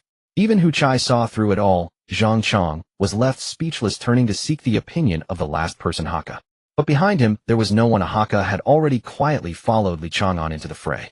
Li Chang'an had obtained Elita's phone number for him, and from today onwards Li Chang'an owed him a debt of gratitude.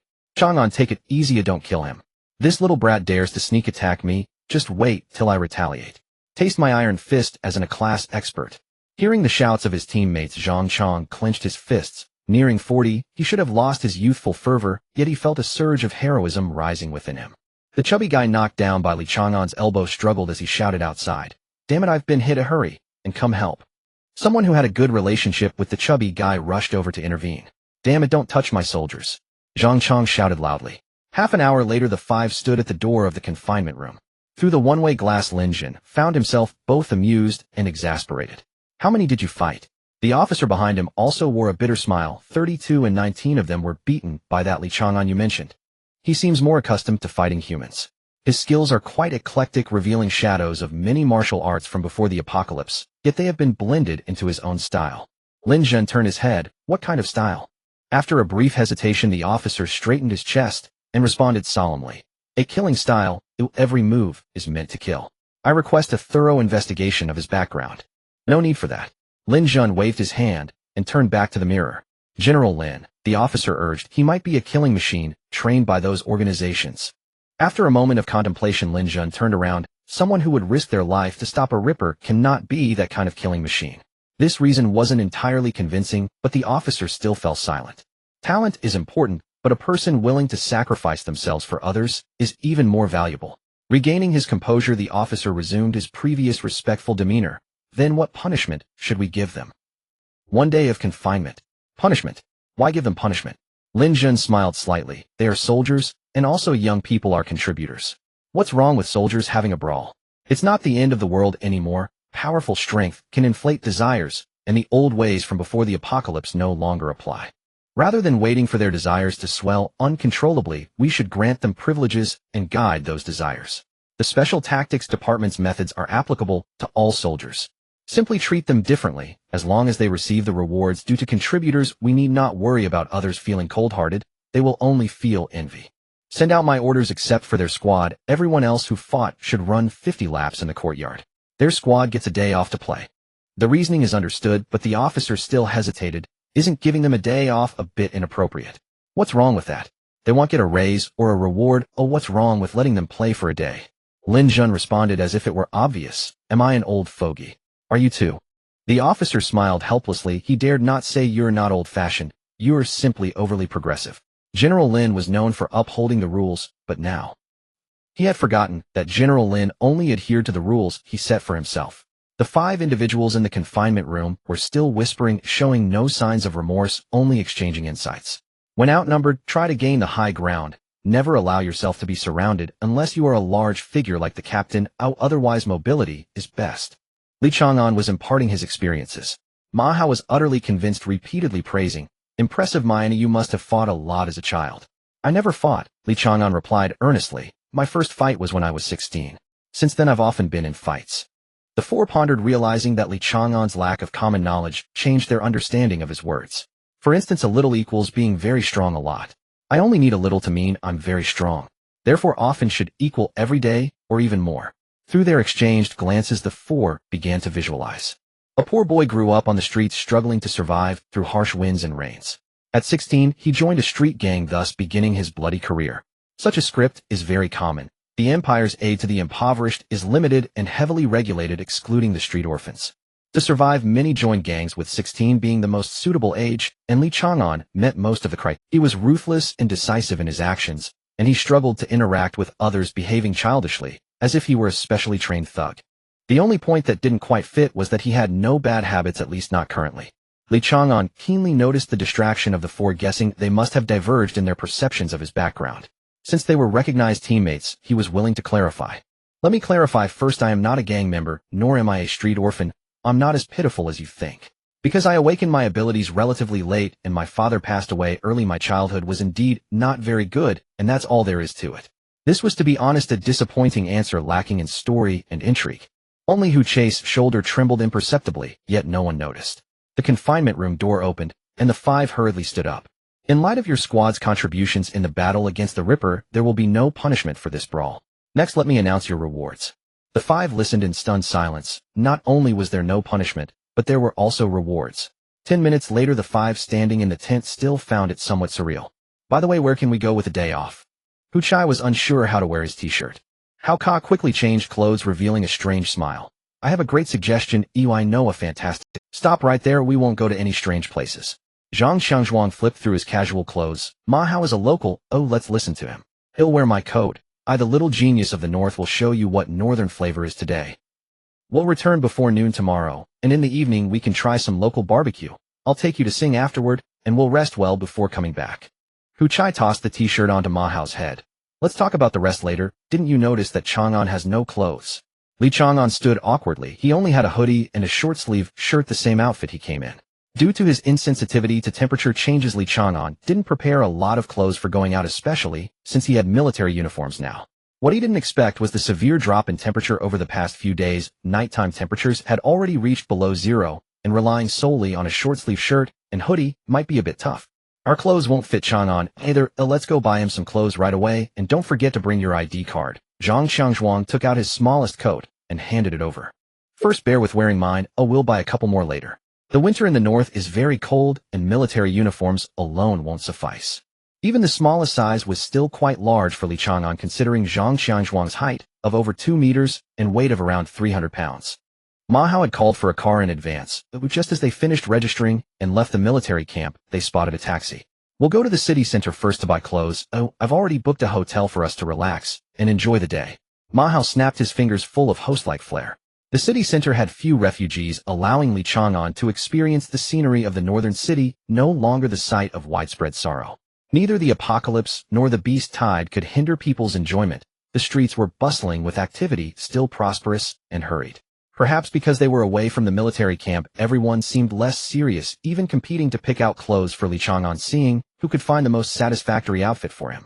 The only two not participating were Zhang Xiangzhuang and Li Chang'an, who sat in the store surveying their surroundings. You don't often go shopping. Zhang Xiangzhuang noticed Li Chang'an's unease. Li Chang'an nodded. I'm not accustomed to being in crowded places. Fortunately, I have a friend who likes to buy. It's not necessarily that he likes it. Zhang Xiangzhuang smiled slightly. He probably knows you don't enjoy being in crowded places. Li Chang'an paused, then smiled and nodded. He had overlooked the kindness of others. Li Chang'an. A somewhat uncertain voice came from the side. Suddenly Li Chang'an's face turned pale. Cold sweat dripped down his forehead, and his hands clenched into fists, trembling uncontrollably. Unwilling memories surged forth, the darkness crashing in like a tide. Zhang Chang was astonished as he looked at Li Chang'an. What happened? Before Li Chang'an could respond, four others approached with a tall and thin young man scrutinizing Li Chang'an. Oh, it's really you. It's been years, hasn't it? You really haven't changed at all, still looking quite unpleasant. Why don't you greet an old friend when you see one? Is this not what I taught you before? The young man raised his hand to slap Li Chang'an's face, but failed. Zhang Chang raised his hand to block it, frowning. Who are you? The young man sneered.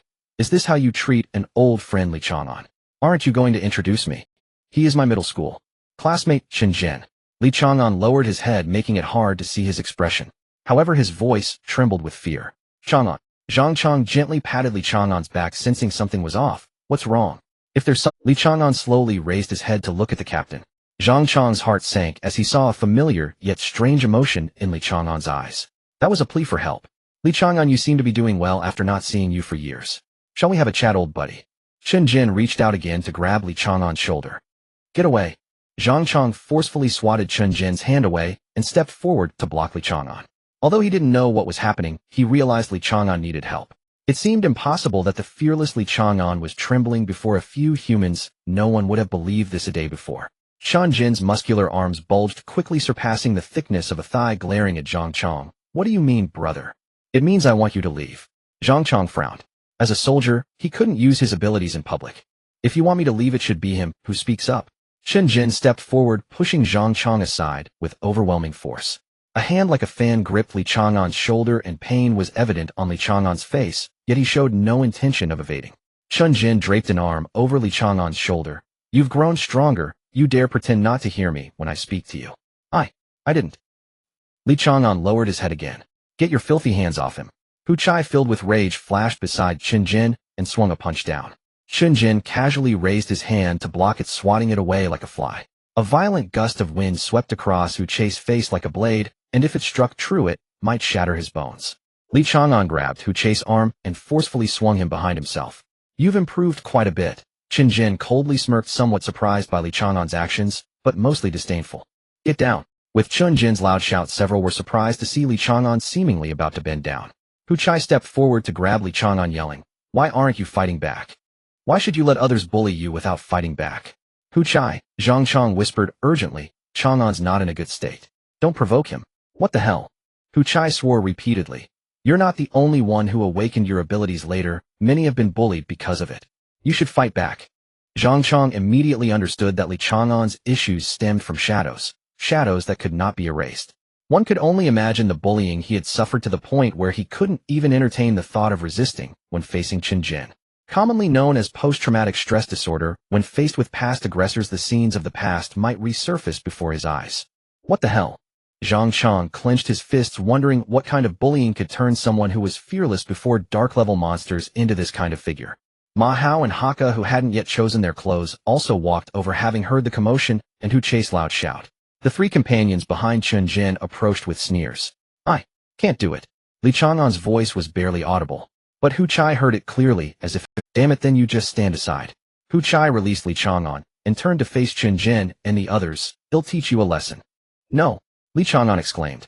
Ma Hao stepped forward, gently pulling Li Chang'an behind him, whispering, Don't blame Hu Chai. His brother died because he awakened his abilities too late. After enduring years of bullying, he committed suicide. His only brother. His brother fights on the front lines while the younger brother commits suicide at home. He can't even take revenge on those who bullied him. Please understand him. Li Chang'an clenched his fists, seeing in front of him the image of his past self running through the woods wrapped in a blanket, while behind him were Chen Jin and others chasing him with water guns. Whoever hits him the least tonight has to treat us The losers would then vent their frustration by soaking Li Chang'an with all the water balloons. To ensure he didn't return covered in all sorts of colors, they would even kindly rinse him with snow water afterward. Such scenes were countless. Even after over a decade, seeing Chen Jin again made Li Chang'an instinctive. Facing Hu Chai, who rushed forward, Chen Jin merely sneered and raised his hand to slap down. Zhang Chong once more grabbed Chen Jin's wrist, but the incoming force caused him to uncontrollably fly back. His ability is a combat-type giant strength. In terms of strength contest, he can definitely overpower the opponent. The only limitation is that he can only gain the boost from his abilities through offense. Li Chang'an's voice resonated heavily. Chen Jin sneered continuously. You seem to have researched me thoroughly, but it's a pity that you're worthless and your friends are worthless too. Truly birds of a feather flock together. Scum like you should obediently lie on the ground. Li Chang'an, let me see what abilities you've awakened. You want to see Chang'an's abilities? You don't have the right. Come and fight me. Ma Hao shouted anxiously. Captain, we can't use abilities outside. Zhang Chong turned back with a smile. That's why I'm waiting for him to strike first. At the moment Zhang Chong turned back, a figure suddenly appeared behind him, one of Chen Jin's companions holding a dagger aimed at Zhang Chong's shoulder. Hu Chai immediately wanted to flash away, but someone was faster than him. Li Chang'an, having appeared behind Zhang Chong without anyone noticing, raised his hand to grab the assailant's wrist and twisted it painfully. The dagger fell into Li Chang'an's hand, and he seemed like a different person, swiftly bringing the blade down along the assailant's elbow, disarming him. The assailant's wail had just escaped his lips when the dagger followed suit and pierced into his mouth, twisting slightly to reveal a mouth full of crushed teeth, the blade slicing along the corner of his mouth. In an instant this person lost a hand, and the corner of his mouth was ripped open to the temple. My friend is not worthless. Li Chang'an stood up, his voice low and chilling. Do you dare to fight back? Chen Jin was astonished at Li Chang'an's decisiveness and that ruthless edge. This was not the same little guy who cried and endured over a decade ago. Li Chang'an turned and tilted his head, his eyes devoid of emotion, the immense pressure causing his rationality to dissipate. Chang'an, leave it to us. Zhang Chong suddenly turned and embraced Li Chang'an. You must have felt desperate before, hoping someone would come to help you. It's okay, we're family, leave the rest to us. The dagger fell to the ground, and Li Chang'an gently nodded. Don't move. A group of people in city guard uniforms rushed in from outside. The guns were aimed at Zhang Chong. The city guard certainly picked the perfect moment to show up. Zhang Xiangzhuang snorted coldly, pulling out his identity card and tossing it over. First Army Patrol Unit of Saibei City. Hu Chai and the other two stepped forward, encircling Li Chang'an. What are First Army personnel doing in the city? I recall we're still in a wartime period. The leading officer caught the card, scanned it, and confirmed its authenticity. After retrieving his card, Zhang Xiangzhuang remained stone-faced. I brought my squad here for leave, and we were inexplicably attacked by these individuals. Under imperial law, assaulting military personnel during wartime is a grave offense. I demand you arrest them. They'll contact my superiors shortly to handle the matter. The officer spread his hands. Sorry, I can't do that. What do you mean? Zhang Xiangzhuang frowned. Though he knew the city guard was corrupt, he didn't expect them to outright defy imperial law. Chen Jin stepped forward with a sneer, because my rank is higher than his. With that, Chen Jin pulled a badge from his pocket and flashed it before Zhang Xiangzhuang. Chen Jin, director of the 3rd Division of the City Guard. I initially took you for fugitives, which is why I came after you. Now, however, I suspect you are deserters. Imperial law dictates that any armed law enforcement agency may summarily execute deserters during wartime. So are you coming with me quietly, or would you rather be beaten to death right here? Chen Jin leaned forward, slightly lowering his voice. Li Chang'an crippled one of my brothers. Hand him over, take your men, and leave. How does that sound? His response was a fist flying toward his face. Chen Jin, as if expecting this, raised his own fist to meet it. Their fists collided, and Zhang Xiangzhuang staggered back 3 steps. The war system's giant strength ability. Whenever one activated their power through an attack, they could overwhelm the opponent. Few abilities of the same tier could withstand it. Shaking his numb right hand, Zhang Xiangzhuang glared at Chen Jin. As imperial soldiers, you abuse your authority. I will report this. Chen Jin advanced step by step. That's for later. For now, surrender and come with us. Chen Jin will go with you. Li Chang'an stepped forward. Perhaps I'd have agreed earlier, but not now. Chen Jin shook his head, not bothering to hide his smugness. A worthless piece of trash like you actually managed to join the First Army. It makes me furious. You should be trampled underfoot for the rest of your life. Kneel down, kowtow, and beg for mercy until I'm satisfied. Don't stop until I say so. Maybe then I'll let your friends go. Hu Chai muttered under his breath. I'll blink over and subdue him first. Then you guys attack, and we break out of here. Once we're back at the barracks, they're done for. But it was impossible. Even if the city guard was weak, a dozen alert ability users were nothing like the tiger. The difference between regular soldiers and random thugs was too vast to compare. Besides, if it escalated to that point, everyone present today would face punishment.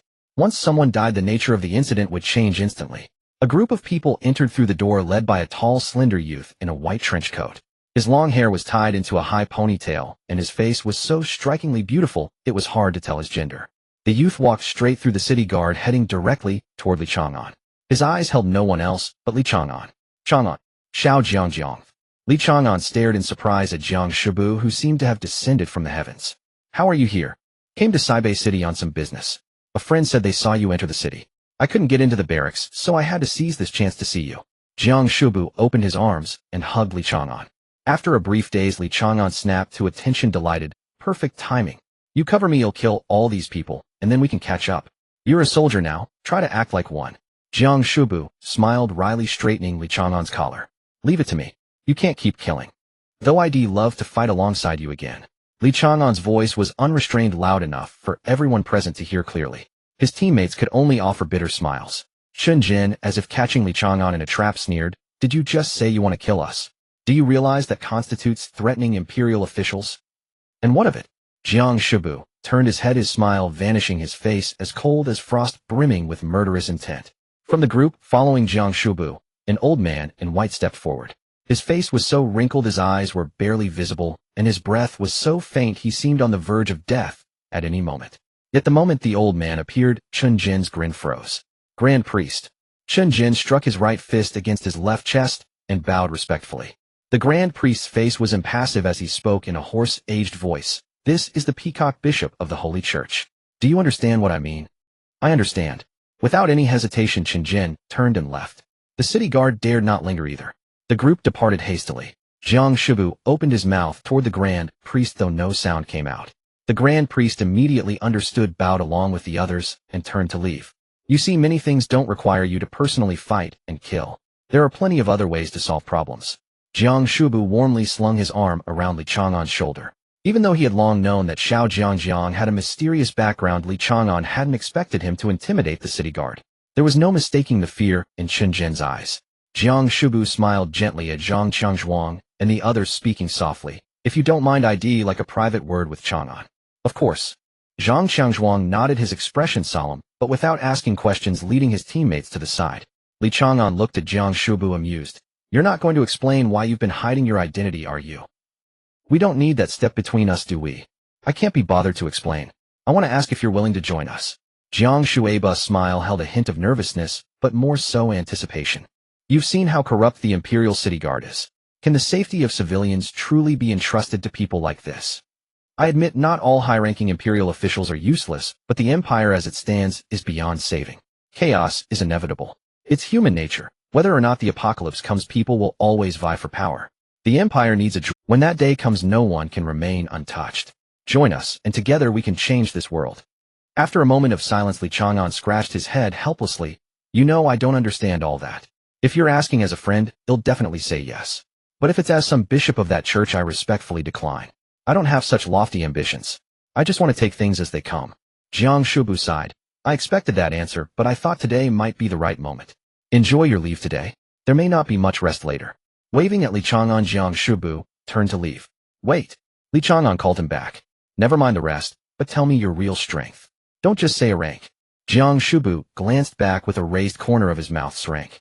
And Rank, who has independently slain 4 black-level monsters. Li Chang'an could only smile bitterly. You bastard, have you been playing house with me all this time?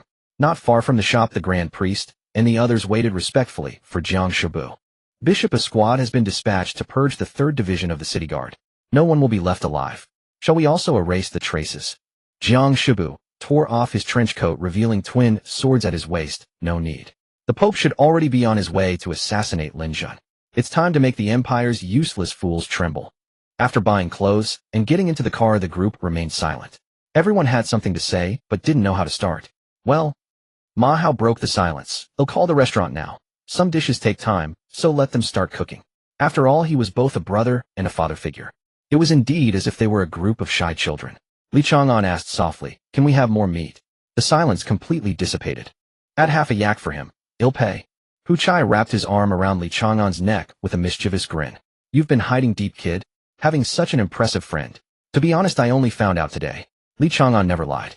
Though he knew Li Chang'an was telling the truth, Zhang Xiangzhuang still pressed urgently. Are you serious? You only found out today that he's from that church. Li Chang'an nodded. Of course it was true. Only then did Zhang Xiangzhuang breathe a sigh of relief and finally regain his smile. That's good. Don't get too involved with them. Why, oi? Li Chang'an retorted. He could disregard the church, but not Jiang Shubu. If the church posed a danger, he would choose to take Jiang Shubu away immediately, even if he had to tie him up. I don't know how to tell you. Zhang Xiangzhuang shook his head. Just listen to me. Stay away from them. Those people. Most of them are lunatics. Hakka, who knew a little more inside information, added, that church emerged right when the apocalypse began. Because of the apocalypse, it absorbed many followers. They preach equality for all. They were mostly active in the northern continent before across the ocean and only started entering the eastern continent a few years ago. Their influence is immense. I hear there are many strength psychics inside. Why does the empire turn a blind eye? This isn't pre-apocalypse. How can they allow a religion to grow so powerful? The apocalypse shattered people's original beliefs, indeed the perfect time for religions to rise. Apart from television, Li Chang'an only bought information from the black market. He knew very little about the world's development, so he had never heard of any holy church. But judging by the expressions of others, they seemed to have some understanding. As a friend, do I know too little about Xiaojiang? For the first time, Li Chang'an doubted himself. He temporarily hid his concerns, chatting with everyone along the way. The matter of Chang'an did not dampen their spirits for fun. After all, for the other team members, the matter was over. Only Li Chang'an thought otherwise. A nightmare of over a decade should come to an end. When Zhang Xiangzhuang stood by his side, when Jiang Shubu appeared before him, Li Chang'an understood. I have no worries about the future. Even if I am exposed and executed or die in revenge, my family will definitely be safe. Though it was a very selfish thought, entrusting his family to others, Li Chang'an could not wait. He was eager to end everything. As long as I kill him, I can end the nightmare. His face was as calm as water, but inside, he was already mad. What are you thinking? Hu Chai waved his hand in front of Li Chang'an. I just feel it's nice that we're all out together. Li Chang'an gave him thinking about how to kill him. Torture him for 10 days before letting him die, or make him live in it. Hu Chai silently watched Li Chang'an, then suddenly patted his head. Don't keep things bottled up inside. You have family and friends. We're all willing to listen. All right.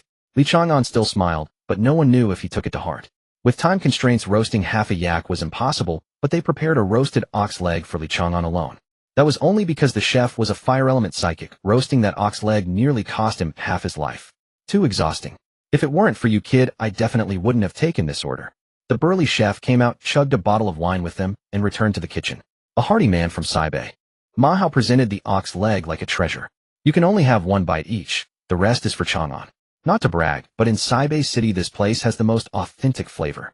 I used to work here back in the day. Every day the boss would give me some leftover beef to take home. My little sister grew up eating that beef. The others laughed and pretended to snatch it, but in reality each cut off a small piece and left the rest for Li Chang'an. Anyway, there was plenty of meat today. The meal stretched from evening into night. The table was covered with empty bottles, and everyone drank plenty. Li Chang'an had decent tolerance and tried to drink less, but couldn't resist his teammates' enthusiasm, ending up with flushed cheeks. All right. Let's head back to the hotel first, change clothes and shower.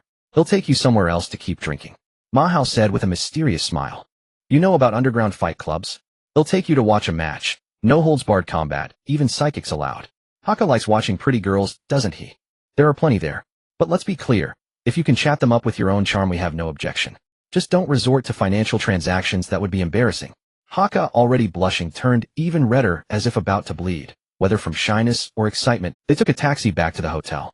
Ma Hao added a few instructions. Sober up a bit. We'll drink more there. Let me check the time. Gather in 1 hour. We might catch 2 matches and still make it to karaoke. Back in his room, Li Chang'an, who had been slightly tipsy, straightened his expression. All drunkenness vanished. He took off his jacket, wearing only his long-sleeved t-shirt, and leaped out the window. The floor wasn't high. Using the wall for leverage, he jumped onto the roof of the adjacent low building. Confirming the direction, he dashed toward the city guard's barracks. During the meal, he had twice used the excuse of going to the restroom to locate the city guard's barracks. It wasn't far from here. Chun Jin, as an officer, had to live in the city guard's camp half of each month. The officers' quarters were not hard to find. The only concern was that Chun Jin might break the rules. Based on today's and past interactions, that was high. After 20 minutes, he arrived outside the city guard's barracks. Li Chang'an set his watch. No matter what, he had to leave in 20 minutes, or he wouldn't make it back to the hotel. The infiltration was much easier than Li Chang'an had imagined. Apart from 2 drowsy guards at the gate, there wasn't even a patrol along the way. He gained a new understanding of the city guard's decadence. But the further he went, the more something felt off.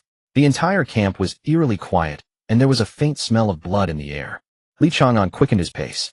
When he reached the entrance to the officers' quarters, he knew he was too late. The air reeked of blood like a slaughterhouse. The building of fewer than 7 floors held at least 40 fresh corpses. On the 3rd floor corridor, Li Chang'an saw Chang'an's body. A gash from a sharp blade cut across. From that single wound, Li Chang'an could tell the killer was a professional. The cut had severed all of Chang'an's vital signs. No, there should have been another person lying here. Li Chang'an crouched before Chang'an. There was more than one attacker. The body was probably taken away. Who did this? The face of Jiang Shubu immediately appeared in Li Chang'an's mind, the most likely suspect. Ding dong, his phone rang with a text message alert. Even before pulling out his phone, Li Chang'an guessed who it was. Chang'an, by the time you read this, Chang'an is probably, actually, I've long known about the grudge between you, and I've been waiting for the right opportunity to help you take revenge. Those who bullied you are also lives. They too will die. Your nightmare should not end with revenge. I hope you won't hate me for acting on my own. Killing is necessary, but not the only means. Besides revenge and power, life has many things worth. How I wish I could be the sword in your hand, but there isn't enough time. I've taken Xiao Wu with me. She wants to follow in your footsteps, so I want to give her a chance. By the way, Xiao Wu has awakened. When we meet again, I hope we're still friends. The martial world is vast.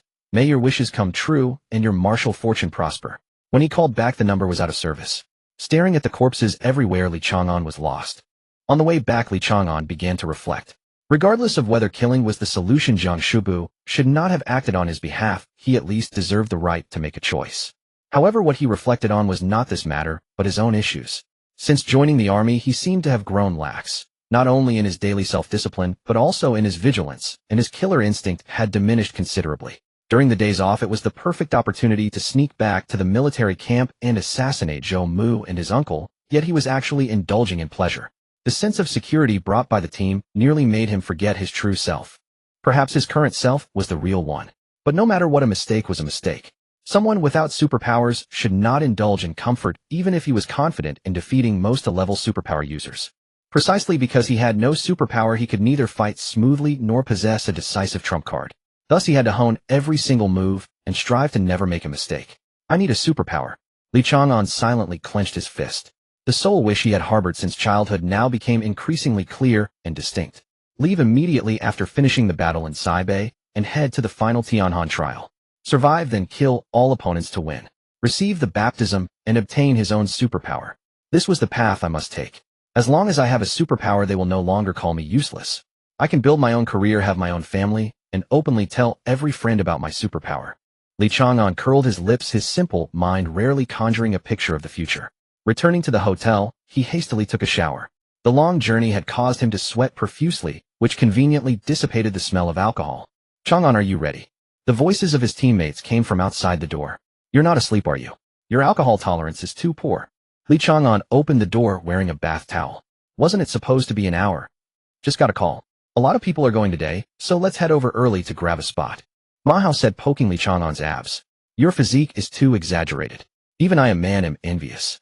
Not only Ma Hao but the other 3 were also full of admiration, their gazes making Li Chang'an feel creeped out. He'll go change clothes. Li Chang'an quickly closed the door. During the previous treatment, because some wounds had been scraped off skin and flesh together, the newly grown epidermis bore no scars. AI Lida also took the liberty of removing his scars, leaving only a very small number of scars on Li Chang'an's body now. As if he were a person without clothes, Li Chang'an instead felt unaccustomed. They hailed a car as before, but this time it was a high-end private vehicle, and Ma Hao and the others' clothes were also much flashier. The short and stout Ma Hao wore a black leather jacket, glossy and shiny, almost like a paint bucket with limbs. However, being able to take his teammates around his familiar hometown clearly filled Ma Hao with pride. He was genuinely sharing the land he loved with people he liked. The car did not leave the city, it stopped not far from the 3rd city wall.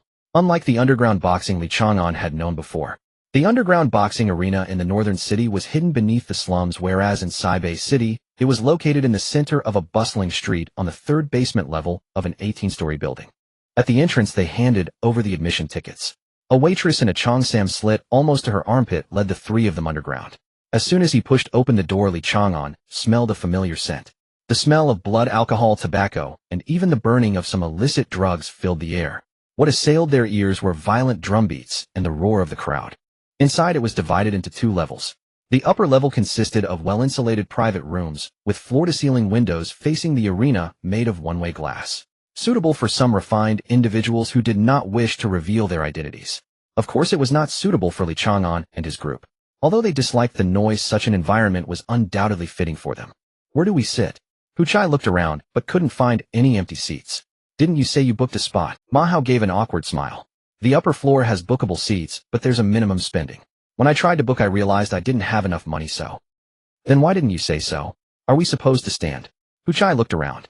The spacious boxing arena was packed with people.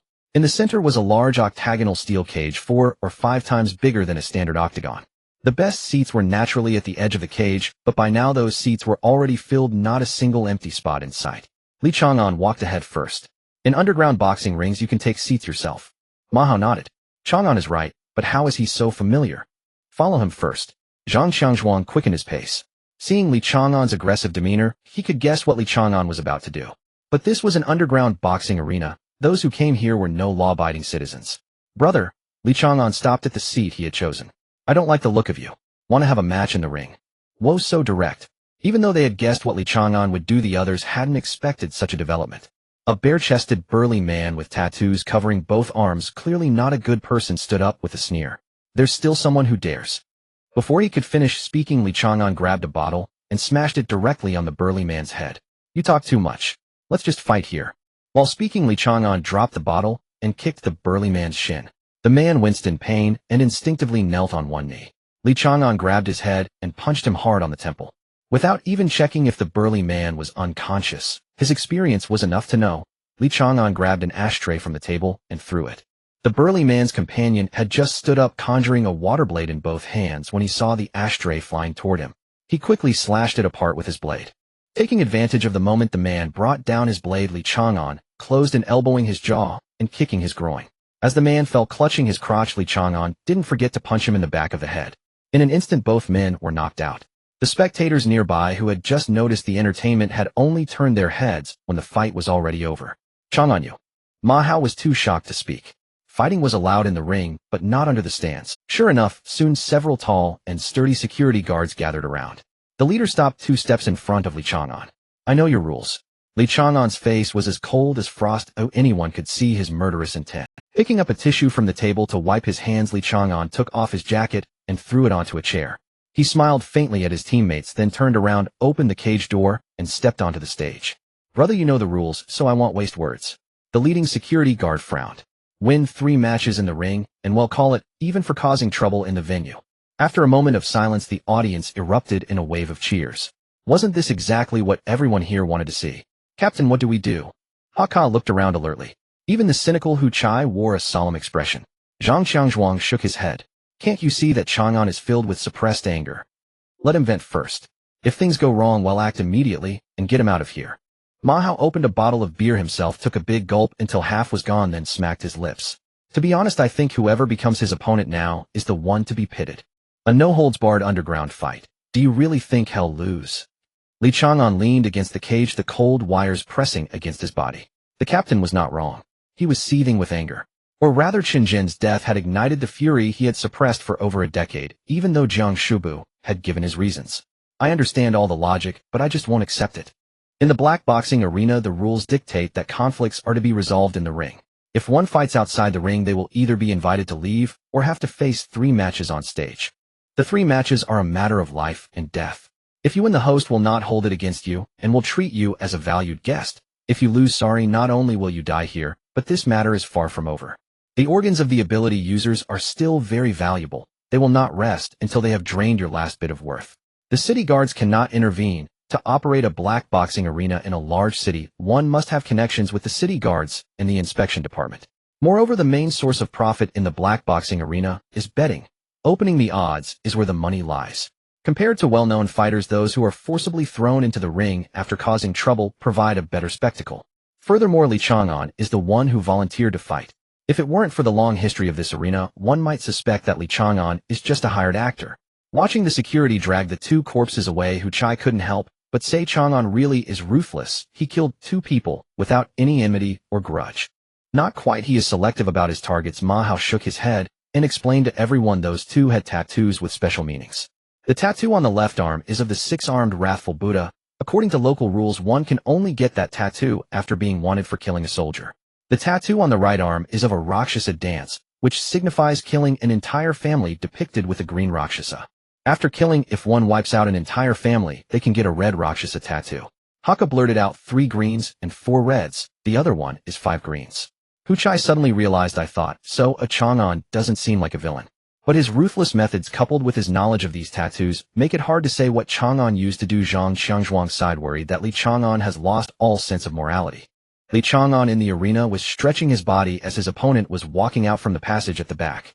Given that Li Chang'an had killed 2 people with a thunderous strike, his opponent would not be an ordinary fighter. For the sake of entertainment, the bosses behind the scenes would certainly not send out a trump card right away. Li Chang'an's chaos no longer mattered. What the capitalists cared about was the profit that could be generated from behind the scenes.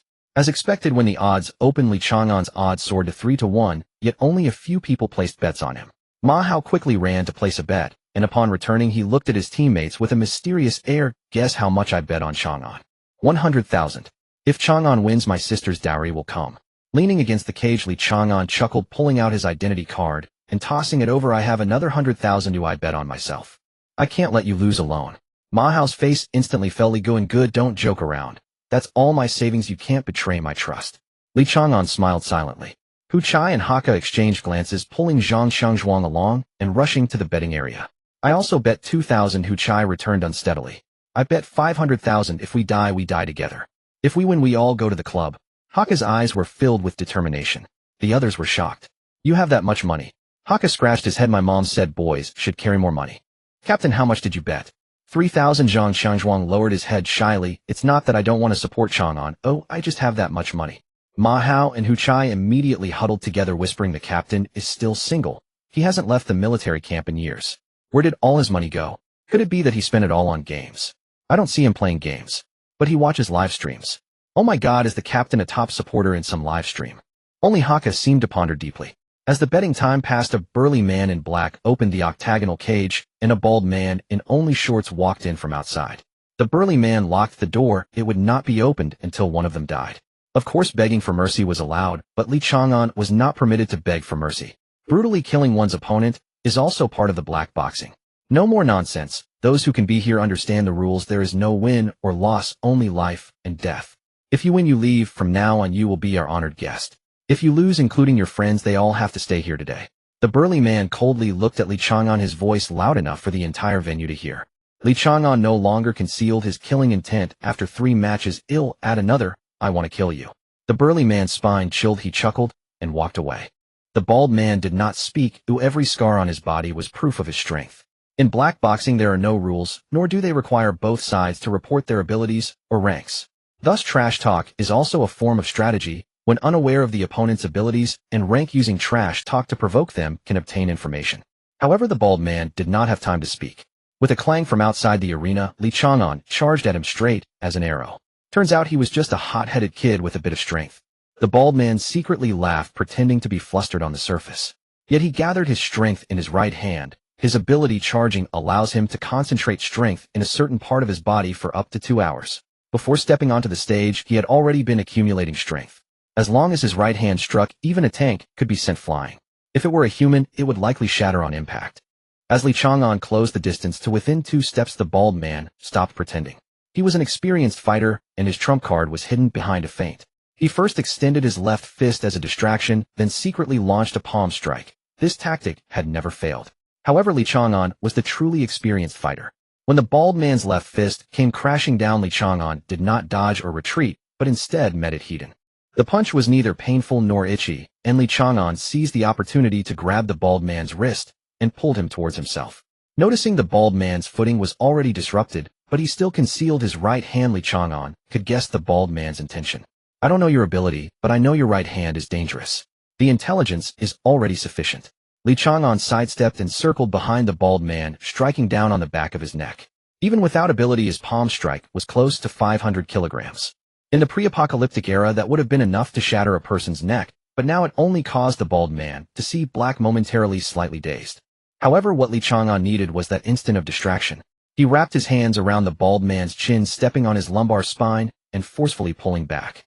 The crisp sound of bones breaking was difficult for anyone to notice in the noisy environment, yet everyone could see the bald man's lumbar spine fracture, his head hitting his heels and his waist pressed against his buttocks. Li Chang'an did not stop. He continued to avoid the bald man's right hand's attack range, taking a deep breath and delivering a heavy punch. Many have seen fists penetrate chests, but it is rare to witness a fist breaking through facial bones and entering the brain. Shaking off the blood and flesh from his hands, Li Chang'an scanned the surroundings, his gaze sharp as a blade.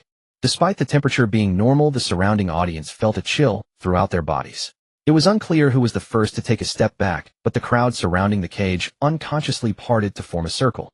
Next, Li Chang'an wiped the blood off the bald man's corpse and walked to the other side of the cage. Hu Chai swallowed his saliva. Don't blame me. I really think Chang'an looks like a villain. Then we are accomplices. Haka elegantly sipped his cocktail. I'm very glad we are friends with him. Ma Hao rolled his eyes. Just don't shake when you say that. Zhang Xiangzhuang lowered his head to drink. He had just made 9,000, but felt no joy at all. In Li Chang'an's eyes, he saw no reverence for death. Xiangzhuang, are you afraid of death? Reporting to the captain, I am afraid.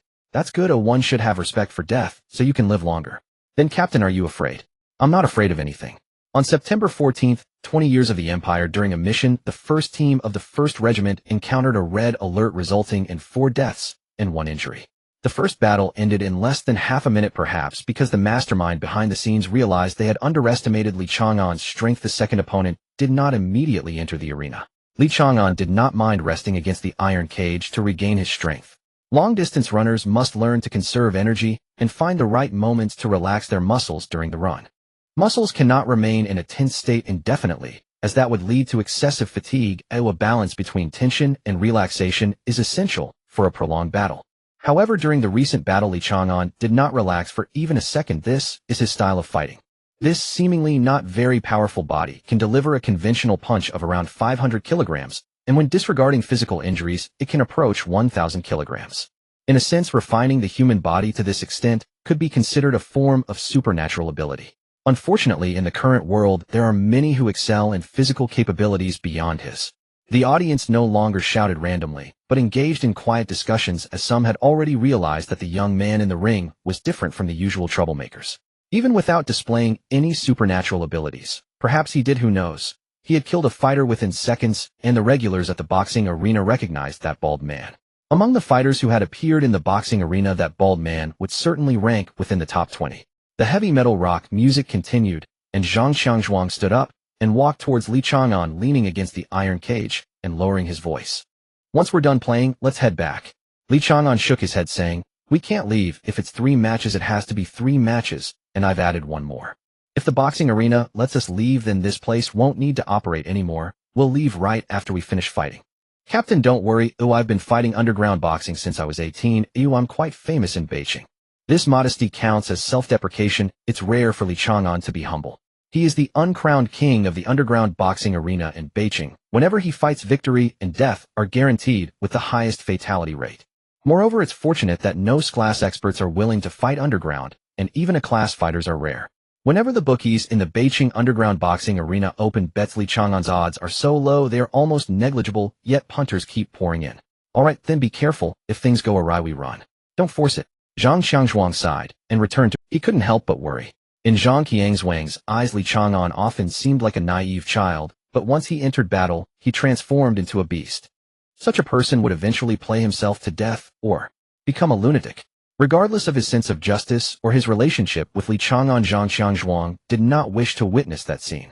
The second contestant walked out from the passage wearing a battle skirt made of beast skin and adorned with the fur of an unknown animal on his head. Whoa, that's the wolf servant. Ma Hao exclaimed in shock, standing up. The 7th-ranked fighter in the underground boxing arena, that guy is a humanoid monster. What do you mean? Are you saying Chang'an is in danger? Hu Chai hurriedly grabbed a bottle of alcohol. Ma Hao shook his head and sat back down. On the contrary, I'm looking forward to this duel. In fact, Chang'an seems more like a monster than him. The wolf's servant, shackled, entered the iron cage, and the same muscular man from before stepped forward to unlock the chains on the wolf servant's hands. Kid, if you don't die in this match, you won't need to fight in the 4th round. Oh, I'll take you on in the 3rd. The muscular man sneered coldly and turned to leave the iron cage. At this moment, Li Chang'an's odds increased from 3 to 3.5. While bets were being placed over there, Li Chang'an was also sizing up his opponent. He was a brawler, but not mindless. The vast majority of supernatural abilities can be sensed from appearance. Those who have not specifically trained their bodies like the strengthened type and combat type tend to be more robust. From the wolf servant's body, it was evident that most injuries were close range, allowing him to determine the wolf servant's preferred combat style. Just as the betting ended, a bell rang, and the boxing arena did not intend to give Li Chang'an a moment's respite. The wolf servant charged at Li Chang'an almost simultaneously with the ringing of the bell, his claws sweeping towards Li Chang'an's face like a beast's. What a dangerous fellow. Li Chang'an leaned back to dodge, pushing off the ground to roll aside. Before he could get back on his feet, the wolf servant charged again. Barely avoiding the wolf servant's claws as Li Chang'an was getting up, he twisted his waist to evade, but still inevitably felt the claws graze his skin. Unlike the previous bald man, the wolf servant's speed was greater, and he was better at controlling the rhythm. He aimed to seal off Li Chang'an's counterattack routes. As the wolf servant's claws tore through the air, once more Li Chang'an had already regained his balance. While bending to evade, a hook punch landed squarely beneath the wolf servant's ribs. Feeling a sharp sensation on his back, Li Chang'an no longer dodged. He wrapped his arms around the wolf servant's waist and executed a clean bridge throw. Having heard the sound of his cervical vertebrae snapping, Li Chang'an nonetheless turned and stomped towards the wolf servant's head. The wolf servant, who should have died, tilted his head to avoid the blow, rolled on the ground to evade, and after standing up straightened his neck, as if he hadn't just had his neck broken. A self-healing type of supernatural ability. Li Chang'an confirmed his suspicion. He realized something was off when he struck the wolf servant's ribs. The ribs had clearly broken and caved in, yet they healed as he withdrew his hand. No, wait. Li Chang'an suddenly dismissed his assumption. The scars all over the wolf servant's body indicated that a self-healing ability would not leave scars. Or could it be that it can only heal bones? Without time to verify his guess, the wolf servant charged again, looking even more like a beast due to the pain from his injuries. Both hands swung aimlessly, relying purely on brute force and speed to attack. Li Chang'an maintained his composure, carefully dodging as he retreated, not rushing to strike. The opponent's supernatural ability might be related to recovery. Rushing to attack would only waste energy. After dodging the wolf servant's claws once more, Li Chang'an finally made his move, aiming with lightning speed at the wolf servant's eye sockets. His fingers pierced directly into the wolf servant's eye sockets. When Li Chang'an withdrew his hand, he found a round eyeball caught between his fingers, still slick with blood. With a slight tug, he broke the connection and retreated. The wolf servant clutched his face, wailing in pain. Blood oozed from his fingers. The agony of losing an eyeball was something a normal person could hardly endure, driving him to madness. The eyeball hasn't grown back. Could it be that I was wrong? Li Chang'an muttered to himself, but did not cease his assault. For safety, he darted to the side of the wolf servant and raised his hand to strike at the wolf servant's temple. Just as Li Chang'an's fist was about to land, the wolf servant, still howling in agony, suddenly raised his hand to block the punch, while the other hand shot out like a gale, instantly reaching Li Chang'an's face. Li Chang'an barely managed to raise his hand, only to feel a terrifying force surging forth, cracks forming on his arm bone, and he was slammed against the iron cage wall. Everything before him became a blur. Relying on instinct, Li Chang'an rolled to the side, just as a tremendous crash rang out where he had been standing. The wolf servant leaped high and stomped down, but landed on empty ground, letting out an angry, unintelligible roar before reaching for Li Chang'an on the ground. Still dazed, Li Chang'an was caught squarely, immediately feeling the claws pierce into the muscle of his arm. Human, die! The wolf servant let out a muffled roar. Following the direction of the sound, Li Chang'an wasted no time and punched forward, feeling the sensation of a human face against his fist, followed by a sudden loosening on his arm. As the dizziness finally dissipated, the first thing Li Chang'an saw was the gradually enlarging enormous mouth with yellowed fetid teeth and canine teeth as sharp as razors. With no time to retract his arm, Li Chang'an could only lift his legs to brace against the wolf servant's collarbone, preventing that massive mouth from getting closer to him. I never thought I'd have a day where I could be bitten. This ridiculous thought flashed in his mind. Li Chang'an couldn't smile, but he stubbornly twisted his body to break free from the wolf servant's grasp. His arms inevitably bore deep claw marks that exposed bone. With his hands resembling lotus petals, he struck the wolf servant's lower jaw. After withdrawing his hands, he followed up with a shoulder check. As the wolf servant leaned back, Li Chang'an stepped onto the wolf servant's knee and flipped over. This time, it was not for strangulation. His hands plunged into the wolf servant's mouth, gripping the canine teeth. With a low roar, Li Chang'an forcibly broke the two canines, turning the small canine teeth into his weapons. I am the beast. This battle was entirely different from the previous ones. It was not a unilateral slaughter. Although the excitement was somewhat moderate, the audience was captivated. Li Chang'an struck ruthlessly, while the wolf's servant bore an oppressive force akin to that of a beast. The long canine teeth used as weapons might seem ridiculous to outsiders, but the wolf's servant felt nothing but danger. The two canine teeth were clamped between the fingertips of Li Chang'an's left and right hands, serving both as nails and blades. The wolf's servant's special ability was the berserker type, which accelerated self-healing through injuries, while simultaneously increasing strength. In some ways it was similar to Zhang Qiangzhuang's ability strength, but the berserker only increased strength. The more serious the injury, the greater the power. If that were all, the berserker would hardly deserve its name. It would be better termed the king of beatings. A berserker by definition would never fall before death. Such was the nature of the berserker ability. No matter how numerous the wounds, they could heal instantly, though they could not regenerate severed limbs. It was as if the berserker had a health bar. As long as it was not depleted, they would not perish even if their heart was pierced or their head severed. The wolf's servant was like this. Blood flowed profusely from its body, yet in the next moment it healed completely, remaining fierce and frenzied. Li Chang'an, like a maggot in rotten flesh, displayed his agility to the fullest, twirling and weaving around the wolf's servant. The two canine teeth left wounds on the wolf's servant's body time and again. Stamina was rapidly depleting and his muscles began to feel fatigued, but Li Chang'an was not engaging in futile efforts. Based on his experience, he could calculate the wolf's servant's health bar. Li Chang'an remained calm, yet his teammates below could not sit still. Is that guy infinitely self-healing? Hu Chai anxiously gripped Ma Hao's shoulder. Ma Hao shook his head. It shouldn't be. There is no such ability. Even self-healing abilities consume mental power. It's just a matter of who can withstand it longer. Not necessarily. Zhang Qiangzhuang managed to remain calm. Chang'an's steps are not chaotic. He doesn't seem to be struggling against his opponent. Rather, it seems more like he is accumulating strength.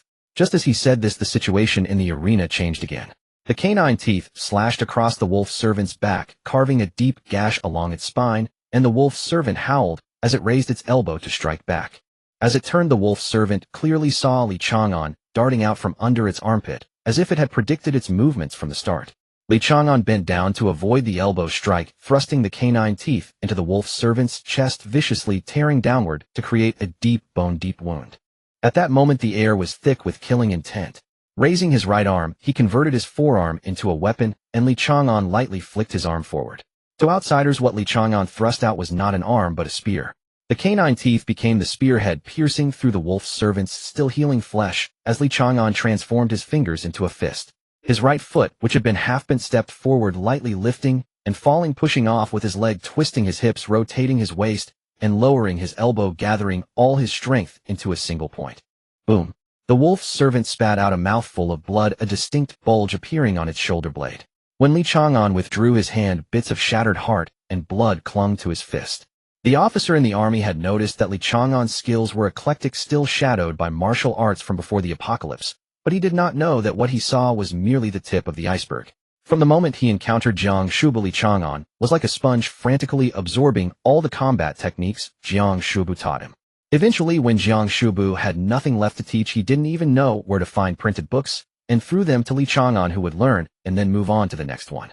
By the time Li Chang'an passed the 6th trial, Jiang Shubu had nothing more to impart. Chang'an is a master of martial arts. Without considering abilities, anyone who engages in close combat with him is courting death. This was said by Jiang Shubu himself, coupled with his current status as one of the 12 chief instructors. It held great weight. With his left hand tearing through flesh and his right hand stabbing with the thrusting technique, once he penetrated the flesh, his body followed suit, ultimately using a crushing fist to shatter the wolf servant's heart. Everything was as smooth as flowing water. Before the audience could react, the wolf servant had already fallen onto its back. It was still not dead, but the pain of its shattered heart and the brief suffocation made it hard for it to stand. Moreover, it was nearing its limits. A normal person would have died several times over, but relying on its ability, it was also nearing the end. Indeed, it was just holding on. From facing Li Chang'an until now, every action it took seemed like a joke. To outsiders, it appeared as if the two were evenly matched, but the wolf's servant alone knew the pain. The little fellow before it showed no fear. Regardless of the ferocious killing intent he exuded or his terrifying brute strength, it could not sway the little one. In terms of killing intent, this little fellow was even more formidable. It was hard to imagine whether this killing intent was forged from innate indifference or honed through the act of killing. How many people must you kill to achieve that? You must be in pain. Li Chang'an suddenly spoke, choosing not to end the wolf servant's life at the first opportunity. The wolf servant looked at him in silence, a faint cold smile appearing at the corner of its mouth. It was only now that it looked somewhat human. You should be a strong one, yet you are regarded as a beast by those weaker than you. Those people have never given you respect, right? They don't even see you as human. I know your limits. Your heart is healing, but if I shatter it again, you will die instantly. I respect the strong, so let me end your suffering. You do not deserve such treatment. Li Chang'an raised his fist, giving the wolf servant one last glance before bringing it down heavily. As he lifted his fist, the wolf servant's eyes widened, staring at the ceiling, life ebbing away little by little. The iron cage door opened, and two people came up to carry the wolf servant's corpse away, while the burly man jumped up directly, tearing off his tie and removing his suit. Not bad, kid. My boss is quite unhappy. The burly man took off his watch and placed it with his clothes outside the cage. He'll be your opponent in the third round, while I will torment you fiercely and won't let you die easily. The audience below cheered and surged towards the betting area. In the first two rounds, some won while others lost, but in this third round, even those who lost were looking forward to it. At that moment, the burly man lunged at Li Chang'an without any bell or preparation time, not giving him a chance to recover. Even though he had dodged the punch, Li Chang'an suddenly felt a dangerous premonition. A sharp spike unexpectedly grew from the burly man's elbow, reaching half a foot in length in an instant. The spike pierced Li Chang'an's cheek. He barely turned his head, leaving a bloody mark, fortunately not penetrating his skull. A level enhancement type species enhancement. Someone in the audience exclaimed. This ability was highly recognizable. Any part of the body could transform at will, creating unbreakable armor or turning hands into claws like a monster. Among close combat abilities, it ranked among the top 3 terrifying abilities. Unlike the wolf servant, the burly man was a true human-shaped monster capable of possessing all the attributes of a beast. Prepare to move. Zhang Xiangzhuang prepared to activate his ability. The others also reached for their weapons. Yet Li Chang'an on stage suddenly revealed a smile, the blood on his cheek flowing to the corner of his lips, which he licked away with his tongue. If cells had their own consciousness and could emit their own sounds, every single cell in Li Chang'an's body was now roaring the same word. Fight! Fight! Fight! A life-and-death duel with no place for betting pushed the atmosphere in the arena to its peak tonight. Blood was drawn at the very start. The wound on Li Chang'an's face revealed the cheekbone beneath, yet a smile lingered on his lips. No one knew what he was smiling about, taking it only as a sneer at his opponent. Wasn't that just courting death?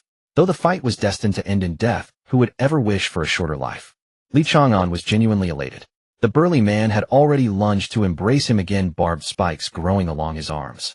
Once the hold tightened, a single pull would tear away chunks of flesh. At a distance of less than a foot, this embrace was almost certain. The burly man had even anticipated several possible countermeasures Li Chang'an might take, ready to spring his prepared follow-up if Li Chang'an chose to dodge. But Li Chang'an did not oblige. He leaned forward, delivering a fierce headbutt that shattered all expectations, slipping like a loach through the burly man's arms, his body grazing the spikes. In close quarters combat, one's hands may pause, but not the feet. In the blink of an eye, Li Chang'an sidestepped to the burly man's left. Leveraging the height advantage, he targeted the ribs, an easier spot to strike. With a thud, his fist seemed to hit an iron plate. The next moment, the burly man swung his arm down. Li Chang'an shielded his face with both hands and let the immense force propel him backward.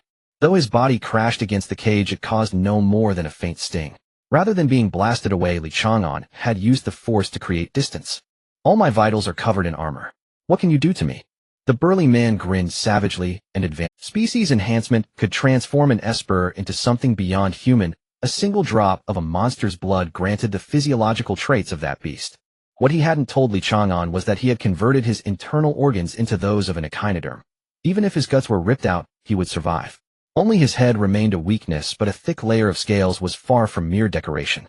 He still couldn't discern Li Chang'an's ability, yet that didn't stop him from gauging Li Chang'an's strength. Given Li Chang'an's current power, shattering his armor was impossible. At least double that force would be needed, and even then it wouldn't be a fatal blow. His regenerative power was also formidable. No close combat Esper feared injury. Even without using abilities, their physical constitution far surpassed that of other Espers. Li Chang'an's battle spirit surged. Both encounters with monsters had left him stifled. The crushing pressure of being dominated was far from pleasant. Yet many human Espers countered him, making it hard to find suitable opponents. He craved combat. The pressure of battle drove his growth. If he could hover on the brink of death without truly dying, that would be best. Today was a good day. Kid, let me see what useless ability you have. The burly man attacked again, his body now covered in bone spurs. Zhang Zhuangxiang frowned. Why is he so eager to see Chang'an's ability? And come to think of it, why doesn't Chang'an use his? Of course, because he wasn't wearing his gloves. The gloves were in the pocket of his jacket below the stage. From the start, Li Chang'an had no intention of using them. The oncoming punch was heavy and forceful, but the trajectory and power generation were as clumsy as a child's brawl. Chang'an dodged easily, then struck with fingers pressed together like a sword aimed at the burly man's throat. The throat was a peculiar spot, unable to be covered by armor only by a layer of scales. You underestimate me. The burly man lowered his chin, blocking Chang'an's fingertips. Chang'an promptly switched to a fist, punching the burly man's jaw, then followed with an elbow strike. Fists hammered like mallets, palms sliced like blades. Each move cleaved like splitting a mountain. The burly man swung his arms wide in a broad arc. Chang'an ducked and swayed to evade, then rose with a punch squarely on the jaw, lifting the 200-pound body off the ground. Chang'an stepped forward, delivering a heart-stopping elbow, his footwork shadowing the burly man. His right foot planted forward, stomping the ground like a tiger pouncing. Another punch. Cannon fist. The punch roared like a cannon shot. Upon impact, the sound of cracking armor was audible. The burly man had barely landed when Chang'an stood before him again. Elbow raised, then driven down. The burly man managed to cross his arms above his head. Kneeling, even raising his arms was taxing. Taking the elbow strike, the burly man felt a searing pain in his arm bones. He tried to rise only to sense someone grabbing his head. Chang'an's repertoire was far greater, but he only revealed his boxing. He seized the burly man's head and delivered a brutal knee strike. As his right foot landed heavily, he switched to his left leg, not a knee, but a snapping kick. Along the path where the armor had been shattered, his toes broke through the ribs and drove straight into the chest cavity. Though his elbows and knees were bleeding profusely from the burly man's spines, Chang'an paid no heed. No lethal technique was needed. He intended to beat this man to death. Get the hell away from me. The burly man bellowed, swinging his fist forward, his entire arm morphing into a scythe-like blade. But Chang'an was faster. The swing only grazed the skin on his chest. You're too weak. So weak you bore me. Chang'an finally spoke, flexing his wrist. Did you think I was going all out just now? The cheers from below momentarily ceased. The crowd sensed something spectacular was about to unfold. Chang'an walked step by step toward the burly man. I've only been using half my strength waiting for you to step in. I don't like the way you look at me. His muscles swelled slightly. Chang'an, like a war god, descended, his murderous aura impossible to behold, even more intense than before. Some in the crowd experienced a hallucination, as if they saw a shackle on Chang'an's body now cracked. Kid, don't get too cocky. The burly man had just stood up when he was startled. Chang'an's face appeared abruptly before him. He instinctively threw a punch, only to find Chang'an had vanished from his sight. As Chang'an had said, he was using only half his strength. As for speed, he hadn't yet had a chance to demonstrate it. A sharp pain shot from the side of his eye, or as his vision went black, the burly man swung his fist sideways, by instinct hitting empty air. Chang'an stood directly in front of the burly man. He reached out, and when he withdrew his hand, it held two eyeballs. I don't like the way you look at me, so I'll just take your eyes. Actually, the strength in my right hand is much greater than my left. Most of the time, I have to deliberately control it. Chang'an spoke slowly. No matter how wildly the burly man flailed, he couldn't touch Chang'an, who drifted like a ghost beside him. Chang'an raised his fist. About twice as strong. The fist descended, and the thick scales covering the skull shattered like a cookie. A single blow caved in the burly man's skull. His exuberant vitality became his burden, unable to die yet unable to counterattack. Tell me you're afraid. Chang'an raised his fist again. Fear me. The burly man twisted his body, roaring, go to hell. Another punch slammed down, shattering the burly man's shoulder blade. Shout that you're terrified of me. Beg for mercy. Beg me to spare your life. Crawl at my feet like an ant. Some in the audience had already covered their eyes. Punch after punch. The burly man had lost all human form. His head crushed like a crumpled ping-pong ball, his body covered in dents. His once proud armor was as fragile as paper. Sorry. The burly man's voice came out faintly. Spare me. Chang'an's fist raised, paused abruptly, then broke into a gentle smile. Kneel. The burly man struggled to his knees, turning toward the voice. Please. The fist fell as if crushing a watermelon. Death makes me stronger. So does killing. The octagonal iron cage used by superhumans differed from that for ordinary people. The floor was made of solid concrete as a base, with steel plates covering the top layer. But now a fist imprint was left on the steel plate, and above that patches of red and white. A nauseating bloody scene. Chang'an's punch had not only killed the burly man, but also dealt a resounding slap to the face of the Fight Club owner. The cage door had not yet been opened when the security guards around began to converge on it. Ridiculous. How did Chang'an suddenly become so much stronger, and he's too ruthless? Hu Chai grabbed a bottle, gripping it in one hand, while the other held a concealed dagger at his waist. Zhang Xiangzhuang directly lifted a chair. You should say he's always been this strong. Fighting humans is his forte. He's been through too much stimulation today. Besides venting, he's also proving he's not useless. I don't know what happened, but it seems like he's broken free from his shackles. I'm afraid he might go astray. Hu Chai, who had been full of shock, suddenly calmed down. He's just giving back what others did to him. That's not some damn stray path. It's the righteous way. The cage door was opened and burly men with knives surged into the cage, blocking the only exit. At the same time, half of the men surrounded Zhang Qiangzhuang and the others. Hey little gold, don't you want your— Li Chang'an suddenly called out toward the upstairs with a smile. The burly men who were about to make a move halted, and even the nearby audience immediately fell silent. Many people here knew that the owner of the fight club was surnamed Jean.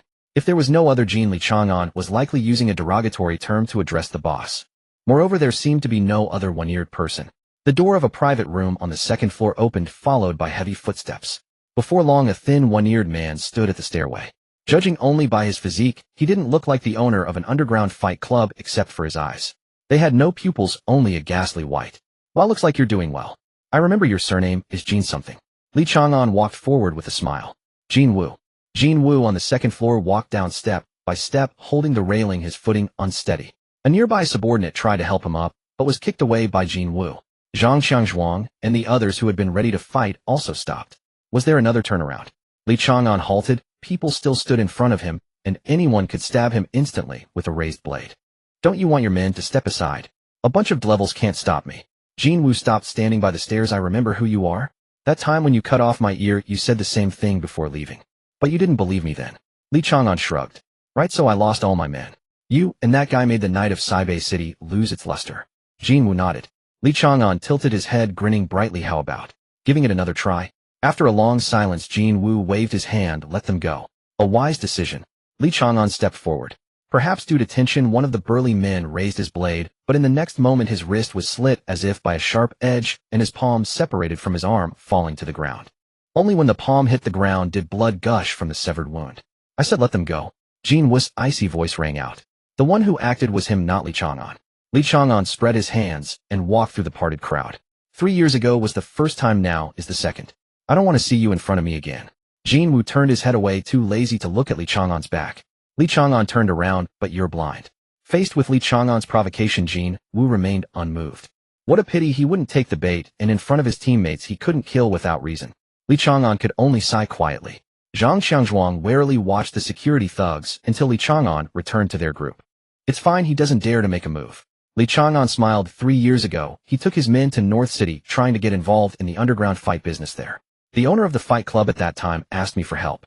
After he returned to Saibei, he planned to hire someone to retaliate against me, so I came to Saibei with a friend to find him. Since he didn't dare to retaliate before, he doesn't dare today, and even less in the future. Fear grows day by day. He'll keep imagining scenes of tearing me limb from limb, but in reality, when he sees me again, he won't even dare to raise a blade. No one spoke. They knew Li Chang'an wasn't just talking about Jean Wu, but also about himself. He had once been drowned in fear until today, when something unknown caused him to abandon it. But now the fear had turned into brutality, and it was unknown whether that was good or bad. As they walked out of the underground fight club, Hu Chai suddenly put his arm around Li Chang'an's shoulders and gave him a hug. It's okay to fight violence with violence, but don't become a person like them. You have your own life. At least from now on it belongs to you.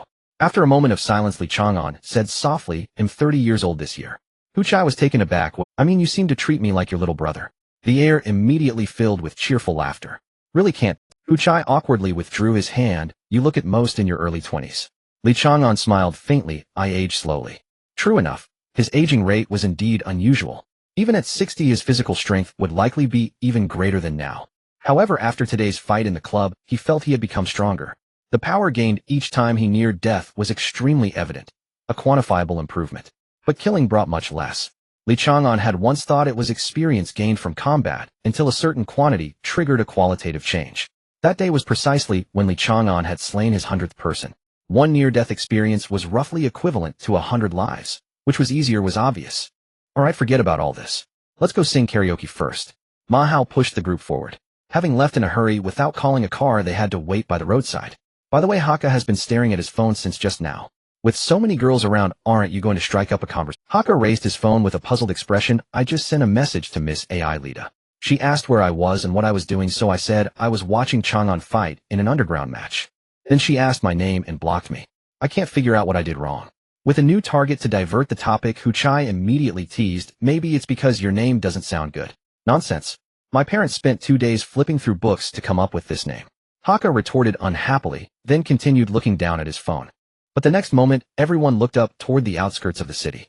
A piercing alarm sounded from beyond the city, passing through the third city wall and reaching everyone's ears. Enemy attack. A single alarm means it's not a beast tide. We need to go back. The people may not understand what the length of the alarm signifies, but they know that something serious has happened outside the city, most likely another monster attack. As soon as the alarm rang out, the merchants by the roadside hurriedly closed their doors, and the pedestrians quickened their pace towards home. No one pondered whether they would make it in time. They simply hoped that the troops outside the city could hold the line. Unfortunately, the roads were paralyzed, and even with high-level psychics maintaining order, the streets remained choked with congestion. The five could only rely on their legs to head outside the city. The tall city walls near the city gate were no longer worth the detour. They took out their identity cards and directly scaled the walls. I will go assess the situation. Let's regroup at the camp, Hu Chai said as he jumped down from the wall, flickering to the ground midair and then bolting away. Zhang Xiangzhuang activated his powers and leaped down the 40 or 50-meter wall, with Li Chang'an closely following behind, gripping Zhang Qiangzhuang's shoulder and rolling to absorb the impact just before landing. The three dashed away while Ma Hao and Haka had to descend using a rope ladder.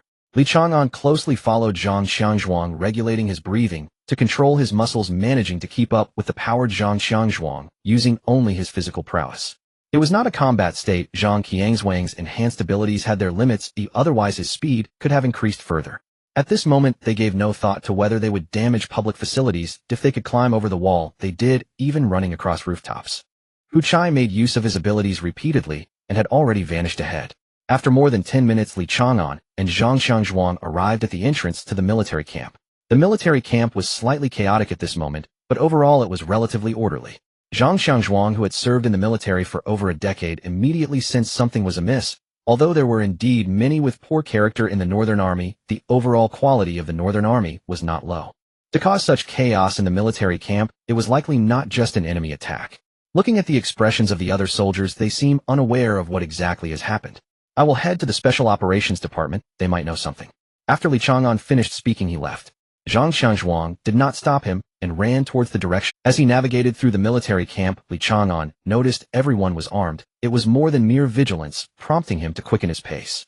The Special Operations Department was not chaotic at all. Several tents had collapsed, and others were nowhere to be seen, with only a few people tidying up the aftermath. Li Chang'an avoided the soldiers cleaning the battlefield and entered the logistics department. He only knew Alida here and naturally sought her out. It was still that large tent, but he did not see Alida. Only a little girl in a red cloak sat in the corner staring blankly. Who are you looking for? The little girl looked up at Li Chang'an. Li Chang'an's breath hitched instinctively. He felt danger despite the little girl not revealing any murderous intent. A sense of alarm surged within him. Calming himself, Li Chang'an asked, "Is Alida not here?" "Not here." The little girl shook her head. "General Lin is injured, and all the healing psychics have gone to help him." Lin Zhan is injured.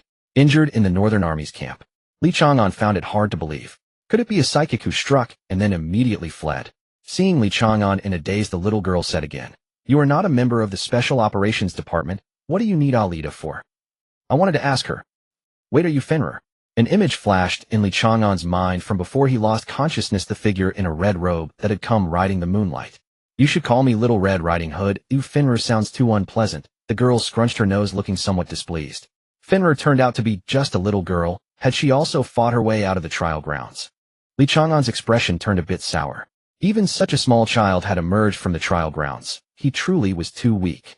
"Well," Li Chang'an hesitated, "thank you for saving me before. I am the one you rescued." Tilting her head in thought, Little Red Riding Hood smiled brightly. "So it's you. You're amazing, clearly weak, yet able to fend off a black-level monster." "Indeed, I am quite weak." Li Chang'an felt no embarrassment. Confronting his own weakness was a necessary lesson for the weak. "I heard the alarm while on leave, so I returned to see what happened. Since you are Fenrir from the Special Operations Department, I can't be bothered to search for Alida anymore." Asking anyone is still asking. Besides, Fenrir seems quite approachable, and Li Chang'an held a deep sense of respect for capable children. "Wow, you actually have a leave." Little Red Riding Hood looked at Li Chang'an with envy before continuing. "About 2 hours ago, the Pope of the New Era Church and 3 cardinals attacked, directly storming the command center without disguise. Within half a minute, a fierce battle erupted. The Pope bisected Lin Zhan, while the three cardinals were responsible for restraining the other powerful individuals, resulting in 2 casualties and 1 serious injury in the Special Operations Department. In the end, Lin Zhan unleashed his powers to seal off their escape route, but still the 4 could not be retained. To heavily injure General Lin in the military camp, Li Chang'an still found it hard to believe, with so many people in the Special Operations Department, plus the other powerful individuals in the military camp, they couldn't keep these 4. Was it not just a play-acting of monsters? Little Red Riding Hood's face turned serious. You underestimate the enemy. Oh, look at the city wall outside. Li Chang'an pulled back the curtain to look outside. He had been in such a rush earlier that he only noticed something strange about the wall, but did not have time to think it through. However, now, the section of the second city wall that had been repaired halfway had completely vanished 400 meters to the east. The Pope of the New Era Church ranks 3rd on the list of strong individuals within the empire. Her innate ability is the mythological power of Zhu Jiuyin. When she opens her eyes, everything in her sight is obliterated. Both individuals from the Special Operations Department died under her gaze, along with approximately 2,000 soldiers. If it weren't for the immense energy cost of that move, the military camp would have long since disappeared. Little Red Riding Hood sighed with an air of maturity. No one expected her to betray. Originally, the military also had many psychics monitoring her. What was unexpected was that even those monitoring her had already allied with her. One of the 3 psychics is of the mythological category Azura, another is also of the mythological category Horus, and the last one is likely also of the mythological category. You, a mere soldier, wouldn't understand what the 4 major mythological categories represent. There are only 9 mythological beings in the entire Special Operations Department, including my dual mythological status totaling just 10. Li Chang'an swallowed hard. He understood all too well. Mythological beings were distinct from other categories, possessing clear differences in strength. They could be identified by their names. For instance, Black Fairy Tale belongs to the lowest tier, merely dark stories recorded in texts. Law God of Charles belongs to the 2nd tier. After all, the legendary Law God is still a human being. Finally, there are abilities endowed with divine names, such as Fenrir Horus, and also the divine empowered Blade Master. However, Blade Master is also on the lower side of the strongest ranks. Otherwise there wouldn't be so many restrictions. They are all strategic weapons. Li Chang'an forced a bitter smile. This was beyond his involvement. Even understanding it was a hassle. Thank you for telling me goodbye. Li Chang'an had already learned more than enough, perhaps too much. He did not want to stay here another moment, not only because of the complicated matters, but also because of Jiang Shubu. Damn it, Xiao Jiangxiang is the Grand Cardinal of the New Era Church. Does his business in the north mean assassinating Lin Zhan? This world has gone mad. Just as he planned to leave, a piercing alarm sounded outside the tent again, this time 2 rings. What does 2 rings of alarms mean? As Li Chang'an pondered, a small hand pushed him aside. The beast tide is coming. Little Red Riding Hood dashed towards the city wall with the roars of beasts echoing from 50 kilometers outside the city. Little Red Riding Hood climbed onto the city wall, seemingly intent on leaving the city to fight. Countless soldiers quickly ascended the wall under the organization of their officers, with the less capable ones controlling the cannons stationed on the wall. The elite Special Operations Department was an exception. Most other soldiers were still at D and C ranks, which is why 5-man squads were formed to combat a single monster. Li Chang'an turned and walked away, moving through the crowded throng with the grace of a fish. He quickly returned to the camp. Ma Hao and Haka rushed in panting and immediately asked what's happening. General Lin was attacked by the Pope of the New Era sect and 3 archbishops, gravely injured and unconscious. The beast wave is 50 kilometers away and will reach the second city wall in less than half an hour. Zhang Chang's expression was grave. Even if they achieved merit, the squad still belonged to the lower ranks and would not receive much useful information. The Special Operations Department has 2 dead and 1 injured. Li Chang'an continued, that means the Special Operations Department has lost 3 combatants. I forgot to ask which 3. He added, General Lin is seriously injured and can no longer command. What is the exact number of beasts? Huchai shrugged, I don't know. We belong to the patrol team, and if it weren't for an emergency, we are considered reserve troops and wouldn't need to go up the wall. Naturally, the news of the beast wave wouldn't be sent to us first. Li Chang'an pointed at Zhou Mu, who was rushing past outside, and asked suspiciously, why is he in such a hurry? He's trying to make a name for himself. Ma Hao spat dismissively. His ability is speed enhancement. The Empire hasn't explicitly stated that the patrol team can't be the first to reach the battlefield. The command center will register contributions. As long as you engage in battle, you will earn merit. Survive a few fights, and even a pig can gain accolades. Thinking for a moment, Ma Hao turned to Zhang Chang. Captain, I'm not talking about you. Zhang Chang smiled awkwardly. It's fine. C-rank ability users like Zhou Mu can act independently if their powers are exceptional. The battlefield is so chaotic that the command center only records kills.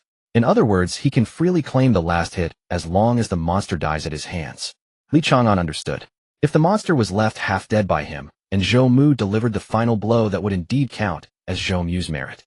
It seems the command center responsible for tracking contributions has some special perception abilities, but in such a vast battlefield, can one person really keep up?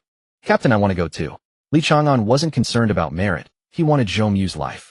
Zhang Chang firmly opposed. That's a beast wave different from humans, and your ability isn't suitable for the battlefield. The beast wave mostly consists of highly fertile monsters, most of which are D rank. Their sheer numbers are terrifying, which is not in your favor. Li Chang'an shook his head. I don't care about the monsters, and my goal isn't merit. At this point he was being quite straightforward, saying as long as I kill him, he'll return immediately. I won't forget that he harmed us just because I gained merit. If I let him continue, our lives will not improve. Zhang Chang frowned. Conspiring against a fellow countryman is a grave sin. I cannot let you go. After a moment Li Chang'an added, then I'll go for the battle merit. The four of them exchanged glances, realizing that Chang'an was treating the captain like a fool. His change of words was too quick. Yet had Chang'an actually learned to lie? Finally, he seemed to have taken on a villainous air. Zhang Chang silently observed his teammates, as if wishing to memorize each of their faces. He seemed to recall something, and his gaze darkened slightly. Let's go. I'll accompany you down the wall, while the three of them cover us from above. He warned, no one is allowed to come down without my command, and Chang'an, you mustn't stray too far from me. Li Chang'an frowned slightly. But Captain, you will slow me down. Shut up. Zhang Chang snapped, his earlier sentimentality gone in an instant. Chang'an was good at everything except for his mouth. The squad didn't linger any longer, grabbing their preferred weapons and rushing toward the city wall, where many were already stationed, bracing for the arrival of the beasts. The intelligence department sent word that fewer than 30,000 monsters were attacking the city, which could barely be considered a small beast wave. This was a somewhat good piece of news. But bad news was sure to follow. More than 200 monsters were above red rank. Suspected black rank monsters were appearing among the beast wave. Many soldiers seeking battle merit had begun to back out, but as 30 figures stood atop the wall, morale over 30 elites from the Special Operations Department had fully mobilized. Except for the two who had died, and one who was gravely injured, all combatants from the Special Operations Department were engaged. Li Chang'an scanned the area, but did not see Alita's figure. She was likely fully transitioned to logistics. Back during the trials, this woman's strength had still been considerable. What a shame. All troops prepare. The general in the pure white cloak shouted from the highest tower. The shells were loaded, soldiers raised their guns, the cannons on the wall were ready, and the ability users with long-range combat capabilities began to gather their powers. Firearms were once humanity's most powerful weapons, but with the emergence of abilities, they faced great limitations. When enough distance was given, missiles could hardly hit agile high-level monsters. Li Chang'an was a special case, with his watch providing tracking, and he also served as bait. Therefore the real battle would break out 3 kilometers away. A black line slowly approached between heaven and earth. 30,000 ants were not many, and 30,000 people attacking the city was not excessive, but when 30,000 monsters, each about the size of a car, rushed in, the scene was nothing short of spectacular and terrifying. We should go. Zhang Chang nodded at Li Chang'an and jumped down from the city wall. Li Chang'an followed suit, this time not using leverage, but rolling forward to absorb the impact upon landing. As his strength increased, so did his physical robustness. He now weighed over 200 pounds. Upon landing, Zhang Chang unleashed his ability. Any ability entering a rank would undergo a qualitative change, and his was no exception. His height, which had only been around 5 meters, surged to nearly 10 meters, his muscles like boulders covered in a armor-like skin. Li Chang'an climbed onto Zhang Chang's shoulder, gripping his solid muscles, bending his legs to sit on his Hold on tight. Zhang Chang grinned, as if recalling something. We're going up. The drums sounded on the wall. Cannon fire roared, machine guns sprayed, and the sky was filled with various abilities, all rushing toward the beast wave, 3 kilometers away. At the same time, the ability users engaging in battle outside the city also sprang into action. Some transformed into swift winds, while others walked on air. Some soared into the sky like meteors, crashing into the beast horde. Dust rose from the ground, and a riot of colors filled the air, creating a battlefield soaked in blood. Close combat ability users pushed forward like a flesh and blood wall. Li Chang'an sat on the captain's shoulder, swinging his legs, holding the long knife he had taken from the captain's waist. A giant snake leaped from the beast horde, swallowing the incoming missile hole. Boom. Flames erupted, but the giant snake merely shook its head, suffering no more than a slight singe. This one is mine.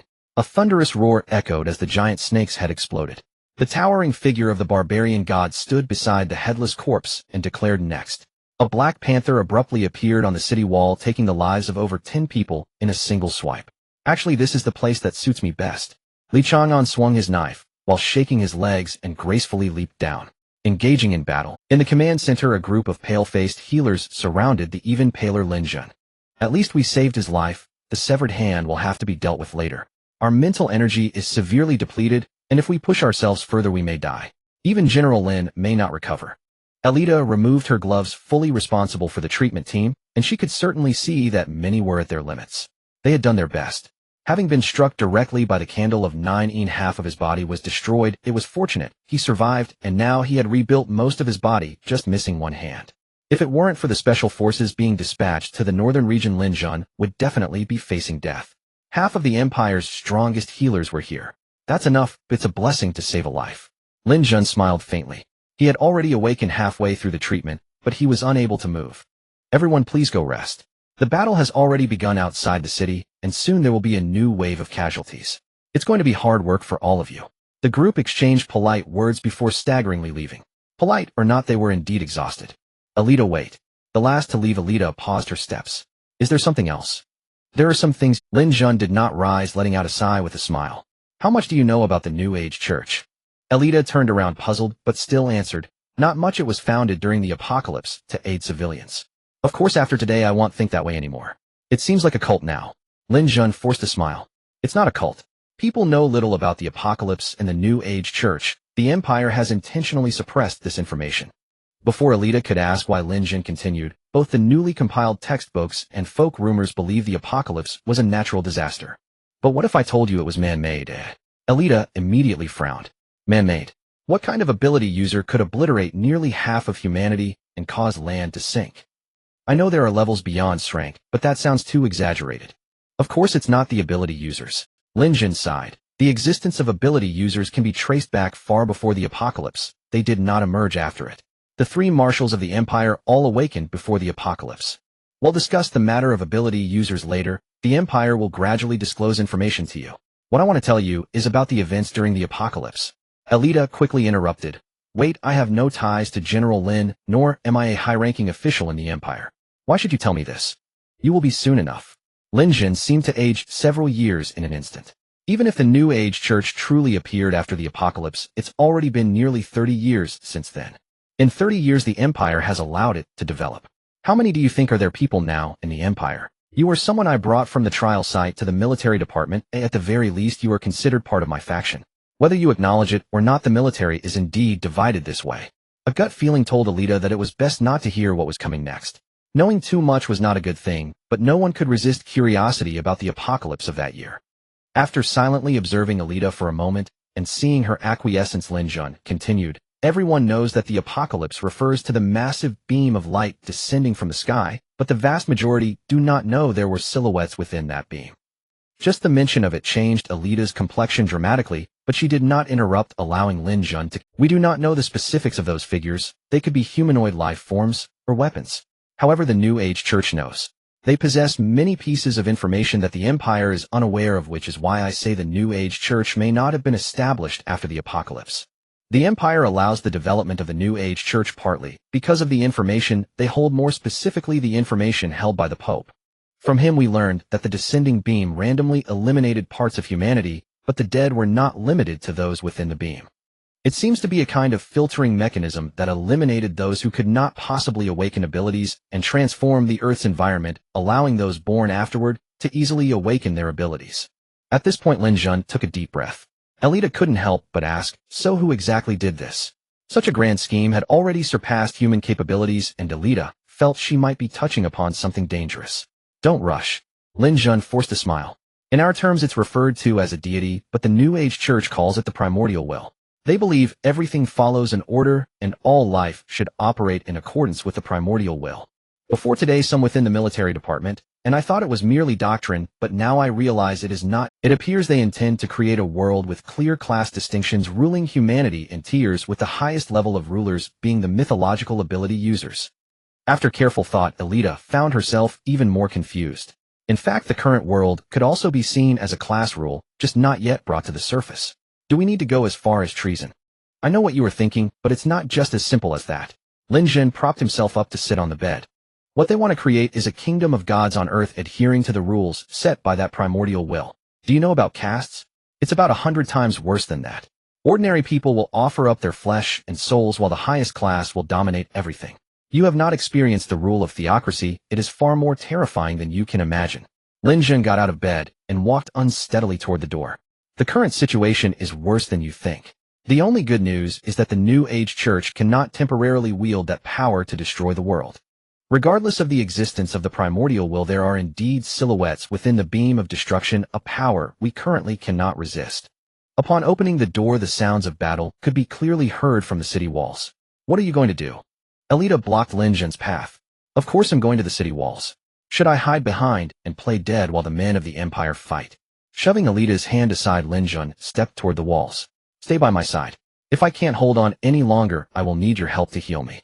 The fallen angel can convert human desires into any form of energy, so you won't exhaust your mental energy on the battlefield. He knew his injuries were severe and that he shouldn't overexert himself, yet he could not remain seated. If even the commander of a battalion does not show himself, how can the morale of the troops below be stabilized? Do they think the beast tide is just a trivial matter? How can monstrous creatures be the only great enemy of humanity? Of course, now we must also consider the New Age Church. Chaos has already begun, and no one in the world can escape disaster. With external enemies at hand, humanity cannot eliminate internal strife. Many high-ranking officials in the Empire believe Lin Zhen is obstinate and dull, yet the current Lin Zhen has begun to prepare his own faction. What would happen if the vast city of the northern region were to become independent from the Empire?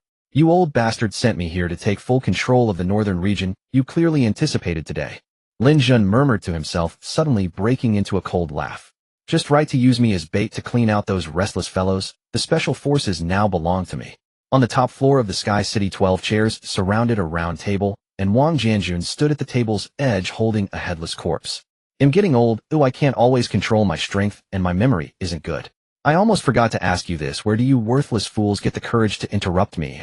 The monster charging straight ahead stood 7 meters at the shoulder and weighed about a ton. Before the apocalypse, and now it was called a capybara, but in the pre-apocalyptic era, it was still a herbivore.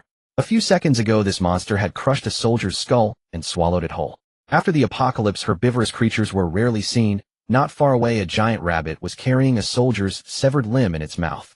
Li Chang'an gripped his warblade tightly, took 2 steps forward, and slid into a slide tackle beneath the monster. A slide tackle to disembowel. The one who slides dies first. However, Li Chang'an had no intention of killing the enemy with a slide tackle. He grabbed one of the monster's front legs, firmly drove the blade into its soft abdomen, and pulled the weapon out before being trampled to death. The capybara had an extremely thick layer of subcutaneous fat. Li Chang'an's blow could not inflict a fatal wound, but the pain was enough to enrage the beast. With a roar, the capybara chased after Li Chang'an. The 7th one. 7 monsters were now tailing Li Chang'an. Zhang Xiangzhuang tore apart the ugly head of a giant rat by its jaws and watched Li Chang'an gallivanting across the battlefield with concern.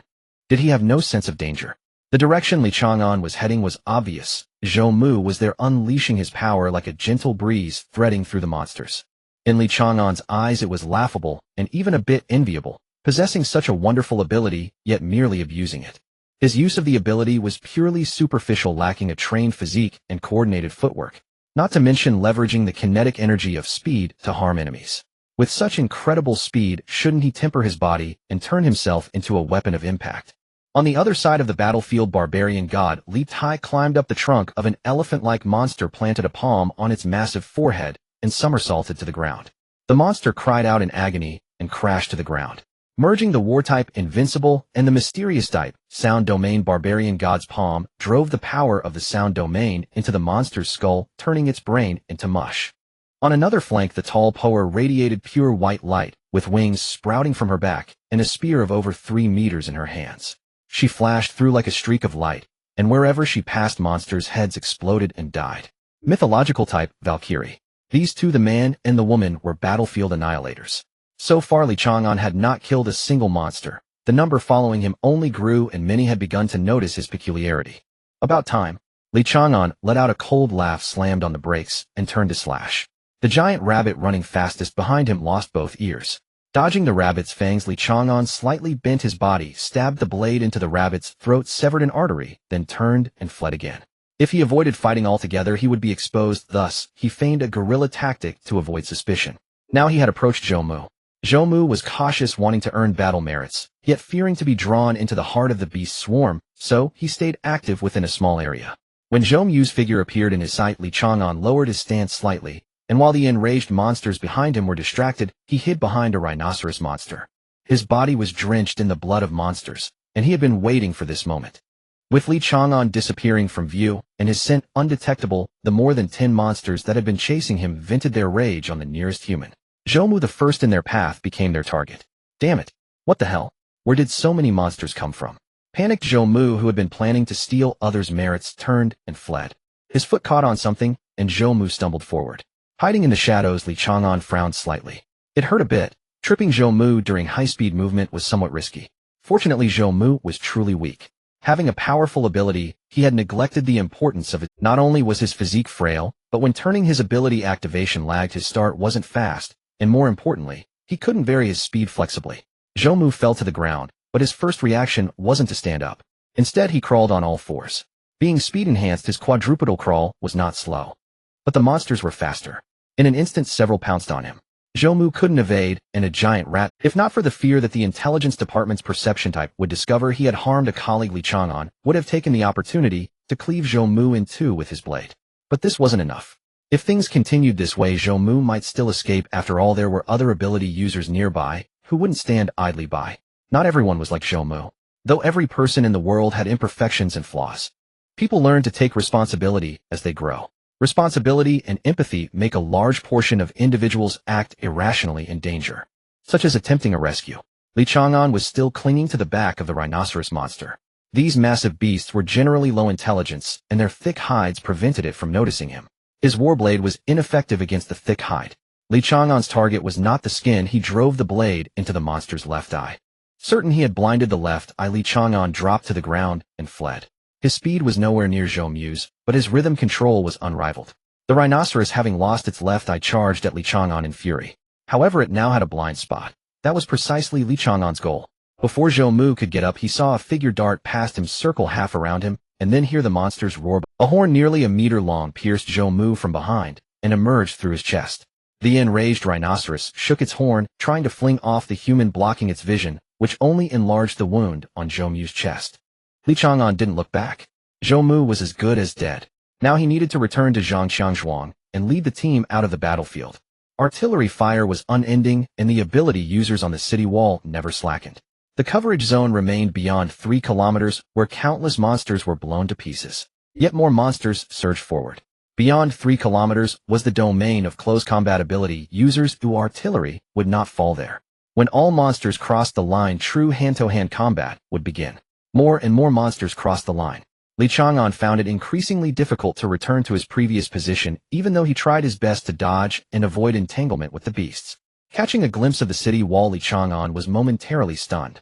Lin Zhun, who should have been severely injured, appeared atop the wall. Was he pushing himself? In that instant of distraction, Li Chang'an sensed danger. A piercing sharpness came from behind. He had no time to dodge fully and could only avoid the vital spot. The expected injury did not come. When Li Chang'an turned around, he saw a young man behind him slap a monster away with a palm. "Kid, which squad are you from?" "Daydreaming on the battlefield." The young man turned and smiled. "Be careful, next time it won't be so." A light pink tongue shot through the air, severing the young man in half, and without losing momentum coiled around Li Chang'an's waist. Before being dragged away by the tongue, Li Chang'an looked down. The young man's smile was fading along with his life. There was no time to react. He couldn't even see the trajectory of the tongue. It wasn't that he was too weak, the opponent was too strong. A black-grayed monster that had hidden until now was its target him. Li Chang'an had no time to ponder. Darkness enveloped his vision. Beyond the darkness, there was only a viscous liquid as sticky as glue, yet it was not gastric juice. Li Chang'an could sense that he had not been swallowed but was held in the giant frog's mouth. No mere animal instinct. Nor would any beast venture onto a battlefield to carry food away and conceal it. Utterly illogical and contrary to reason. By now Li Chang'an was certain he had been captured, a notion so absurd he could hardly convince himself. A torrent of questions flooded his mind, yet Li Chang'an's first thought was of the Chachahu. The inner walls of the giant frog's mouth were so tough that he could not break free. He could not even turn over, only wait in silence. Less than 10 minutes later, light appeared before him as the giant frog opened its mouth, and spat Li Chang'an aside. There was too much slime. It would hinder the coming battle. Li Chang'an frowned and rolled twice to the side. The ground was covered with fallen leaves, and within his field of vision there was no trace of the northern fortress wall. Only a tiger the size of a small mountain nearby. Oh, this is it. Li Chang'an sat cross-legged on the ground, gazing up at the colossal tiger, whose tail seemed to stretch beyond sight. The giant frog lowered its head, nodded once, then turned and leaped hundreds of meters away, disappearing into the distance. Who truly held the reins was now crystal clear. From the moment he landed, Li Chang'an's instincts had given him no warning. He certainly did not delude himself into thinking the creature lacked the power to kill him. The white tigers might simply surpass the reach of his instinctual perception. He had not the slightest room to retaliate, so what use would any warning be? Thus Li Chang'an remained obediently seated. Why struggle against a certain death? Yet the white tiger made no move for a long time, its eyes, each larger than a truck, silently studying him. Li Chang'an studied it in return, finding no better word than enormous. Even without seeing the tail, what lay before him stretched over 300 meters in length. Greetings, human. A deep rumbling voice echoed in Li Chang'an's ears. Hello, he replied, marveling inwardly that high-ranking monsters could indeed speak human language. The white tiger tilted its head, as if stretching after a long rest. You are special. I thought I would never see another apostate again. Apostate? Li Chang'an did not understand, yet he did not ask. Even without his inquiry, the white tiger explained apostates are the old humans, those unable to awaken supernatural abilities. In the previous world, the unawakened old humans attempted to harm the divine. Though that world was destroyed from then on, old humans were called apostates. When the primal will turn its gaze upon this world, it should have annihilated all old humans. I speculate that when the ancient god sent by the primal came to destroy the world, your mother was pregnant with you. You existed between being and non-being, escaping the world's purification. An apostate surviving amidst myriad coincidences. Perhaps this is fate. Li Chang'an furrowed his brow in silence. Much of what was said eluded his understanding except for the last few lines. Yet having his lack of abilities pointed out unsettled him, even if the speaker was merely a giant tiger. What he could deduce was that the apocalypse was no natural disaster, but the machination of an entity called the primal will, and that humanity's current supernatural powers were also tied to it. One point gnawed at Li Chang'an's mind. Is the previous world you mentioned the world inside the trial grounds? He voiced his doubt. Nor would he have dared to speak if the white tiger had not refrained from acting. Yes, the white tiger nodded, stirring a gale. The ancient gods carried out their orders to cleanse the world, and 9 of them descended to become the trial grounds. The trial grounds connect to worlds destroyed by the primal, while still holding remnants of the previous existence. You must have been there. Li Chang'an blurted out, how do you know? Because you have no abilities. The white tiger's face twisted into a human-like smile. You are an anomaly in the human world, so you would inevitably seek the trial grounds. Moreover, your question is its own answer. If you had never visited the trial grounds, why would you assume that was a previous world? Li Chang'an realized he had misspoken and buried his other doubts deep within, asking no more. The white tiger continued, Fear not, I bear you no ill will. Few now hold such goodwill toward you. The New Faith Church are the primal's hounds. If they discover an apostate still exists, they will hunt you relentlessly, nor will humanity spare you. An apostate lacks abilities and thus remains untouched by the primal. You can resist it. They will strip your consciousness, turning you into a vessel for a weapon. A fate worse than death at the New Faith Church's hands. I have so many questions I want to ask. Li Chang'an clenched his teeth, unwilling to reveal anything more to the white tiger, so he suppressed his inquiries. You are suffering in silence. Humans think too much. The white tiger expressed deep dissatisfaction. In human terms, the primal is a deity. It has no physical form, yet it can be any object or life. It is both will and imagination, drifting through the cracks of time and space. Every world it gazes upon becomes a part of itself. This is called returning to the primal's embrace. Through its breath and gaze, life gains abilities imagined by the self. That is supernatural powers. Yet once endowed, one can no longer harm the primal. By cutting you into pieces and forging weapons and armor from your flesh and bones, stripping away the primal's mark, humanity might resist returning to the primal. A whole new world unfolded before Li Chang'an. He felt no sense of honor or mission, only revulsion. And along with the disgust, a trace of sorrow. Clearly the people of the previous world had attempted resistance, but ultimately failed. Yet perhaps they had succeeded in part, leaving Li Chang'an as the sole apostate in this world. But 2 questions remained. The white tiger's mouth curled. You want to ask how I know all this, and whether I and my kin are on which side. I can tell you not all life from the previous world perished. Some came to this one. You saw some of those lives in the trial grounds. They were not devoured because they were too weak, too insignificant for the primal to care. So weakness had its advantages. Li Chang'an gave a self-deprecating laugh. Enough digression, the white tiger slowly rose. We belong to a third party. With sufficient living sacrifices we have means to evade the primal. But they must be human lives. Long ago your human strong knew this method, but they refused. So we devised another plan. Join us. I can see you hold little attachment to humanity. You wouldn't care if all those unrelated to you. We will help you rise to the human high ranks, and you will choose the sacrifices. Li Chang'an smiled bitterly. I don't even have abilities. How can I become a human leader? I can grant you abilities. Powers untainted by the primal's mark. The white tiger's words struck Li Chang'an's heart like thunder. Was there any need to hesitate? A fruit the size of a fist floated before Li Chang'an, resembling a small fist. This fruit, forged from the lives of 100,000 superhumans, embodies the blood of countless individuals. After 3 years we have only received this one. Eat this, and you will surely awaken the mythological ability Xingtian. As long as your time of death does not exceed 5 minutes, it can save your life. If it is meant for saving a life, then it cannot awaken a superpower. I believe you wouldn't waste a superpower. Indeed, Li Chang'an would never waste it. It was a mythological ability. He didn't even know how he managed to restrain the urge to devour the fruit immediately. Perhaps it was due to the fact that the other party was a beast, or perhaps he was uncertain if this fruit was safe to consume. In truth, he didn't understand why he once believed he would never miss any opportunity to awaken a superpower. Do not fear. Xingtian is a superpower forged from blood, a manifestation of humanity's fighting spirit unrelated to the primal forces. Baihu shook his ears. If fighting spirit can manifest as superpowers, could it be that primal forces can also awaken superpowers? Li Chang'an found himself lost in thought, using distraction to suppress his desire to eat the fruit. Baihu blinked, and the fruit fell into Li Chang'an's hands. Take it. Whether you wish to eat it yourself or give it to someone else, consider it a goodwill gesture from my kind. Humans are not your allies, we are.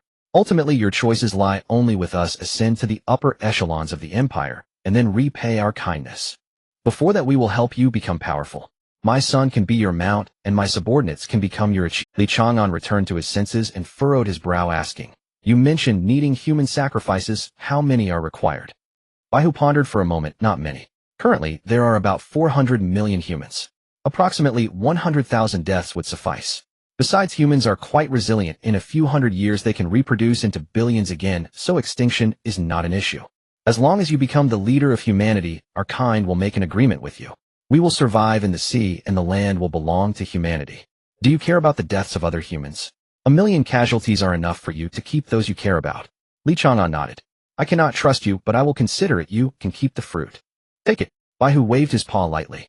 The mythological ability can elevate your starting point to the so-called strength, but it does not make you invincible. Xingtian is a superpower with a divine name. Once you reach the king level, a qualitative change will occur, and only then will you be able to display its true might. Among the same realm, you will be among the strongest. The strongest. That is sufficiently enticing. However, Baihu's words also confirmed that there are indeed other realms above strength. Is it the king realm? Li Chang'an hesitated with the fruit in hand, but could not suppress his urge. You mentioned that traitors have no superpowers. How do they fight against superhumans? How could traitors without superpowers be without threat? A strong rank could easily kill me. Baihu narrowed his slit pupils. Your question diminishes my goodwill toward you, but I can tell you. They rely on death to become stronger, whether it be the death of others or their own.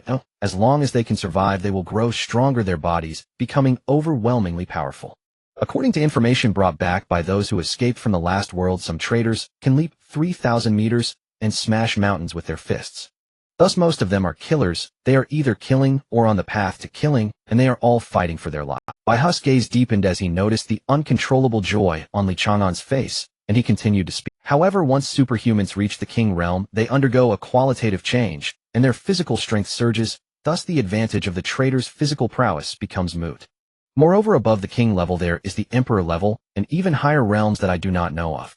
Possessing a divine superpower will make one a true deity. The power of the physical body is merely a futile struggle. It was as if a bucket of cold water had been poured over him, and Li Chang'an's expression darkened instantly. How can I return? Hearing the despondent tone in Li Chang'an's voice, Baihu's eyes flashed with a hint of sarcasm. I will send you to the battlefield. You will have to return on your own from the beast tide. All right, Li Chang'an nodded. In the next moment, a force surged towards him, and before he could resist, he was already airborne, the scenery below quickly receding. In an instant he saw the distant city walls.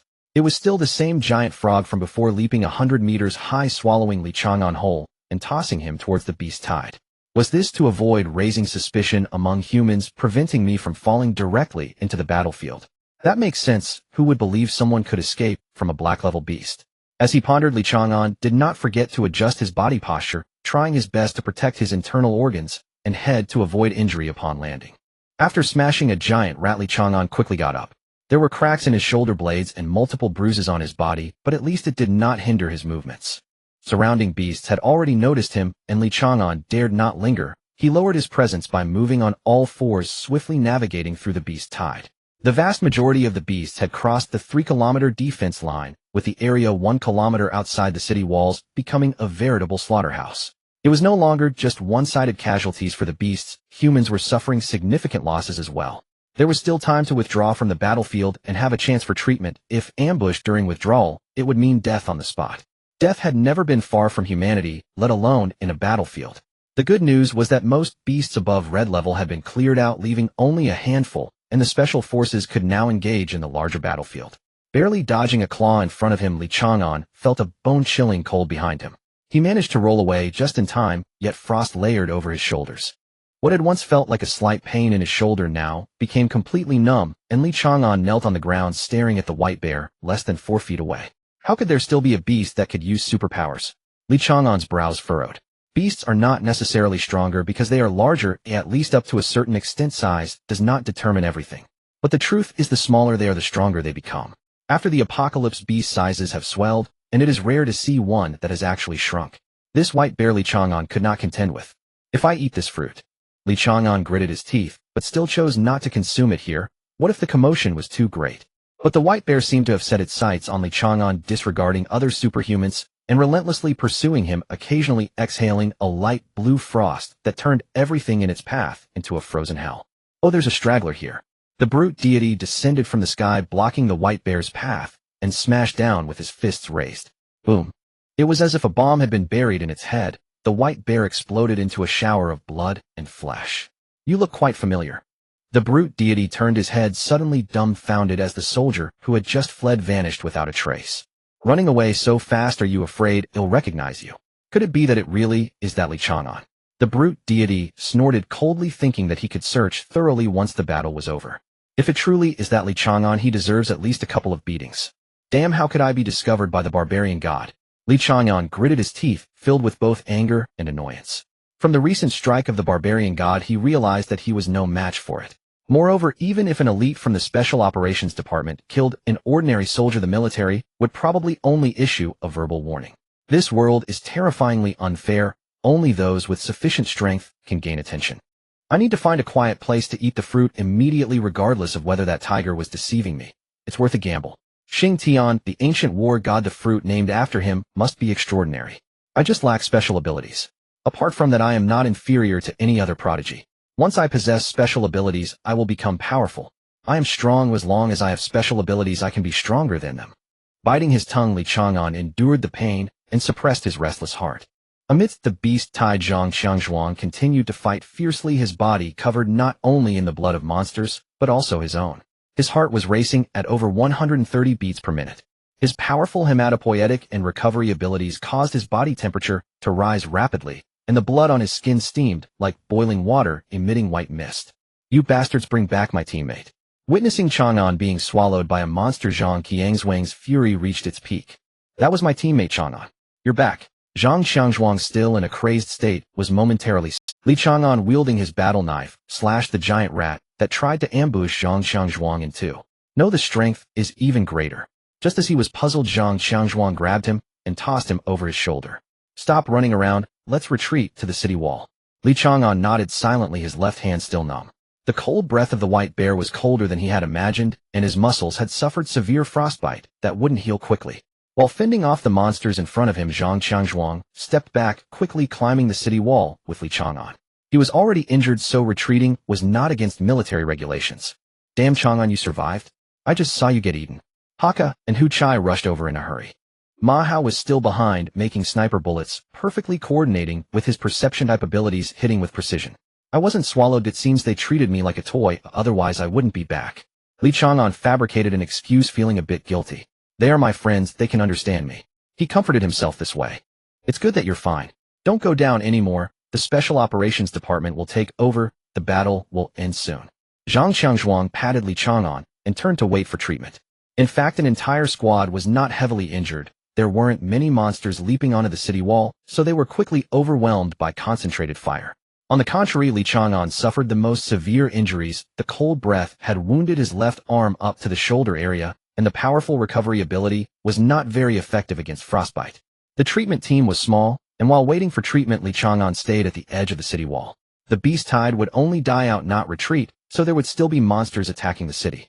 After teaming up with Hu Chai to slay a giant rabbit with chameleon abilities, Li Chang'an turned to look at the battlefield. As the captain said, the addition of the Special Operations Department would quickly end the battle. A fight with such a disparity in levels was a massacre. The Special Operations Department's strength was also uneven, but even the weakest were top tier among a rank unafraid to face a red-level monster. The strongest among them could easily handle even black-level threats. The giant frog that had captured Li Chang'an was currently being hunted down. Boar held a silver-white spear, its tip shimmering with light like electricity and fire. Li Chang'an couldn't even pierce the fragile membrane inside his mouth, yet Boar made the giant frog bleed with just one thrust. The gap in strength was evident. So strong. Li Chang'an swallowed hard. Boar couldn't kill the giant frog. It seemed the giant frog was simply too lazy to fight back, but being able to injure it was already remarkable. On the other side, Little Red Riding Hood floated in midair with a bonfire burning beneath her. Hundreds of monsters were dancing around the fire, one by one, leaping into the flames to burn themselves to death. The bonfire was no ordinary fire, it was also part of the Black Fairy Tale. Coupled with the melodious flute music from Little Red Riding Hood, it drove the monsters into a frenzy, making her the current most deadly ability user. Li Chang'an felt envious to the point of pressing the fruit hidden in his chest. Soon he would also possess special abilities, and he too would be respected. There were also injuries in the Special Operations Department, but no one had died. The casualty rate among ordinary soldiers was not high, at least for Li Chang'an. The current casualties of fewer than 1,000 were already minimal. Chang'an, come help out. Hu Chai called out from a distance. Li Chang'an hurried over. Just then several more monsters leaped onto the wall, and a cannon operator was wounded in the shoulder. After carrying the cannon operator to the rear, Li Chang'an turned to look at the empty cannon. Can I use this? Ma Hao glanced around and said, Go ahead, we're short on people right now. Oh, just fire at the back of the beast tide, and don't hit our own people. Don't worry, I've played with this a few times. Li Chang'an grinned as he put his hands on the cannon. Played with it a few times. What else have you not tried, you brat?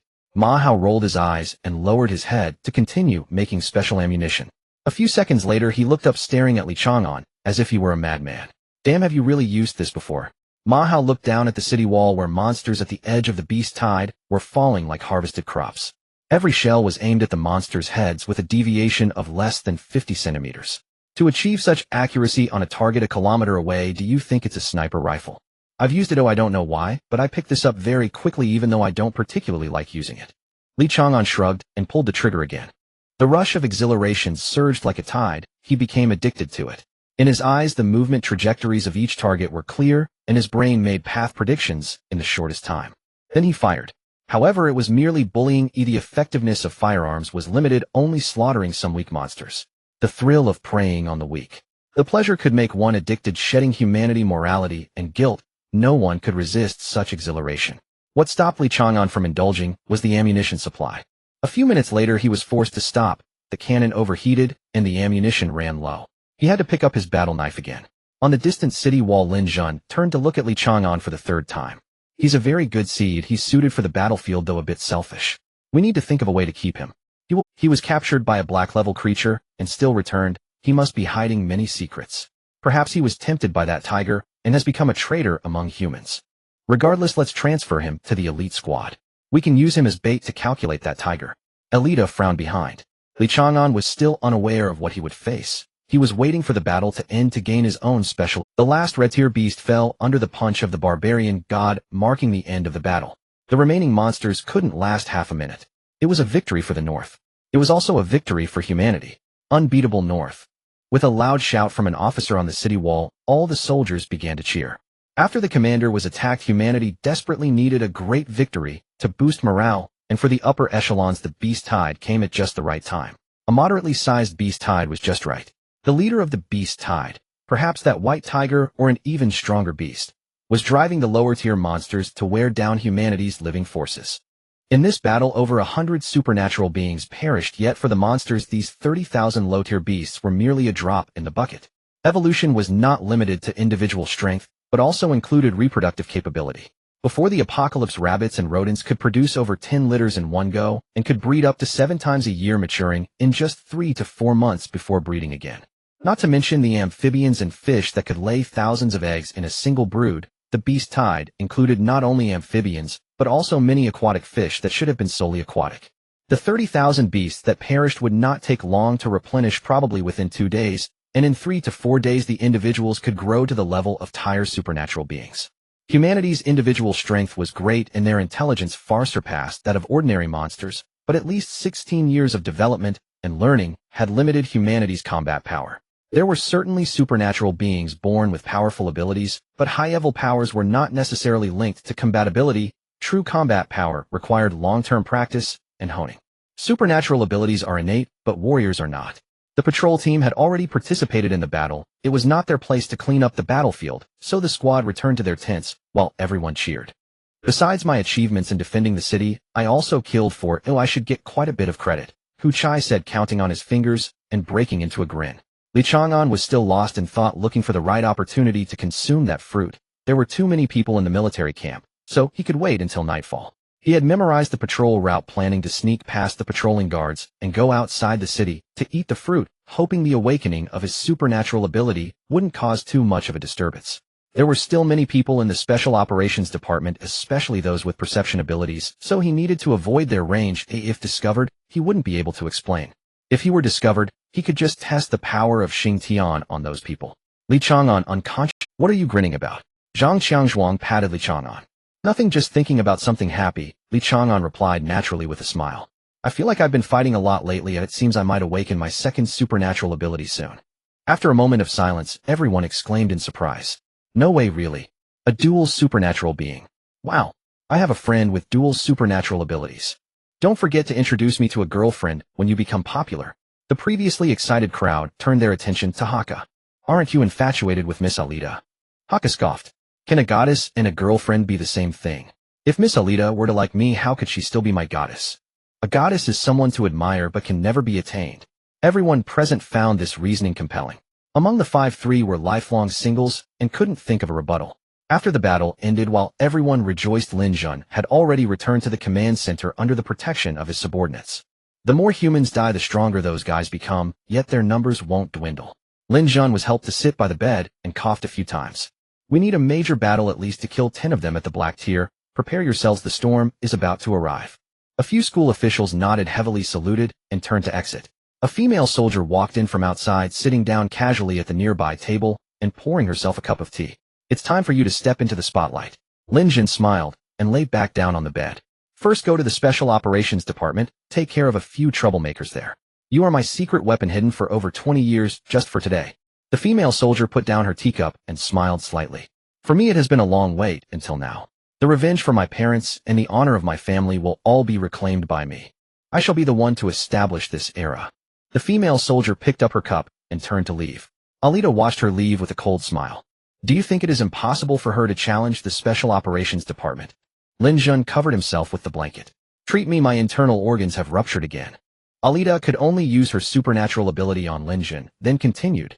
Even the 3 marshals wouldn't dare say they can handle the Special Operations Department. Although I am just in the logistics department, even an ordinary steer wouldn't be able to defeat me. Boar and the others are stronger than I am. Do you think that little girl can surpass Boar? Lin Jun smiled and closed his eyes for a brief rest. Let's wait and see if she is worthy of that name. Before nightfall, the patrol team was ordered to check within 30 kilometers outside the city for any remaining monsters.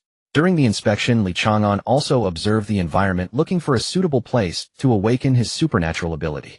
When it got dark, and after confirming that there were no other stray monsters, the group returned to the military camp. Just a few kilometers away from the military camp, they heard a booming sound from within, and blood-red light shot into the sky. Zhang Qiangzhuang narrowed his eyes. Could it be that the New World Church people are back? No, Chang'an shook his head. It looks like the Special Operations Department. That light is from Valkyrie's silver spear. Special Operations Department. Hu Chai suddenly became excited. Are those prodigies fighting among themselves? Let's hurry back and see you. A genius fighting a genius will be quite the spectacle. The squad quickened their pace, not commenting on Hu Chai's dark humor. Another thunderous boom erupted like a missile explosion, and then a figure flew high out of the city, landing not far from Li Chang'an and the others. Li Chang'an frowned. It's the barbarian god, someone has forced him out. Who is that strong? Just as he was pondering, a woman's light voice came from the horizon, fight again. A figure came soaring through the air, smashing the ground, and sending countless stones flying with slender eyebrows slightly raised, and then struck down with a leg. The barbarian god hurriedly dodged where he had landed, suddenly caved in under the figure's leg, creating a massive pit, several meters in diameter.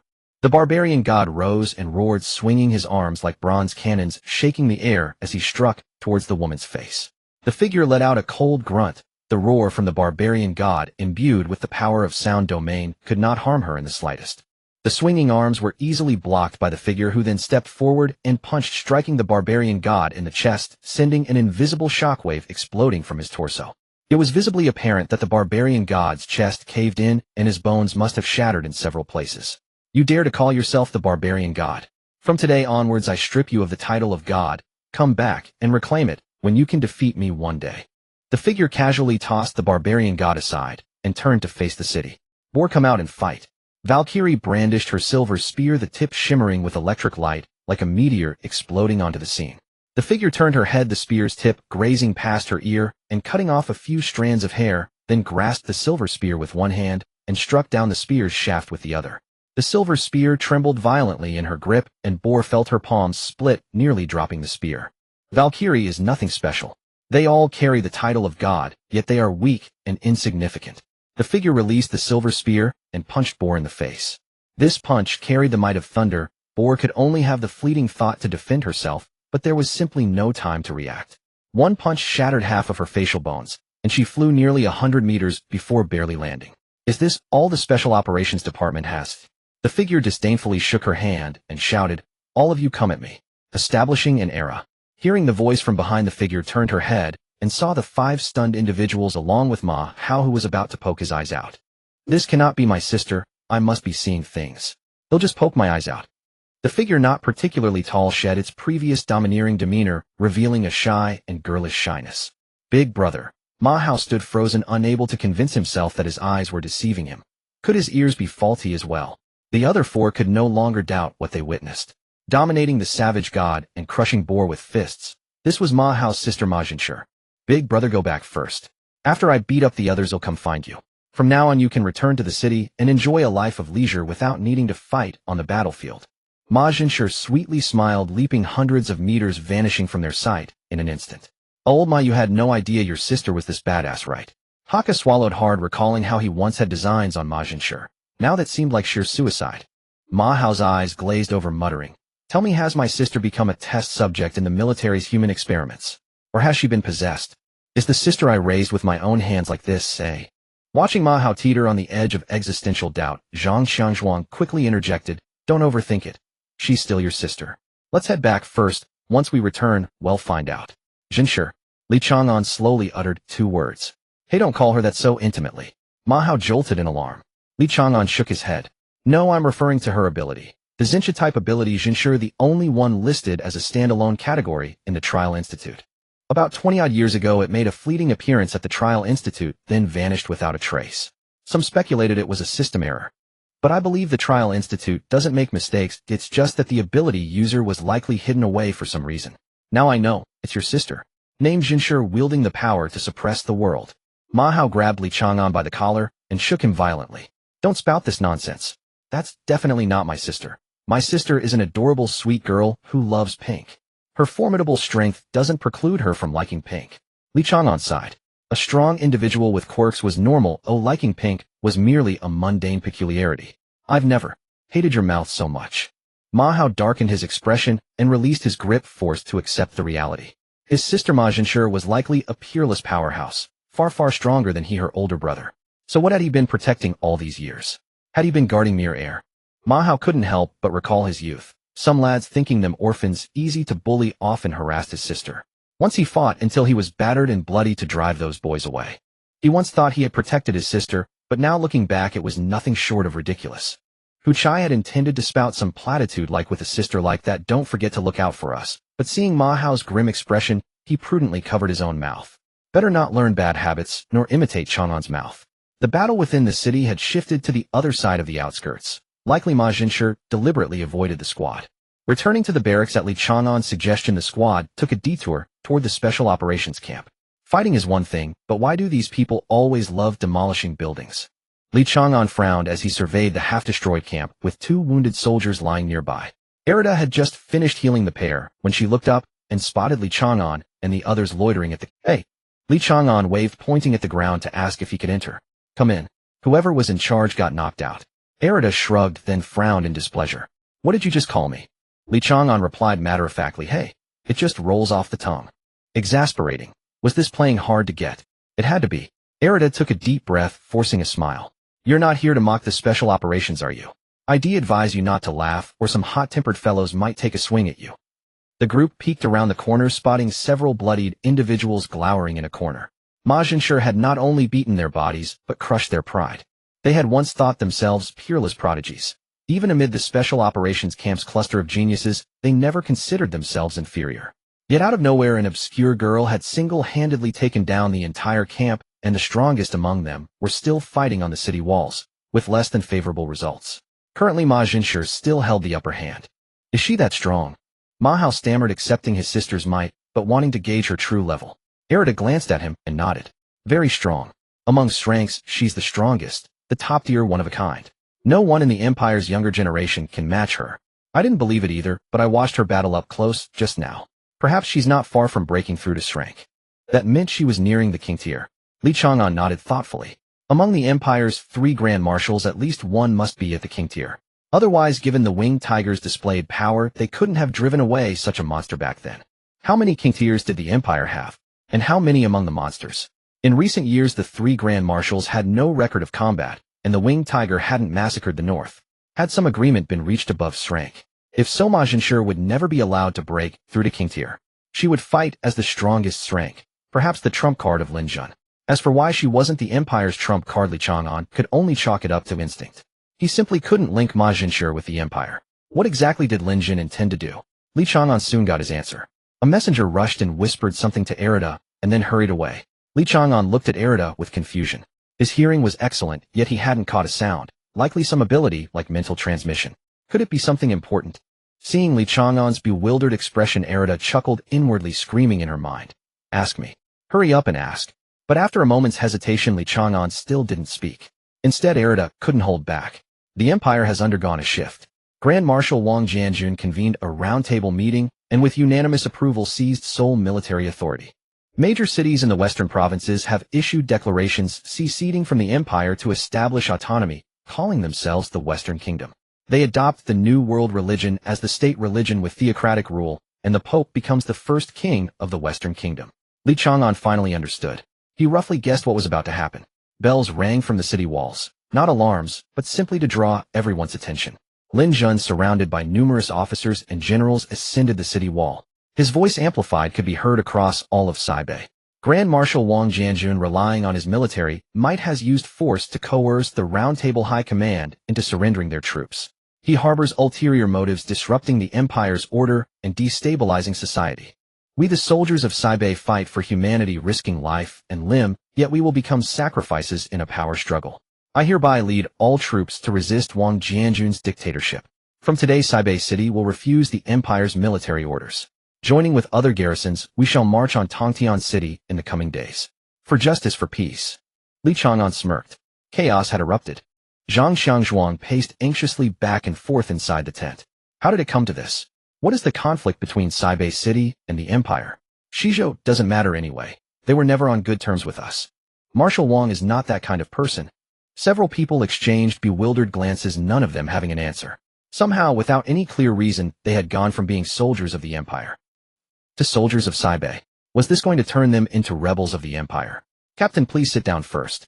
"Actually, it's not that big of a problem," Li Chang'an said, helplessly pushing a chair under the captain's butt. Li Chang'an helplessly shoved the chair under the captain's buttocks. Zhang Xiangzhuang had no choice but to sit down, scratching his scalp. "I've been a soldier of the Empire for over a decade. And now they suddenly say we're marching on Tongtian City. I'm going crazy. The problem is too serious." Li Chang'an found it both laughable and exasperating. Although the captain was usually timid, he had never seen him like this before. "Actually, Captain, think about it from a different angle. Before Marshal Wang made his move, he sent General Lin to Saibei to take over the command authority. Don't you see a connection? Zhang Xiangzhuang retorted, what connection? Of course there is a connection, Li Chang'an said patiently. Because the empire is too vast, he cannot truly hold absolute power alone. So he divides and rules. General Lin is probably part of the arrangement as well. Saibei still belongs to the empire, it's only temporarily putting on a show of secession. Recalling what the White Tiger had said, Li Chang'an felt that Wang Jianjun and Lin Zhun were probably also taking this opportunity to purge the unstable elements within the empire. The New World sect could even infiltrate the top echelons of the empire. There might well be their people on the Round Table Council. Having been a soldier for so many years, Zhang Xiangzhuang was no fool. His thinking just hadn't had time to shift yet. Now a single point was enough to make him understand. But what was the marshal trying to do? Outside the tent, people were running around spreading the news. Ma Jinshi had defeated the last member of the Special Operations Department and was now taking over as interim director. Incidentally, the former director was Jin Xinghai. He probably never expected to be ousted at such a time. Ma Hao had a crestfallen face. The others wanted to laugh, but dared not, afraid that laughing would hurt Ma Hao at this moment.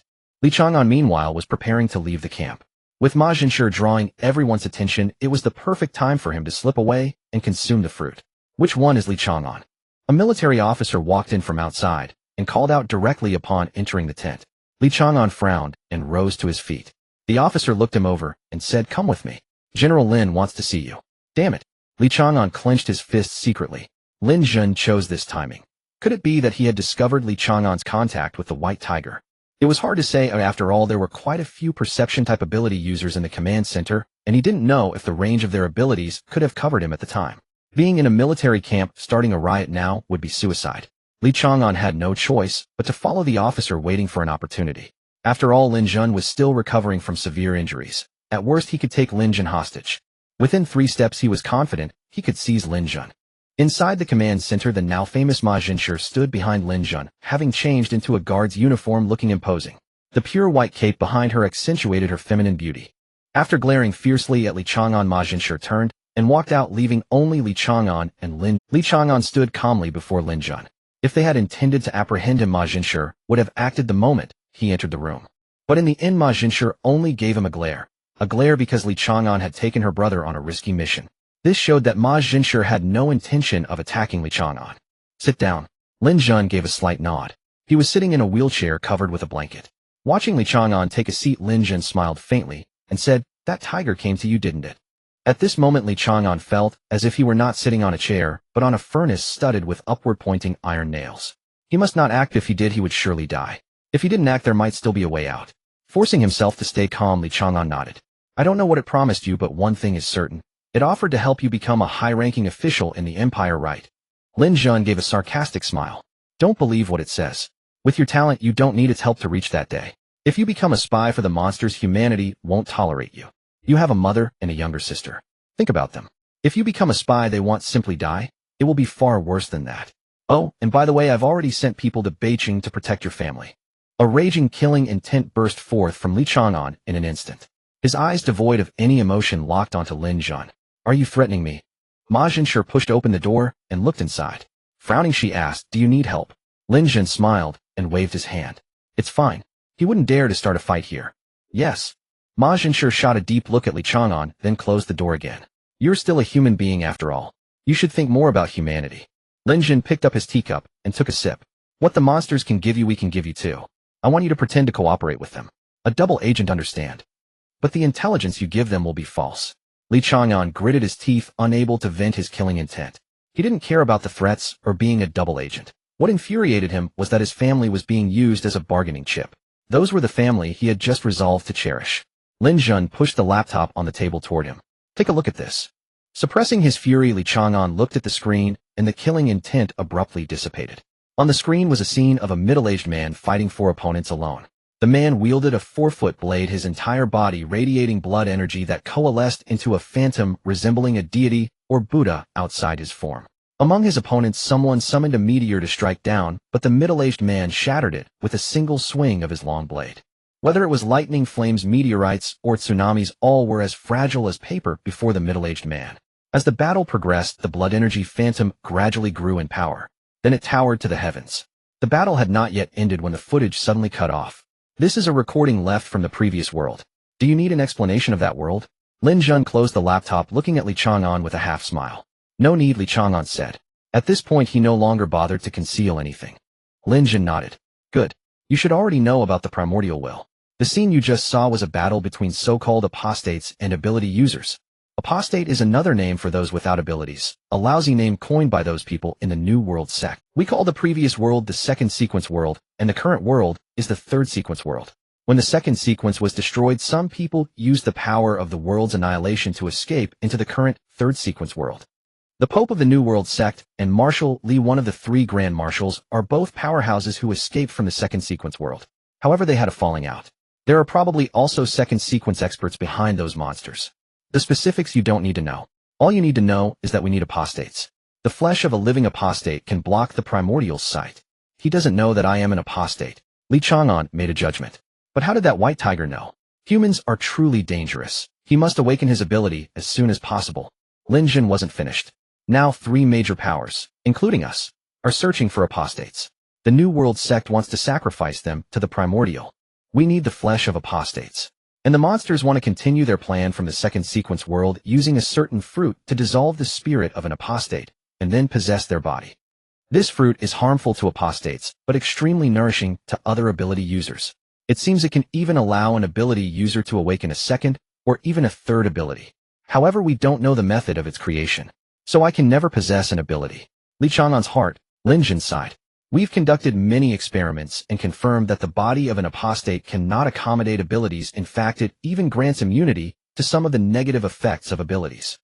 But through killing and evolution, a powerful apostate can shatter mountains with nothing but their physical body. His heart, which had just grown cold, now blazed with renewed fervor. The restlessness within made Li Chang'an's blood surge, unable to suppress the increasingly rapid heartbeat. Lin Jun keenly noticed Li Chang'an's abnormality and frowned as he looked over.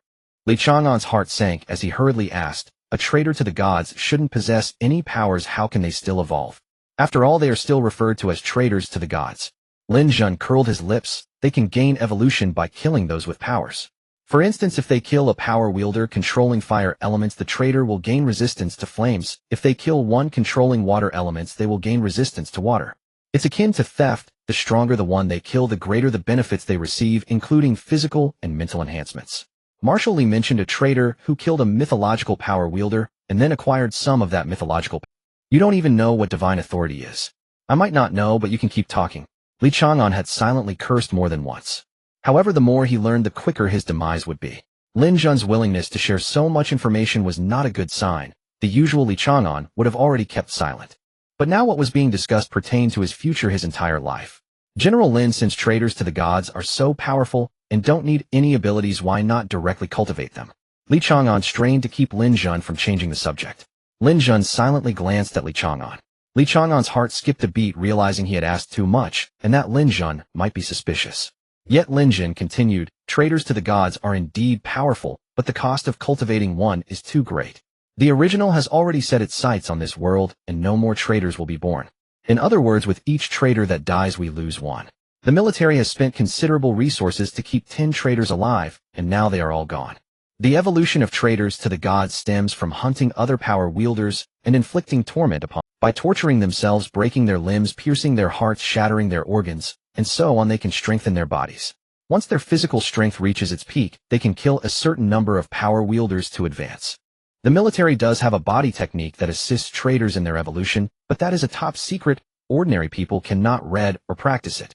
Li Chang'an swallowed hard, feeling an additional longing. His desire for that body technique. How many power wielders must one kill to achieve this? Lin Jun glanced at him. To advance from level to a level 1, needs to kill about 300 people. Beyond that, we don't know. The traitors from the secondary series world are all killing gods, deemed public enemies of humanity. The traitors we cultivated either didn't survive their self-inflicted torment or got lost in too much killing, rendering them useless. Hearing the last 2 words, Li Chang'an couldn't help but furrow his brow. The older one gets, the more blood vitality one loses, making it harder to reach the limits of the body, so we need to find traitors early. Lin Jun turned to look at Li Chang'an, smiling slightly. Those who survive in the secondary series world have a certain sense for traitors to the gods, but Marshal Li cannot take action for certain reasons. The Pope of the New Era Church and the beings behind the monsters have no reservations. They will find the traitors before us. I need you to gather information from the monster side. We must not let the traitors fall into their hands. They should belong to humanity's wealth. Why not ask if the traitors are willing? Li Chang'an scoffed, but couldn't explode in anger here.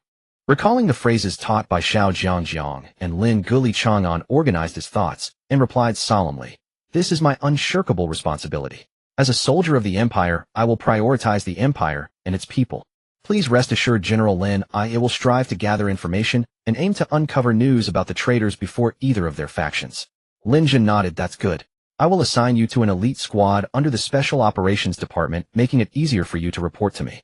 Once the beast tide is resolved, you will come to my side to serve as my guard. Our enemies are ultimately human, not monsters. Remember to be cautious and do not trust what the monsters say. Those who are not of our kind must have different hearts. Be careful." Li Chang'an nodded heavily, saluted, then turned to leave, exchanging a glance with Ma Zhanshi outside the door before lowering his head and quickly exiting. After taking a deep look at Li Chang'an's back, Ma Zhanshi returned to his room.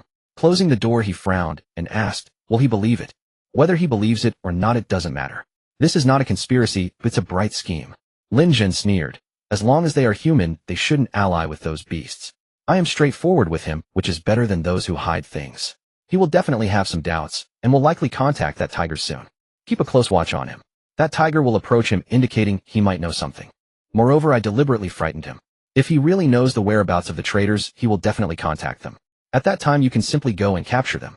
Ma Zhanshi frowned suspiciously, asking, "Could he be the traitor? That should be impossible." Lin Jin shook his head firmly. "First of all, the age doesn't match. He was born after the apocalypse, and no traitors are born after the apocalypse. Moreover, the divine crystal given to me by Marshal Li did not react." As he spoke, Lin Jin took out a pendant from his collar, which held a yellow crystal roughly the size of a finger. "I've reviewed his information, and the timeline doesn't match. Furthermore, if he were a traitor, he would have had to kill before the age of 15, when his roots fully developed. How hard would it be for a 15-year-old child without powers to kill a power wielder? Besides, the records show that he awakened his powers late, so he has been a waste all his life, trampled upon." "Waste?" Ma Zhanshi shook his head. "The murderous intent he displayed earlier is not something a waste can possess. Even the Grand Marshal's murderous intent isn't much stronger than his." Lin Jin shook his head again. "A psychologically twisted pervert who has endured bullying since childhood will lose part of their humanity once they awaken their powers. This is quite common. If he were a traitor, he would not act like this. A traitor raised in the common populace without powers would find themselves at the very bottom of society, hiding and enduring humiliation. The more twisted he is, the less humanity remains, which rather proves he is a petty individual whose ambitions are rising. Just a good blade, sharpen it for a while, and then throw him back to Tongtian City to deal with anyone who disobeys. Keep a close watch on his family, and when necessary, kill his family to drive him completely insane. If we treat family as shackles to bind ourselves to retain humanity, then we must hold the keys to those shackles." Ma Zhanshi silently nodded. The divine crystal provided by Marshal Li would never malfunction. It is something left behind by an imperial-level sensing power wielder after their death. There have been fewer than 5 such crystals from those who have surpassed imperial-level strength in the secondary series world. Li Chang'an, exiting the command center downstairs, trembled slightly at his shoulders while the soldiers at the gate whispered, discussing what kind of fright Li Chang'an had encountered. However, he was merely excited. "I should have already reached the limits of my body. It seems I only need the lives of 300 power wielders." 2. Neither side is telling the truth. Half-truths are best for deception. Do you really think I'm a fool who would believe what I hear? All this talk of spies and double agents is false. They simply see me as bait. That old man Lin Jun wants to use me to lure the traitors, not realizing I am merely a powerless being. Threatening my family, I will kill you. Clenching his fist, Li Chang'an still didn't know that the glove had saved. Were it not for the great temptation of powers, Li Chang'an wouldn't even have accepted that fruit. There's no reason to give someone benefits first and then expect them to act. It's too fake. Yet even now he still wanted to eat the fruit. Whether Lin Jun or the White Tiger spoke was half-truths, he needed to verify whose words were more genuine. The best way would be to kill 2 power wielders first. If that truly leads to evolution, then I can temporarily set the fruit aside. After all, I have the bastard Xiao Jiangjiang on my side. Do you think your lies will go unverified? But how do I contact Xiao Jiangjiang? Li Chang'an felt a headache coming on. His phone dinged, and as he rubbed his head, he pulled out his phone to find a text message. "Meet in the north in an hour. Sender 1 Anren." During the waiting period, Li Chang'an led his teammates to the martial grounds. Soon he would be reassigned to an elite squad under the Special Operations Department, and before leaving he wished to impart more life-saving techniques to his friends. Your physical bodies are too weak. Even with sufficient combat awareness, your flesh will hold you back. Li Chang'an's first words left everyone bewildered. Hu Chai raised his hand like a student. Excuse me, teacher Li, our bodies are still weak. Li Chang'an nodded. Nearby stood a strength testing machine. He walked straight over, took a deep breath, and threw a fierce punch. The machine shuddered violently as the red digits on the screen leaped wildly, finally halting at 2,570. One punch, 2,570 Jin. The group stared in disbelief. Li Chang'an silently glanced at his own fist. He had held back some strength. At most he could unleash 3,000 Jin, which might be the limit of class. He had improved a little these days, otherwise he would still be 100 or 200 Jin short of the limit, even as his weight wildly increased. No way, are you sure you don't have a strength type ability? Hu Chai swallowed and looked at the captain. Captain, how much can you punch? Zhang Xiangzhuang furrowed his brow, stepped forward, and slammed down a punch with equal force. The number jumped slightly and stopped at 2,800. Don't be too surprised. You've never trained your bodies to their limits. Li Chang'an spoke the truth. Who would willingly spend time tempering the body when one could soar through the sky and slay enemies with a flying sword from afar? Even enhancement-type ability users wouldn't go out of their way to train their physiques. Few had noticed that the era had changed. The human limit was no longer 100 meters in over 9 seconds, no longer a deadlift of over 500 kilograms. Even ordinary producers could carry 100 Jin of rice and move as swift as the wind. The evolution of abilities also slightly enhanced physical fitness, precisely why people had forgotten to train deliberately. A healthy body is the foundation of all endeavors, and that holds true even now. After activating his ability, Zhang Xiangzhuang could drag a nearly threatened sports car while running even without entering combat mode. Li Chang'an's punch of 2,500 Jin, if taken heated, was no less harmful than a bullet. Advancement in rank raised the upper limit, but without targeted training one remained essentially a mortal frame. The peak strength for class was 3,000 Jin, while a class likely exceeded 5,000 Jin. For those with body-enhancing abilities, this ceiling could be even higher. You need to train your bodies first so that your flesh can keep up with your mind's reactions. Li Chang'an was not a qualified teacher. All he imparted was experience. Some fighters could clearly see their opponent's moves, but couldn't react in time. It wasn't because their reflexes were too slow, it was because their bodies were too weak. The correct rhythm should be C action counter, not C action. Think of counter, body can't follow, get hit. However, the people from the Special Operations Department seemed to have a method for physical training. At least every one Li Chang'an had seen possessed a strong and robust physique. That included Ziyahongmiao and Elita. Even without using their abilities, they could single-handedly annihilate Zhang Qiangzhuang's entire squad. A higher ceiling also raised the floor. Khaleesi, who had never trained his body, matched Li Chang'an in strength. Li Chang'an assumed an attack stance. Getting beaten is the fastest way to recognize your shortcomings. Come at me. 7 seconds later, Haka collapsed while clutching his nose. After a little over a minute, Zhang Xiangzhuang lay on the ground, bowed over. Hu Chai, determined not to suffer like that, used blink to keep far away. The only one left, Ma Hao, stood up 3 times after falling. One arm was dislocated and his ribs were covered in bruises. Had Li Chang'an not pulled his strength in time, he would have also broken a collarbone. If you're vastly outmatched by your opponent, getting up over and over is the most foolish thing to do. Li Chang'an frowned, believing Ma Hao was wasting his effort. Ma Hao shook his head. You said you were helping us find our weaknesses. Since there's no danger to my life, how could I stay down? With a low roar, Ma Hao lunged at Li Chang'an again, arms spread wide to embrace his waist. Your arm movement is too large. If you want to grapple an opponent, lock your arms close to your chest and extend them only when you're near. As he spoke, Li Chang'an easily dodged Ma Hao's lunge and gently placed a knife hand strike on the back of his neck. You're dead. Although Li Chang'an used little force, Ma Hao collapsed as if all strength had left him, letting out a self-deprecating laugh. Am I that weak? Indeed you are weak. Your ability relies on firearms. Without a gun in hand, you can probably only last 2 seconds with your body. Li Chang'an answered Ma Hao's question earnestly. Even with a firearm, if someone gets within 7 steps of you, you'll still die. Hu Chai walked over, grinning sheepishly. I think old Ma wasn't asking a rhetorical question. Have you ever been in a relationship? The two lying on the ground also looked curiously at Li Chang'an. If Li Chang'an had ever been in love, what kind of legendary woman would that be? A normal woman would definitely not be able to stand his mouth. Li Chang'an's eyes lit up. He finally had the chance to say this line. Women only hinder my journey through the martial world. Not only had he never been in a relationship, he seemed proud of it. But women also slowed down my sword speed. Hu Chai rolled his eyes. Li Chang'an frowned. Is that really true? You can't take this guy seriously. Hu Chai sighed, ignoring Li Chang'an's boring question, bent down and helped Ma Hao up. You're already strong, and you protected her for so many years. What's wrong with letting your sister protect you a little now? Look, we all got beaten to the ground by Chang'an. But when the captain activates his ability, he can beat him like a dog. When I activate mine, Chang'an can't catch me either. Everyone has their own strengths. You raised your sister, never let her be poor or hungry. That's an incredible feat. I understood now. He wasn't saying he was weak, but that he was weaker than his sister. Li Chang'an grasped this and filed it away in his heart. He had thought Ma Hao was seriously asking for an evaluation of his combat capability. Zhang Xiangzhuang stopped pretending to be dead and sat up.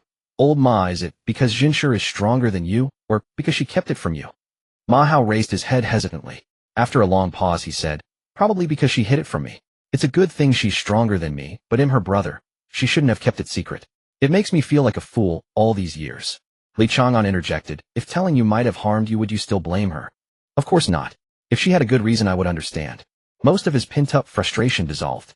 Ma Hao slapped his forehead. Chang'an's right. Why didn't I think of that? No, I just think General Lin is not a good man. Your sister working for him might be under coercion. Li Chang'an spat. The thought of Lin Jun made his blood boil.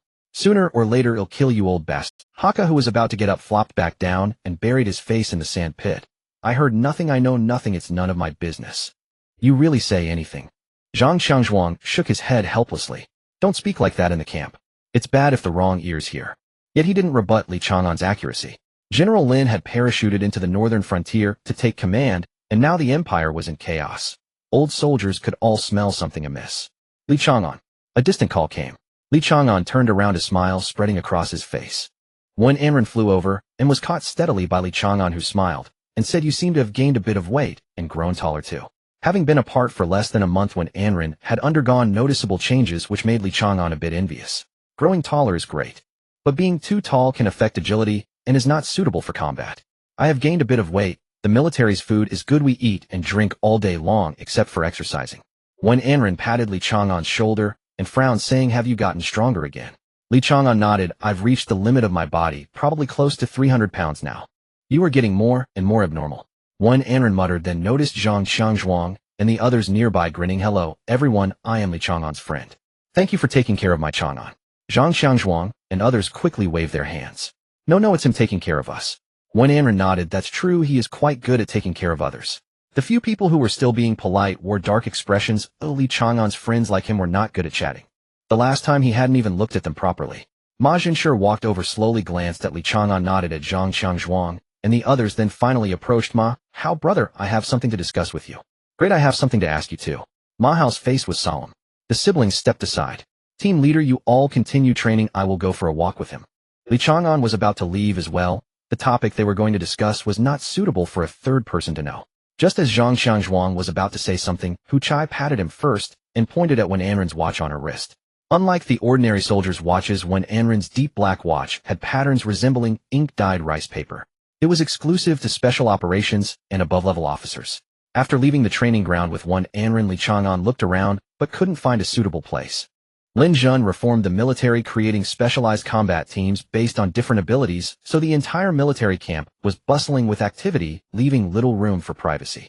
Let's go to the command center. Each office's walls are embedded with a type of special monster bone powder that can resist a certain degree of perception. Wen Anren showed her military rank. Colonel rank. Li Chang'an smiled and nodded. In the Special Operations Department, the minimum rank was at least first lieutenant, but it seemed that only Ma Jinshi held the colonel rank.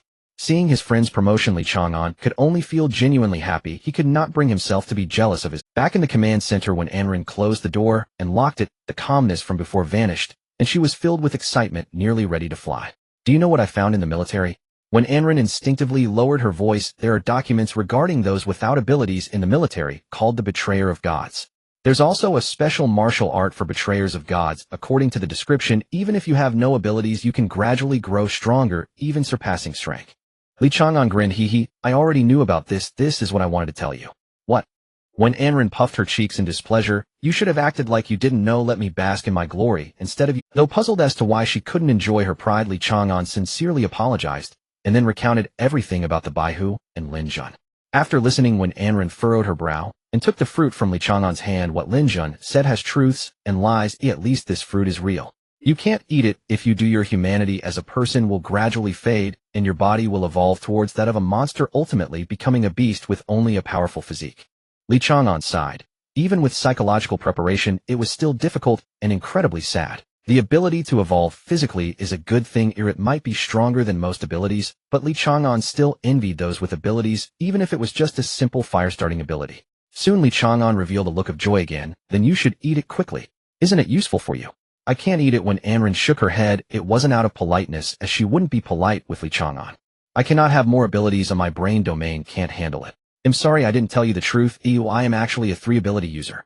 When Anren's voice grew quieter, she felt she had let down Li Chang'an's trust, especially with the joy on his face when he saw her, which made her feel even more guilty. Why didn't I tell him sooner? If I had just told him from the beginning that I was a 3-ability user. Wow. Li Chang'an's eyes sparkled. A 3-ability user. This is the first time I've seen one, and it's my friend. Just as when Anren was about to reprimand Li Chang'an for his naivety, she suddenly froze. She realized it wasn't Li Chang'an who was naive, but herself. She did not care. Her act of being surprised and happy was to comfort me. It was that she didn't want me to feel troubled.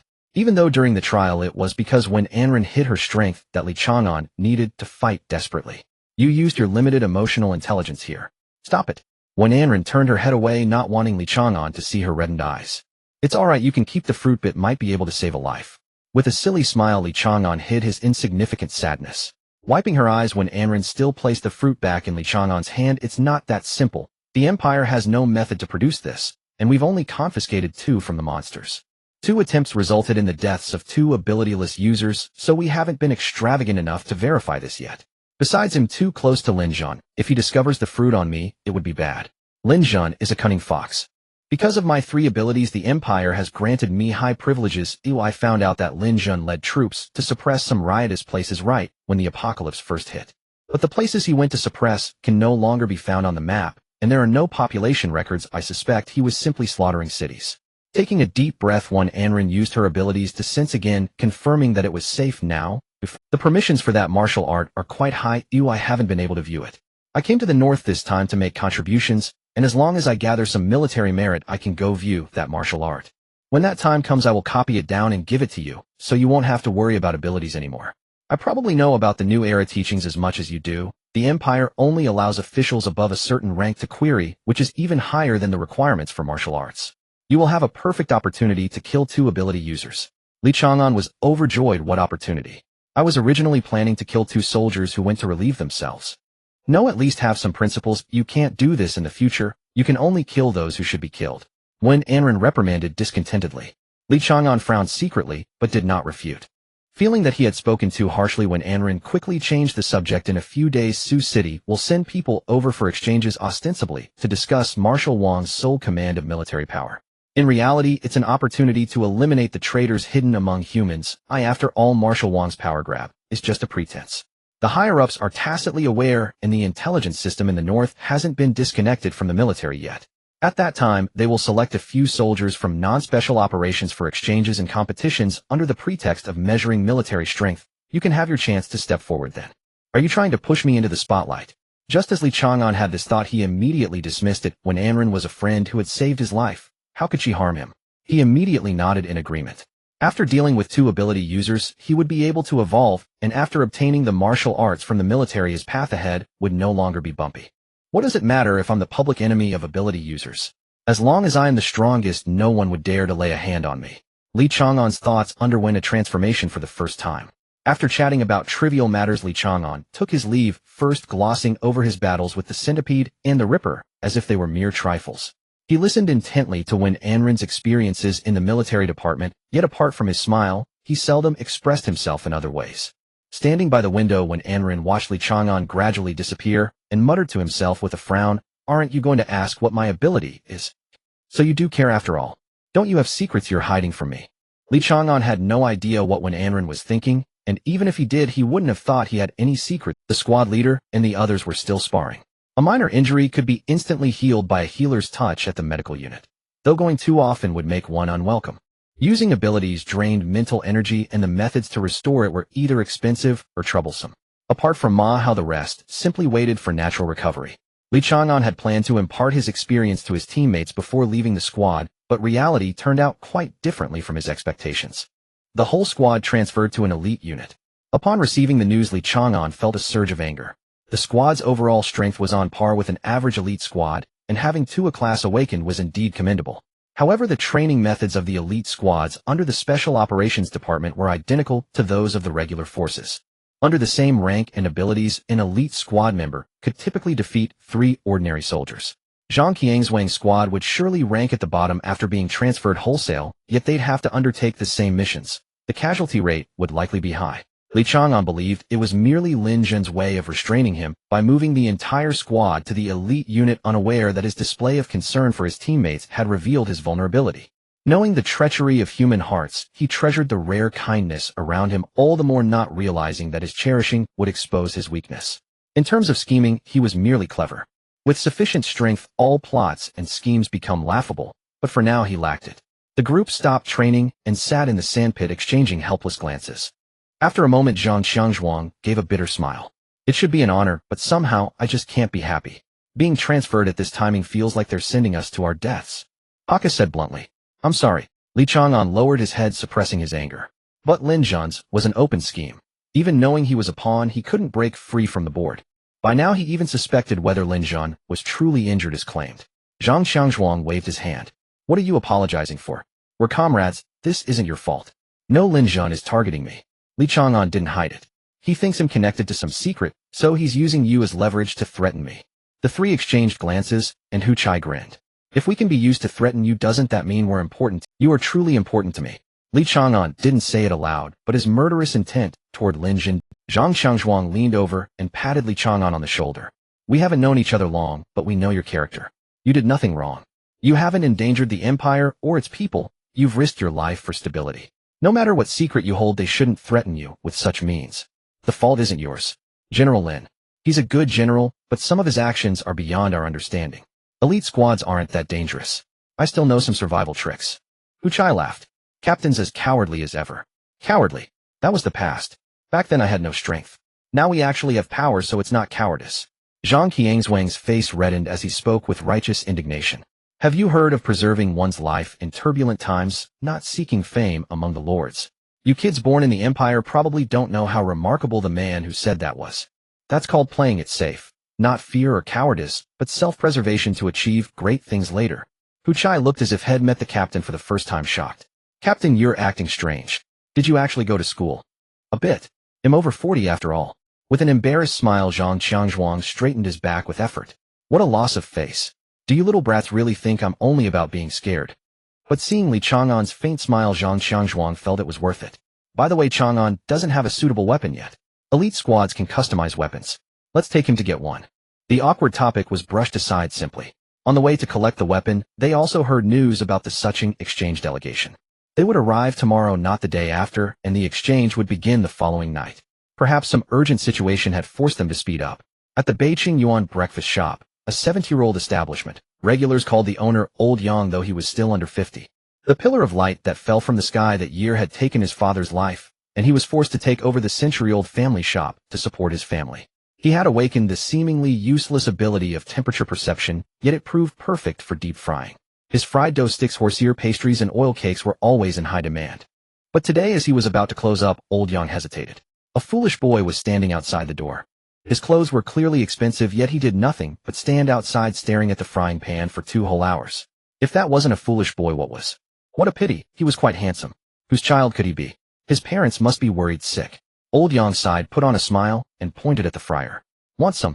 The foolish boy outside nodded, pointed at the fried dough sticks in a customer's hand, then at the horsehair pastry in another's, and after a moment's hesitation, pointed at the soy milk. 1 fried dough stick, 1 horsehair pastry, 1 bowl of soy milk. The noodles are gone, I'll get you some separately. Old Yang pointed to a chair. You can sit here. The foolish boy frowned, looking puzzled, but still sat down on the small chair. A few minutes later, steaming hot fried dough sticks were placed before him. The foolish boy looked around, but couldn't find any utensils, so he wrinkled his brow and picked up the dough stick with his fingers. After one bite, his expression shifted several times. It tastes better when you dip it. Old Yang's cigarette in mouth pointed at the dough stick, then at the soy milk, and mimed a dipping motion. After a cautious attempt, the foolish boy's eyes lit up, as if he'd discovered a new world. Soon the plate and bowl were empty. He stood up satisfied. How much? My treat. No charge. Old Yang smiled, put out his cigarette, and began clearing the table. I've never tasted such a unique delicacy before. For you to treat me makes me uneasy. The foolish boy stood up and slapped his ID card against the payment pad. I'll remember your kindness. Paying doesn't prevent you from gaining my friendship. I hope you'll do me the honor of visiting the Pendragon family after I return home. The foolish boy gave a slight bow and strode out of the breakfast shop. What a foolish lad indeed. Old Yang shook his head helplessly. Do young people nowadays call this Chinibu? Family indeed. Just then the cash register on the counter trembled slightly, followed by a female voice announcing the transaction. Payment received 500,000 yuan. What? The rag in his hand felt unreal. Old Yang counted the numbers on the account with trembling hands. 500,000 yuan had indeed appeared in his account. Old Yang collapsed into his chair. What on earth had just happened? High in the sky, the foolish boy walked beneath the firmament, laughing to himself. Life at the bottom isn't so bad. The food may not be refined, but it has a charm of its own. The only downsides are the shabby accommodations and the mess. Everything else is fine. I probably overpaid. This meal was worth about 100,000. He'll need to be more frugal. Down below, Old Yang remained utterly bewildered. He still didn't know the name of the foolish boy he had met that day. Is this where Li Chang'an lives? Charles frowned, imagining that Li Chang'an must have grown up in a slum, relying on his own abilities to provide a good life for his family. However, the old apartment building before him shattered Charles' imagination. With his unique abilities, even as a killer, he could earn quite a bit of money in a year. Why was he still living in a slum? In fact, this place was no longer a slum. If anything, it could be considered a commoner's quarter. After being reborn a calm, Charles deeply realized his own shortcomings, and his resentment towards Li Chang'an had vanished. It took courage for Li Chang'an, who was clearly weaker than him, to raise a knife against him, not to mention that he had later fought fiercely and managed to injure him with his frail body. However, the later incident with the black gunman was truly annoying. Charles still believed that Li Chang'an and Wen Anren were not in cahoots. He regarded Li Chang'an as a rival, a worthy opponent. As the heir of the Pendragon family, he was not a fool. Acknowledging one's mistakes was a fine tradition of the Pendragon family. Charles extended his spiritual power to cover the entire neighborhood and quickly retracted it. He had completely mastered S-level power. The spiritual power of the mage not only supported him in using his abilities, but could also be used for perception. To show respect to his opponent, he merely probed Li Chang'an's aura. He's not home. It would be impolite to visit unannounced. I'll wait for him to return. He then looked towards another window in the neighborhood. Someone is spying here, their gaze filled with malice, and they carry a heavy killing intent. Could it be an enemy of Li Chang'an? Indeed, my father said that strong individuals emerging from the slums often trample on the interests of others. It must be someone Li Chang'an offended in the past. They don't look like good people. They probably have blood on their hands. I can't let them harm your family. Charles snorted coldly, and the clouds overhead turned to ink, with endless thunderbolts descending from the sky, all piercing into the room filled with malice. Amidst the flashes of lightning, not a single scream was heard from within the room. After a moment, Charles waved his hand, dispersing all the thunder, and only slowly left the neighborhood once he confirmed there were no survivors inside. Those who spy on the strong must pay the price. What's even more despicable is that you dared to show malice towards a strong individual. You deserve to die. Charles flew away, intending to see where Li Chang'an had grown up, but it had not yet come to fruition. While preparing to receive the exchange group, Lin Jun heard some unpleasant news. They're all dead. Not a single one of those sent to monitor Li Chang'an's family is left. Ma Jinsher nodded gravely. It should be the work of a strong individual among the Shrank, most likely Thunder Control, with a small chance of it being the mythological type Thunder God. One strike to annihilate them. There were no survivors at the scene, nor any signs of resistance. The corpses were charred by high heat, but it did not affect the neighboring residents. Lin Jun frowned tightly. Li Chang'an only has a few acquaintances, none of whom fit the criteria. Could it be targeting someone from the Empire? Is there anyone suitable in the New Era Church? None. Ma Jinsher shook his head. I will continue the investigation. Should we send more people to keep watch? Lin Jun stood up. Not for now. Oh, after all, Li Chang'an can't escape for the time being. He probably has many secrets. Perhaps Wen Anren can cooperate a little. Let's prepare for the exchange meeting first. Arrange for Li Chang'an to go second. Li Chang'an was unaware of what others were plotting. He was seriously preparing for the exchange meeting, wrapping his hands with boxing tape and adjusting to the newly acquired battle knife. The blade was 3 feet long, less than 2 inches wide, yet weighed 17 kilograms, meeting Li Chang'an's requirements in both hardness and toughness. This was the weapon Li Chang'an had been most satisfied with over the past decade. It was standard issue in elite squads, but priced around 20 million among hunters. An exorbitant price he could not bear. Chang'an, are you really going to fight? Zhang Xiangzhuang brought him a cup of coffee. The conditions of the new camp were significantly better than before. Even luxuries like a coffee machine were available. Yes, just to kill 2. Once I'm done, I'll come down. I've seen the venue, bit smaller than the previous octagonal iron cage. I won't have any issues. Li Chang'an turned back and smiled. The widest part was less than 5 meters, with opponents only 10 steps apart at the furthest. Knowing this was Lin Zhan's order, Zhang Xiangzhuang could do nothing to change it, only murmured, "Try not to kill them, it might provoke their wrath. General Lin wants to leave them alive, but injuring them is fine. After all, once we reach the northern region, General Lin calls the shots. Their severe injuries leading to death won't be your problem." Li Chang'an felt warmth in his heart. The usually stern captain's words were unexpected. However, he did not intend to hold back, otherwise he wouldn't have made any preparations. He just needed to kill 2 more, and he could evolve. For dinner, Li Chang'an ate a lot, exceeding his usual portion by more than double, and then lazily made his way to the venue for the exchange meeting while supporting his knife. Zhang Xiangzhuang and the others had no right to enter and could only watch him leave from a distance. After chatting with his sister Ma Hao, who had been listless, suddenly shouted, "Come back alive." Li Chang'an paused for a moment, but did not linger. The square stage was already filled with people sitting cross-legged with pride. They were the elites of the northern city and the talents cultivated by Lin Zhan over the past few years. Lin Zhan sat side by side with Major General Liao Cong of Su City. General Lin, the northern city is indeed filled with talents. Even without the special operations unit, it should be the strongest city in the empire. Liao Cong, munching on peanuts, smiled with an inexplicable depth. He certainly knew that the subordinates he brought this time were all traitors of the empire, and these people were destined to die. But as a member of Su City, observing the strength of northern city through the deaths of these people was also quite good. General Liao is joking. The strength of northern city has nothing to do with me, Lin Zhan. I'm merely an administrator. Lin Zhan smiled slightly, not wanting to waste any more time on this topic. Since everyone is here, let's get started. Finishing early means more time to rest. Ma Zhenshi nodded at the side and waved to the crowd below. One person from Liao Cong's side stood up, holding a flowery sword as he walked onto the stage. A soldier from the Northern Army also stepped forward, wearing heavy boxing gloves as he ascended the stage. Su City Army Lady Combat Type, Sharp Penetration a level. Northern Army Kierda Elemental Type, Earth Element Mastery a level. Ma Zhenshi waved his hand. The two on stage moved at the same time, Lady quickly closing in. Kierda stomped his foot, and the ground cracked, fissures spreading towards Lady with earth spikes shooting up from the cracks, while earthy armor spread over him at the same time. Swoosh! The flowery sword pierced through Kierda's head, exiting through the back. The earthy armor, which had covered his head, first crumbled like paper before Lady. Watching from the sidelines, Li Chang'an judged that the footwork was decent and easily dodged the earth spikes, but mainly because the abilities were countered, the defense-oriented earth type could not withstand the sharp penetration. So this battle was a death trap. Lin Zhan couldn't possibly be unaware that the first to strike was Kierda. It was too coincidental for him to encounter a counter to his abilities. Not only was Lin Zhan clearing out traitors among the humans, he was also eliminating anomalies in the Northern Army. No, it could be factional strife. Kierda probably did not belong to his faction. Li Chang'an stepped onto the stage and drew his battle knife. Lady required no recovery time. As soon as the signal was given, he charged at Li Chang'an, seemingly attempting to replicate his previous victory. "If you want to kill us, you must pay a price." Lida's voice reached Li Chang'an's ears.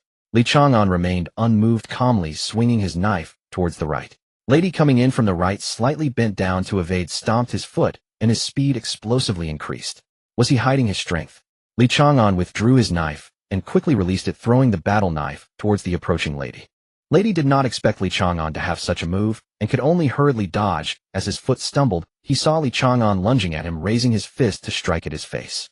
With a cold laugh, Lady swung the flowery sword towards Li Chang'an's forehead. It was just a fist for a sword. "Can you really kill me with just a punch?" Dying together was not Li Chang'an's plan. He barely tilted his head, and the flowery sword grazed his cheek, piercing through his ear bone, leaving half of his left ear behind. Due to this sword strike, his punch lost some of its strength, but fists and swords were different. Transforming his punch into a jab, Li Chang'an's fingers pierced into Lida's eye socket and did not withdraw, while his remaining fingers extended, gripping Lida's cheekbone and slamming it down towards the ground. "Your sword has no blade." Li Chang'an's voice, along with excruciating pain, entered Lida's mind. Lady watched as Li Chang'an seized the flowery sword, bending it, then disregarding everything, he punched towards Lida's head. Shaking off the blood and brain matter from his hands, Li Chang'an bent down to pick up his battle knife. Next, in the shadowed corner stood Wen Anren, brow furrowed as he watched Li Chang'an shatter Lida's skull with a single punch. The sturdy cranium proved no match for his blow. Does this man not even know the word elegance?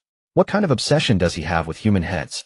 Sighing, Wen Anren remembered Li Chang'an's warning: some abilities can survive even if the heart is broken, so the surest method is to crush an enemy's skull.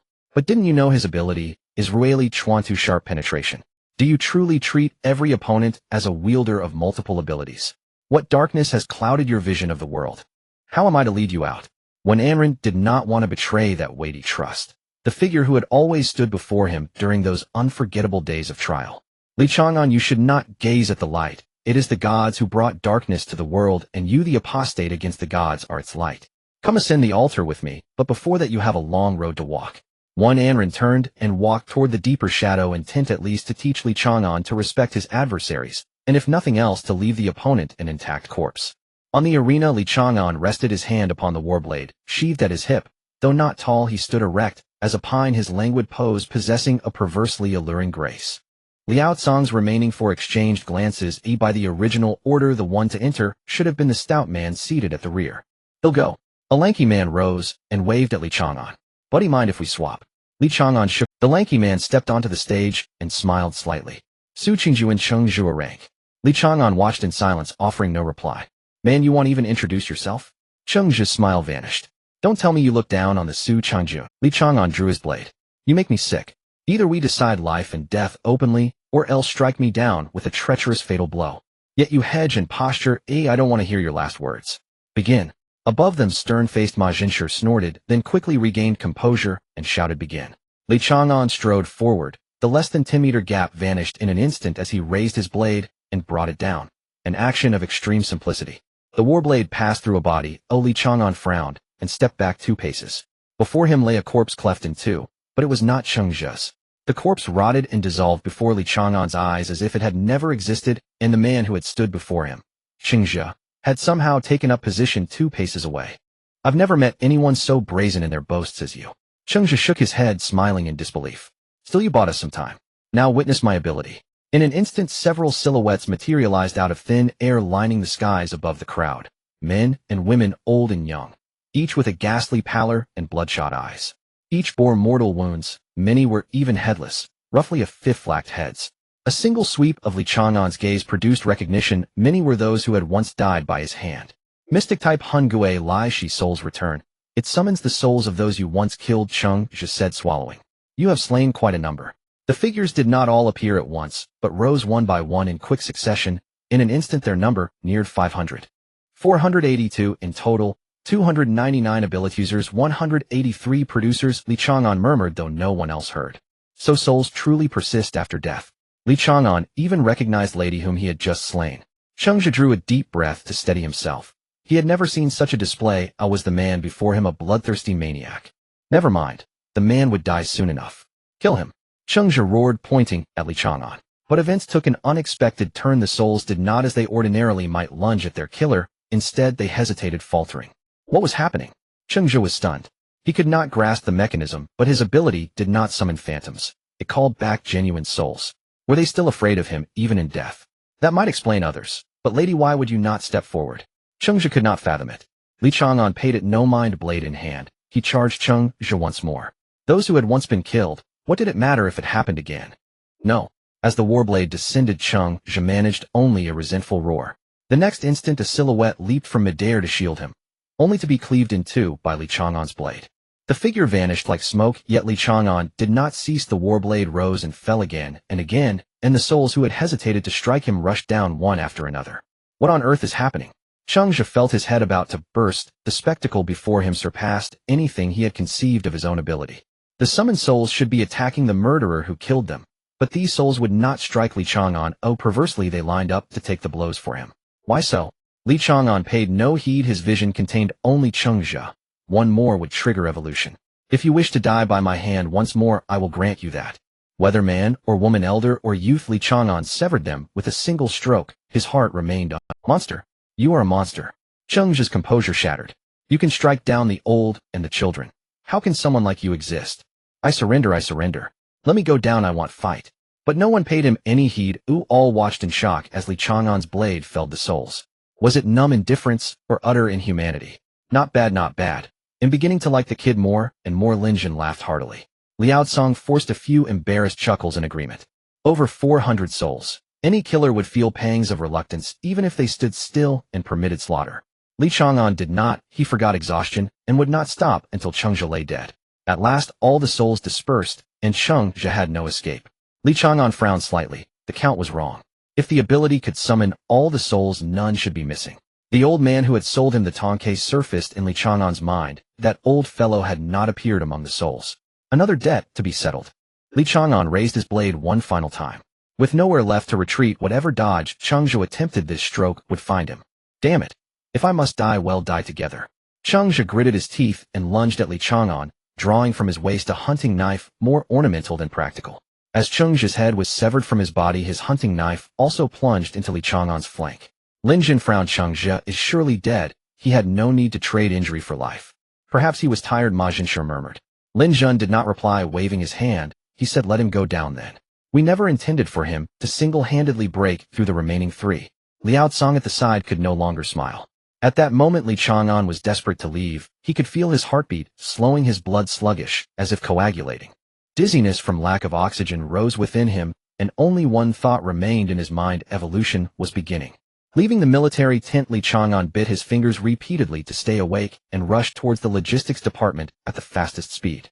He needed a place for evolution, or judging by his Bodhi's reaction, he feared he would lose mobility during the process, and it might create quite a commotion. There were only so many options available. He definitely couldn't go to the tent, as that would be hard to explain. He also couldn't stay in Wen Anren's office, as it was too close to the power center. Going there would be akin to seeking death. So there was only one last place left. The wounds on his fingers healed at an astonishing speed, almost as if they were healed the moment he felt the pain, and the knife wound on his waist was even more so. Li Chang'an's mind synchronized with his body, and he could visualize the scene of his blood vessels being reforged within his mind. The evolution surged forth, unstoppable. The logistics department, in addition to the medical team, was also responsible for resource allocation and the construction of defensive facilities. In short, there were many tasks besides combat. As the head of the logistics department, Alita was busier than one could imagine, yet her ability, Fallen Angel, was anything but ordinary. Fallen Angel ability users possess an indescribable charm that no member of the opposite sex can resist, leading them to uncontrollably desire the Fallen Angel. This desire is sacred, instinctively causing them to trust Alita, willing to give everything for her, with the degree varying according to their strength. However, this desire would be absorbed by the Fallen Angel, transforming into the energy Alita needed, including physical and mental strength, making her a sort of perpetual motion machine. She could make full use of 24 hours a day. It was precisely because of her presence that the logistics department could operate normally. When Li Chang'an entered, Alita was reviewing the progress and expenses of the wall construction. You're hurt. Alita hurriedly got up, flustered, disregarding any unnecessary modesty, carefully supporting Li Chang'an towards the sickbed. I'm fine. Li Chang'an shook his head. Do me a favor and let me be alone for a while. No matter what happens, don't let anyone disturb me. Count it as me owing you another favor. Whatever you say, I will agree to it. Please. She almost spoke those words, but Alita couldn't bring herself to say it. Meeting Li Chang'an's serious gaze, an indescribable emotion surged within her. At that moment, her blush surpassed all dialogues. Nodding, Alita turned and left the tent, no longer considering what Li Chang'an intended to do, nor why she wanted to help him. Nor would she think about why she was blushing. On some invisible arena, Li Chang'an had won once again, though he was unaware. The turmoil within his body quickly calmed, only to surge again the next moment. His blood rolled, as if something invisible was drilling into his pores from the air, finally entering his bloodstream. Li Chang'an gritted his teeth, finding the pain in his body somewhat unbearable. His blood vessels were expanding, bones cracking, yet instantly mending back to their original state, only stronger. His heart shrank to its utmost limit before erupting violently, spraying blood throughout his body, as if filtering out all impurities, leaving only the purest blood. A thunderous explosion seemed to erupt in his mind, halting all thoughts, leaving only a blank slate. Various sounds reached Li Chang'an's ears. People were conversing. Birds swooped through the sky. Monsters were howling. Clouds were gathering. A gentle breeze brushed through the northern plains. It felt as if countless years had passed, yet also as if it were merely a moment. Li Chang'an stood up. He opened his mouth and exhaled a mouthful of black mist, watching it dissipate into the air. Li Chang'an raised his hand, feeling the body that was now completely different. Dust floating in the air was clearly visible, and even the dark corners of the tent were illuminated as if by light. The sound of a button being fastened reached his ears, though he could not tell how far away it was. His heartbeat was robust and powerful. With every beat, he felt an endless surge of strength, and the expansion of his lungs reached its utmost. Li Chang'an felt that even if he ran with all his might for an hour, he would not feel fatigued. He raised his hand to press against the skin on his arm. It was soft. Soft, yet with a certain resilience. He punched down, feeling no pain in his arm, but rather a slight numbness in his fist. Li Chang'an drew a knife and exerted some effort to cut through the flesh of his arm, revealing the bone beneath. While others had white bones, his were a light ink color. The blade glided over without leaving a trace, not just steel, but surpassing it. His skin was like a layer of rubber, while the flesh and bone were harder than iron. The blunt force first contacted the skin, and the skin absorbed most of the impact. What could possibly remain of the force that landed on steel and iron bones? The measurement of strength and speed was difficult as he was still in the tent, but Li Chang'an was certain that his strength had broken through the limit of 3,000 pounds. The new limit was likely over 10,000 pounds, at least a threefold increase, far surpassing typical ability users who broke through to a grade. Although I'd love to have a fight, Lin Jun would probably notice my changes, so it's better not to take that risk. Li Chang'an sighed and stepped towards the door. With each step he swayed. The body after evolution surprisingly could not adapt in such a short time. Just how much stronger have I become? Since I just got up, I feel an impulse wanting to shed blood. Li Chang'an gripped the knife, focusing on the blood within himself. What appeared was astonishing to him. Blood seeped from his pores, covering the combat knife, with his consciousness instantly turning the blade crimson, emitting a searing heat. He tore off a piece of tissue from the side and tossed it onto the knife, which immediately burst into flames. No sooner had he felt excitement than a wave of dizziness hit him. He quickly sat down, and the blood on the knife flowed back into his body. Though it was a bit less than what had flowed out. It's not an unlimited ability, oh what a pity. Despite saying this, Li Chang'an was still quite satisfied. By now he finally possessed something that was different from ordinary people, with his combat powers significantly enhanced. He was an entirely different concept before and after the evolution. After sitting on the ground for a while to recover, Li Chang'an bitterly smiled. I'm becoming less and less like a human, and my blood is as thick as mercury, and my bones are harder than iron. However, ability users are not humans to begin with. It's quite normal for me to be unlike humans. I'm just a bit hungry. As the tent door pushed open, Alita peeked in and instantly relaxed her expression. You finally woke up, though if you hadn't I would have barely been able to hold on. Li Chang'an apologized. Sorry, how long have Not even 2 hours, but a few things happened. Oh, I expect they'll be coming to find me soon. Alita shrugged and squatted in front of Li Chang'an, curiously examining him. What were you doing in there? Not a sound for 2 hours. I called you, but you didn't respond. If it weren't for the fact that you still had a life force, I would have thought you were dead. Li Chang'an scratched his head, unsure how to explain, but suddenly his eyes lit up. By the way, are you sprayed? Or the punch ultimately did not land, as Alita seemed quite unhappy. I just wanted to spar a little since I just broke through. Not to hit you, my apologies. Li Chang'an's apology could barely be considered sincere. Alita wasn't that petty. More importantly, she had heard about Li Chang'an's breakthrough. You broke through to rank. The joy of just evolving vanished, and Li Chang'an forced a smile. No, I broke through to a rank. Clearly unable to accept this unexpected news, Alita froze for a moment before calming down. So you weren't pretending to be crank, you really were crank. Li Chang'an nodded. He had no abilities, so he classified his rank according to his physical strength. Strictly speaking, those without powers did not have ranks. The limit of crank was the only limit he had ever felt. Before meeting Lin Jun, he thought his upper limit was crank strength, but he didn't expect to evolve further. Alita had nothing to say, and the feeling of defeat within her deepened. Had Li Chang'an been fighting above his rank all along? In fact, that was indeed the case. What kind of qualitative change occurred in your abilities after breaking through to a rank? As soon as Alita asked, she suddenly felt puzzled. By the way, I haven't seen you use that stasis ability before, have I? Not only Alita, but a few others in the Special Operations Unit who seemed to have fought Li Chang'an also had no knowledge of this stasis ability. Oh no, Li Chang'an's brain crashed. How to explain this? Not good at lying, Li Chang'an had lived by the principle that concealment does not equal lying, but how to conceal it now? Li Chang'an began to stammer. No, wasn't the stasis ability also a lie? A lie should be covered by a bigger lie, right? Then, Li Chang'an smiled. I am a dual ability user, not very powerful, and stasis has just... So that's how it is. Alita didn't suspect him. It made sense that he was a dual ability user. Although Li Chang'an's abilities were not very powerful, they seemed to perfectly match his formidable close combat skills. Power enhancement combined with stasis was simply a lethal weapon for ability users. Did he get away with it? Li Chang'an secretly chuckled. She must be doubting me, and she specifically used a smile to cover it. Seeing through Li Chang'an's lie brought a sense of joy to Alita. It was already unusual for the usually cold and serious Li Chang'an to smile, let alone be so candid. Please don't tell anyone about my breakthrough, thank you. Li Chang'an said seriously before intending to leave. Alita stood up suddenly. She had some more words to say, but couldn't bring herself to say them, and in the end it turned into, don't forget the favor you owe me.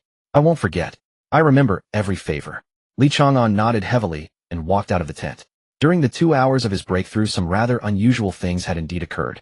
Everyone in the military camp heard the sounds coming from the direction of the arena. Liao Cong, you actually ambushed General Lin. After Ma Xinqi's loud shout, the arena fell quiet, and soon news spread.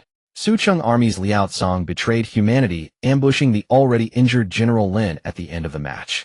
Fortunately, Minister Ma from the Special Operations Unit acted in time and killed Liao Cong on the spot.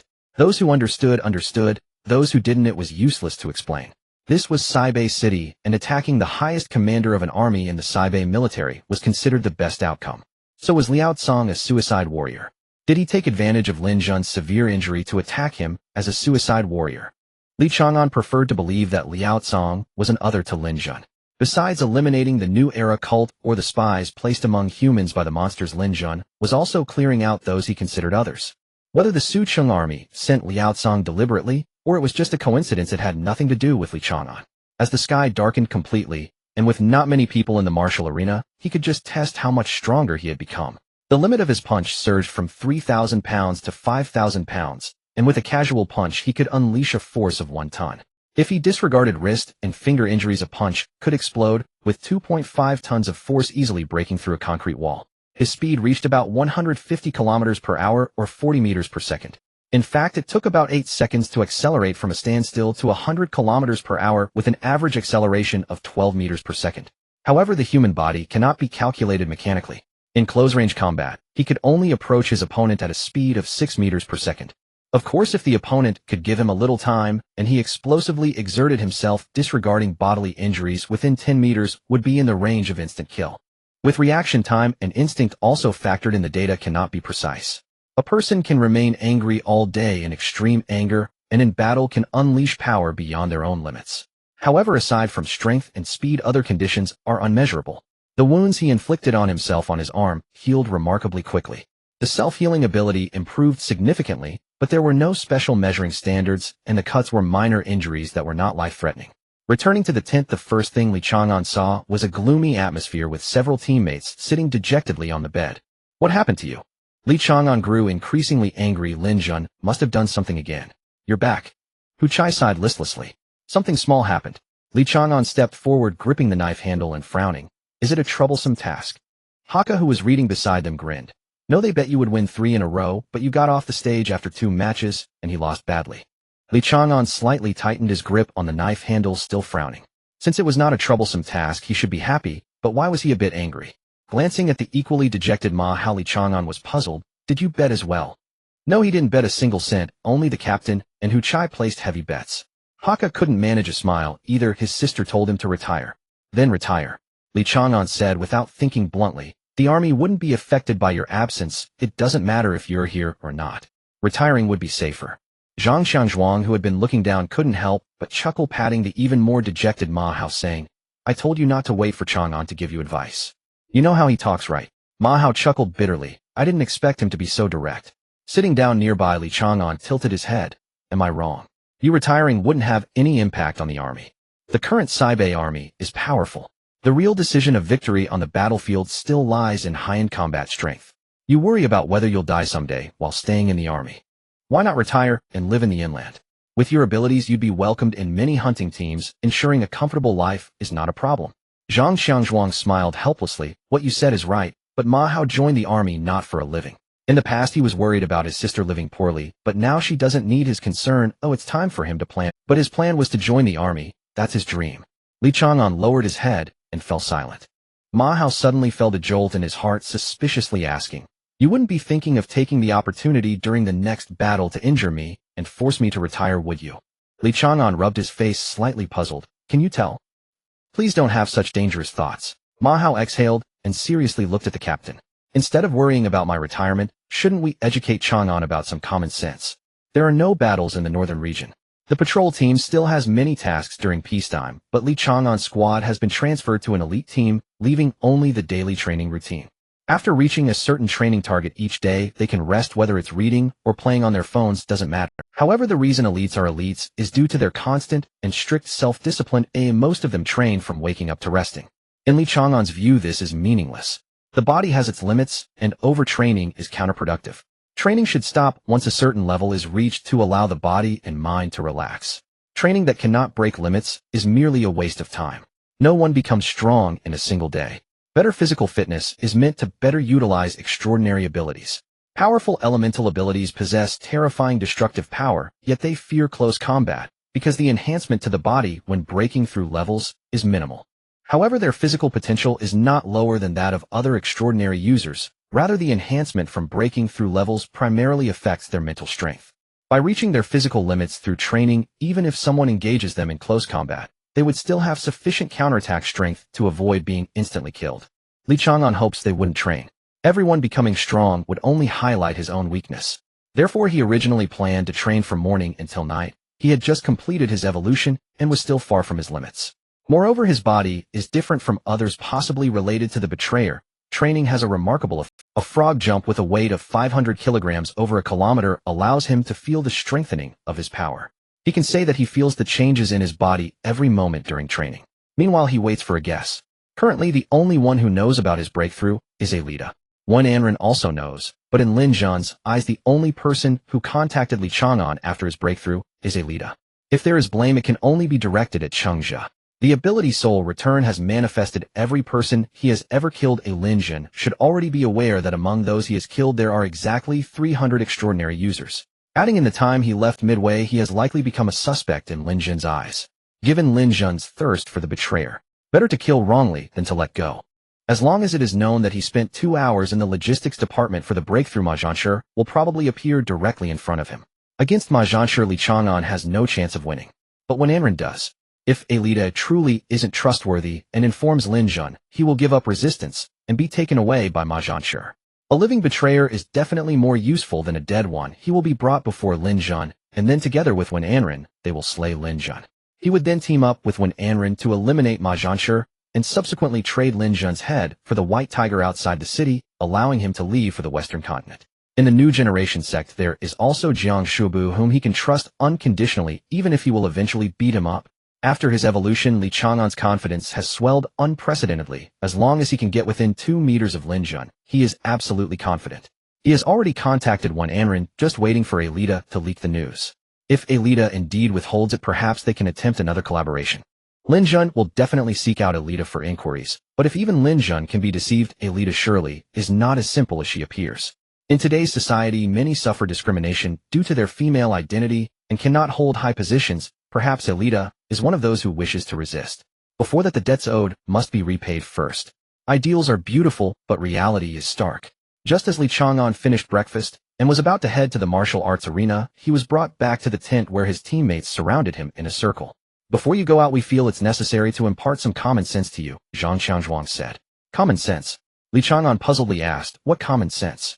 Is it common sense for confronting enemies, eh? Li Chang'an obediently sat down. If it were combat-related common sense, he would not mind having more of it. No, it's common sense in life. Seeing Li Chang'an about to get up, Zhang Qianzhuang pressed him back down. Huh, why does it feel like he almost didn't hold him down? Hu Chai cleared his throat and asked first, Chang'an, how do you think one should comfort someone when they are feeling down? There's no need for comfort. Li Chang'an answered without much thought. Feeling down is due to their own reasons. External comfort creates a false sense of reliance. So the best method is to let them be alone. Comforting them would be a waste of each other's time. Indeed, he really needs common sense. Hu Chai, feeling conflicted, changed his approach. What if it's someone very important to you who feels down? This time Li Chang'an showed a thoughtful expression and replied, take them out for a meal, then let them be alone afterward. Looking at each other, the four turned to Zhang Qianzhuang to ask. For example, if you raised chickens at home and your neighbor stole one out of hunger and you have solid evidence, what would you do? I don't raise chickens. Hypothetically. All right. Li Chang'an replied helplessly. Then go to his house, beat him up, take the chicken back. If he kills the chicken, take away the corresponding value of goods. Is theft less serious than murder?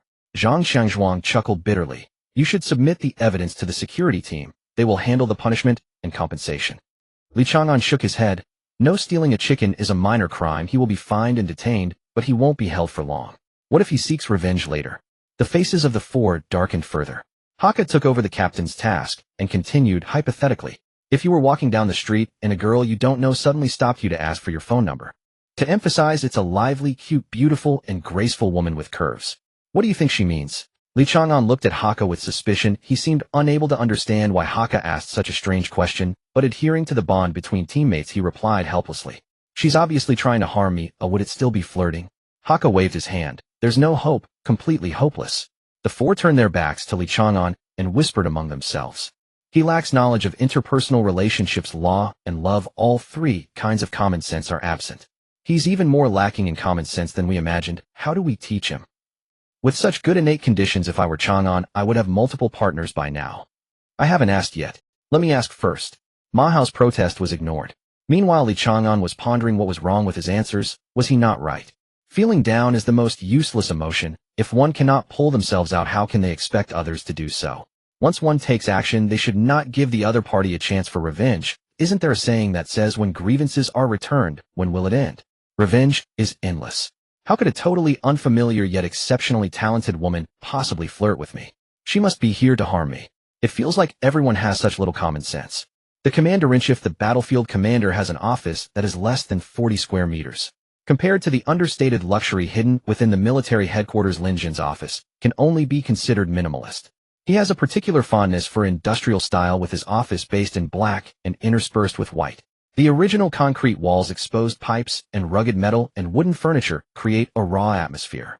The other major cities, including the military headquarters, have offices decorated in a similar style, with the only exception being Beijing, which was not renovated after Lin Jin took office. A cup of strong tea sat on the table as Lin Jin set down his pen and smiled, saying, I never expected that one day I would be sitting here while I was fixing cars at a repair shop. Back then I earned $8 a month, but my master provided meals. In my youth I could eat 3 bowls of rice in one sitting, which wasn't too shabby. I had hoped that one day I could also become a master and take on disciples, but then that Wang stood in front of me and said, we are not ordinary people. What a load of nonsense. How are they not ordinary people? They eat, drink, and take care of business just like everyone else. Lin Jin spoke while Ma Jinshi listened, knowing her opinion was unnecessary. On the surface, apart from a faint herbal scent, it was hard to tell that Lin Jin had suffered a fatal injury, but Ma Jinshi knew he could have avoided it. The movement of the cosmos can shift not only material things, but also some intangible aspects. At the very least, he could have shifted himself. Yet Lin Jin still chose to be injured. Ma Jinshi did not understand why Lin Jin chose this path, nor was it her concern. Most of the time she remained silent, as long as her brother could leave the Beijing military safely, that was enough.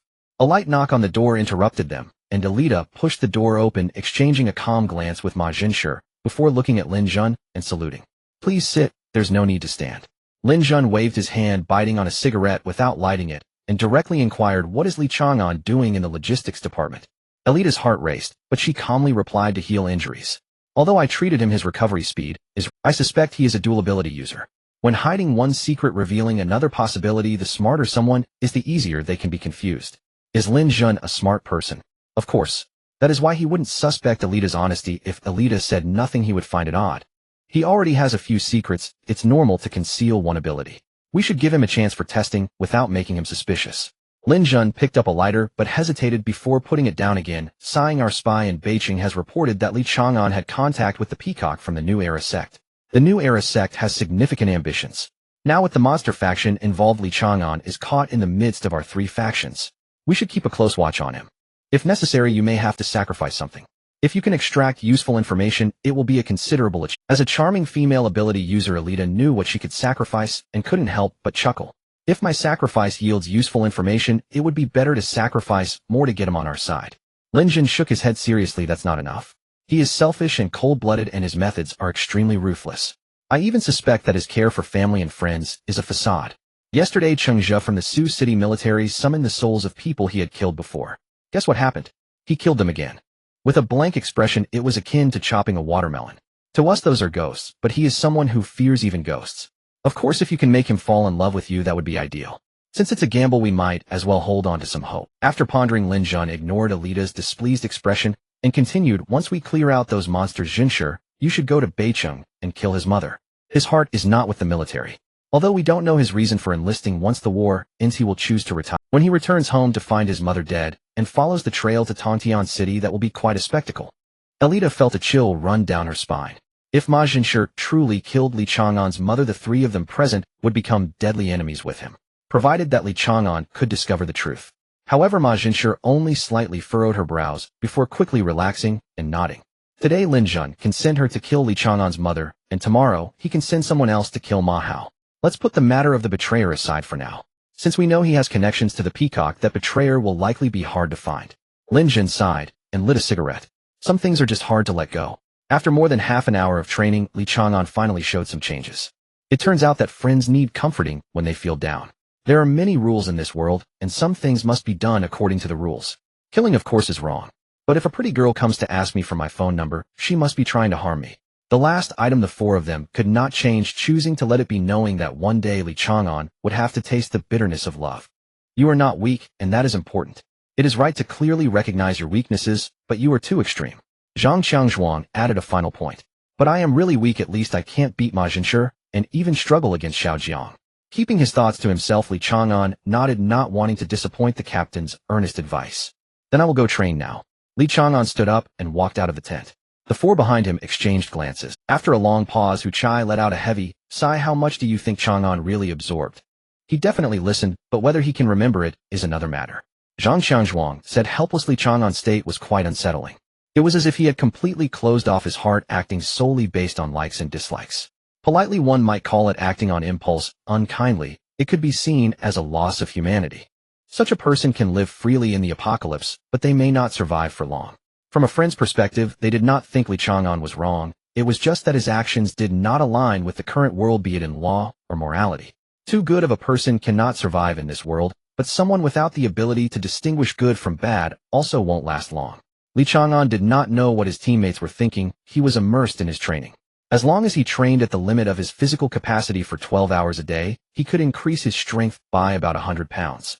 The speed of such enhancement was astonishing, with changes every day. However, he still felt somewhat dissatisfied.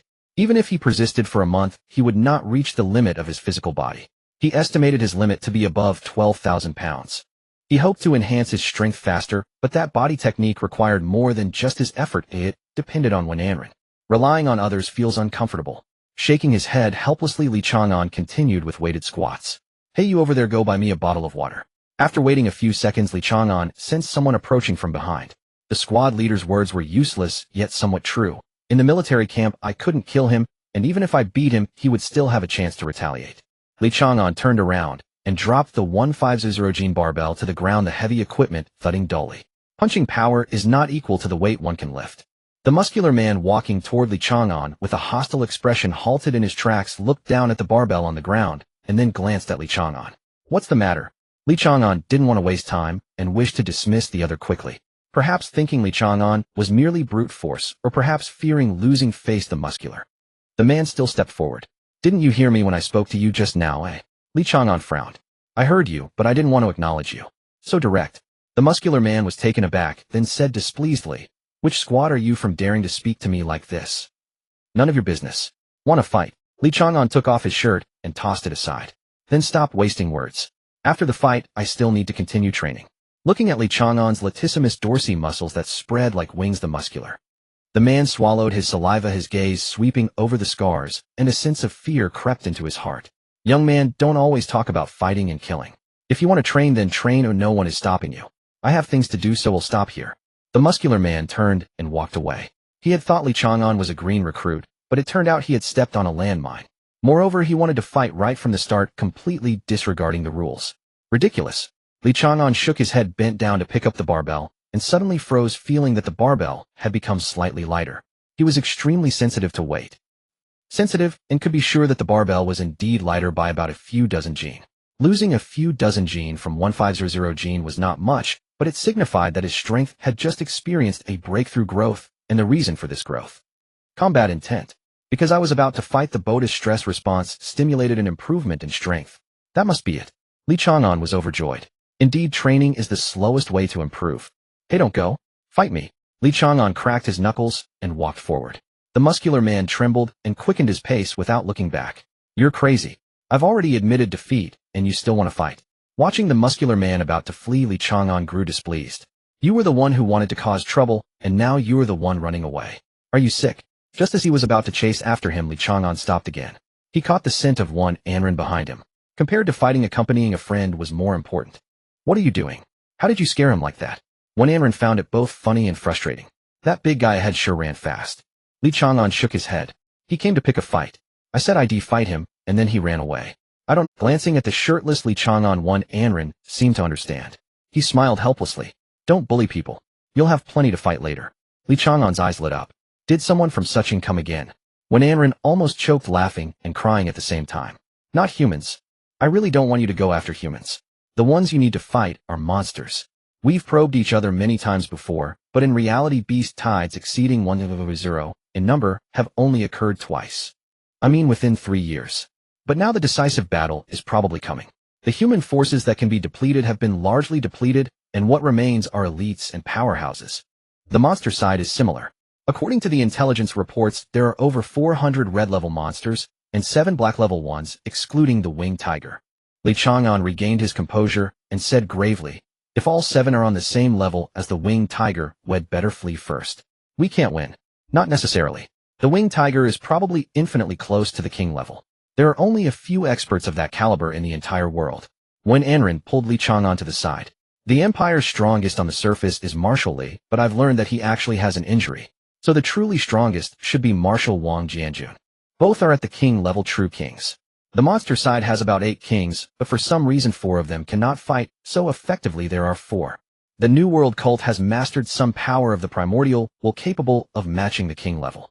They don't have true king level experts, but they have 11 quasi-kings, the most among all factions. Kings cannot act lightly, and once they do it would break the balance or the tacit understanding among top powerhouses. The real outcome is decided below the king level, and quasi-kings are included in this category. Li Chang'an glanced toward the command building and said in a low voice, is Ma Jinshi a quasi-king?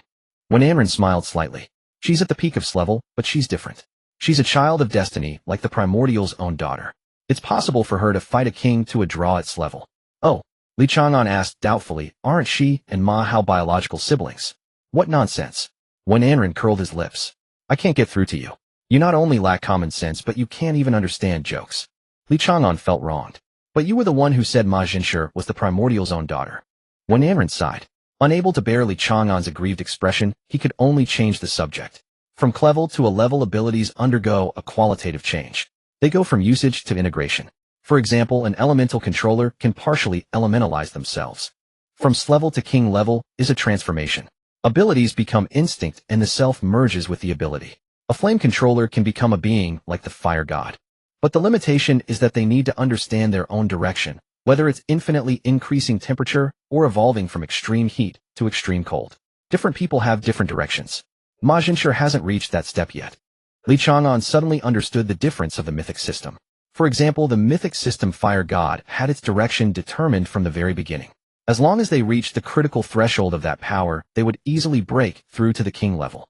Seeing Li Chang'an's understanding expression, Anren continued with satisfaction. Ma Jinshi is too strong. So strong that she cannot define her own direction. But that's enough for now. If the winged tiger makes a move, she will stop it. The odds are 50-50. But now that I'm here, the outcome is different. With me, it's an absolute victory. Li Chang'an nodded. When will the decisive battle begin? The decisive battle. When Anren was taken aback. Wait, shouldn't you ask why my joining ensures an absolute victory? Shouldn't you be amazed at how powerful I am? And you're not even curious about my ability. With no way to save face, when Anren couldn't bring himself to boast. He could only brace himself and say about 1 to 2 days. Li Chang'an pressed on. After the decisive battle, there will be no more fights. Can you still gather enough merit? I really need that physical art. If I had to gather it myself, how much merit would I need? Opening his mouth when Anren felt a sense of defeat. He waved his hand. Don't worry about that. I will definitely get that physical art for you. Just take care of your own safety. When the beast tide comes, I'm afraid I won't be able to protect you. Don't die. Watching when Anren walk away silently, Li Chang'an scratched his head. Why did Anren's back look so desolate? No, he seemed to have grown taller again. What exactly is the original will? Since it is a will, it should be formless, right? Being granted extraordinary abilities with just a glance. Was it unintentional or intentional on its part? Each person's extraordinary abilities are different, some stronger and some weaker, so it should be intentional, right? Otherwise, is it just a matter of luck? My luck has never been that good. It has only been 30 years since the apocalypse, but why does no one mention it? It seems everyone has forgotten that the apocalypse ever happened. People treat their current lives as normal, and when anyone mentions the apocalypse, it feels like they are talking about something from a distant past, as if the world before the apocalypse was another realm. It's one thing for others, but even those born before the apocalypse, like the captain and the others, are the same way. It just doesn't make sense.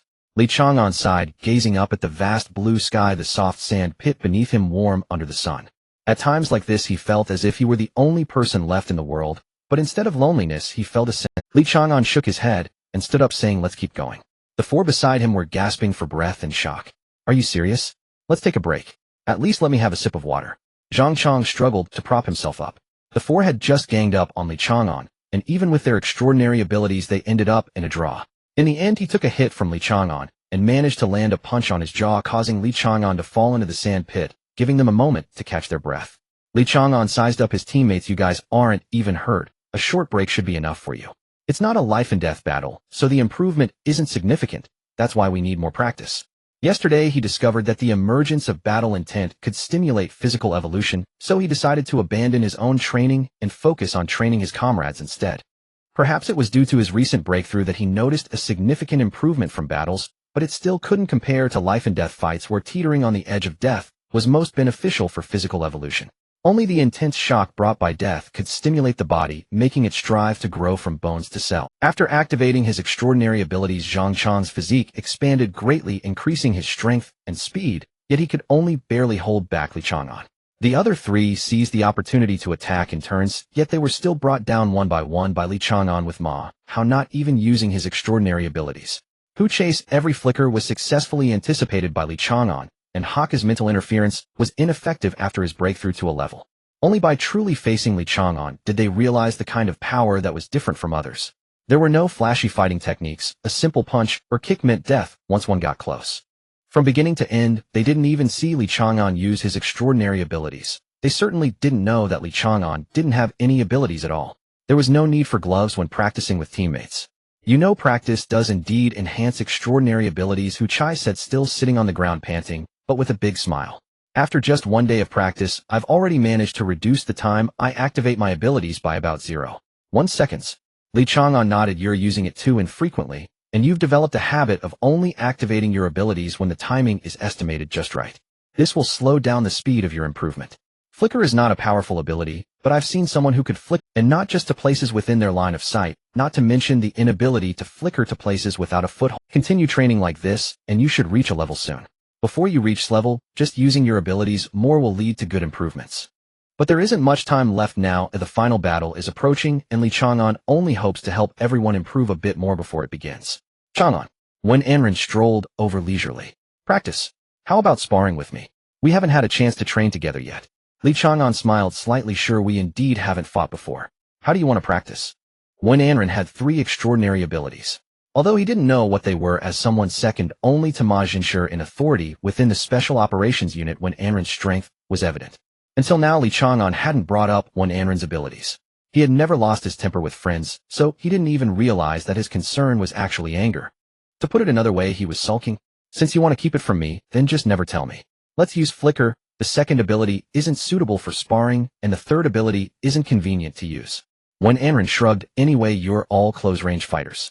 While a 3-ability user, Zhang Chang and the others were dumbfounded. Regardless of what the 3 abilities were, having more was definitely an advantage. The 4 stepped aside to give Li Chang'an and Wen Anren some space. Li Chang'an furrowed his brow. He felt a bit displeased. Wen Anren's words sounded like, "Let's just use XXX to avoid the accusation of me bullying you. Is it normal for friends to say such things to each other? Don't get distracted." Wen Anren suddenly charged in, throwing a fierce punch toward Li Chang'an's eye, the ferocity of the strike betraying his youth. Li Chang'an raised his elbow to block his face, then quickly bent down to throw a hook. However, Wen Anren's punch transformed, grabbing Li Chang'an's arm and pulling it towards himself while he turned and hooked Li Chang'an's leg, executing a perfect shoulder throw. Despite being on the ground, Li Chang'an remained unfazed, wrapping his arms around Wen Anren's calf, but Wen Anren seemed to have anticipated this and jumped back just in time to evade. The 4 who were watching were stunned. In just one exchange, Li Chang'an got thrown down. Although there was no real harm, it was the first time they had seen Li Chang'an fall to someone up close. Li Chang'an got back up. He certainly didn't think Wen Anren was cheating or that it was unfair. Having extraordinary abilities is akin to some people having longer arms or legs. It's just an individual advantage. Jealousy of individual advantages is the most foolish behavior. He was thinking about how to fight. It was his first time encountering someone like Wen Anren, who could predict the direction of impending danger. "Let's go again." Li Chang'an charged first, throwing punches like cannon fire. As expected, Wen Anren bent down to dodge, and before Li Chang'an could lift his knee, Wen Anren lunged, wrapping his arms around Li Chang'an's knees. Li Chang'an halted his punch, leaning back, his body straight as a seesaw. As he fell backward, his feet came together, the tips striking Wen Anren's jaw. What a move! Wen Anren was taken aback. He sensed the danger, but didn't expect Li Chang'an to have such variety. At least he hadn't seen this move during his combat training in the military. Having learned from his experience, Wen Anren awkwardly dodged. Li Chang'an relentlessly pursued, not giving Wen Anren time to react. He pushed off the ground with his left hand still in midair and kicked down. Wen Anren rolled away as the kick struck the sand pit with a thunderous explosion, dust flying everywhere. Frowning, Wen Anren hastily moved aside as soon as he got up. A punch flew past the spot where he had just stood, followed by an arm slicing through like a blade. Li Chang'an's attacks came in an unending stream, not giving Wen Anren a chance to breathe. Flicker allows one to see the routes of fortune and misfortune, yet all that lay before Wen Anren the routes for evasion were rapidly closing off. Even though he knew Li Chang'an bore no intent to kill, Wen Anren was still sweating profusely. What lay before him was not a dire threat, for he still had two extraordinary abilities left. Flicker wouldn't exclude his other two abilities, yet the danger in front of him represented a considerable probability of death, even if he activated them. When did Chang'an become this strong? Or have I misjudged him all along? Suddenly alarms rang in his mind as the shadow of the beast tide appeared. The defensive line outside the city has been completely withdrawn, leaving behind the buildings that were not destroyed during the last beast tide, with some still remaining. Once the decisive battle concludes, if humanity emerges victorious, they will reactivate the defensive line, and the third city wall will begin construction from that point. As Wen Anren once said, top-tier powerhouses share a tacit understanding, and although the reasons remain unknown, they do not act recklessly. In the absence of top-tier powerhouses intervening, the outcome will be determined by those below. The beasts require more humans to perish to nurture their fruits, and they also need to reduce their own numbers to control the beast mouths. At the same time, they are vying for territory to inhabit. Li Chang'an is not certain. His thoughts are merely conjectures drawn from limited information, speculating the infinite possibilities and ultimately identifying the most probable one. In the past, the beasts occupied considerable land and even penetrated inland. Ultimately, General Wang and others emerged to drive the beasts back into the sea. Now, the majority of beasts can thrive both on land and in water, which can be attributed to the efforts of the three great marshals. It is likely that during that time the top powerhouses of both sides reached some agreements wherein the beasts would not launch large-scale invasions into the human world, yet still retain the qualification to hunt. The invading beast tide has reached 1700. Combined with previous smaller or larger tides, the total should be around 4000. The station troops in the North Fortress number 4000, comprising 4000 ability users along with several other producers. This results in a perfect tenfold disparity, which seems too coincidental. The Intelligence Department reported that the beast tide has landed from the coast and is currently gathering with small units scattering from various directions to besiege the North Fortress. The main force of the beast tide that the North Fortress will face is approximately 100, while the remaining 500 will attempt small-scale breakthroughs and disruptions from the flanks. Among them, it is likely that there are red-tier beasts, considering that the currently observed black-tier beasts already number 6, excluding the winged tiger. The squad received orders led by the elites of the Special Operations Department to exit the city and intercept. Each member of the Special Operations Department leads 2 elite squads, and the small-scale beast group they need to combat consists of around 100. With 2 squads plus 1 Special Operations member, 11 individuals are set to face 10 times the number of beasts, which should not pose a problem for the command center. A few of them grabbed their newly replaced weapons and exited the city, waiting for the Special Operations elite in charge. Zhang Xiangzhuang equipped himself with a nearly 2-meter-long saber, perfectly suited for his robust physique after activating his abilities. Li Chang'an, who has a habit of abandoning his weapon for hand-to-hand combat, specifically brought along 2 combat knives, wearing a protective glove on his left hand, while his right hand still donned a half glove.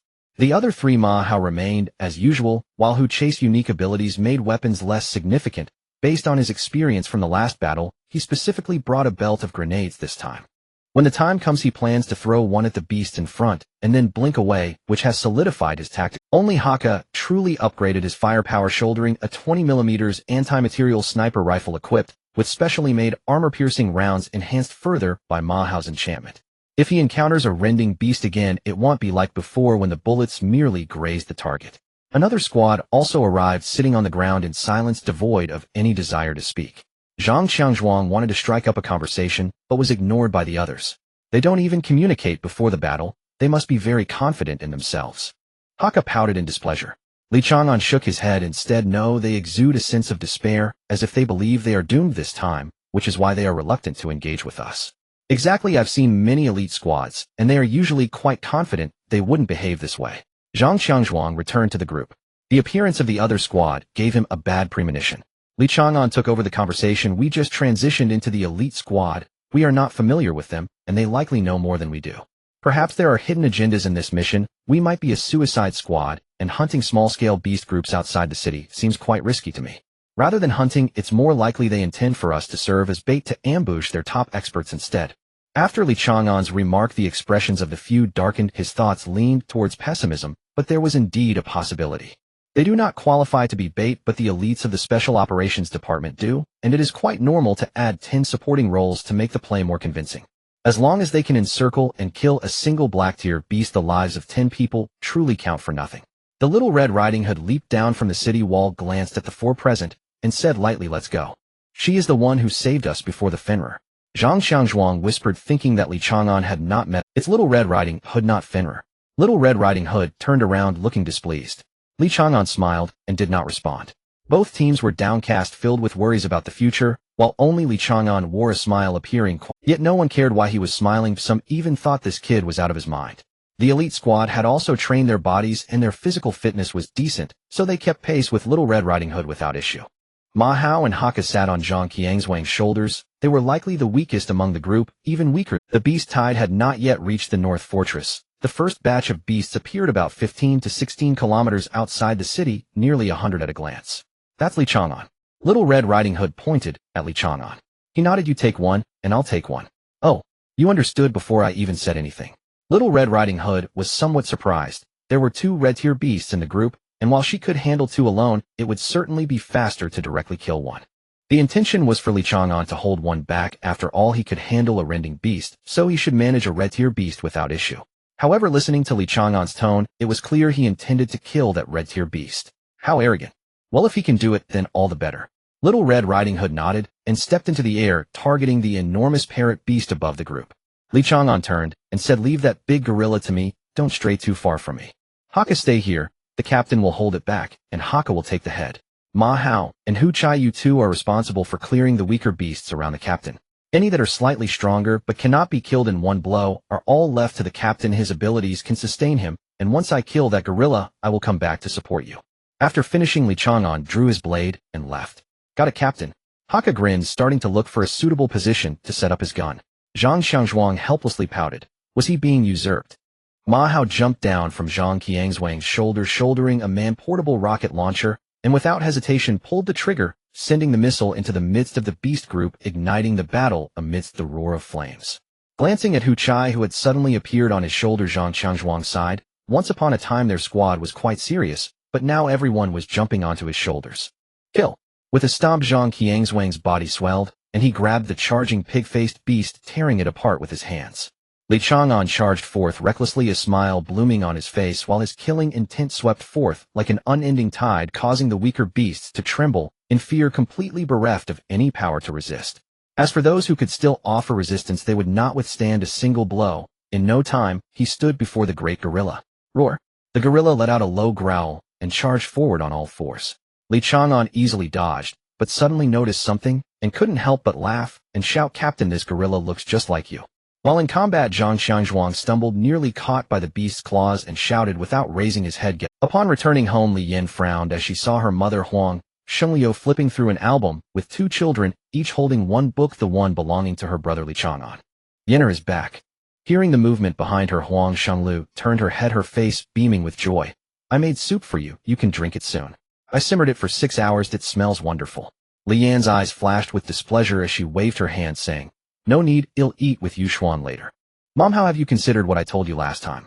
Yuxuan and I are getting married. We can't even have a new house, can we?" Closing the album, Huang Shengliu looked troubled. "Yina, you have already taken the betrothal money from Yuxuan's family, and I paid for the banquet. Mom really has no money left. Isn't Yuxuan's family quite well off? It shouldn't be our family covering the cost of buying a house.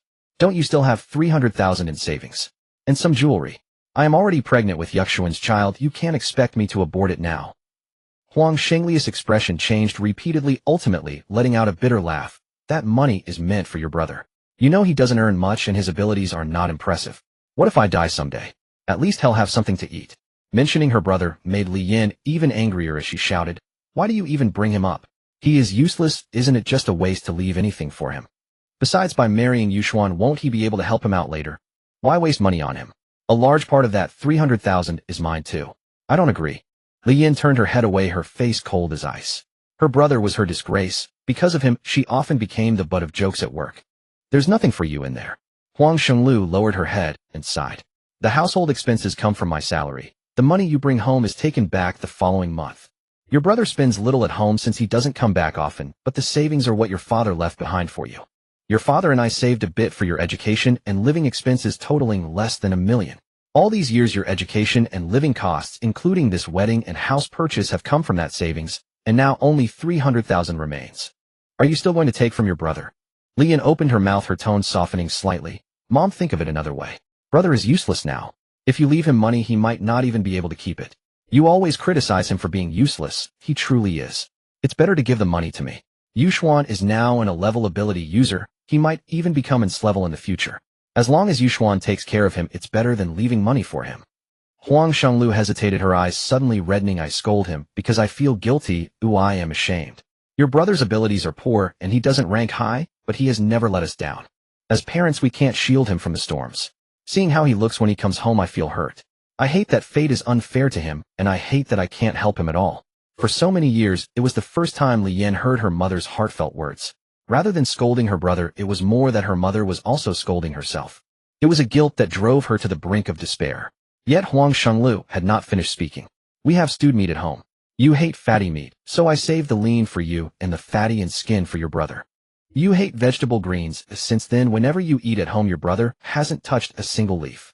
After you awakened your abilities, he heard that your education would cost more money, so he simply dropped out to work. His abilities are too poor, he gets bullied outside and his boss intentionally fires him without pay. When he has no food and no place to stay, he scavenges for food in the trash. The next day, he continues to look for work. He hasn't taken much money home, but he hasn't spent your money either. Huang Shenglu was already in tears, wiping her eyes and forcing a smile. Do you know your brother has always been bullied at school? It has been this way since childhood. Li Yan's expression changed, shaking her head. That year he was beaten. I went to his teacher at school, and the teacher said he deserves to be beaten for not having abilities. He even threatened me, saying if I caused trouble again he would expel him. So I went home and scolded your brother fiercely, even hitting him. Since that day he has never spoken to me again.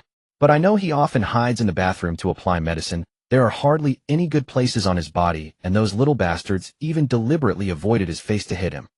Even with such a brother, when he heard his sister was being bullied, he rushed to your school without hesitation. Even if he got beaten to a pulp, he still fiercely bit the kid who bullied you. After that, no one dared to bully you again. That was the only time I didn't scold him. I was the one who applied medicine for him, and he just smiled foolishly without saying a word. His only act of defiance was for you. Li Yin stood up and turned away softly, saying, "They'll think of another way about the money, Mom. You should consider it too." With that, she hurriedly pushed the door and left. Her mother's suppressed sobs still echoed behind her. After a long time, Huang Shenglu looked at her son's closed door. "Son, where are you?"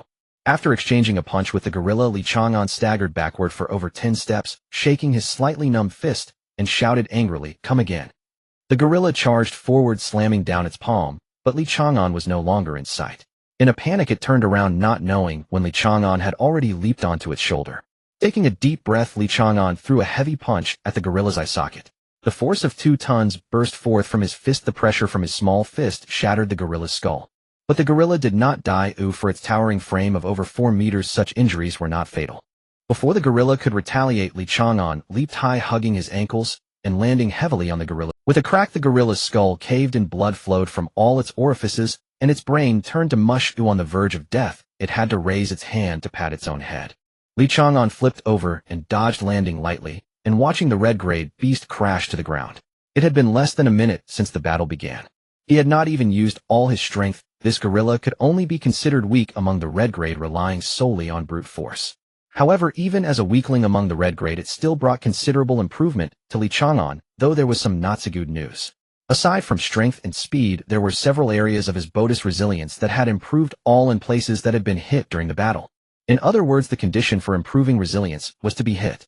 Sighing, Li Chang'an turned to look in the direction of the little red hat. The battle over there was also about to conclude. A colossal shadow about 30 meters high loomed over the earth, resembling a giant wolf standing upright like a human. A red-tier monster bird was nestled in the giant wolf's embrace, sleeping soundly, as if it were a baby cradled in its arms, a serene smile gracing its face. Even as the giant wolf bit into the monster bird's body, crushing and swallowing it, the creature showed no signs of waking. The wolf grandmother from a dark fairy tale, Li Chang'an murmured, casually intercepting the beast that charged toward the captain. The powers of the dark fairy tale were invisible when activated, and Li Chang'an had never faced them directly, so he was uncertain of what it would feel like.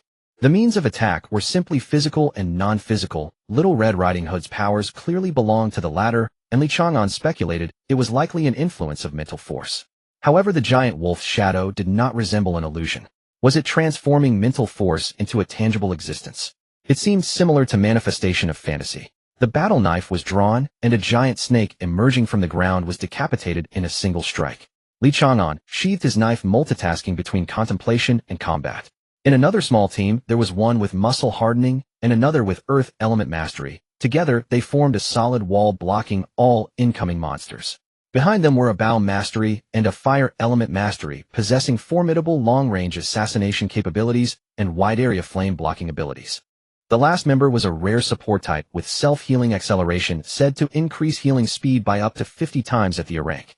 Strictly speaking, this small team was well-rounded with offense, defense, and support significantly stronger than Li Chang'an's team.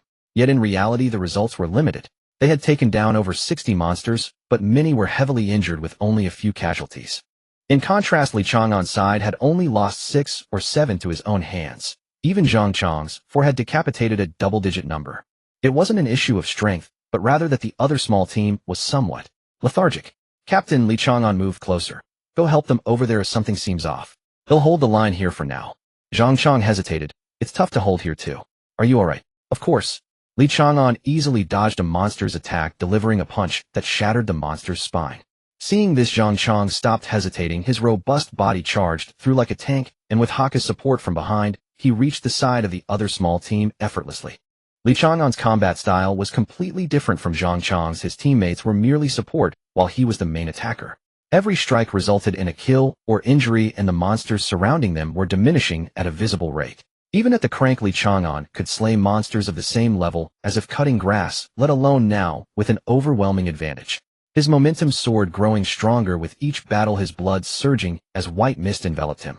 His bones, already as solid as steel, were slowly becoming denser, and facing off against a gorilla-like beast did not inflict even the slightest damage. At present, what Li Chang'an possessed was a body as strong as iron. Upon Zhang Chang's arrival, it was unclear what he said, but the other small team's efficiency in defeating monsters began to rise. The monster bird, once soaring high in the sky, had been devoured to the last shred. Little Red Riding Hood once again sounded the flute that had appeared during the last beast tide. The monsters gathered at Little Red Riding Hood's feet, shook their heads, and after a moment suddenly lunged at their companions.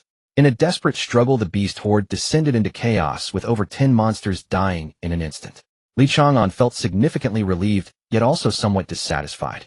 Without battle, one could not grow stronger. He longed to fight until exhaustion, but the number of monsters had sharply decreased, leaving only a few large and small cats in just a few minutes. This is boring, he pouted, and with a swift step forward, his leg whipped like a whip, exploding the head of a bear-like monster. He then brought his leg down fiercely like a battle axe, striking a wild boar monster that had just charged and severing its neck and causing its massive head to fall. The severed area was rough and uneven, yet it appeared as if it had been cleaved by a dull blade. Li Chang'an's limbs had become lethal weapons. With no monsters left in front of him, and fewer than 20 remaining from the other small team, Li Chang'an was unwilling to waste time and circled around to attack from behind the beast horde. His palms sliced horizontally like a knife, but Li Chang'an suddenly frowned and tilted his head as a sharp bony tail passed by his ear. The bony tail came silently from behind, and Li Chang'an neither saw nor sensed it. Only at that moment did a large danger character briefly flash before his eyes. Upon seeing the danger character, he instinctively dodged unexpectedly, avoiding a fatal strike. Was this in Rand's power? His heart jolted, and Li Chang'an quickly leaped behind the captain, taking a moment of safety to sense his own. Having spent time with Anran, Li Chang'an had already grasped the feeling of seeking fortune and avoiding misfortune, as if different illusory trajectories appeared before him. Each trajectory varied in color, indicating fortune or misfortune, with shades of color representing different levels of danger or good fortune. The danger character he saw resembled Anran's power, yet still differed. At least he didn't see any trajectories. In battle mingling with the beast horde, Li Chang'an focused intently, and a small danger character reappeared. Based on the position of the danger character, Li Chang'an was overjoyed. It was not an illusion, he truly saw the danger character, and the next moment a pangolin burrowed out from the ground. Had he been a moment slower in dodging, the pangolin's sharp claws would have sliced through his thigh. In comparison to the previous life-threatening crisis, even a small danger character was significant enough. However, he could not see the trajectories or the fortune. Being able to see danger was already good enough, what more could he ask for? Li Chang'an wished he could slap himself. When did he start to become so picky? However, danger felt more like a sense of peril, uncontrollable. Li Chang'an could not rely on this sense. He had experienced similar perceptual abilities in the past. In the face of great peril, his body would instinctively react. Now it was as if his perception of danger had been enhanced, becoming clearer. In an instant, the beast horde was wiped out, and Li Chang'an strolled over to the captain's shoulder, lost in thought. When a traitor kills a power user, they can acquire some of the power user's abilities, but he had not killed Wen Anren. If this were a capability evolved from his body, it was far too similar to Wen Anren's. Just before leaving the city, he had fought Wen Anren. What are the odds of that happening? The acquisition of powers was certainly related to Wen Anren, but he still did not know specifically how it was achieved. Li Chang'an, you're performing well. Little Red Riding Hood descended from the sky, said Little, and continued westward, albeit at a slower pace, as some in the team had yet to recover from the recent battle. The praise did not make Li Chang'an proud, he remained lost in thought. If he could figure out the source of this special ability, he might become even stronger. No one disturbed Li Chang'an. The members of the two small teams mingled and began to chat. Li Chang'an was still experimenting. The initial fervor and excitement were fading. Rather than having gained a true ability, his innate danger perception had merely been heightened. And it was passive, beyond conscious control. His bout with the gorilla had enhanced his resistance to physical impact. Sparring with Wen Anren had sharpened his danger sense. What he acquired through combat was resilience, not an ability. As a deviant god, his unique trait granted him eligibility to face any ability user. He'd in once sufficient resistance accumulated, their powers inflicted negligible harm upon him. He now felt inclined to test it. But among everyone present, only the one bearing the pyrokinetic mastery ability seemed most suitable. Yet he certainly couldn't lean forward and beg to be burned. What if others mistook him for harboring some perverse inclination? Worse still, what if word reached Li Chang'an suppressed his inner restlessness. Other beast swarms would surely appear soon enough. He could wait to test it then. A comrade mentioned that several squads in this ambush are acting as bait. Even within Special Operations Division, elite operatives vary greatly in strength. The weaker ones are paired with 1 or 2 elite squads to lure out top-tier monsters, while our side holds back several hidden masters, turning ambush against ambush. The squad leader of another team, a muscle-hardening ability user named Wang Li, lowered his voice, seemingly wary of being overheard by the girl ahead wearing the red hood. We're clearly the bait. Haven't you realized it yet? In truth, both our squads possess solid strength, ideally suited to pin down enemy elites. Wang Li glanced pointedly at Li Chang'an. I heard he once held off the Black Rank Ripper. Zhang Zhuangxiang shook his head. That seems unlikely. Not necessarily, Li Chang'an replied, snapping back to attention. There may be bait, but it need not be us. You assume she's weak, don't you? You've misunderstood. Her prowess likely ranks her among the top 5 in Special Operations Division. Even if she were deployed as bait, the enemy wouldn't select us as their counterforce. Having confronted the winged tiger firsthand, Li Chang'an understood its terror better than almost anyone, and he certainly didn't believe it showed mercy to humans. Thus, surviving a direct strike from the winged tiger without perishing proved her strength was anything but feeble. Moreover, the winged tiger had struck covertly, not in open combat, and her mission alongside Yemo had been rescue, not confrontation. Are you certain? A tall woman approached from behind. Lu Yi, a geokinetic mastery ability user, and the tallest among all squad members besides Zhang Zhuangxiang.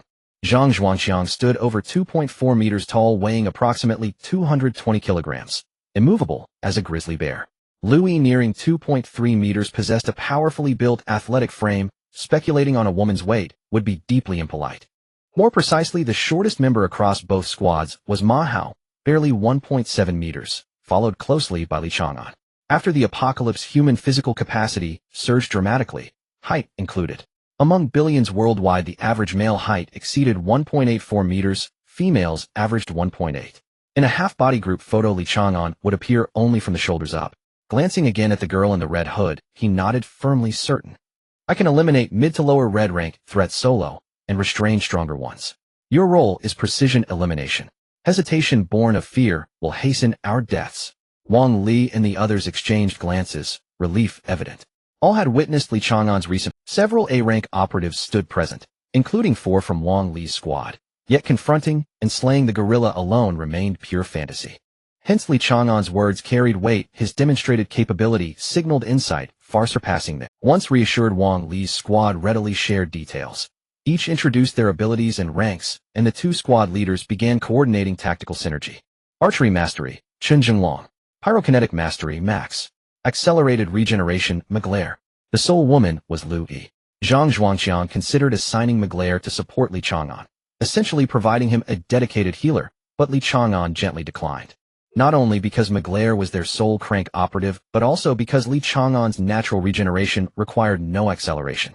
Should he ever reach a point where even accelerated healing became necessary, the squad would already have suffered heavy attrition. Finished chatting.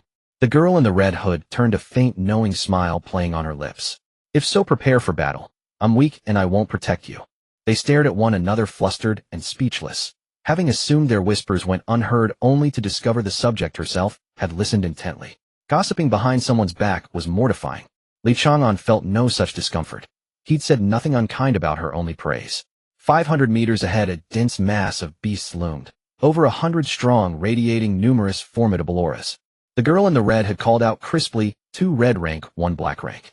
I'll draw the black rank away, you handle the rest. Without pause, she soared skyward, her hand, now holding a crimson apple. Caught by the wind, it swelled instantly to the size of a basketball.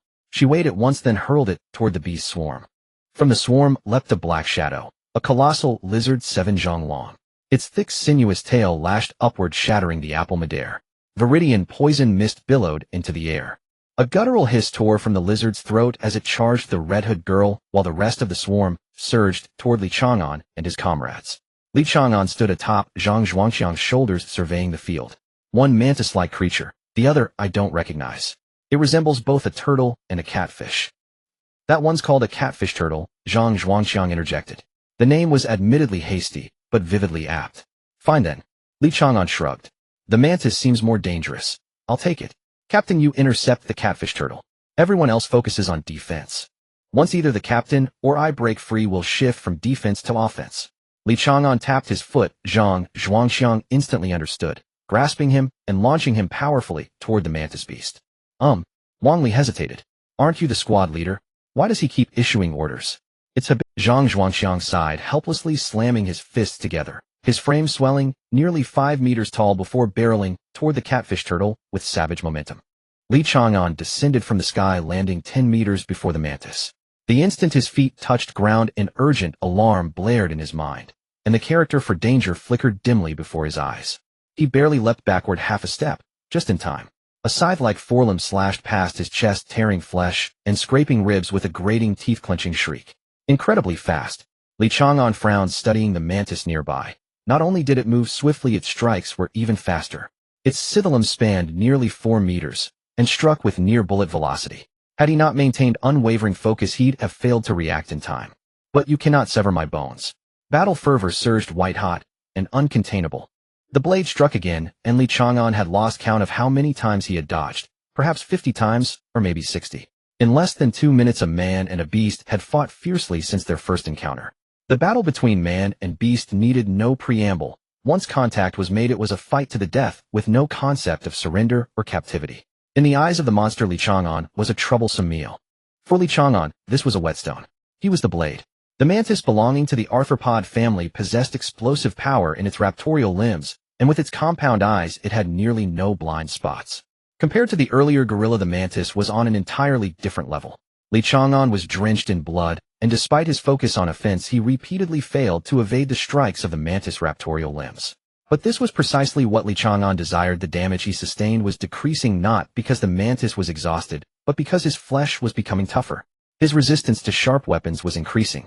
Rolling beneath the mantis' abdomen, Li Chang'an thrust upward with his fingers, but the creature's hide was as tough as leather, and its interior was exceedingly soft, making it impossible to penetrate with just his fingers. Twisting his body, he struck at the mantis' middle leg. This time he succeeded. The mantis let out a painful shriek, and a noticeable dent appeared on its middle leg. The weakness was too apparent. Li Chang'an curled his lip, suddenly feeling demotivated as the size difference became the mantis' fatal flaw. Hidden beneath the mantis' belly, the massive creature could not attack downwards.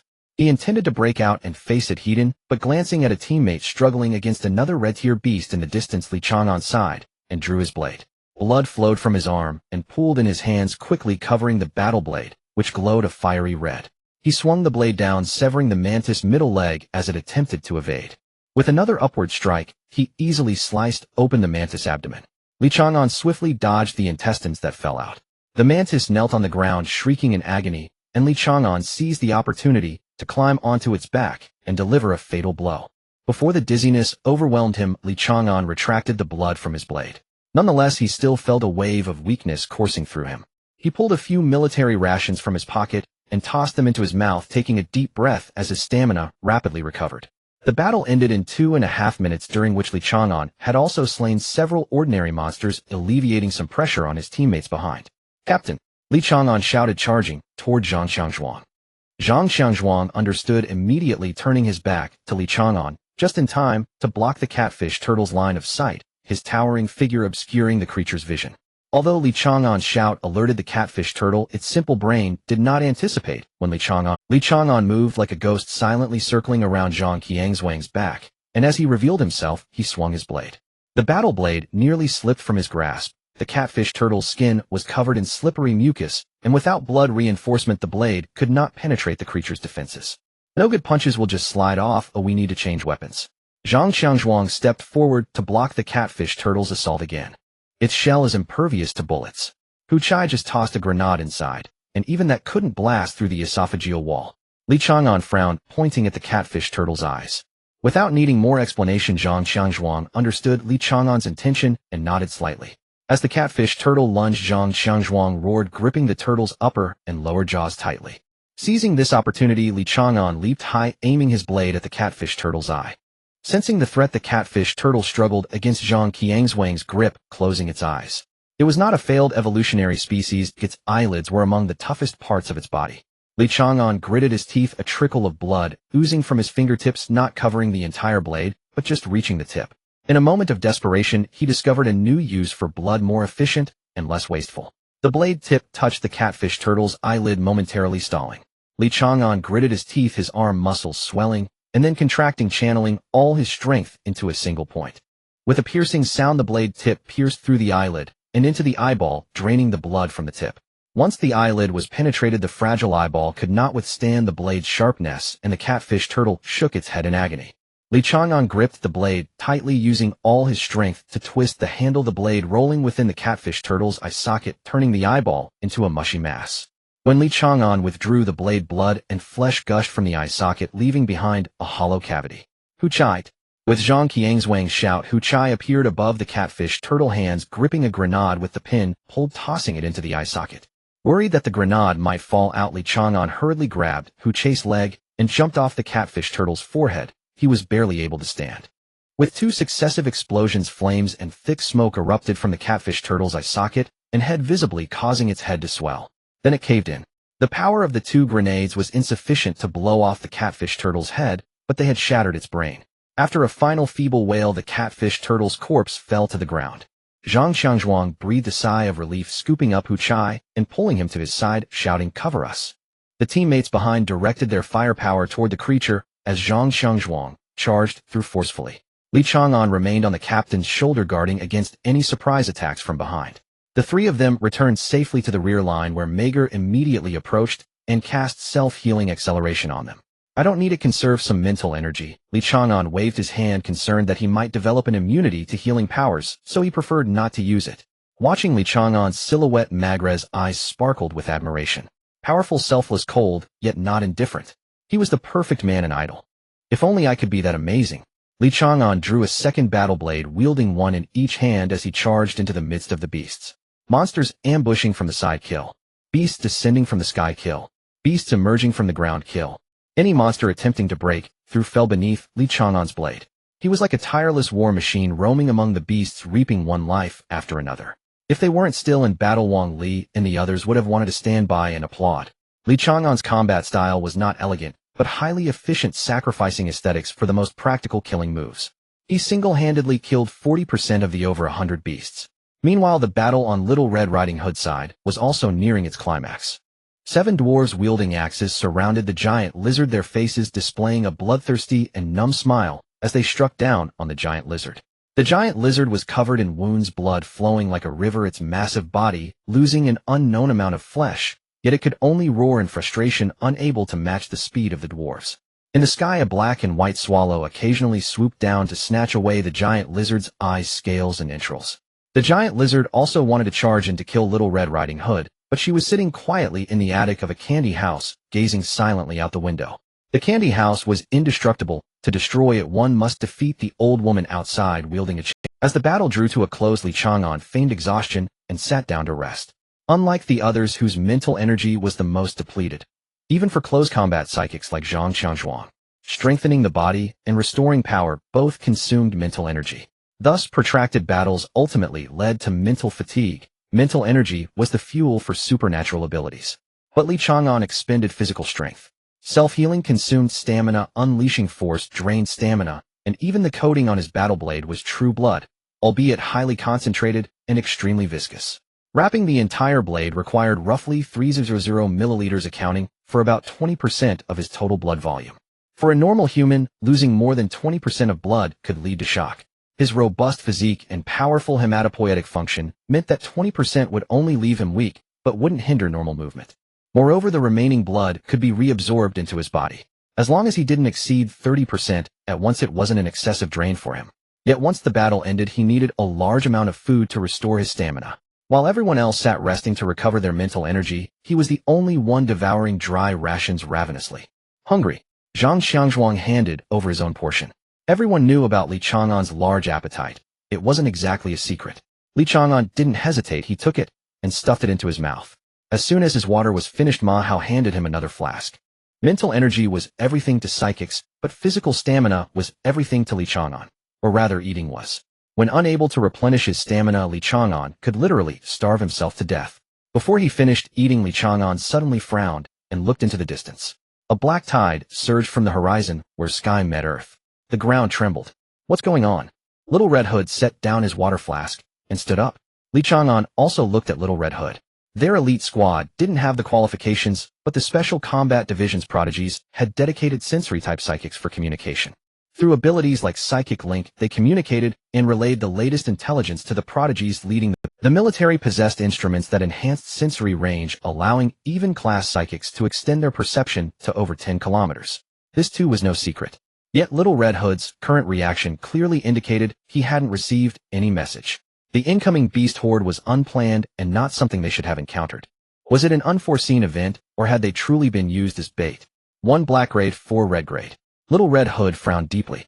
Including the previous 2 waves, this already accounted for a tenth of the beast tide's strong ones. The 30-plus squads led by the Special Combat Division were originally supposed to handle at most 4 black grade and 60 red grade beasts. Had the enemy reinforced? Little Red Hood couldn't figure it out at the moment, but retreat was not an option. Turning around, his youthful face was filled with solemnity. That black grade is very strong. I might not be able to kill it instantly. So we'll take the black grade and 1 red grade. Then he pointed at Chang'an. Have the others hold off 2 red grades. You quickly kill 1 red grade, then assist me. Once the red grade on my side is slain, you go back to help them. Chang'an shook his head. If I engage the black grade, how many red grades can you kill? Little Red Hood raised an eyebrow, showing no doubt toward Chang'an, and instead asked, how long can you hold it off? 30 seconds to a minute should be no problem. Chang'an drew his blade and nodded toward Ma Hao behind him. Ma Hao crouched without hesitation and set up a mortar. 4 red grades in a minute should be fine. But since your limit is 1 minute, let's go with 30 seconds. As soon as Little Red Hood finished speaking, Chang'an charged forward. 2 red grades in 30 seconds. Kill them and trade back. The black grade beast in the horde was especially conspicuous, standing nearly 16 meters tall, 5 zhang in height, resembling a red-haired ape bipedal wielding a staff as tall as itself. Chang'an was nothing but an ant before it, yet he radiated a fierce presence, showing no fear, only surging battle intent. The pressure from red-grade monsters was no longer enough. Chang'an needed greater stress and life-or-death crisis. He participated in battle precisely to engage powerful foes and spur his own evolution. He had even taken over the squad leader's command because he feared the leader wouldn't let him take risks. In 2 fights, his strength alone had increased by over 1,000 jin, his punching power reaching the domain of 7,000 jin. Shells exploded among the beast horde, sending flesh and blood flying, and a second shell followed, in quick succession. The red-haired ape raised an eyebrow showing human-like displeasure and swung its staff precisely intercepting the Yettenshelled projectile. The shell ricocheted several meters and detonated above the horde. Shrapnel sprayed across the red-haired ape's massive body, having little more effect than raindrops. Holy crap! How is that even possible? Ma Hao raised an eyebrow and loaded a psychic-enhanced shell into the mortar. The shell flew out again. Before Li Chang'an could engage the beast horde, some monsters had to be cleared, otherwise if he got surrounded, he might be beaten to death. The shell enhanced by Ma Hao would explode on contact, and was an incendiary round. If that red-haired ape dared to swing its staff at it, even its hand would be burned off. Seeing the shell flying in, the red-haired ape did not swing its staff again, but instead grabbed a nearby rhinoceros and hurled it with immense force. The shell struck the rhinoceros and detonated instantly, brilliant white flames engulfing the creature before the rhinoceros could fall, the ground horde parted to both sides. When the beast crashed down in agony, a vacuum zone had formed in the horde with no monster touched by the flames. Everyone behind could swear they saw contempt in the red-haired ape's eyes. Its intelligence is no lower than a normal human's. Actually higher. Zhang Qianzhuang was alarmed. This is going to be trouble. Don't worry about us. Go all out to assist Li Chang'an. Chun Zhenglong, who wielded a bow, and Haka both aimed their weapons at the red-haired ape, while Max erected a wall of fire in front of the horde. Behind the firewall, Lu Yi raised an earthen rampart. When monsters burst through the flames ablaze, they would be blocked by the earth wall and forced to endure more damage. Each squad had its own combat style. Little Red Hood floated in midair, keeping pace swiftly beside Li Chang'an. Send me to its feet. Li Chang'an didn't elaborate. He trusted Little Red Hood would understand. This seemingly young girl was probably a veteran of countless battles, acting decisively, without hesitation. If she could be trusted, she would be the ideal partner. Sure enough, without needing further explanation, Little Red Hood understood instantly. Her left hand transformed into a massive wolf claw several meters long, grabbing Li Chang'an. Little Red Hood soared upward, crossing half the battlefield in an instant to reach the center of the horde, and hurled Li Chang'an like a cannonball toward the red-haired ape. You? Come. The red-haired ape uttered sounds resembling human speech, raising its hand to snatch the incoming Li Chang'an. Li Chang'an's hands danced, blood surging to coat the blade. At the same time, he crushed the military supplement pill in his mouth. Incoming. The crimson cloak fluttered down as the world-destroying wolf materialized out of thin air, letting out a long howl toward the heavens. The wolf, nearly 4 zhang tall at the shoulder, was no less imposing than the red-haired ape. The charging red-level lion was caught by a single swipe of its claw and pinned underfoot. Li Chang'an landed within the giant palm of the red-haired ape. He twirled his blood-red battle blades, slashing open wound after wound before leaping out of the grasp, refusing to be trapped. He sprinted along the ape's wrist, his blades carving through like plows. The torn flesh of the red-haired ape sizzled and failed to heal quickly. Even with his blades coated in blood, Li Chang'an could feel the immense toughness of the ape's hide. None of his previous foes compared to this beast. Perhaps only the rending one could match it, the strongest enemy he had ever faced. But now there was The red-haired ape furrowed its brow, finding the annoying little insect more troublesome than expected. It even had the strength to strike back. Still, an insect was an insect. Just as he was about to climb onto the ape's head, Li Chang'an felt a sudden warning. It came not from one direction, but from all around. Without hesitation, he flipped backward and jumped down. A moment later, the ape's fur bristled like needles. Had Li Chang'an been a fraction slower, he would have been riddled with. Midair, he felt a fierce wind rushing toward him. The red-haired ape swung its staff once more. Despite its enormous size, the ape repeatedly demonstrated astonishing speed. With no foothold to dodge, Li Chang'an could only cross his arms before him. He feared his blades might break. Alone, his hands could hardly harm such a massive beast. The instant the staff struck his arms, flesh erupted, spattering blood, revealing gray-black bones beneath. Even those hardest bones now showed cracks. The immense force pressed his arms into his chest, penetrating deep into his organs. With that single blow, Li Chang'an was sent flying, blood gushing from his mouth. Yet he never lost his grip on the blades. Tumbling in the air, he landed and drove both swords into the ground, sliding several meters before stopping. The moment he halted, Li Chang'an charged at the red-haired ape without a second's rest. The ape was already turning its attention to the world-destroying wolf, and he would not allow that. I promise 30 seconds. I'll give you no less. Don't underestimate me. A roar in his heart, he swallowed the blood in his throat and slashed at the ape's ankle. 10 seconds had passed.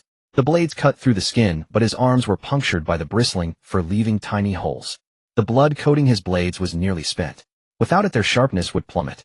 Li Chang'an withdrew his left blade, unhooked 2 grenades from his belt, pulled the pin on one, and tossed it into the ape's unhealed wound. He clamped the other between his teeth and fled. With the explosion on its leg, the red-haired ape grunted in pain, stumbled, and stopped advancing toward the world-destroying wolf Fenrir. Instead, it turned its furious gaze on Chang'an, who had shifted position. 13 seconds. Fenrir dodged a pounce from the pure white bear, bent down, and bit into the lion's head. It had subdued the lion long ago, but only now had the chance to kill it. 15 seconds. Chang'an's warnings never ceased. The rending one he had encountered before was powerful, but childish, lacking battle experience. But this old ape was different. Massive, but not bloated, swift beyond measure. Until Chang'an surprised, the staff in the ape's hand was a true weapon. The staff came down from above. Chang'an leaped aside, but the staff abruptly changed direction midair and struck him on the shoulder. His danger sense failed to warn him in time. That was a sweep from staff techniques. A beast using staff arts. Who would believe it? Only Chang'an believed now. Others might not see it, but he did. The staff was so large it looked like a smash, but at a comparable scale, it was unmistakably staff technique. Perhaps because his bones were so strong, recovery was especially slow and costly. Chang'an felt his stamina plummet and was forced to swallow 2 more military rations. In less than 20 seconds, he had eaten 4, enough to feed an ordinary person for 4 days. The energy drain was terrifying. His powerful hematopoietic ability worked at full capacity, but he could no longer afford to dual wield. He coated the blades with blood again, and the pain in his arms only sharpened his focus. The staff came again. Chang'an concentrated, crouched, and shot upward in an instant.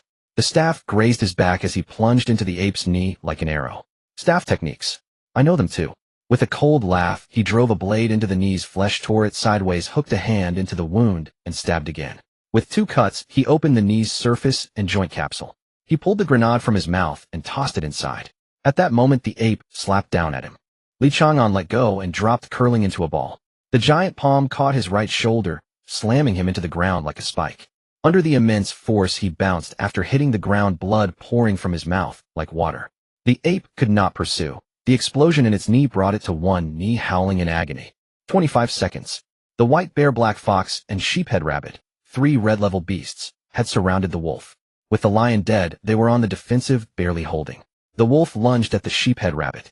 As it dodged, the wolf suddenly twisted and caught the black fox mid-sneak attack. Teeth clamped down. The fox shrieked, blood spattering. 29 seconds. The wolf growled and charged at the red-haired ape. At that moment, the ape raised its staff. Not with both hands, but one hand gripping the end.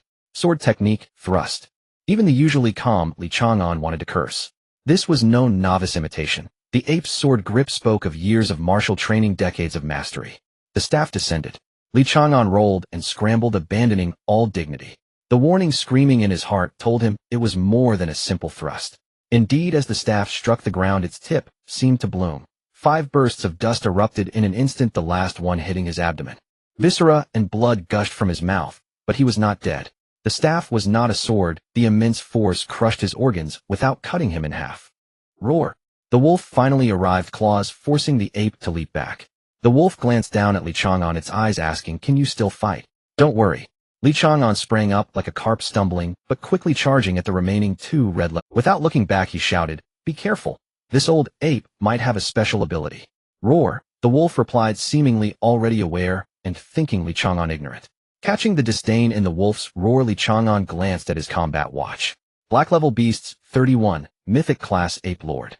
The gap in strength among the black levels is too vast. Even though Chang'an has become nearly twice as powerful, he still cannot defeat this red-haired gorilla. The mythological category not only refers to deities, but broadly encompasses stories or characters that have been passed down through generations.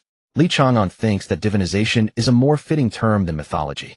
The tale of the Yuan Gong first appeared in the Wuyu's spring and autumn before the end of days, where Fan Li recommended a Yu woman to Gojian, who then sought knowledge about swordsmanship.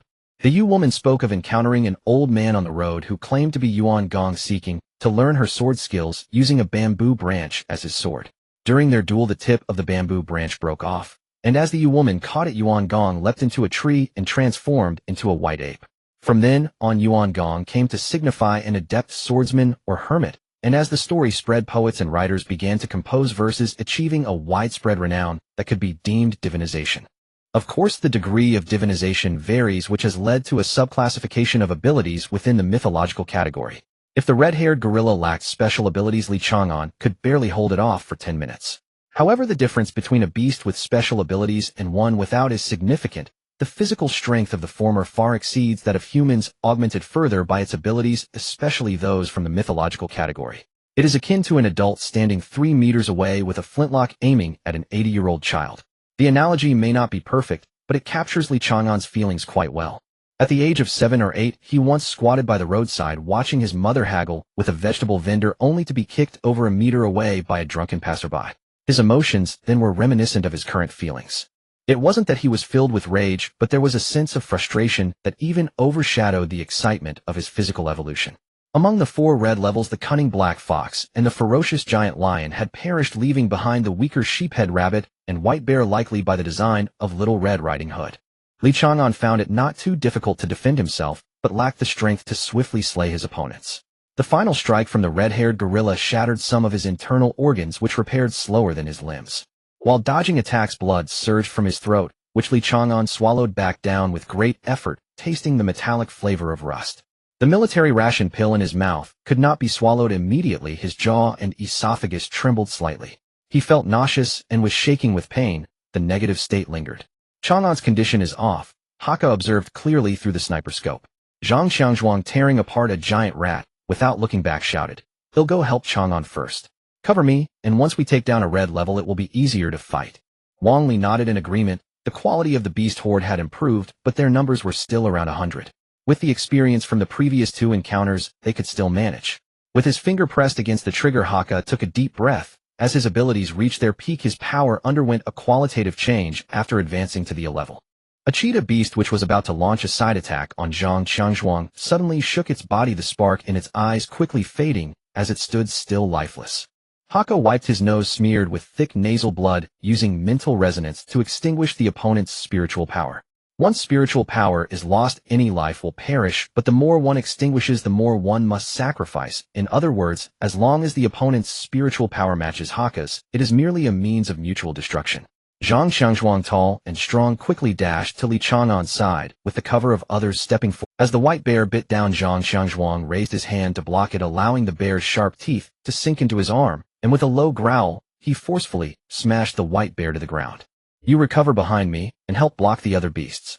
Leave these 2 to me," Zhang Xiangzhuang declared, like an iron wall, deflecting all attacks aimed at Li Chang'an. Behind him, leaning against his captain, Li Chang'an suddenly understood what it felt like to entrust one's back to someone. No matter how anxious he had been before, at this moment, he felt a sense of security. As he took each breath, Li Chang'an's body rapidly healed. The beasts below the red level posed no threat to him. Meanwhile, the world-destroying giant wolf and the red-haired gorilla battled fiercely. In the red-haired gorilla's hands, the staff resembled a sword, thrusting, prodding, piercing, and crashing. The retraction and upward strikes were hard to imagine whether it was the influence of the Yuan Gong or the innate talent of the red-haired gorilla. From a distance, it looked like a human wielding a stick to beat a dog, with the stick being swung quite gracefully. However, the dog was no weakling either. The strength of the world-destroying giant wolf is similar to that of Li Chang'an. Its power, speed, defense, and self-healing capabilities far exceed those of the red-haired gorilla. The gorilla appears more human-like, while the giant wolf resembles a true beast. Not many present understood much about Fenrir. Not everyone would memorize the data available in the testing. Fenrir, the giant wolf from myth, powerful and terrifying, was bound by the god of war, using Gleipnir, the magical chain, sacrificing one of his hands in the process. During Ragnarok, Fenrir devoured the king of gods, only to be killed later by the king's son. So does it solely rely on strength? Li Chang'an does not think so, but seeing how Little Red Riding Hood hesitated to use Fenrir in battle, it is likely that Fenrir has many limitations. While regaining strength, Li Chang'an also managed to slay several approaching beasts. His internal organs were still somewhat fragile, but they no longer posed a threat. It was time to counterattack. The captain must be struggling as well. Li Chang'an smirked coldly, but as he turned, he suddenly felt some confusion. Most beasts are reckless due to their low intellect, making it hard to understand surrender or pleading for mercy. However, those above the red level possess a certain level of intelligence, yet instinct often prevails, leading to reckless abandon in battle. But now Zhang Xiangzhuang was evenly matched against 2 red levels. This is not to say Li Chang'an looks down on his captain, but Zhang Xiangzhuang, being newly promoted to a level, how could he possibly hold his ground against 2 red levels that are 3 to 4 times stronger? The 2 red levels were conserving their strength. Or rather, they were trying to stall Zhang Xiangzhuang. Li Chang'an immediately replayed the battle situation in his mind. "No, they intend to keep us all here." Li Chang'an suddenly shouted, leaping over Zhang Qiangzhuang's shoulder and striking down at the white bear's neck. Just as he expected, the white bear did not explode with ferocity due to the pain, and instead it retreated slightly, and the sheephead rabbit quickly filled in the gap to provide cover. For beasts, the attitude towards humans is to kill one. When encountered, they never strategize with the intention of annihilating their opponents. Yet now all signs indicated otherwise. They likely have a plan, with even the red-haired gorilla primarily focused on defense, wearing down Fenrir's stamp. As the team leader Zhang Xiangzhuang and Wang Li instantly grasped the implication of Li Chang'an's words. Without preparation, who could claim to eliminate the opponent? Now the two squads were likely already ensnared in their trap. Zhang Xiangzhuang leapt forward, grabbing the horns of the sheephead rabbit and tossing it aside, then shouted, "Chang'an, fight," while retreating. There's no time. Li Chang'an widened his eyes. He initially thought that he and Zhang Xiangzhuang were the breakthrough point for the others, as releasing the red level's combat power was more crucial, but he had overestimated them. A colossal figure had emerged from the ground, at some point casting darkness over the rear team. Silent and stealthy, a nearly 10-meter-tall monster emerged from the ground. Damn! Feeling the foul stench descending from above, Ma Hao cursed under his breath, yet his hands continued to load the shell into the chamber. In the distance, Hu Chai was sprinting towards the mouth agape, as if trying to shout something like run. Not far away, Hakka's orifices were bleeding, pushing his powers to the maximum, though it seemed to have little effect. The captain and Chang'an were still further away, their expressions unclear. No one had anticipated that the monster's target would be the last gunner. Lower-level monsters on the battlefield were merely expendables, and true combat power should involve those of red rank or higher. The monster, reminiscent of an earthworm, opened its blood-filled maw and swiftly swallowed Ma Hao whole. In the next moment, the shell was fired, exploding into a gruesome display of flesh and blood within the monster's mouth. Roar! The monster let out a mournful howl, twisting its massive body to fling out the remains of its prey and a mangled corpse. "You bastard!" Zhang Chang's eyes reddened instantly, as he suddenly saw a bloodied shadow rush past him. Li Chang'an's face was like frost, exuding a killing aura, as blood once again coated his blade. "Die for me." Bracing against the white bear's palm, Li Chang'an stood firm, slicing through the white bear's hand with his battle blade, then crashing like a cannonball into the bear's abdomen. With a single slash, the abdomen was opened. The sharp horn of the sheephead rabbit pierced through Li Chang'an's body, lifting him high into the air.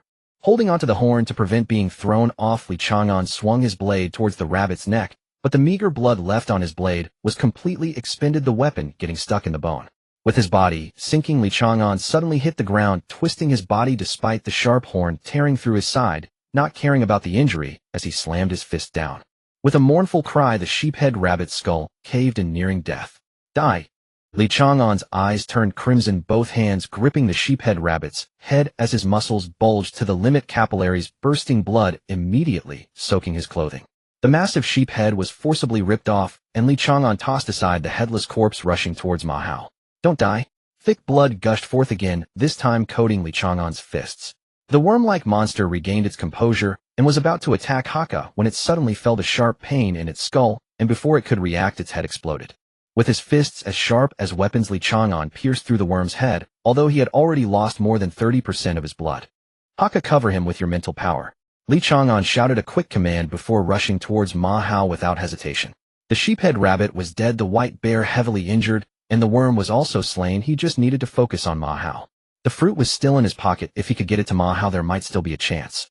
However, while mental power coverage could block some forms of perception, it couldn't mask abilities like the 1,000-mile, i.e. the moment he took out the fruit, Lin Jun would probably know.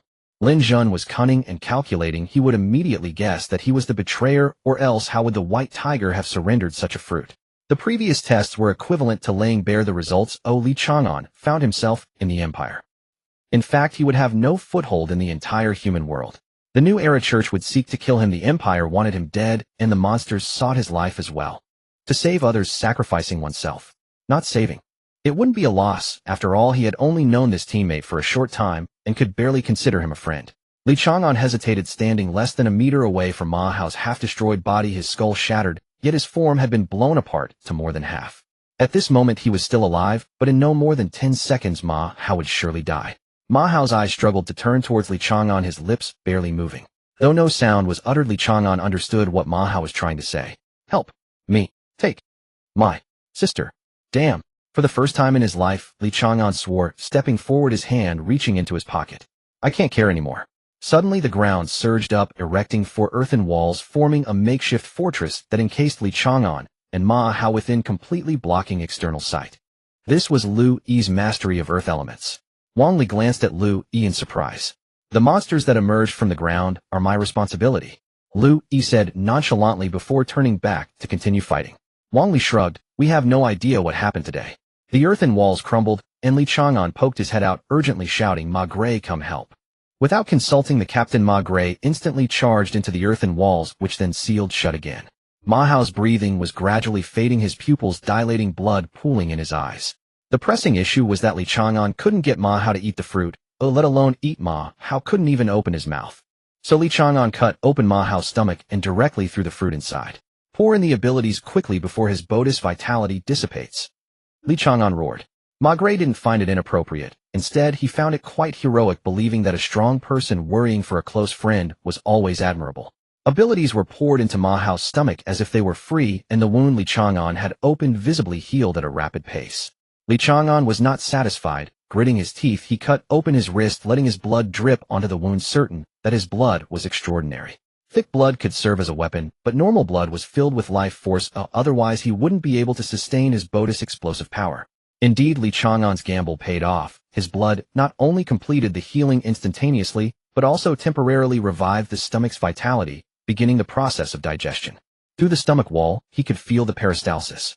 A trace of life force emanated from the stomach, and Ma Hao's body began to sprout delicate flesh, the broken bones visibly regenerating. It truly works. Li Chang'an was overjoyed but did not ease up until the blood began to circulate in his body. Ma Hao wouldn't be considered truly revived. Moreover, prolonged oxygen deprivation could lead to brain damage, so even if he survived he might end up a cripple. And Ma Gray had witnessed everything if he spoke out. Li Chang'an quietly gripped the knife handle, casually rising to his feet, but when he turned around, he was taken. Ma Gray was wiping the large beads of sweat from his forehead, his abilities still pouring towards Ma Hao's body, his face pale, body trembling slightly, clearly at his limit. Originally just a class after a series of battles, and now continuously using abilities, Ma Gray's mental power was nearing exhaustion. You should take a break, Li Chang'an spoke softly. Ma Gray shook his head. It's fine, I'm just glad to help. I'm afraid it'll drag you down and be unable to do anything.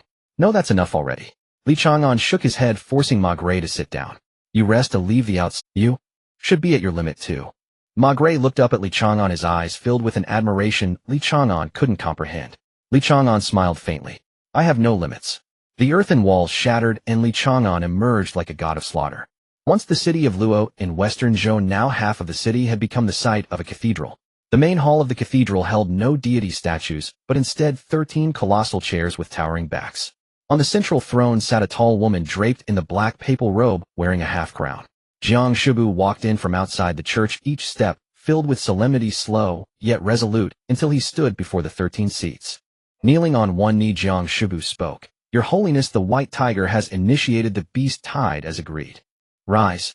We are all children of the primordial. I am merely a guide, not your superior. The Pope nodded, showing a faint smile. The beast tide has begun if our cooperation with Lin Jun ends here. Let Pishaman Tian and Naifudc go. Once the beast tide is over, assassinate Lin Jun. Lin Jun is more cunning than others. If we cannot kill him, at least make him leave Saibei. He is too close for my comfort. Jiang Shubu stood up and nodded in agreement. Undeniably, someone like Lin Jun, who was not among the human elite before the apocalypse, but suddenly rose to prominence, also falls within the category of prodigies. Just as Jiang Shubu was about to leave, the Pope suddenly spoke again. You have a friend who also enlisted in Saibei, correct? Jiang Shubu did not deny it, and said directly yes.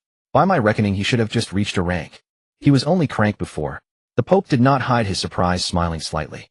An ordinary crank would never deserve your recognition. The church is short-handed. If he is willing, bring him along.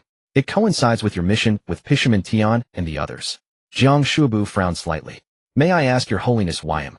He did not believe the Pope had said it casually. In the eyes of everyone in the New World Church, the Pope was akin to a deity. How could he casually single out an ordinary person?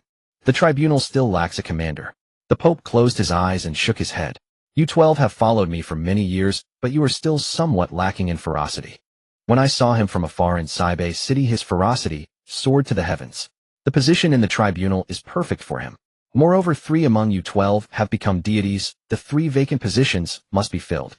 I will baptize him so that his strength can catch up. How far is afar? One was in the Saibei military camp, the other in an underground boxing ring.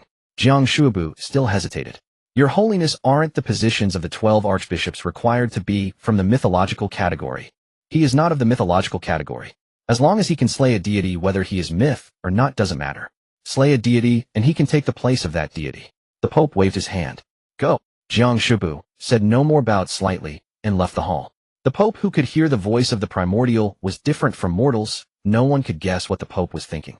Since it could benefit Chang'an, Jiang Shibu had no objection. The Pope's baptism was a baptism beyond the level of the trial grounds. The battle was nearing its end. The beast horde had been slaughtered to the last, leaving only the fight between Fenrir and the red-haired gorilla. Li Chang'an also retracted his blade, returned to the earthen wall, and sat leaning against it, tossing all the remaining military rations pills into his mouth. The wounds that had previously healed all split open during the final explosive battle. Now his body was riddled with holes, and even his hardest bones were not without cracks. As long as Ma Hao could recover, he didn't care about anything else. However, the others were not at ease. Fenrir's battle was not over. If Fenrir lost, no one could withstand that red-haired gorilla. Just 2 squads. Killing them wouldn't take long. Zhang Xiangzhuang walked over with a grave expression, glanced at the earthen wall, and winked at Li Chang'an. Li Chang'an nodded slightly, indicating that it was fine. At least Ma Hao was already in the recovery stage, and all they needed to do was wait. Phew. Zhang Xiangzhuang also sighed in relief and looked toward the direction of Fenrir's fight. Old Zhang. Wang Li waved. Should we go help? Before Zhang Xiangzhuang could answer, Li Chang'an said softly, don't go. If you go, you'll disrupt her rhythm. If you want to help, Haka and Chun Zhenglong provide ranged support. Max, throw a firewall behind that gorilla. Melee fighters definitely don't go. Actually, Lu Yi could also assist. Her earth element mastery also had restraining abilities, but Li Chang'an wanted her to focus on maintaining the earthen wall here, so he deliberately skipped her. Unknowingly, Li Chang'an had become the backbone of the 2 squads. Xiao Hongmao was indeed powerful, but to the squad members she was too lofty, a leader but not a fellow traveler. Yet Li Chang'an was equal to them in identity and status, and his strength was sufficiently outstanding, making his words easier to trust. Being too powerful creates stratification, and Li Chang'an unintentionally fit right in. No one hesitated. They all followed Li Chang'an's instructions. Haka set up the sniper rifle, aiming mainly above the red-haired gorilla's nasal bridge. Chun Zhenglong moved a little closer, his arrows all aimed at the gorilla's knees where the wounds from Li Chang'an's explosion had not yet healed. The arrowheads were attached with flammable materials like fire oil, creating a swarm that could overwhelm a giant. Li Chang'an entered the earthen wall again, swapping out Ma Jili, though Ma Jili was somewhat unwilling. After a short while, Zhang Xiangzhuang walked into the earthen wall, glanced at Ma Hao lying on the ground, and quietly breathed a sigh of relief. The half of Ma Hao's body that had been blasted apart had recovered quite a bit, with most of the outline visible. At this rate, he would be fully recovered in, at most, an hour or so. Captain, Li Chang'an called out, then crouched down and wrote on the ground with his hand. Don't speak. They might hear us outside. Zhang Xiangzhuang nodded and crouched beside Li Chang'an to watch him continue writing. The method I used to save Ma Hao cannot be known. If it becomes known, I might die. Zhang Xiangzhuang understood. Ma Hao had been blasted into such a horrific state, yet could still recover. The healing method would surely make everyone envious. Don't worry, we will keep our mouths shut. Looking at the captain's reply, Li Chang'an frowned, shook his head, and continued writing. I'm not worried about you. You are my friends, you would never betray me. But what about the other squad? They didn't see my healing method, but they know I saved Ma Hao from the brink of death. That's true. Zhang Xiangzhuang also frowned in thought, and wrote back, they'll talk to Wang Li later, and tell them to act as if they know nothing. No. Li Chang'an shook his head again. What if they deceive us? Reporting this would be a great achievement. People are unreliable in the face of profit. Take advantage of the beast tide. In a moment, pretend you can't hold the line and retreat, letting the beast tide surround you. He'll hide among the beasts and kill them. After killing them, you leave immediately. He'll face Fenrir. It would be best if there's a black-level monster to deal with Fenrir, and I can launch a sneak attack. In an instant, Zhang Xiangzhuang felt a chill run through his body. Watching Li Chang'an calmly declare his intention to kill everyone in the other squad, Zhang Xiangzhuang felt a chill run down his spine, not only in his body, but also in his heart. Chang'an, they are comrades who fought alongside you. Li Chang'an frowned at the words, hesitated for a moment, then continued writing. But they might betray me, and then I'll die. Zhang Xiangzhuang sighed. You said might. Why not try trusting others? Perhaps they won't betray you, and are more worthy of your trust. Li Chang'an was torn. His reason urged him to kill Wang Li and the others, yet Zhang Xiangzhuang, whom he trusted, was stopping him. Should he trust people or follow reason? Before Li Chang'an could figure it out, Zhang Xiangzhuang stood up and said in a low voice, listen to me, don't think about this for now. He'll handle it. Until then, you must not lay a hand on them. If friends want snitch, why not turn them into friends? Everyone has choices, but choices should be mutual. No one chooses death. You don't, and neither do they. So turn them into friends instead of killing them. By now Zhang Xiangzhuang understood that Li Chang'an's lack of common sense stemmed from one thing: empathy. Empathy was scarce in Li Chang'an. He had never learned to see things from others' perspectives, or perhaps he had, but he always assumed the worst of everyone. This wasn't entirely wrong, but neither was it right. There were certainly more good people than bad, otherwise the good would have perished long ago. Treating everyone as evil only held Li Chang'an back. Zhang Xiangzhuang left the earthen wall, but Li Chang'an remained deep in thought. He wasn't stupid, he understood what Zhang meant and took it to heart. Yet he couldn't grasp it instantly. To truly comprehend would mean overturning every bit of his past 20-odd years of life. All his accumulated experience and understanding of human nature would have to be rebuilt. It was a clash of worldviews, and Zhang Qiangzhuang's wish was to demolish the fortress Li Chang'an had built, allowing him to step out and see the world. How is he? Wang Li approached. Zhang Xiangzhuang smiled slightly. He's fine. Recovery is going well. Chang'an is taking care of him inside. He'll survive. That's good. Wang Li sighed in relief. Even though this was their first time working together to soldiers, the bond of comradeship wasn't measured by the years of acquaintance. Margaret stood nearby, exhausted, taking a moment to rest. Meanwhile, the battle between Finra and the red-haired orangutan was nearing its end. The red-haired orangutan's ability was formidable, granting him extraordinary swordsmanship. Unfortunately, he was never a true sword. The ape master was no sword god or sword immortal. The hierarchy among mythical beings was stark. The staff could pierce Finra's fur, but couldn't inflict fatal wounds, and minor injuries healed within moments. If Li Chang'an were present, he would have recognized Finra's unique trait. The world-eating wolf which slew the gods during Ragnarok bit not only into flesh, but also drained the target's abilities. After fighting Finra, the red-haired orangutan bore over 100 wounds, and his power was gradually fading. If the divine beings of myth were merely creatures with immense abilities, then Finra possessed the power to slay any god. But wielding that power was no simple task. The king will avenge. The red-haired orangutan roared in defiance, unleashing his final burst of strength as the staff hurtled toward Finra's skull. Haka pulled the trigger, the bullet tearing through the air and striking the red-haired orangutan between the eyes. Finra howled, bracing against the staff as it split her scalp, revealing blood-stained bone. At that moment, Finra bit through the red-haired orangutan's throat, and with another crunch, severed the neck bone, flinging the head aside. Awoe! Finra howled at the sky as the headless body crashed to the ground. Her massive wolf form rapidly shrank, reverting to that of Little Red Hood.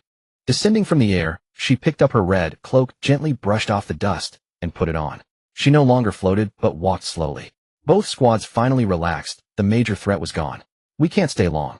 If reinforcements come, we might not be able to hold them off again, said Little Red Hood. She glanced at the earthen fort, hesitated, then sat down. Rest a bit more, then we leave immediately. Zhang Xiangzhuang smiled, his gaze piercing through the earthen wall to the Li Chang'an beyond. Chang'an, look, kindness does exist. More than 10 minutes later, Li Chang'an smashed the earthen wall and emerged carrying Ma Hao, whose body had fully recovered. He nodded to Little Red Hood. Little Red Hood nodded back, stood up, and said, let's move. This time the pace was slightly slower, as if deliberately accommodating Li Chang'an and Ma Hao. Captain, Li Chang'an said hesitantly, approaching Zhang Xiangzhuang. Had he come around? Zhang's heart leaped. He asked gently, what is it?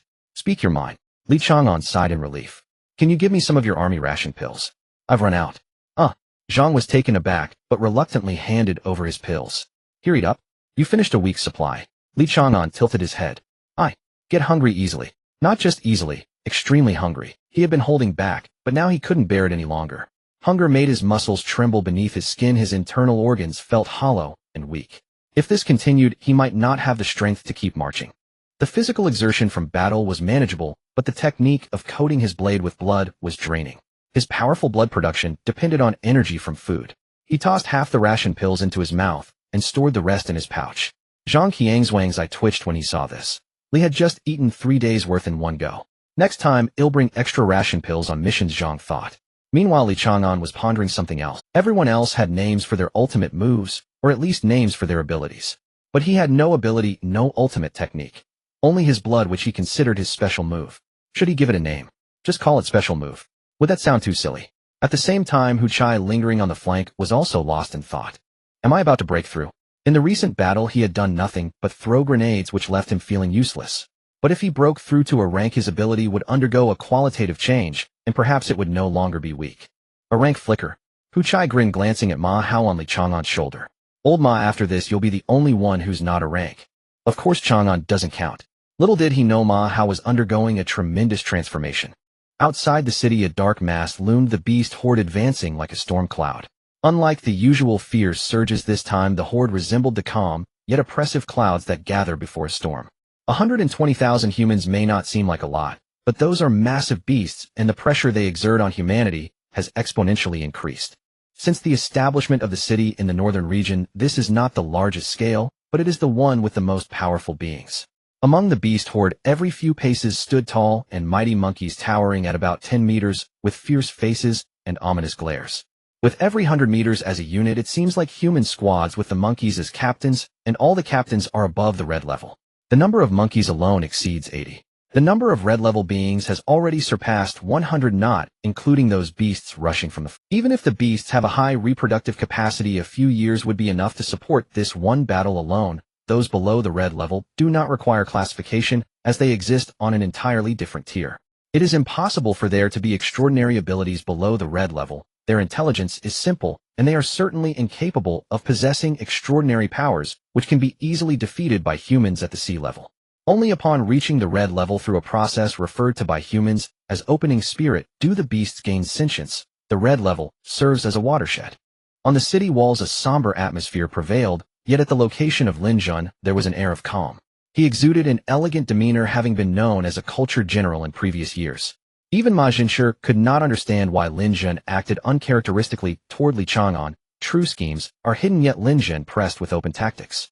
For Ma Jinshi and others, this might signify Lin Jun's character crumbling. Where did that tiger go? Lin Jun asked, binoculars in hand, curiously scanning the surroundings. Ma Jinshi slightly raised his head, furrowing his brow as he replied, probably about 40 miles away, or it seems like it doesn't intend to come over. Its ambition is not small. Doesn't the beast horde outside look increasingly like a human army? Lin Jun pointed toward the beast horde outside.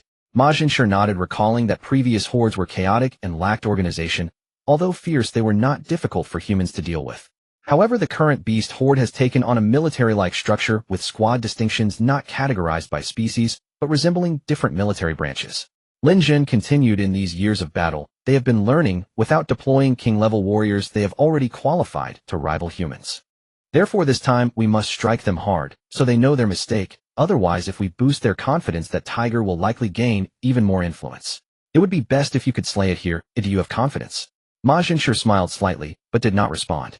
Lin Jun also smiled, realizing he had asked a meaningless question. The beasts accelerated their advance, and even from several miles away the scent of blood was palpable. The humans beneath the city walls were equally eager, with Lin Jun having spent much of his time in the northern region coordinating troops. Any intelligent creature could see Lin Jun was moving his trusted subordinates into the northern region, but those were not merely trusted aides, they were seasoned veterans. They were a band of warriors. Fight! Lin Jun said softly, yet his voice echoed throughout half the city. Fight! Fight! Fight! The shouts below the city were deafening. Some gripped their swords while others drew their blades, but there were no firearms to be seen. It's about time. Let's call back the special operations troops. Once they return, they will join the battle below without resting. Lin Jun chuckled coldly. They are the prodigies, so they should stand at the very front of the defense. As the cannons on the city walls roared, the battle erupted in full force. The beast horde approaching from 30 miles away could theoretically be eradicated with nuclear weapons, but the most potent nuclear weapons of humanity are ineffective against many black-level and certain red-level beings. Using nuclear weapons against low-tier beasts would only compel the strong to take action. King-level beings might even charge into the city to cleanse the humans. At that point, defending the city would become a joke. The most prominent monkeys among the beast horde were targeted by Lin Jun's old subordinates. However, even so, nearly half of the monkeys were no match for the generals, merely entangled by the squad-based soldiers. In terms of numbers, humanity was ultimately at a disadvantage. Although the artillery wiped out thousands of beasts in the first round, it was still insufficient relative to the base number of 120,000. However, in this battle, red-level beings cannot turn the tide. The vast majority of red-level beings still belong to the category that can be killed by firearms. A black eagle lizard leaped from the horde, sweeping its tail and knocking several human ability users back.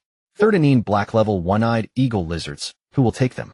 As soon as Lin Jun's words fell, a figure stepped forward from the back, clenching his fists with a sinister grin. Leave it to me. That I will be the one-eye blind. Lin Jun smiled, gently gesturing, and the brawny man vanished from sight, replaced by a bewildered beast that was immediately smashed to pieces by Ma Xinqi's fist. The brawny man appeared in front of the eagle lizard, shouting heavenly gang descents. A majestic figure straddling the line between reality and illusion tore through space and stepped into the brawny man, causing him to swell to over 20 meters tall in an instant, sending the eagle lizard flying with a single punch. In the west, a white deer leaped into the air, stepping on the void with a graceful posture, yet it savagely bit off the upper half of a human ability user. 28th, black level, white deer. Who will take it? A figure walked out from behind Lin Jun, silent and resolute, needing no assistance from Lin Jun. With a single step, he reached the back of the white deer, and the next moment, both man and deer appeared 9 miles away. Dust filled the air. 26th, black level, azure-eyed green lion. Who will take it? Leave it to me. 13th, black level, falling rainbow, flying eagle. Let me treat you to chicken wings. 7th, black level, headhunting fly. Just returning from another battlefield, boar, smiled slightly, you'll take it. 1st, black level, winged tiger, near king level ability, celestial, white tiger. Who will take it? The barbarian stepped forward, but before he could speak, Ma Xinshi tossed him back to the city walls. What are you showing off for? Is this something you can fight? Ma Xinshi scoffed coldly, you'll take it. With a sonic boom, a fierce wind swept, and Ma Xinshi was already gone. A white line broke through the beast horde outside the city, leaving behind a trail of shattered flesh and blood. As the winged tiger descended from the sky, it was punched back into the heavens. Get back! The resounding shout of Ma Xinshi echoed as the clouds rolled in the sky. A figure like a dragon commanded the world. Li Chang'an and his companions, rushing toward the city, gazed from afar. First of the special operations, the S-level prodigy Ma Xinshi. Wang Li observed, his eyes filled with envy. Little Red Riding Hood pouted, saying nothing. Li Chang'an happened to glance over and asked, you seem quite disgruntled. Do you think you can defeat her? Get lost. I can't beat her, but I can beat you. Little Red Riding Hood glared at him. You could originally beat me anyway, Li Chang'an replied helplessly. Women are truly inexplicable. Why are they yelling at me? There were indeed psychics in the command center capable of long-distance communication, which was how Little Red Riding Hood received orders without taking out her phone. Moreover, staying outside was meaningless.